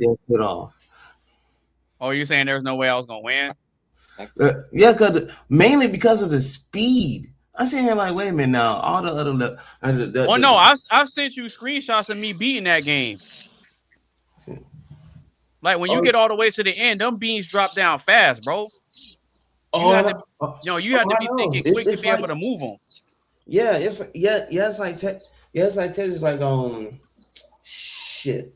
What's the name of shit? I can't think of it right off for like the newest Tetris that came out on the 5 or whatever, the 4 and 5 or whatever, like that, like that one. Like when you play like the marathon, it has like 15 levels instead of the usual 10. And it's okay, I see what you're saying. I see exactly what you're saying. And it's like you have to go move the shit without much thought. You have to be like because it's literally going down. Yeah, because with that game I was just playing, it shows you which beans are gonna come up next. So it's like as you're placing these, you're already looking at the next ones, and you already have to figure out how you're gonna connect them. That's the trick to it. So it's like you're looking back and forth. So it's like I see the beans coming down, and I'm looking at what I have set up, and I have to figure out how I'm going to place those to be able to stack them a certain way, and then look at the next ones that are coming up to figure out where I'm going to place them. Fact. So there's actually a strategy to that. You see, in the beginning, it looks like I'm just placing the beans wherever. But then once I set it up to start set off one combo, then you see the rest of them drop and they just fall in place. True. So I actually had to look up a YouTube video that explains how to do that. What I was just doing, I looked up a YouTube video and it broke down how to use a strategy to be able to stack the beans up and make them drop a certain way. Well, shit. Hold on. My Wolverine almost done. 8 seconds, 6 seconds, 5 seconds. Yeah, there was times I was like, oh shit. He about to get tripped. He was about to get ready to be tripped up for a little bit, but then somehow you found your way out of this shit. I said, "Oh shit! All right." Yep. But yeah, I'm gonna go ahead and introduce next week's topic to y'all. All right. So next week's topic is gonna be Psychology Unlocked: The High Performance Mind. Once again, we getting back into psychology, the high performance mind. That's gonna be perfect. I'm gonna have no distractions. That's gonna be perfect. No distractions, right? So next week's show, we're gonna be going live on May 30th around 4 p.m. Central Standard Time. Again, May 30th around 4 p.m. Central Standard Time. Once again, the next week's topic is Psychology Unlocked: The High Performance Mind. All right. And now that I have you guys here, I actually have an announcement to make. I got some new music coming out. Yes, sir. And you both. Yep. I got some new music coming out. As a matter of fact, I got a project that's dropping this coming Tuesday, and it's the start of a specifically themed series that I haven't seen done. Let's see if you guys can figure it out. See if you guys can figure it out. I'm about to show y'all the album cover. Okay. Y'all ready? All right. Survivor. Nope. This from a show? No, read the title. Small meaty pack.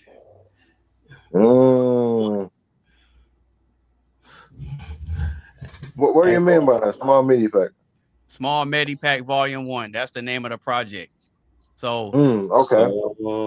A small Medi Pack. So the theme of the series is me. Okay, I'll tell you exactly what it is. So basically what this is I'm gonna be releasing a series of tapes, but it's gonna be themed around Tomb Raider. Hence the small Medi Pack. Hence the small Medi Pack. Can you do me a favor and play the stupid sound effect for me? Stupid. Thank you. How could I not guess that? It happens to the best of us. Yeah. So look, I seen the background. The first thing I thought was Survivor. Because if you look at the title, it says Small Medi Pack. It's me discovering a small Medi Pack. So the theme of the mixtape covers or the album covers is going to be centered around Tomb Raider. So when you're exploring and playing through Tomb Raider, you find Medi Packs to help you keep your health up so you can continue through the game. But with these Medi Packs, you open them up and there's beats inside. That's the theme of it. That's the theme. And you got that shit looking so official, my G. What? Yeah, I did. Yeah, I designed the album cover myself. Yes, sir. People need it. People need money. I like money. Nah, that what? Shit. Hey, my Wolverine. Shit, if you subscribe to Apple Music, he's already getting his money. And so with this project that's gonna come out, what's funny is one of the tracks that's gonna be on this project, I played it earlier. Oh, word. All right. Yep. I played it earlier. So the track that's gonna be on there that I had played earlier is actually gonna be the Coley D intro beat. No way. Yeah. Yes, You're gonna see. Because as a matter of fact, I feel I have it. Yeah, I have it at the end of the project as a bonus track. Oh, that's fire. Yeah. I actually have it at the end of the project as a bonus track. That's how I feel with some of my beats sometimes that people ain't heard in years, or like I told them I was gonna give them a 2.0, but then they don't respect when. That I just do it randomly. Sometimes it could be a year, 2 or 3. I like to do the element of surprise. Well, speaking of element of surprise, I think I might as well give out the announcement too. The people who the rooms on my channel, if you remember me doing that Father's piano beat, yes, talking about the sample from Purple Rain when his dad did the piano, yes, I sampled that. I told Mm-hmm. people that I was gonna give them a 2.0, or I was gonna do a different version or whatever that will be coming out soon. Uh, I guess I could say that it will be coming soon in October.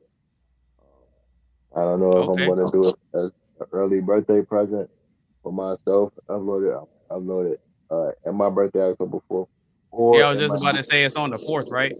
yep, October 4th, or I might just I might just fuck around and post it on Halloween. It could be another Halloween beat. Mm, Fuck around, listen to okay. it. Yeah, instead of me going for the horror type vibe, I switch up the vibe. Cause I remember Mm-hmm.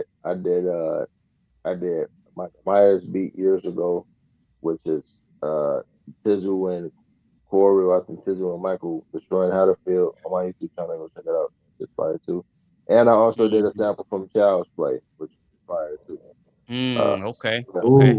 Which one? 1, 2, or 3? One. Oh shit.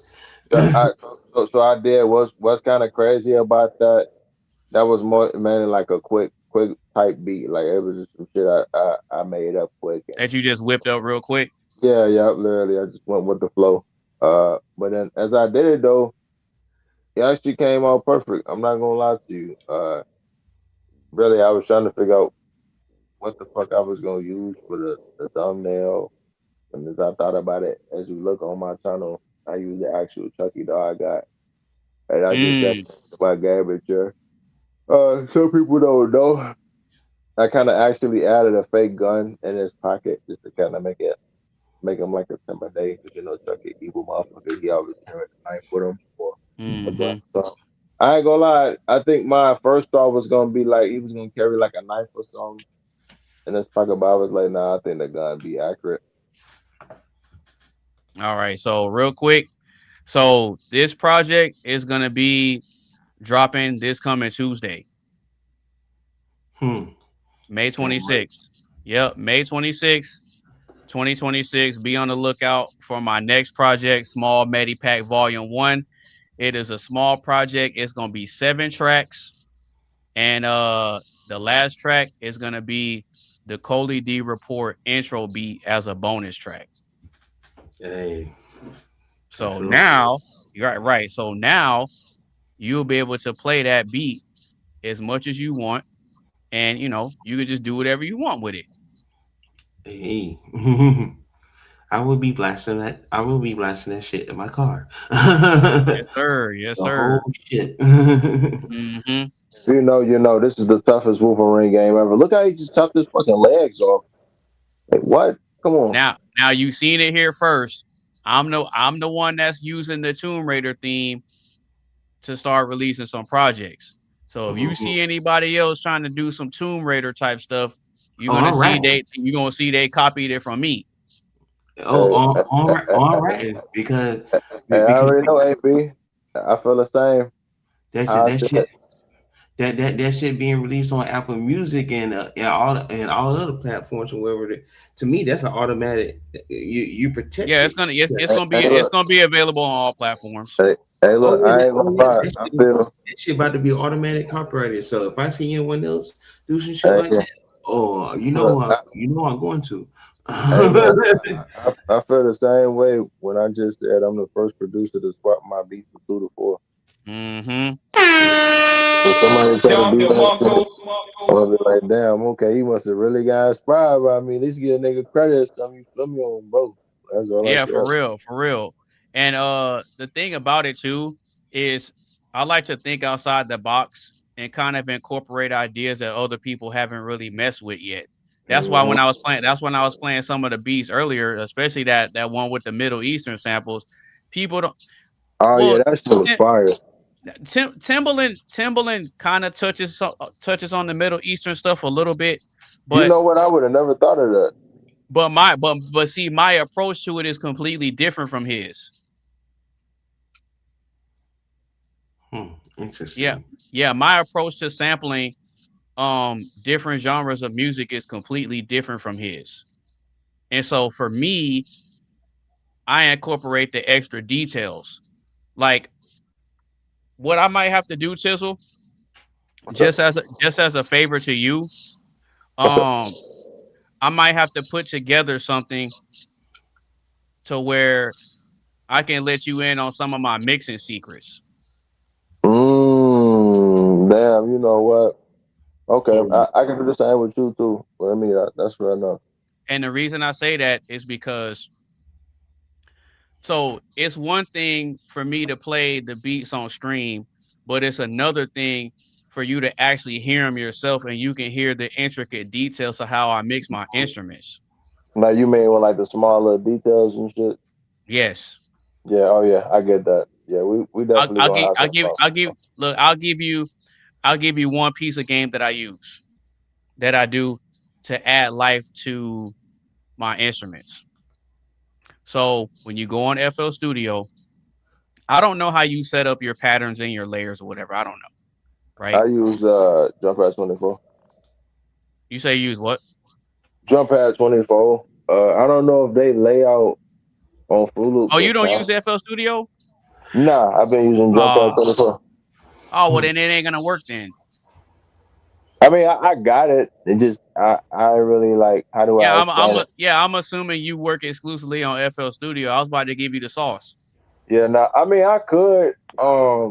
It just like we'll have to take time. Where like one day where you free and I'm free, you show me how to use Fruit Loop. Okay, so on that, what you said, Drum Pad 24? Yeah. So it's like for different versions. So okay, like let me see right now. Like, I could probably pull it up on this phone. I got that not on, but so does it have a piano roll? I wouldn't say a piano roll. It mainly got this right here. So this is the Android version. I wonder could I switch? What in the world is that? Yeah, I know, right? So it's better. It's definitely better on iOS. This is the ass version. If you got Android, I'm not gonna lie to you. But damn, what a big ass! For real, but you'll use this right. And how they got it on here, they got the loop like this, but okay. But hold on. All right, so let me go back on the computer. Let me show you how it looks on the iPhone. You'll see the big difference. You're gonna be like, damn, what the fuck? You just got a screen full of hairy legs. Oh, sorry. Shout out to Joe Biden. Shout out to Joe Biden. Oh, I got hairy legs. Oh, hairy legs is crazy. But now, hairy legs. Let me see. Alexa, connect. Okay. The current weather is Alexa, 65. Connect. Searching. Come on, no fucking what? Connected to TM iPhone 13 Pro. All right, bet. I'm gonna go back to the computer real quick. Siri is currently not working. Please stand by. All right, bet. There we go. All right, so on the version on iOS, you're gonna definitely see what I mean. Okay, so I bet some on there, right? All right. So see how this one is, right? How that one looks, right? You get the basic. And then with this one, this is how it looks on iOS. Big, oh yeah, that looks completely different. Yeah, big difference. So you see, it looks like you got the details of you making a certain beat or a note in that shit. Yeah, it is. So these is like that looks like the pattern pieces that you would set up on a piano roll. Oh, yep. So if they got that on FL, I just have and to then when you go to the that. playlist, then you just place the whole piece. They definitely got this shit on FL, and to be honest, I haven't worked on FL since 2018, 2019 ish. Okay, so Tizzle, I'll give you a little bit of game on how I mix certain things, right? So if you're able to go to the piano, are you able to place the notes manually? Yep. So see how I got it. So like this one, right? So say like, but can you see that? So say these my bars, right? Okay. Fuck, can you see that? Okay, so it got the one thing just to make That's sure a that you. metronome. Yep, a metronome, so you keep a track of the BPM and how everything should sound. All right, so say if I just want to up the in BPM to like to 100, what I usually do is so say Do you like, do you tap the BPM? do I tap the BPM? What you mean? Like instead of typing in a number, then you'll tap to set the tone to set the Oh, tempo. sometimes it depends on how I'm feeling. Sometimes I just let me see, because so you could either slide it, you could type it, or you could just tap it. Because for me, I set a number. Yeah, like I said, because my typical BPM for the beats I make is 143. It like I said earlier, it really depends on what vibe is giving off. Honestly, when I do it, so like this one, right? Say like I'm just doing the basic hat, right? For one bar, I just go like, all right, and then like just to like fuck with it. I sometimes do like 1, 2, 3, like okay, 1, 2, 3, and like I just like do it for fun, right? And then like say like Yeah, if I that want to kind of like, looks like that kind of looks similar to the piano roll on FL Studio. Yeah. The only difference is I'm not seeing the pianos on the side to tell you the notes. Yeah, like what key you pressing and shit. Yeah, that's the only thing I'm not seeing it because So- it's not telling you what octave it's in. oh yeah, no, it's not. I usually just go by the colors. That's how I usually know. All right, so say I got that right, and then right, say if I want to add a clap, I can just add like a right. Oh, okay. Right. Do like 1, 2. Okay, I see what you're saying now. Yeah, and then like if I just want to, I wish they had a thing, which they probably not gonna have it. So Or the second beat starts at the second and the fourth beat starts at the beginning. Yeah, pretty much. Okay, I see what you're saying. I see what you're saying. Yeah. So I mean like I said, sometimes I add the instrument first, sometimes I add the sample Okay, first. so when you place a note, are you able to tweak the settings on that note? Oh yeah, of course. So let me show you real quick. So place a note real quick because I want to see. So look, editing real quick. So these the options they got for me right here, right? That could fucking not. Do you have velocity? Blurry. I believe I do. If I don't, I got some similar to that. So I got volume, I got fade in, fade out, I got reverse, pitch, speed, bass boost. I ain't gonna lie, I really use bass boost. Maybe in the future wise, but Okay, honestly, the reason I'm asking is because I want to give you a couple of tips. Okay. Like with the techniques I use when I make beats. What I do is like when I place my drum notes and when I place my kick notes, like when I use my kick drums and I'm laying down the notes for my kicks and I'm laying down the notes for my snares, what I do is I turn the velocity all the way up. You know what the velocity is, right? Yeah, I think they got that on here if I'm correct. So what is the velocity? I want to see if you know. You asking me what is the velocity? Yeah, what is that? And it's similar to like a high pass or no? No. So what velocity is? Okay, let's say you're playing a keyboard or you're pressing keys on a piano, right? So the velocity of the note is how much power you're putting on the key. Right? Well, yeah, let me see. Do I got that on there? So let's say you're playing a keyboard or you're playing a piano, right? If you want to play a soft melody, then you're not going to press the keys that hard. Oh yeah, no, I don't know. You're gonna kind of run your fingers over the keys and you're gonna press them gently. Yeah. Because when you press the keys gently, it makes the sound lower and softer. You're not lying. I never really thought about that. But when you take your fingers and you hit the keys hard, the sound is harder and the sound is louder.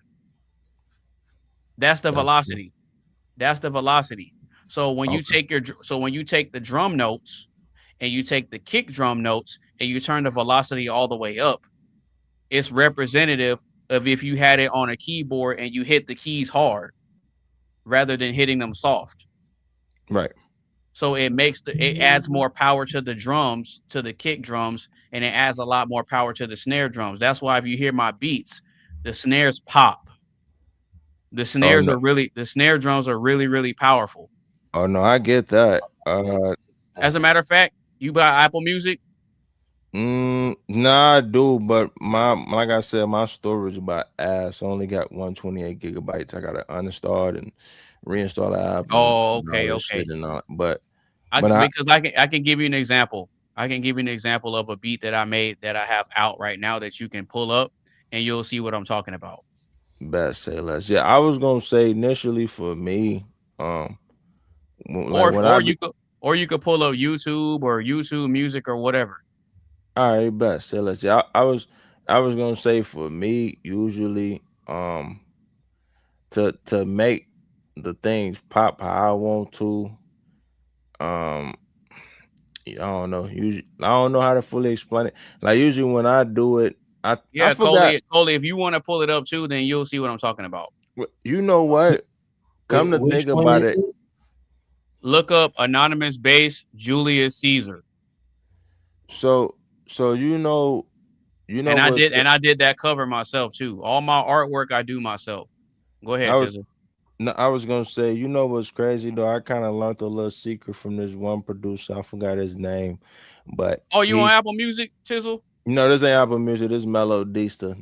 So this, what you actually seeing? This is actually some unreleased beats I ain't upload yet. So Gotcha. Yeah. So like I called this one pathetic because some people don't know that, which I didn't even know my damn self either, that Michael Jackson initially was gonna call his cover art pathetic instead of bad, but they thought the shit was too long for the title, so they just put bad.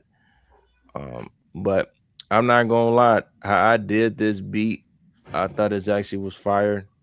I'm gonna play a little bit snippet. Hey, shout out to whoever just walked in. I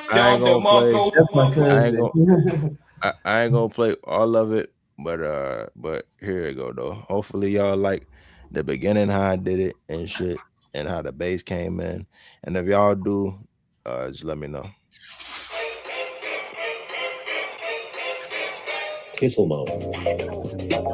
Oh.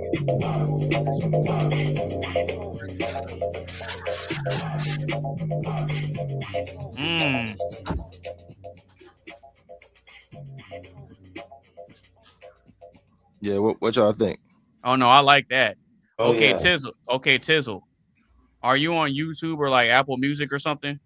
No, I'm on Melodista. It's an app. So it's like a music player app. This is initially so this is initially where I had the beats, like I said earlier, that I throwed away and I wasn't even fucking trying.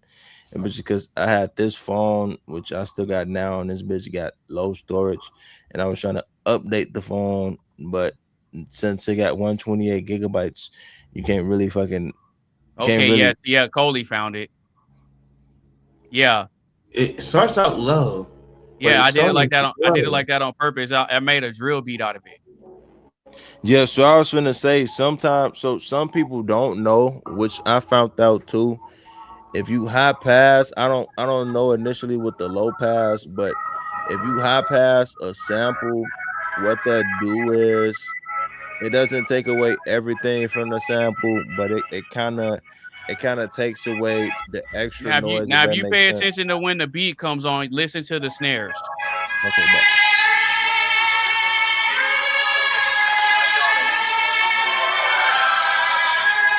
yeah, I dropped that beat a couple years ago. Okay.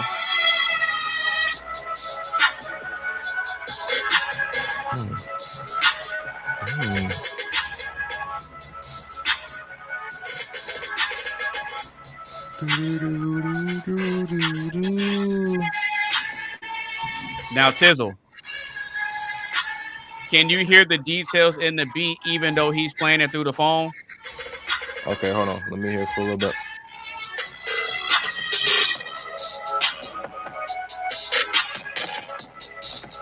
Can you hear you can hear the kick drums, can't you? So I'm hearing the drums. I'm hearing the hats, and I'm also hearing that fucking one instrument.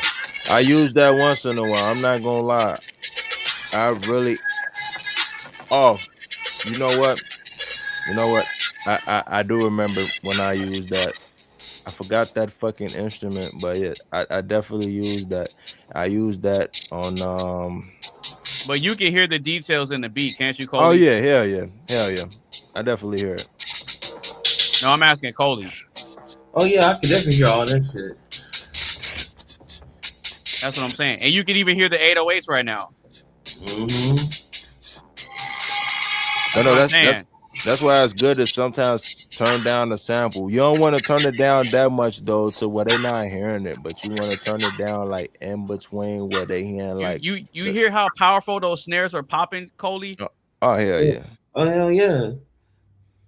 That's what I'm talking about. It's I'm telling you, there's a lot of your music comes to life when you put heavy emphasis on the mixing. Yeah. Hey, See, so that like if I was to play this, not to cut you off, but like if I was to play this, say like my car or like or like my speaker or like my headsets here and shit like that. Yeah. Oh, you hear like the full effect in this shit versus you playing it on the phone.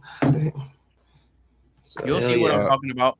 My favorite one is so y'all ever heard of the sonic flame core carving? Y'all gonna probably be blown off this. So this sample right here, I sampled this. Some people don't know. It was this part right around here. That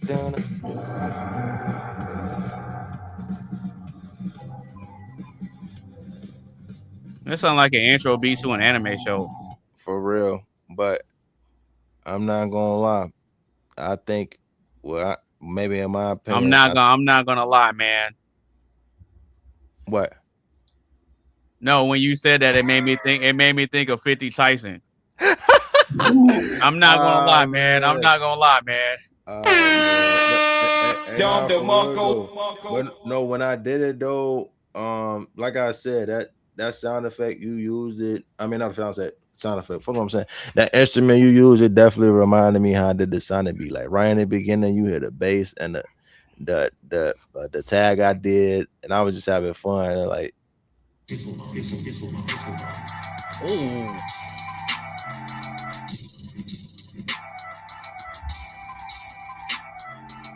That's what I said. When you did that, that reminded me so much of how I did this. I was like, damn.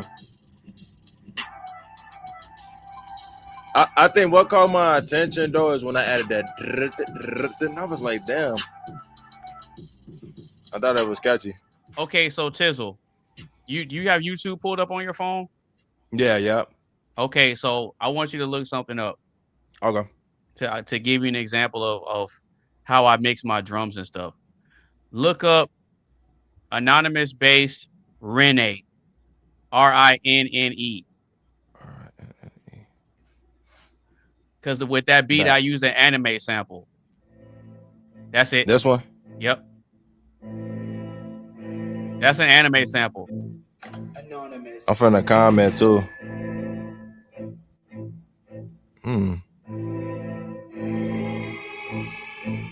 Yeah, you're gonna like listen to the drums.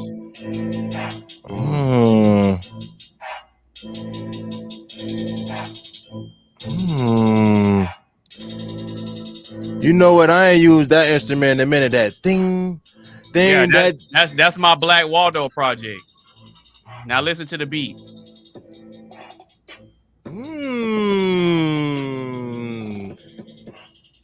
Telling the story. We finna go ahead and rise up the glory. I'm not the father, but this no more. What? Bitches talking on the body adore me. What? Let me put the phone up. I'm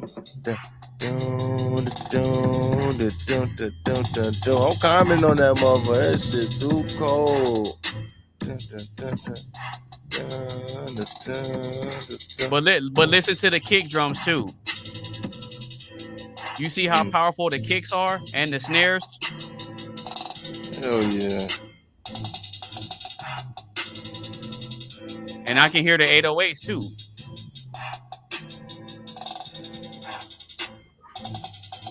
Yeah, but watch this though.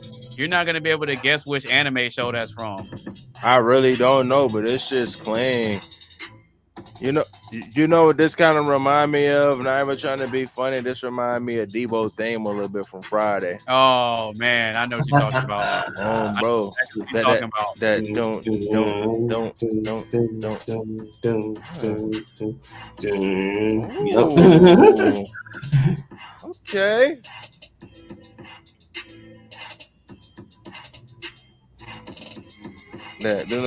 That shit clean. I wouldn't Okay. guess. I wouldn't be able to guess either. And I'm thinking, like, I'm jogging my head. Right. So if you want to hear another one where the snares and all that are powerful, I actually have a beat on there where I got a Middle Eastern sample on it. Look, you remember what it's called? Yeah, it's called man, I know the name, but it's on that Black Waldo project. I think it's track 11. Nasia Iqbal Ashikanko Wailani. Say less. Because I actually have 2 beats on there that have Middle Eastern samples. For real? Yep. One is called Ashikanko Wailani, and then Laiwani, and then the other one is Song for Anonymous based. Say less. Okay. I think that's track 14. Yeah, send me the link to them for sure. I definitely gotta check that out. You just gotta listen to the whole project. That Black Waldo mixtape. Yeah. Oh, that's the whole mixtape. Okay, yeah, say less. It's 18 tracks. Say less. I definitely will not get the chance. I sampled that Sweet Dream song. Let me see. What's one beat that I feel like that hit it the most that had good bass in it? Yeah, the longest track on there is the very first one. But, you know that sweet dreams are made of these. I sampled that. That's the first track. Say less. Okay, you know what? I would have never thought about sampling that. That is a catchy song though, for sure. No, because look, bro, that Black Waldo mixtape, I got a Zelda beat on there.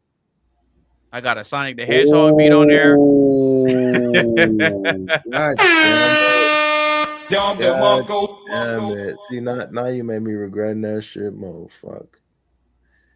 I got a Zelda beat on there. It's called Hyrule Trap Star. So you know what's crazy though, and which people probably gonna get on my ass for this, which I even got on my own ass for this, because when I hear that beat I made, that shit was so fire. I really should have uploaded that bitch. But you know what though? I'm gonna find my way right back around, and it might have been a good reason why. No, I know it's funny. I know you're laughing, but no, real shit. I did Zelda, and I did the sample. What is it? Okana of Time or some shit like that. It's the one that go doom brum doom boom brum doom. Like, man, I know what you're talking about. Yeah, yep. I sampled that years ago, and the meaning behind that, what made me want to sample that, it was just one SoundCloud producer. He had sampled that shit, and the way how he sampled it was just so clean. I liked how he did the bass in that shit. It sounded so beautiful. Everything about it. I think if I remember how the bass go, it goes something like doom doom doom doom doom doom doom doom doom doom. Like it really matched so perfectly with the sound. Now you know how I said earlier that I have this thing where I like to incorporate Sonic the Hedgehog sounds into the beat, right? Okay, I got the perfect beat for you that I made on that same project. Say look up Chemical Plant Trap Zone. Chemical Plant. Damn, that sounds like that's nice. No, and just play it. You'll see. I'm finna play it right now. Hold on. Plant. If you like Sonic sounds as much as I do, well, I don't really think. Yep, that's it. And look at how long the beat is. That bitch 8 minutes 59 seconds. Oh, gee. Now I definitely gotta be playing the game for this shit on roll or working. No, just let it play, bro. Oh no, I'm gonna let it play. I'm gonna let it play. Oh God, just let it play. Because when I put the beats together, I don't typically like to let them be the same all the way through. I do crazy stuff and switch ups. Oh yeah, I do that too sometimes. Now, here you go. I definitely get it. I understand that.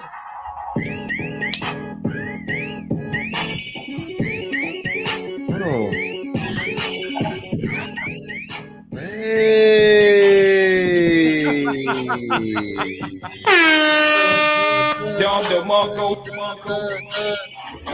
This sounds like some hip hop love shit. Well, listen to the 808s though.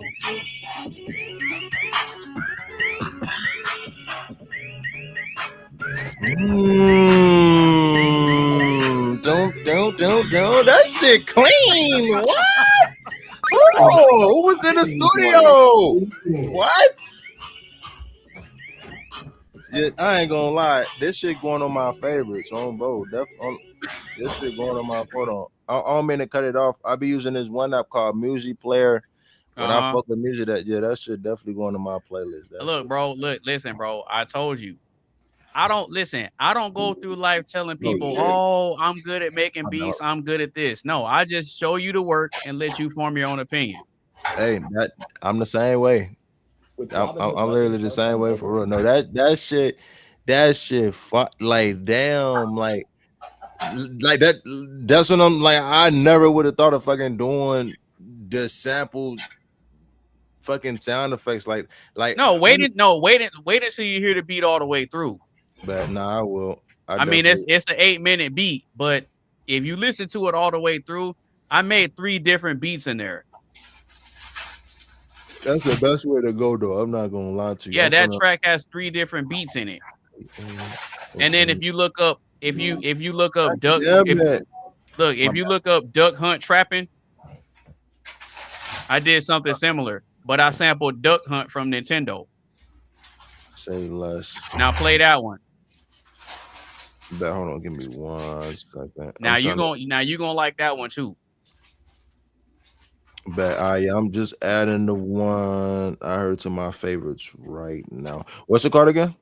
Duck Hunt Trapping. It's on that same project, bro. I think it's track 16. Because I think Chemical Plant Trap Zone is track 15, and I think Duck Hunt Trapping is track 16. That's it.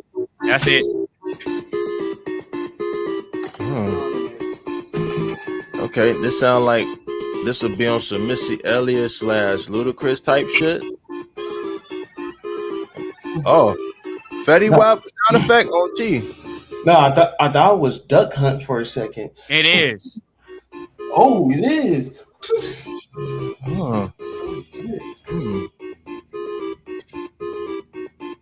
You got them pounds for coming to shut it down. That is your town.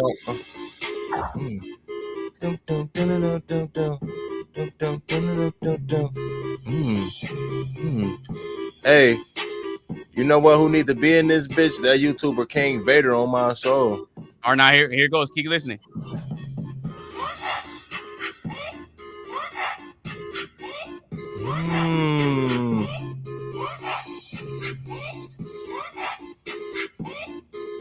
Now, a fun fact about that beat, Tizzle, I actually made that beat.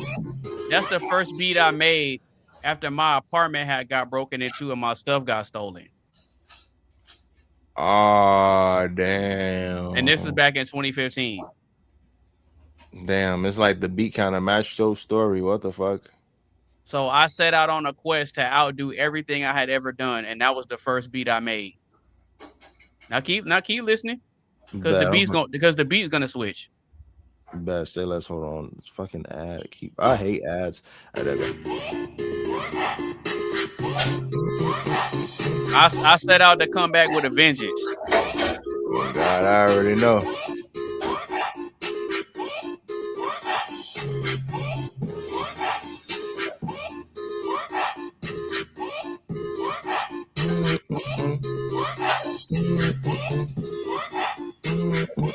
Now you gonna like the beat switch up. Say less. It's gonna switch up around the 2-minute mark. And I even made a beat where I sampled J.G. Wentworth. What? Yeah, the track is called 877. Oh shit! Oh shit! No, keep listening. Keep listening, because the beat gonna switch up. Oh damn! Your ass just brought up. Your ass need that. Hold on, I need to play that bitch real quick. Hold on, wait. Oh no, not that.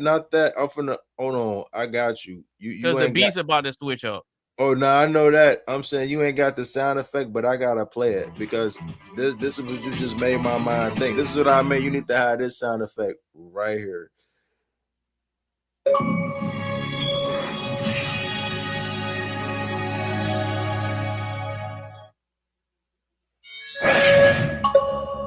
That was an achievement unlocked. Oh God, like okay, I see what you're saying. Yeah. Like literally, that unlocked the memory. I remember seeing that shit as a kid.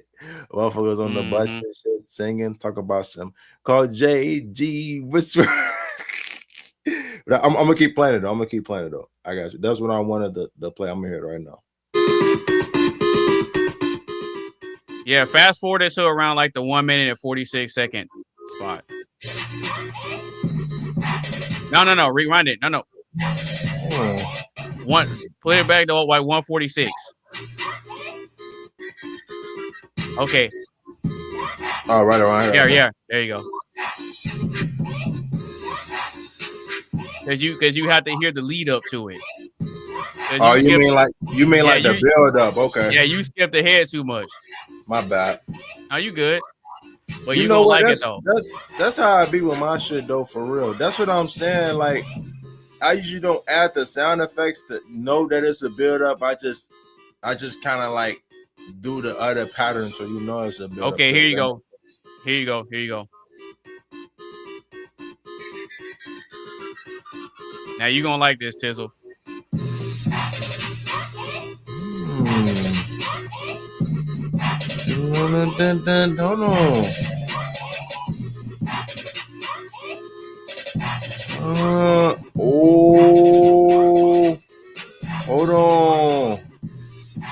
Hold on. You know what? So you know what? That damn, how many years that was ago when I did that? Yo, I just brought that memory lane. Fucking yeah, you remember The Incredibles, right? I never seen it though. For real? Oh my God! I remember it, but I haven't sat down and watched it. You gonna love it. I promise you. If you're into like friendly superhero type movies, you're gonna love it for sure. Fucking. I mean, if the soundtrack is good, I might. Oh yeah, I might experiment with it if the soundtrack is good. If you do, oh my God, that would be that. I ain't gonna lie, that'd be a fire collab me and you will make. It's been so long since I did that shit. I'm finna find it real quick, but I remember because I heard that scratch you added that DJ scratch. That shit reminded me so much. Yeah, literally that literally reminded me so much of when I fucking did the Incredibles beat, and I was just experimenting, and I was just like doing some DJ scratches just for the fun. But what made it crazy though, it was one of them beats. I don't know how many beats it's been since I was like, I purposely wasn't trying to do it how I did it, but somehow as I was just playing with the sample and how it came out, the shit just came clean. Like when I did this, it initially was gonna go. So the sample that I heard that caught my attention, it go. How'd it go? Dun, dun, dun, dun, dun, dun, dun, dun, and then it go dun, dun, dun, dun, dun. But initially I was gonna loop it like dun, dun, dun, dun, dun, right? But as I was fucking with it and as I was chopping it up, I accidentally heard it like this.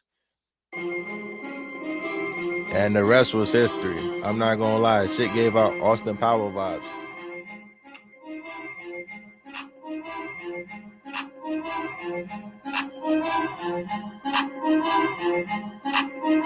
Wait how I come in though.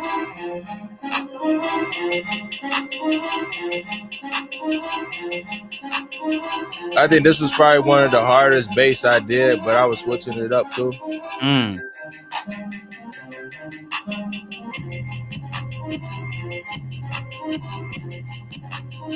And what is that sample from? The Incredibles. Oh, is it from like the theme? Yep.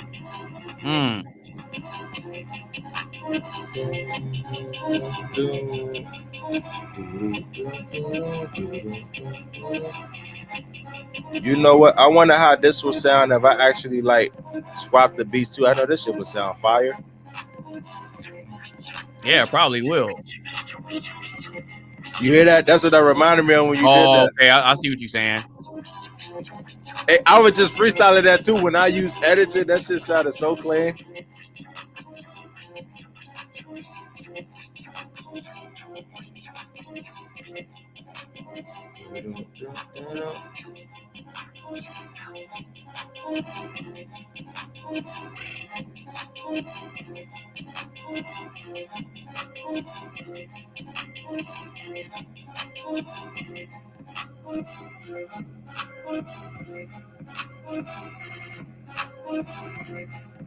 Oh yeah, I like that. Yeah, hey, what's crazy though? A producer that heard it though too, he must have thought of what I was thinking because he said it was good too, and he also said himself that he would have never thought about flipping it the way that I flipped it. So okay, so I got a track that I actually want you to hear that I made. But if you look up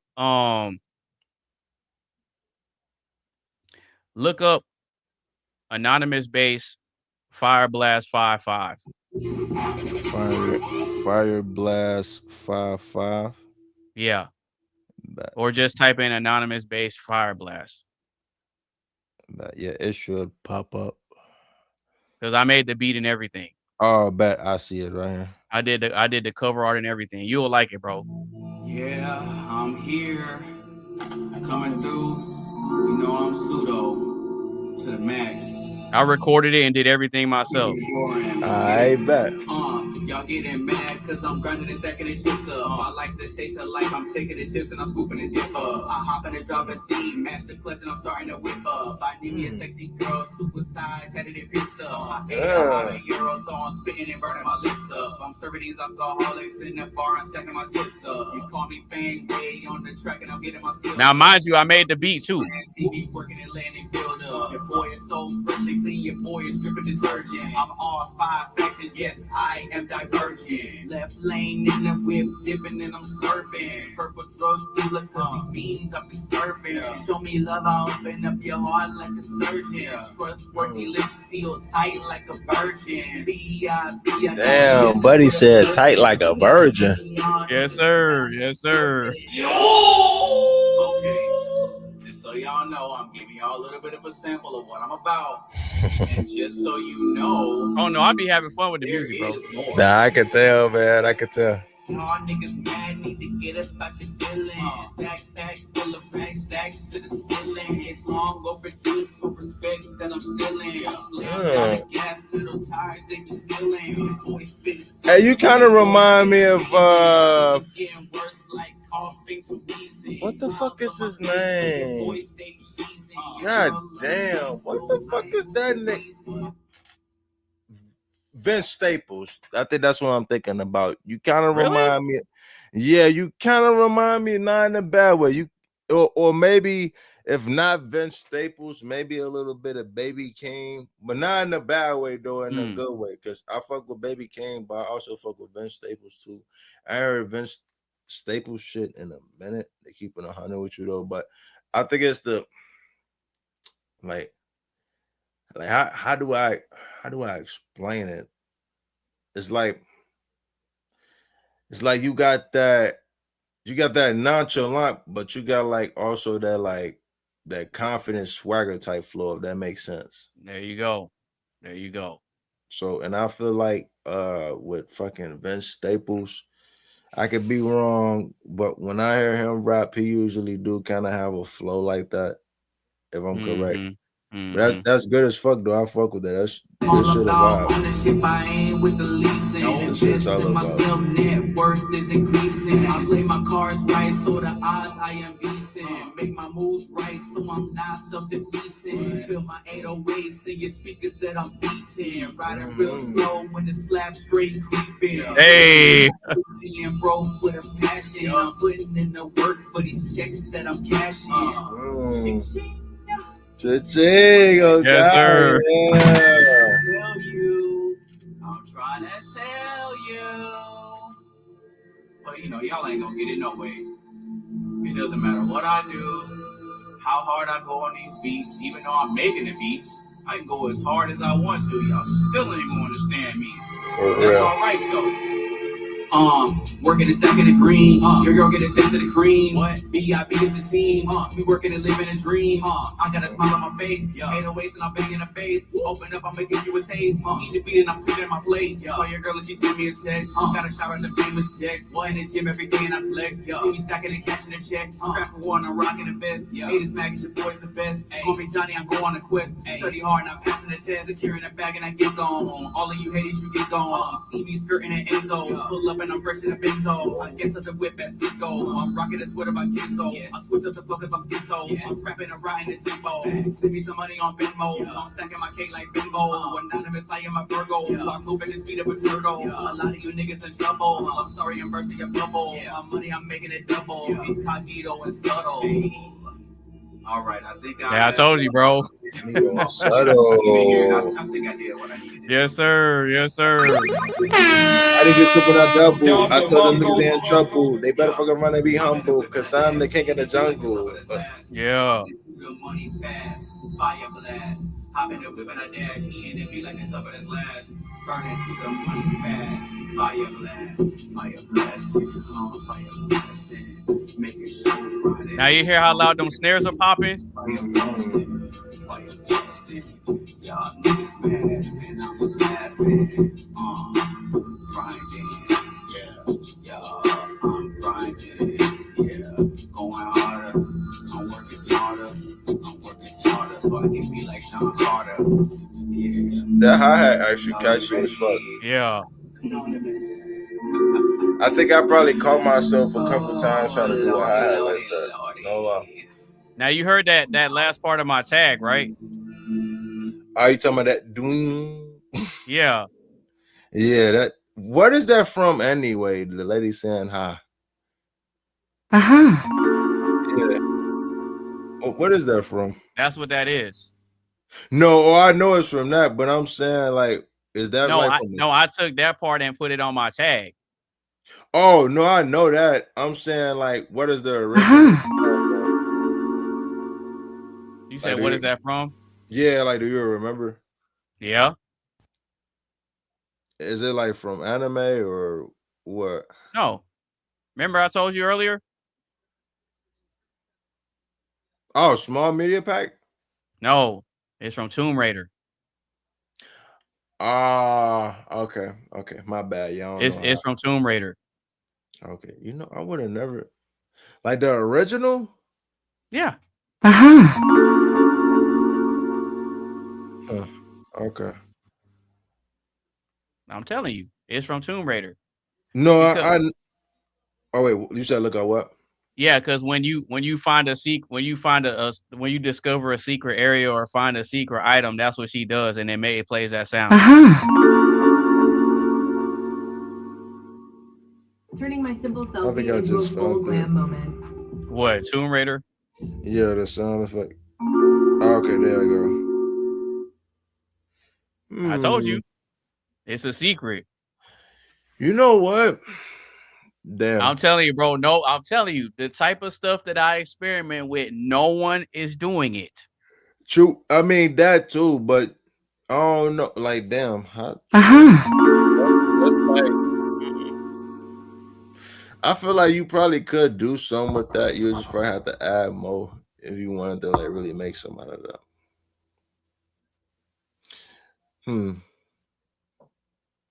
Yeah, I don't know. That shit would be challenging, to be honest. But I ain't gonna lie though, sometimes I do like a challenge. I will admit that should be it be having you really thinking in the head. You'd be like, fuck. Like I remember which did you ever hear the Beyonce beat I made before or no? What's the name of it? Because I'll have to check it out. But I think it's called We Like the Party, if I'm correct. Speaking of that, I wondered, I hope I didn't delete. Yeah, I don't think I delete the other one I did. Yeah, you'll have to. Is it on YouTube or something? Yeah, yep. It is already out. Okay, shit. so this is what you got to do. If you find it, send me the link to it. But okay, so you know what? I didn't delete the other one. So this one, I'm probably gonna upload it soon. This is the 2.0 that I never uploaded. But this one sound fire too though. Oh wait, okay, no, this is this is actually the original version. I'm tripping. Okay.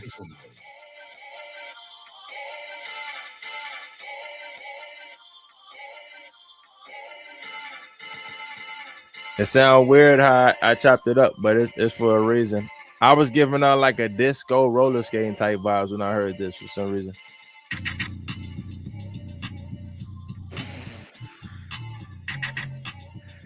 Bro, I definitely was not expecting that. I know. When I let people hear this, they don't need it. This shit give out so much disco vibes.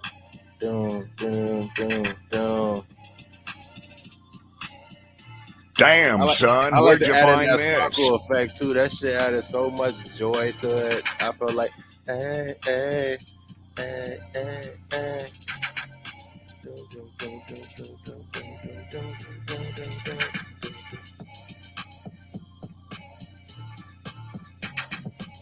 Yeah, I had such a good time doing this.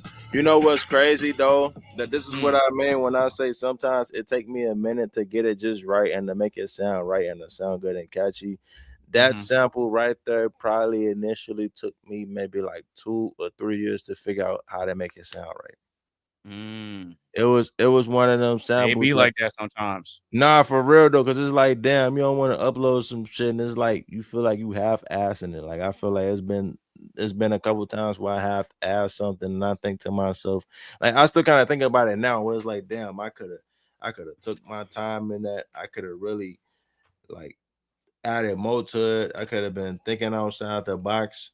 Initially, with that one, when I did that, I think what made me execute it right, I think once I stopped thinking too hard and I just went with the flow, I think that's when everything else fell in place, if that makes sense. So like when it came to the chopping and shit, it took me a minute to really find a chop that was so catchy. And then the second part too, which I wanted to make catchy too, when I added it, once you hear it, I wanted it to be a beat that like really had you jumping on your feet. Like I said, it kind of gave her like that disco type 80s, 90s type vibes, like, you know. So I got that. Naruto coming out soon. Some people don't even know I did WWE samples. I really did that. WWE samples. Oh, so you know what? Speaking of that. So you know, I don't know if it's an anime name, but you familiar with this song called Orange Road? No. Okay, I'll let you hear it real quick, and then I'll let you hear Damn, I called it misguided though. To be honest with you, I don't know what made me come with that.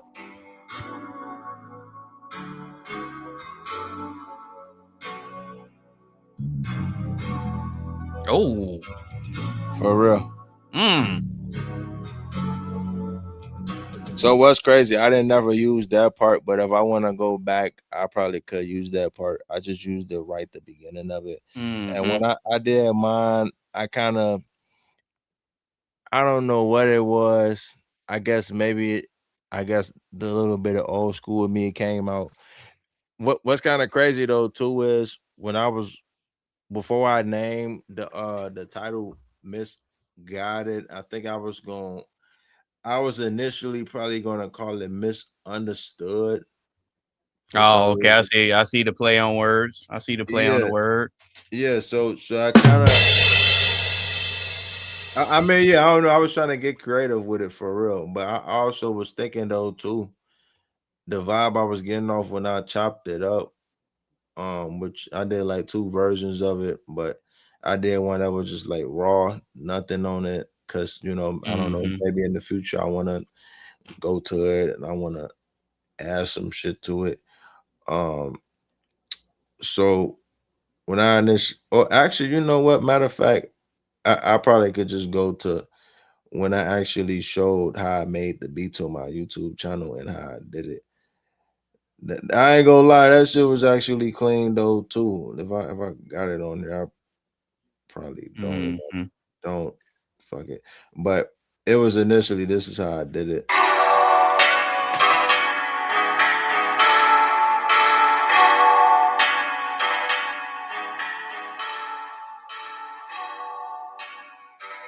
I thought adding the other part to stay in for a little bit, I thought motherfucker could definitely sing something nice on this.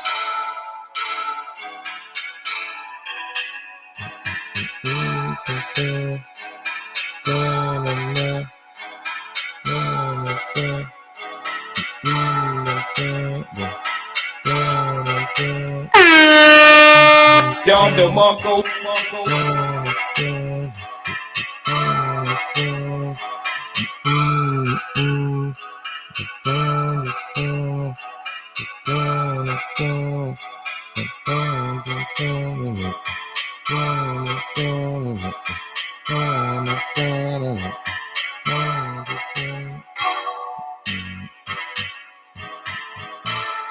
Now I think sooner or later I'm going to go back to on that sample. To be honest with you, I might just swap that beat too, just to see if it really sound good. If that initially do sound good, I'm definitely gonna try to make maybe like a romantic boom bap type beat.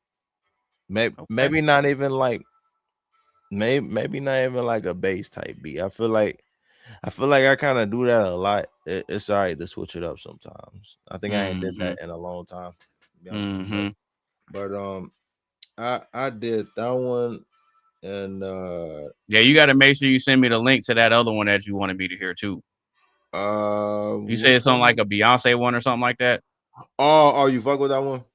Yeah, you gotta you said you had something that you wanted me to check out too.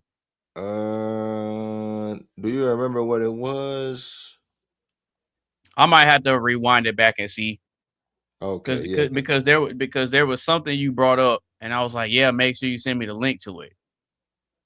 Oh no, it might have been that Beyonce. Or it might have been. It might have been that one. Okay, but yeah, I'm gonna send it to you right now. Say no more. Yeah, I'm glad you fuck with that one too. So hey, it's crazy though that when you did that one beat, I said that it sounded like fucking Tangerine Dream. I know which one you're talking about. Yeah, initially, I don't know what it is. Maybe it's just me, or maybe because it was the very first beat I played. Yeah, yep. I think honestly, if I'm being real honest, what initially made me like ambient music is this is when I had an Xbox at the time. I was playing GTA Online, and this was like when they had the double money and the RP and shit. This is when they had like the Doomsday event going on. You get double money RP for the little quick match and shit. And I remember the very first song that I heard from they shit was called Remote Viewing. Like in the beginning, it sounded like weird as fuck, but like that's just the build up to what you finna hear. Just how it sound. It sound like I don't even know how to explain it. Like it sound like maybe on some like retro, maybe 60, 70 or 80 type vibes, like some shit you will see in that type of movie. Because all you hearing is and then you hearing this whistle that's going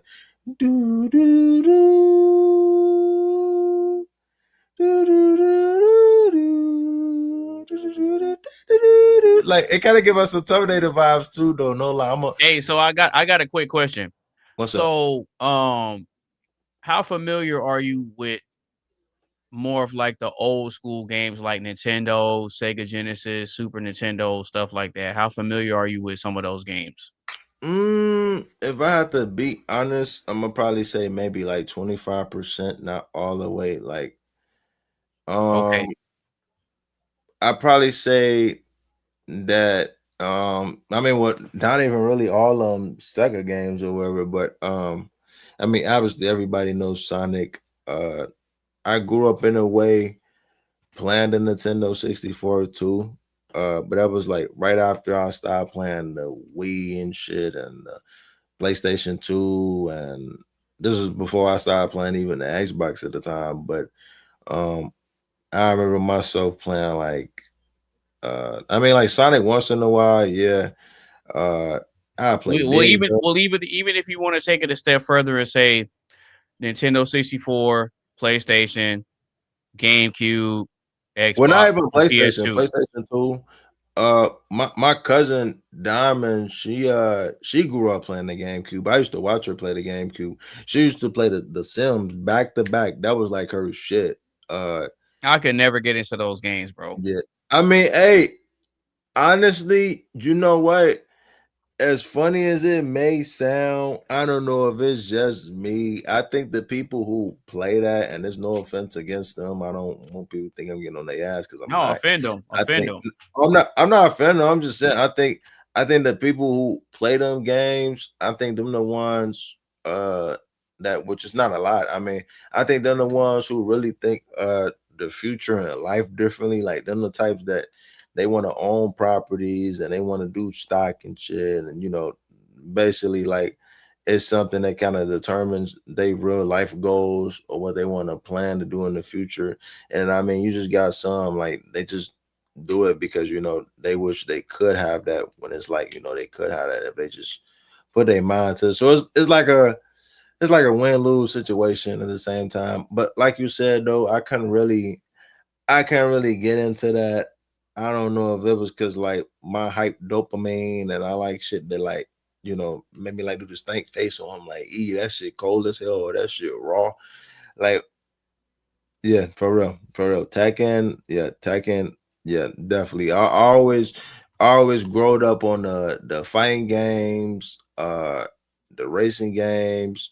I didn't mind horror games once in a while. I guess it depends on what the horror game was, but I'm not gonna lie though, some of the games that I never played on the PS2 that I've been playing on the PS2 emulator, that shit's top tier tough. It made me really think like back then, like, damn, why the fuck I was not playing this game back then. I probably would have enjoyed it more just playing it again and reliving that moment. Only games I probably can really say that I can relive them moments is like the games I truly know, like Tekken and all that shit. And honestly, I don't even think I remember my ass playing Bloody Roar, but I think Jaron might have been right on that. I think that might have been Bloody Roar was a good game, man, along with a Virtual Fighter. So the reason I'm asking you how familiar you are with those games is because if you want to take your production to the next level.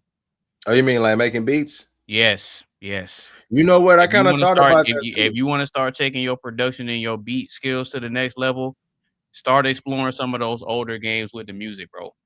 Say less. Yeah, you definitely have to put me on with some samples. Oh, you know what? Damn. See, now I'm finna put you on with some other producers too. As a matter of fact, I'm glad we up in it. So, you familiar with Young Jay the Prince or no? Name sounds familiar. He in the group chat with us. I'm pretty sure you seen him a couple of times. I tagged him in. Okay. But I ain't gonna lie. I might have to go in there and double check. Yo, guys, I think he really built that one for he be doing this old shit for a bone. Blame him.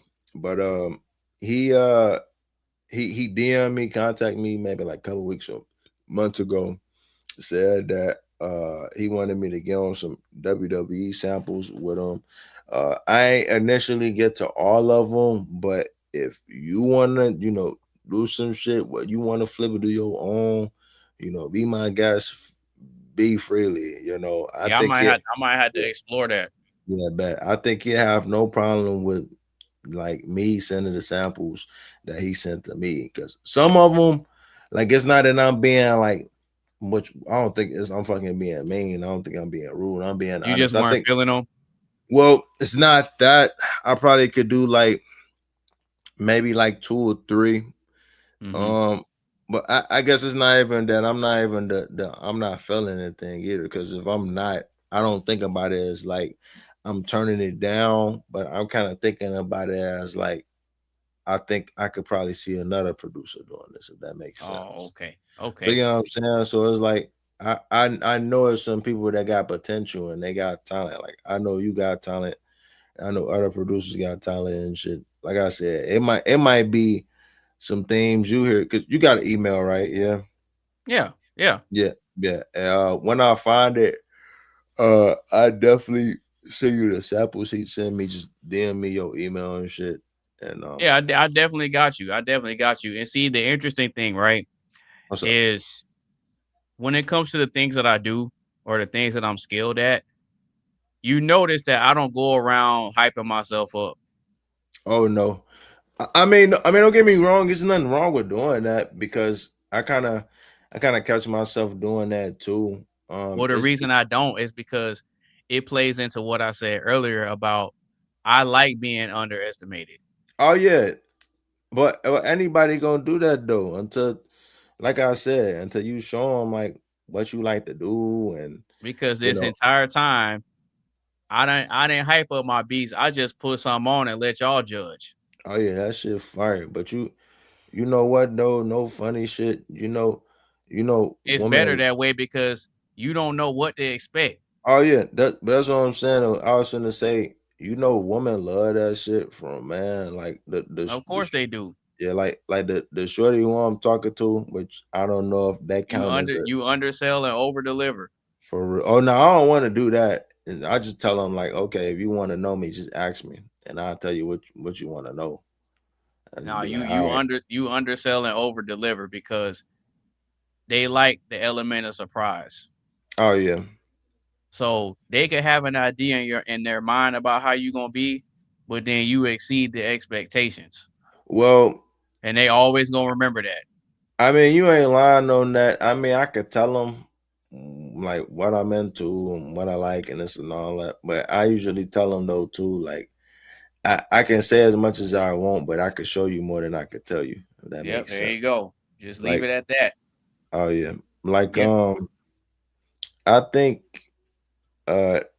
honestly, initially, like I just think it's crazy that you said that though too, because like I did catch myself a couple of times, like going back to some old games from like one game that I probably went into that at the time. You probably gonna know exactly where it's from too, if I can find that motherfucker. I forgot the name of it, but it's probably gonna sound like on some type shit that everybody already know about it, or maybe not. Yeah, I think it's ACSOD, or maybe I'm wrong, but that could be it though. That definitely could be it. Mm-hmm. Damn. Well, I see you over there yawning, so we're gonna have to get ready to wrap this up. But yeah, say less. Because we're in the same time zone. Oh, you ain't lying. Hey, Yeah, we're both in the central time zone. You ain't lying. So our time is the same. It's after 1. Yeah, it's 1:02. My Yeah, bad. We got man. caught up talking and shit and all that. Oh no, you good. It's just I noticed you was yawning a little bit, so I'm like, yeah, about ready to go ahead and wrap it up. But yeah, if you got some ideas and stuff like that, then I'll shoot you my email, and then I'll listen to like the WWE stuff, and then figure out what I could do with it. Say less. Yeah, I definitely got you. But you got anything that you want to promote that you got coming out or anything like that? Like I said, honestly, I got that Purple Rain beat coming out definitely, on my birthday on Halloween. Oh yeah, okay. Yeah, I definitely will. You got the artwork done for it already? No, not yet. So what's funny, I told Coley about it too. I said I'm probably gonna do some fun shit, and what I'm probably gonna do is I'm gonna actually buy me a Purple Rain costume, and I'm gonna possibly find me a wig that looks similar to what Prince had for his hair, and try to go all out on that shit. I don't know where I would initially be at to take the photo. But though, what I want to do is, if possibly with AI, I know it probably could work or it probably can't. We're gonna see. I want to see if it could turn my bike into a motorcycle. Like if it could turn it into a purple motorcycle, if it could do that, that's fine. Yeah, that's not hard to do. Yeah, no, it's not. But I wanna see if it could capture like me on the motorcycle though. So it's like that's not hard to do. Nah, yeah, I could tell it's not. Like I wanna it's not hard to do, bro. Like I wanna add a little bit of realism, like I'm there taking the shot, but I also want to make the AI. It's kind of like, so, which I be telling people, I don't know if it's just me. I'm like, when you thinking about it, not in photography, but maybe like in cinematography, AI is initially the new CGI now. Yeah, exactly. So it's like either you take some time and study and learn it, or you're gonna get left behind. Yeah, exactly. And that's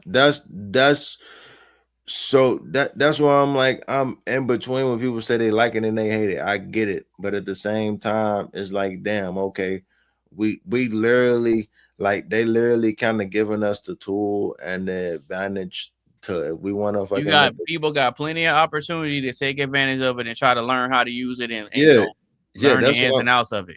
Yeah, that's what I'm saying. So it's like, if a motherfucker really want to make a short film, they could. It just take the time and the effort and to come into the. Like, how do you think I'm coming up with these YouTube thumbnails?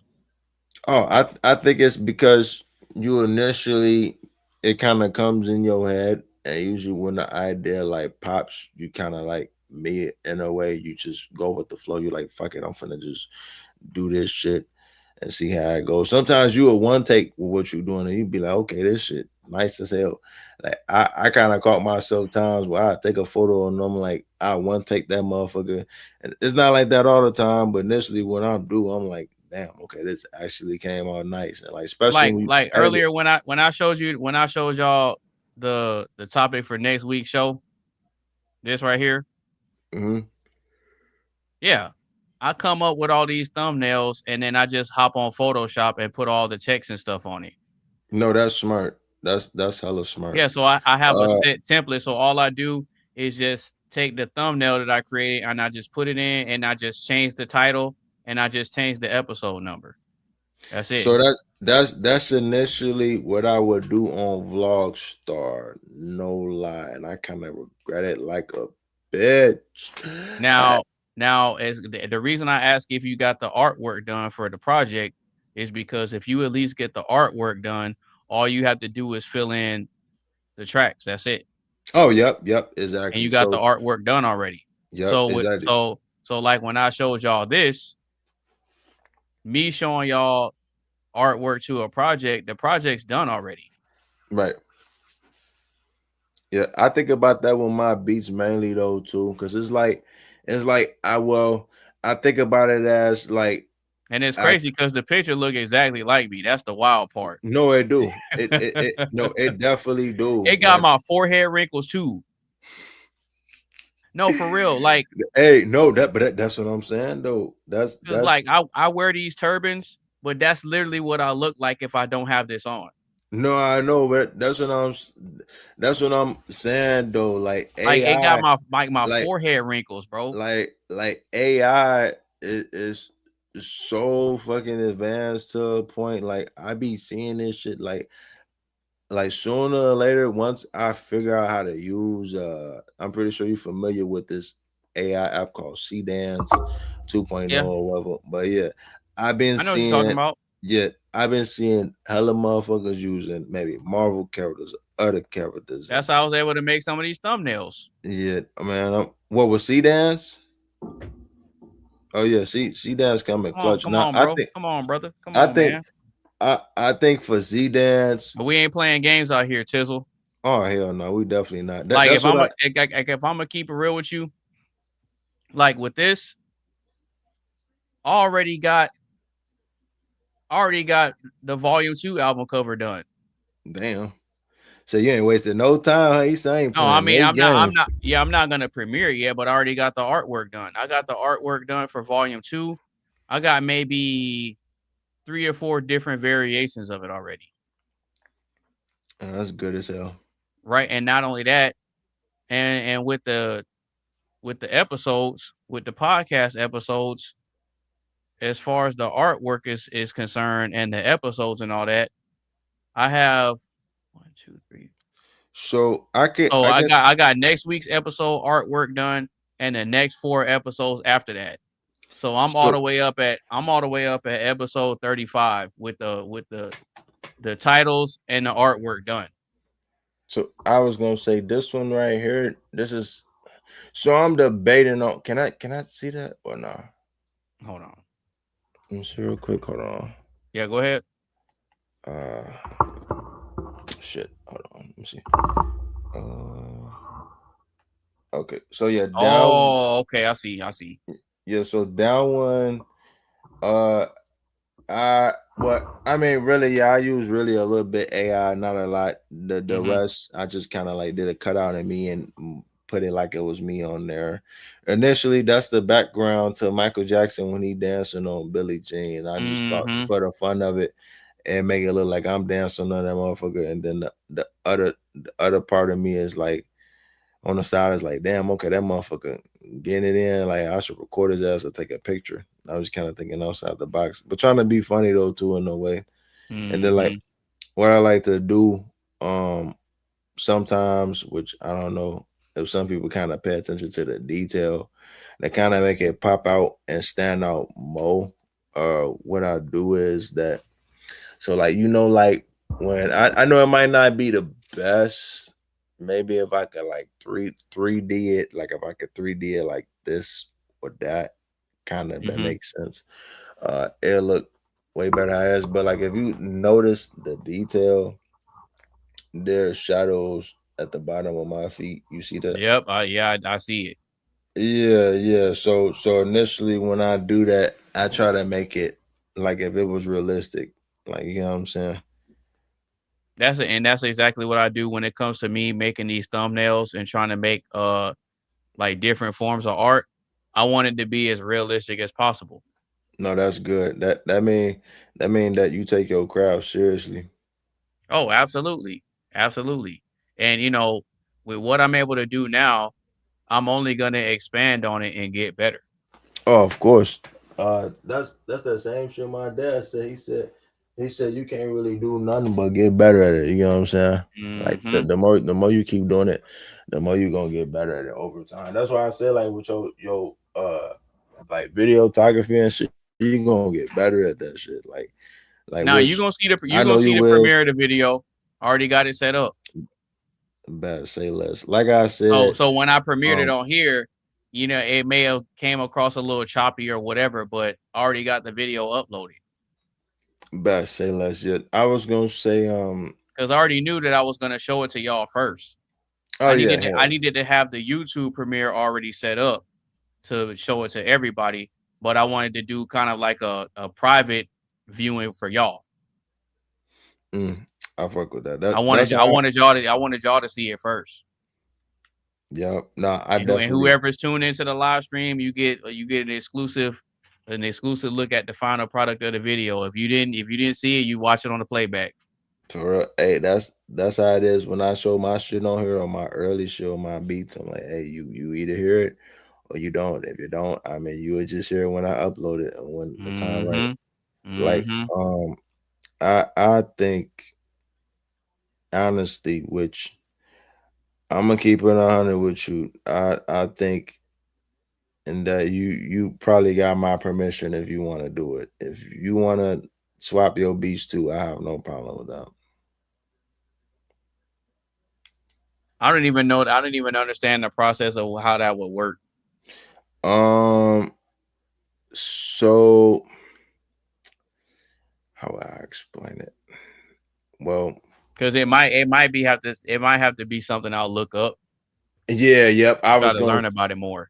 Yeah, I mean, I could put you on with a link what I use. But yeah, you definitely have to learn about it more. I could be wrong though, but I think, well, at least in my opinion, I would say it's an alternative way to chop up without chopping up. If that makes sense. It's kind of like, okay.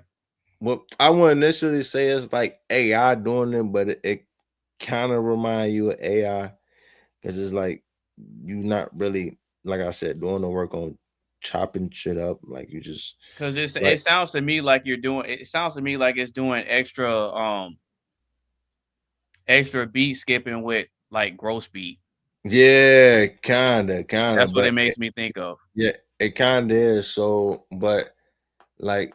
Say like the one that you heard that I think I swapped the beats for photo 2 and then I had to offset the 3, which I mean I guess it really depends on how you fuck with it and how you chop it up, but like I said, I think it's one of the alternative ways to kind of like see what you could do with a sample. I guess before you even thinking about chopping it up, just see how it is. Or you can still chop it up and then you can go to that later and chop up your chops. I mean, but that probably, I ain't gonna lie, I don't know how would that turn out. That probably sound good, maybe sound too much.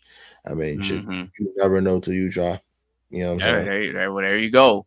Well, on that note, we're gonna go ahead and get ready to wrap up the show. So go ahead and let the people know where they can find you, brother. Say less. Once again, you can find me on YouTube at Tizzle Mode. You can find me on Facebook, Snapchat. I guess I really be. That man ready to go to sleep. Man, yeah, I ain't gonna lie. I'm gonna try to see if I can swap some more beats or whatever before I go to sleep. I'm down there. Probably I'm tired. No lie. I'm probably gonna lay my eyes down, but and crash out. For real, no lie. Not a reasonable crash out. Now let me stop playing. But but yeah, they can definitely find me on Snapchat, Aluntay Wheeler, on Facebook, Aluntay Wheeler. If anybody need any questions, let me know. If anybody want to collab with me or they giving me sample ideas, please let me know. Oh, you know what? So speaking of that too, though, I don't know how I just thought about it. Xbox achievement unlock sound effect. It's one of my loyal fans. Her name Yasmin Johnson. Shout out to Yasmin Johnson. I forgot the numbers of the name. They wanted me to do a sample from fucking something. I have to go back and figure out what it was. Once I do, I think they definitely gonna be happy as fuck. I feel like initially I don't try to forget everything. I mean, shit, it just happens. Sometimes I forget about shit. Well, when I do remember shit, though, it'd be worth it at the end of the day. You know what I'm saying? But that's what everybody can find me at. I'm not gonna lie to you. I'm a tired motherfucker. I don't know what I don't know what I'm initially gonna do. The bed right here. I don't know if I'm gonna go to bed or I'm gonna goddamn be on this computer right here and fucking see. Look, hey, so I remember the people that was on her before. They probably remember I had some shoes right there. My shit back to the old clean style now. Yeah, Okay. I'm gonna see. I'm about to drink me some water and then go to sleep. For real, man. I do not blame you at all. You know what was crazy? I was just thinking about that too, like getting some water real quick or something. So Yeah, you might as well. You might as yeah, well. say that or some milk. Some milk do be hitting sometimes, like night. Especially when it's like super cold. Man, any drink in the cold, that shit. Like, hey, so I don't know if it's me, maybe it's me. I feel like the drink tastes way colder when you waterfall that bitch. Maybe it's just me.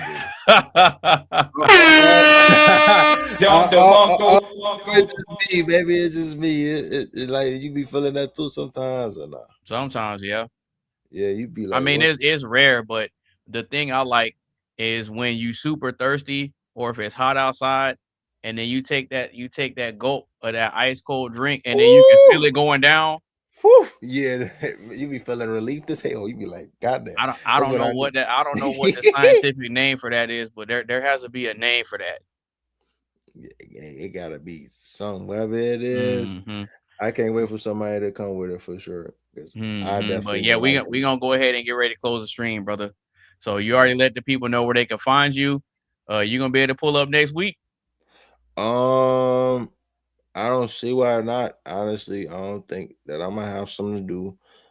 But if I do have something to do though, I will let you know in advance. I definitely. Oh yeah, y'all are good with the communication. Yeah, y'all are real good on that. Well, I mean, if that's it, go ahead and close the stream. We'll see you next week, brother. Yes, sir. Y'all make sure y'all take it easy and tune in next week, May 30th, 2026, 4 p.m. Central Standard Time. All right. Yes, sir. Tizzle All right. out.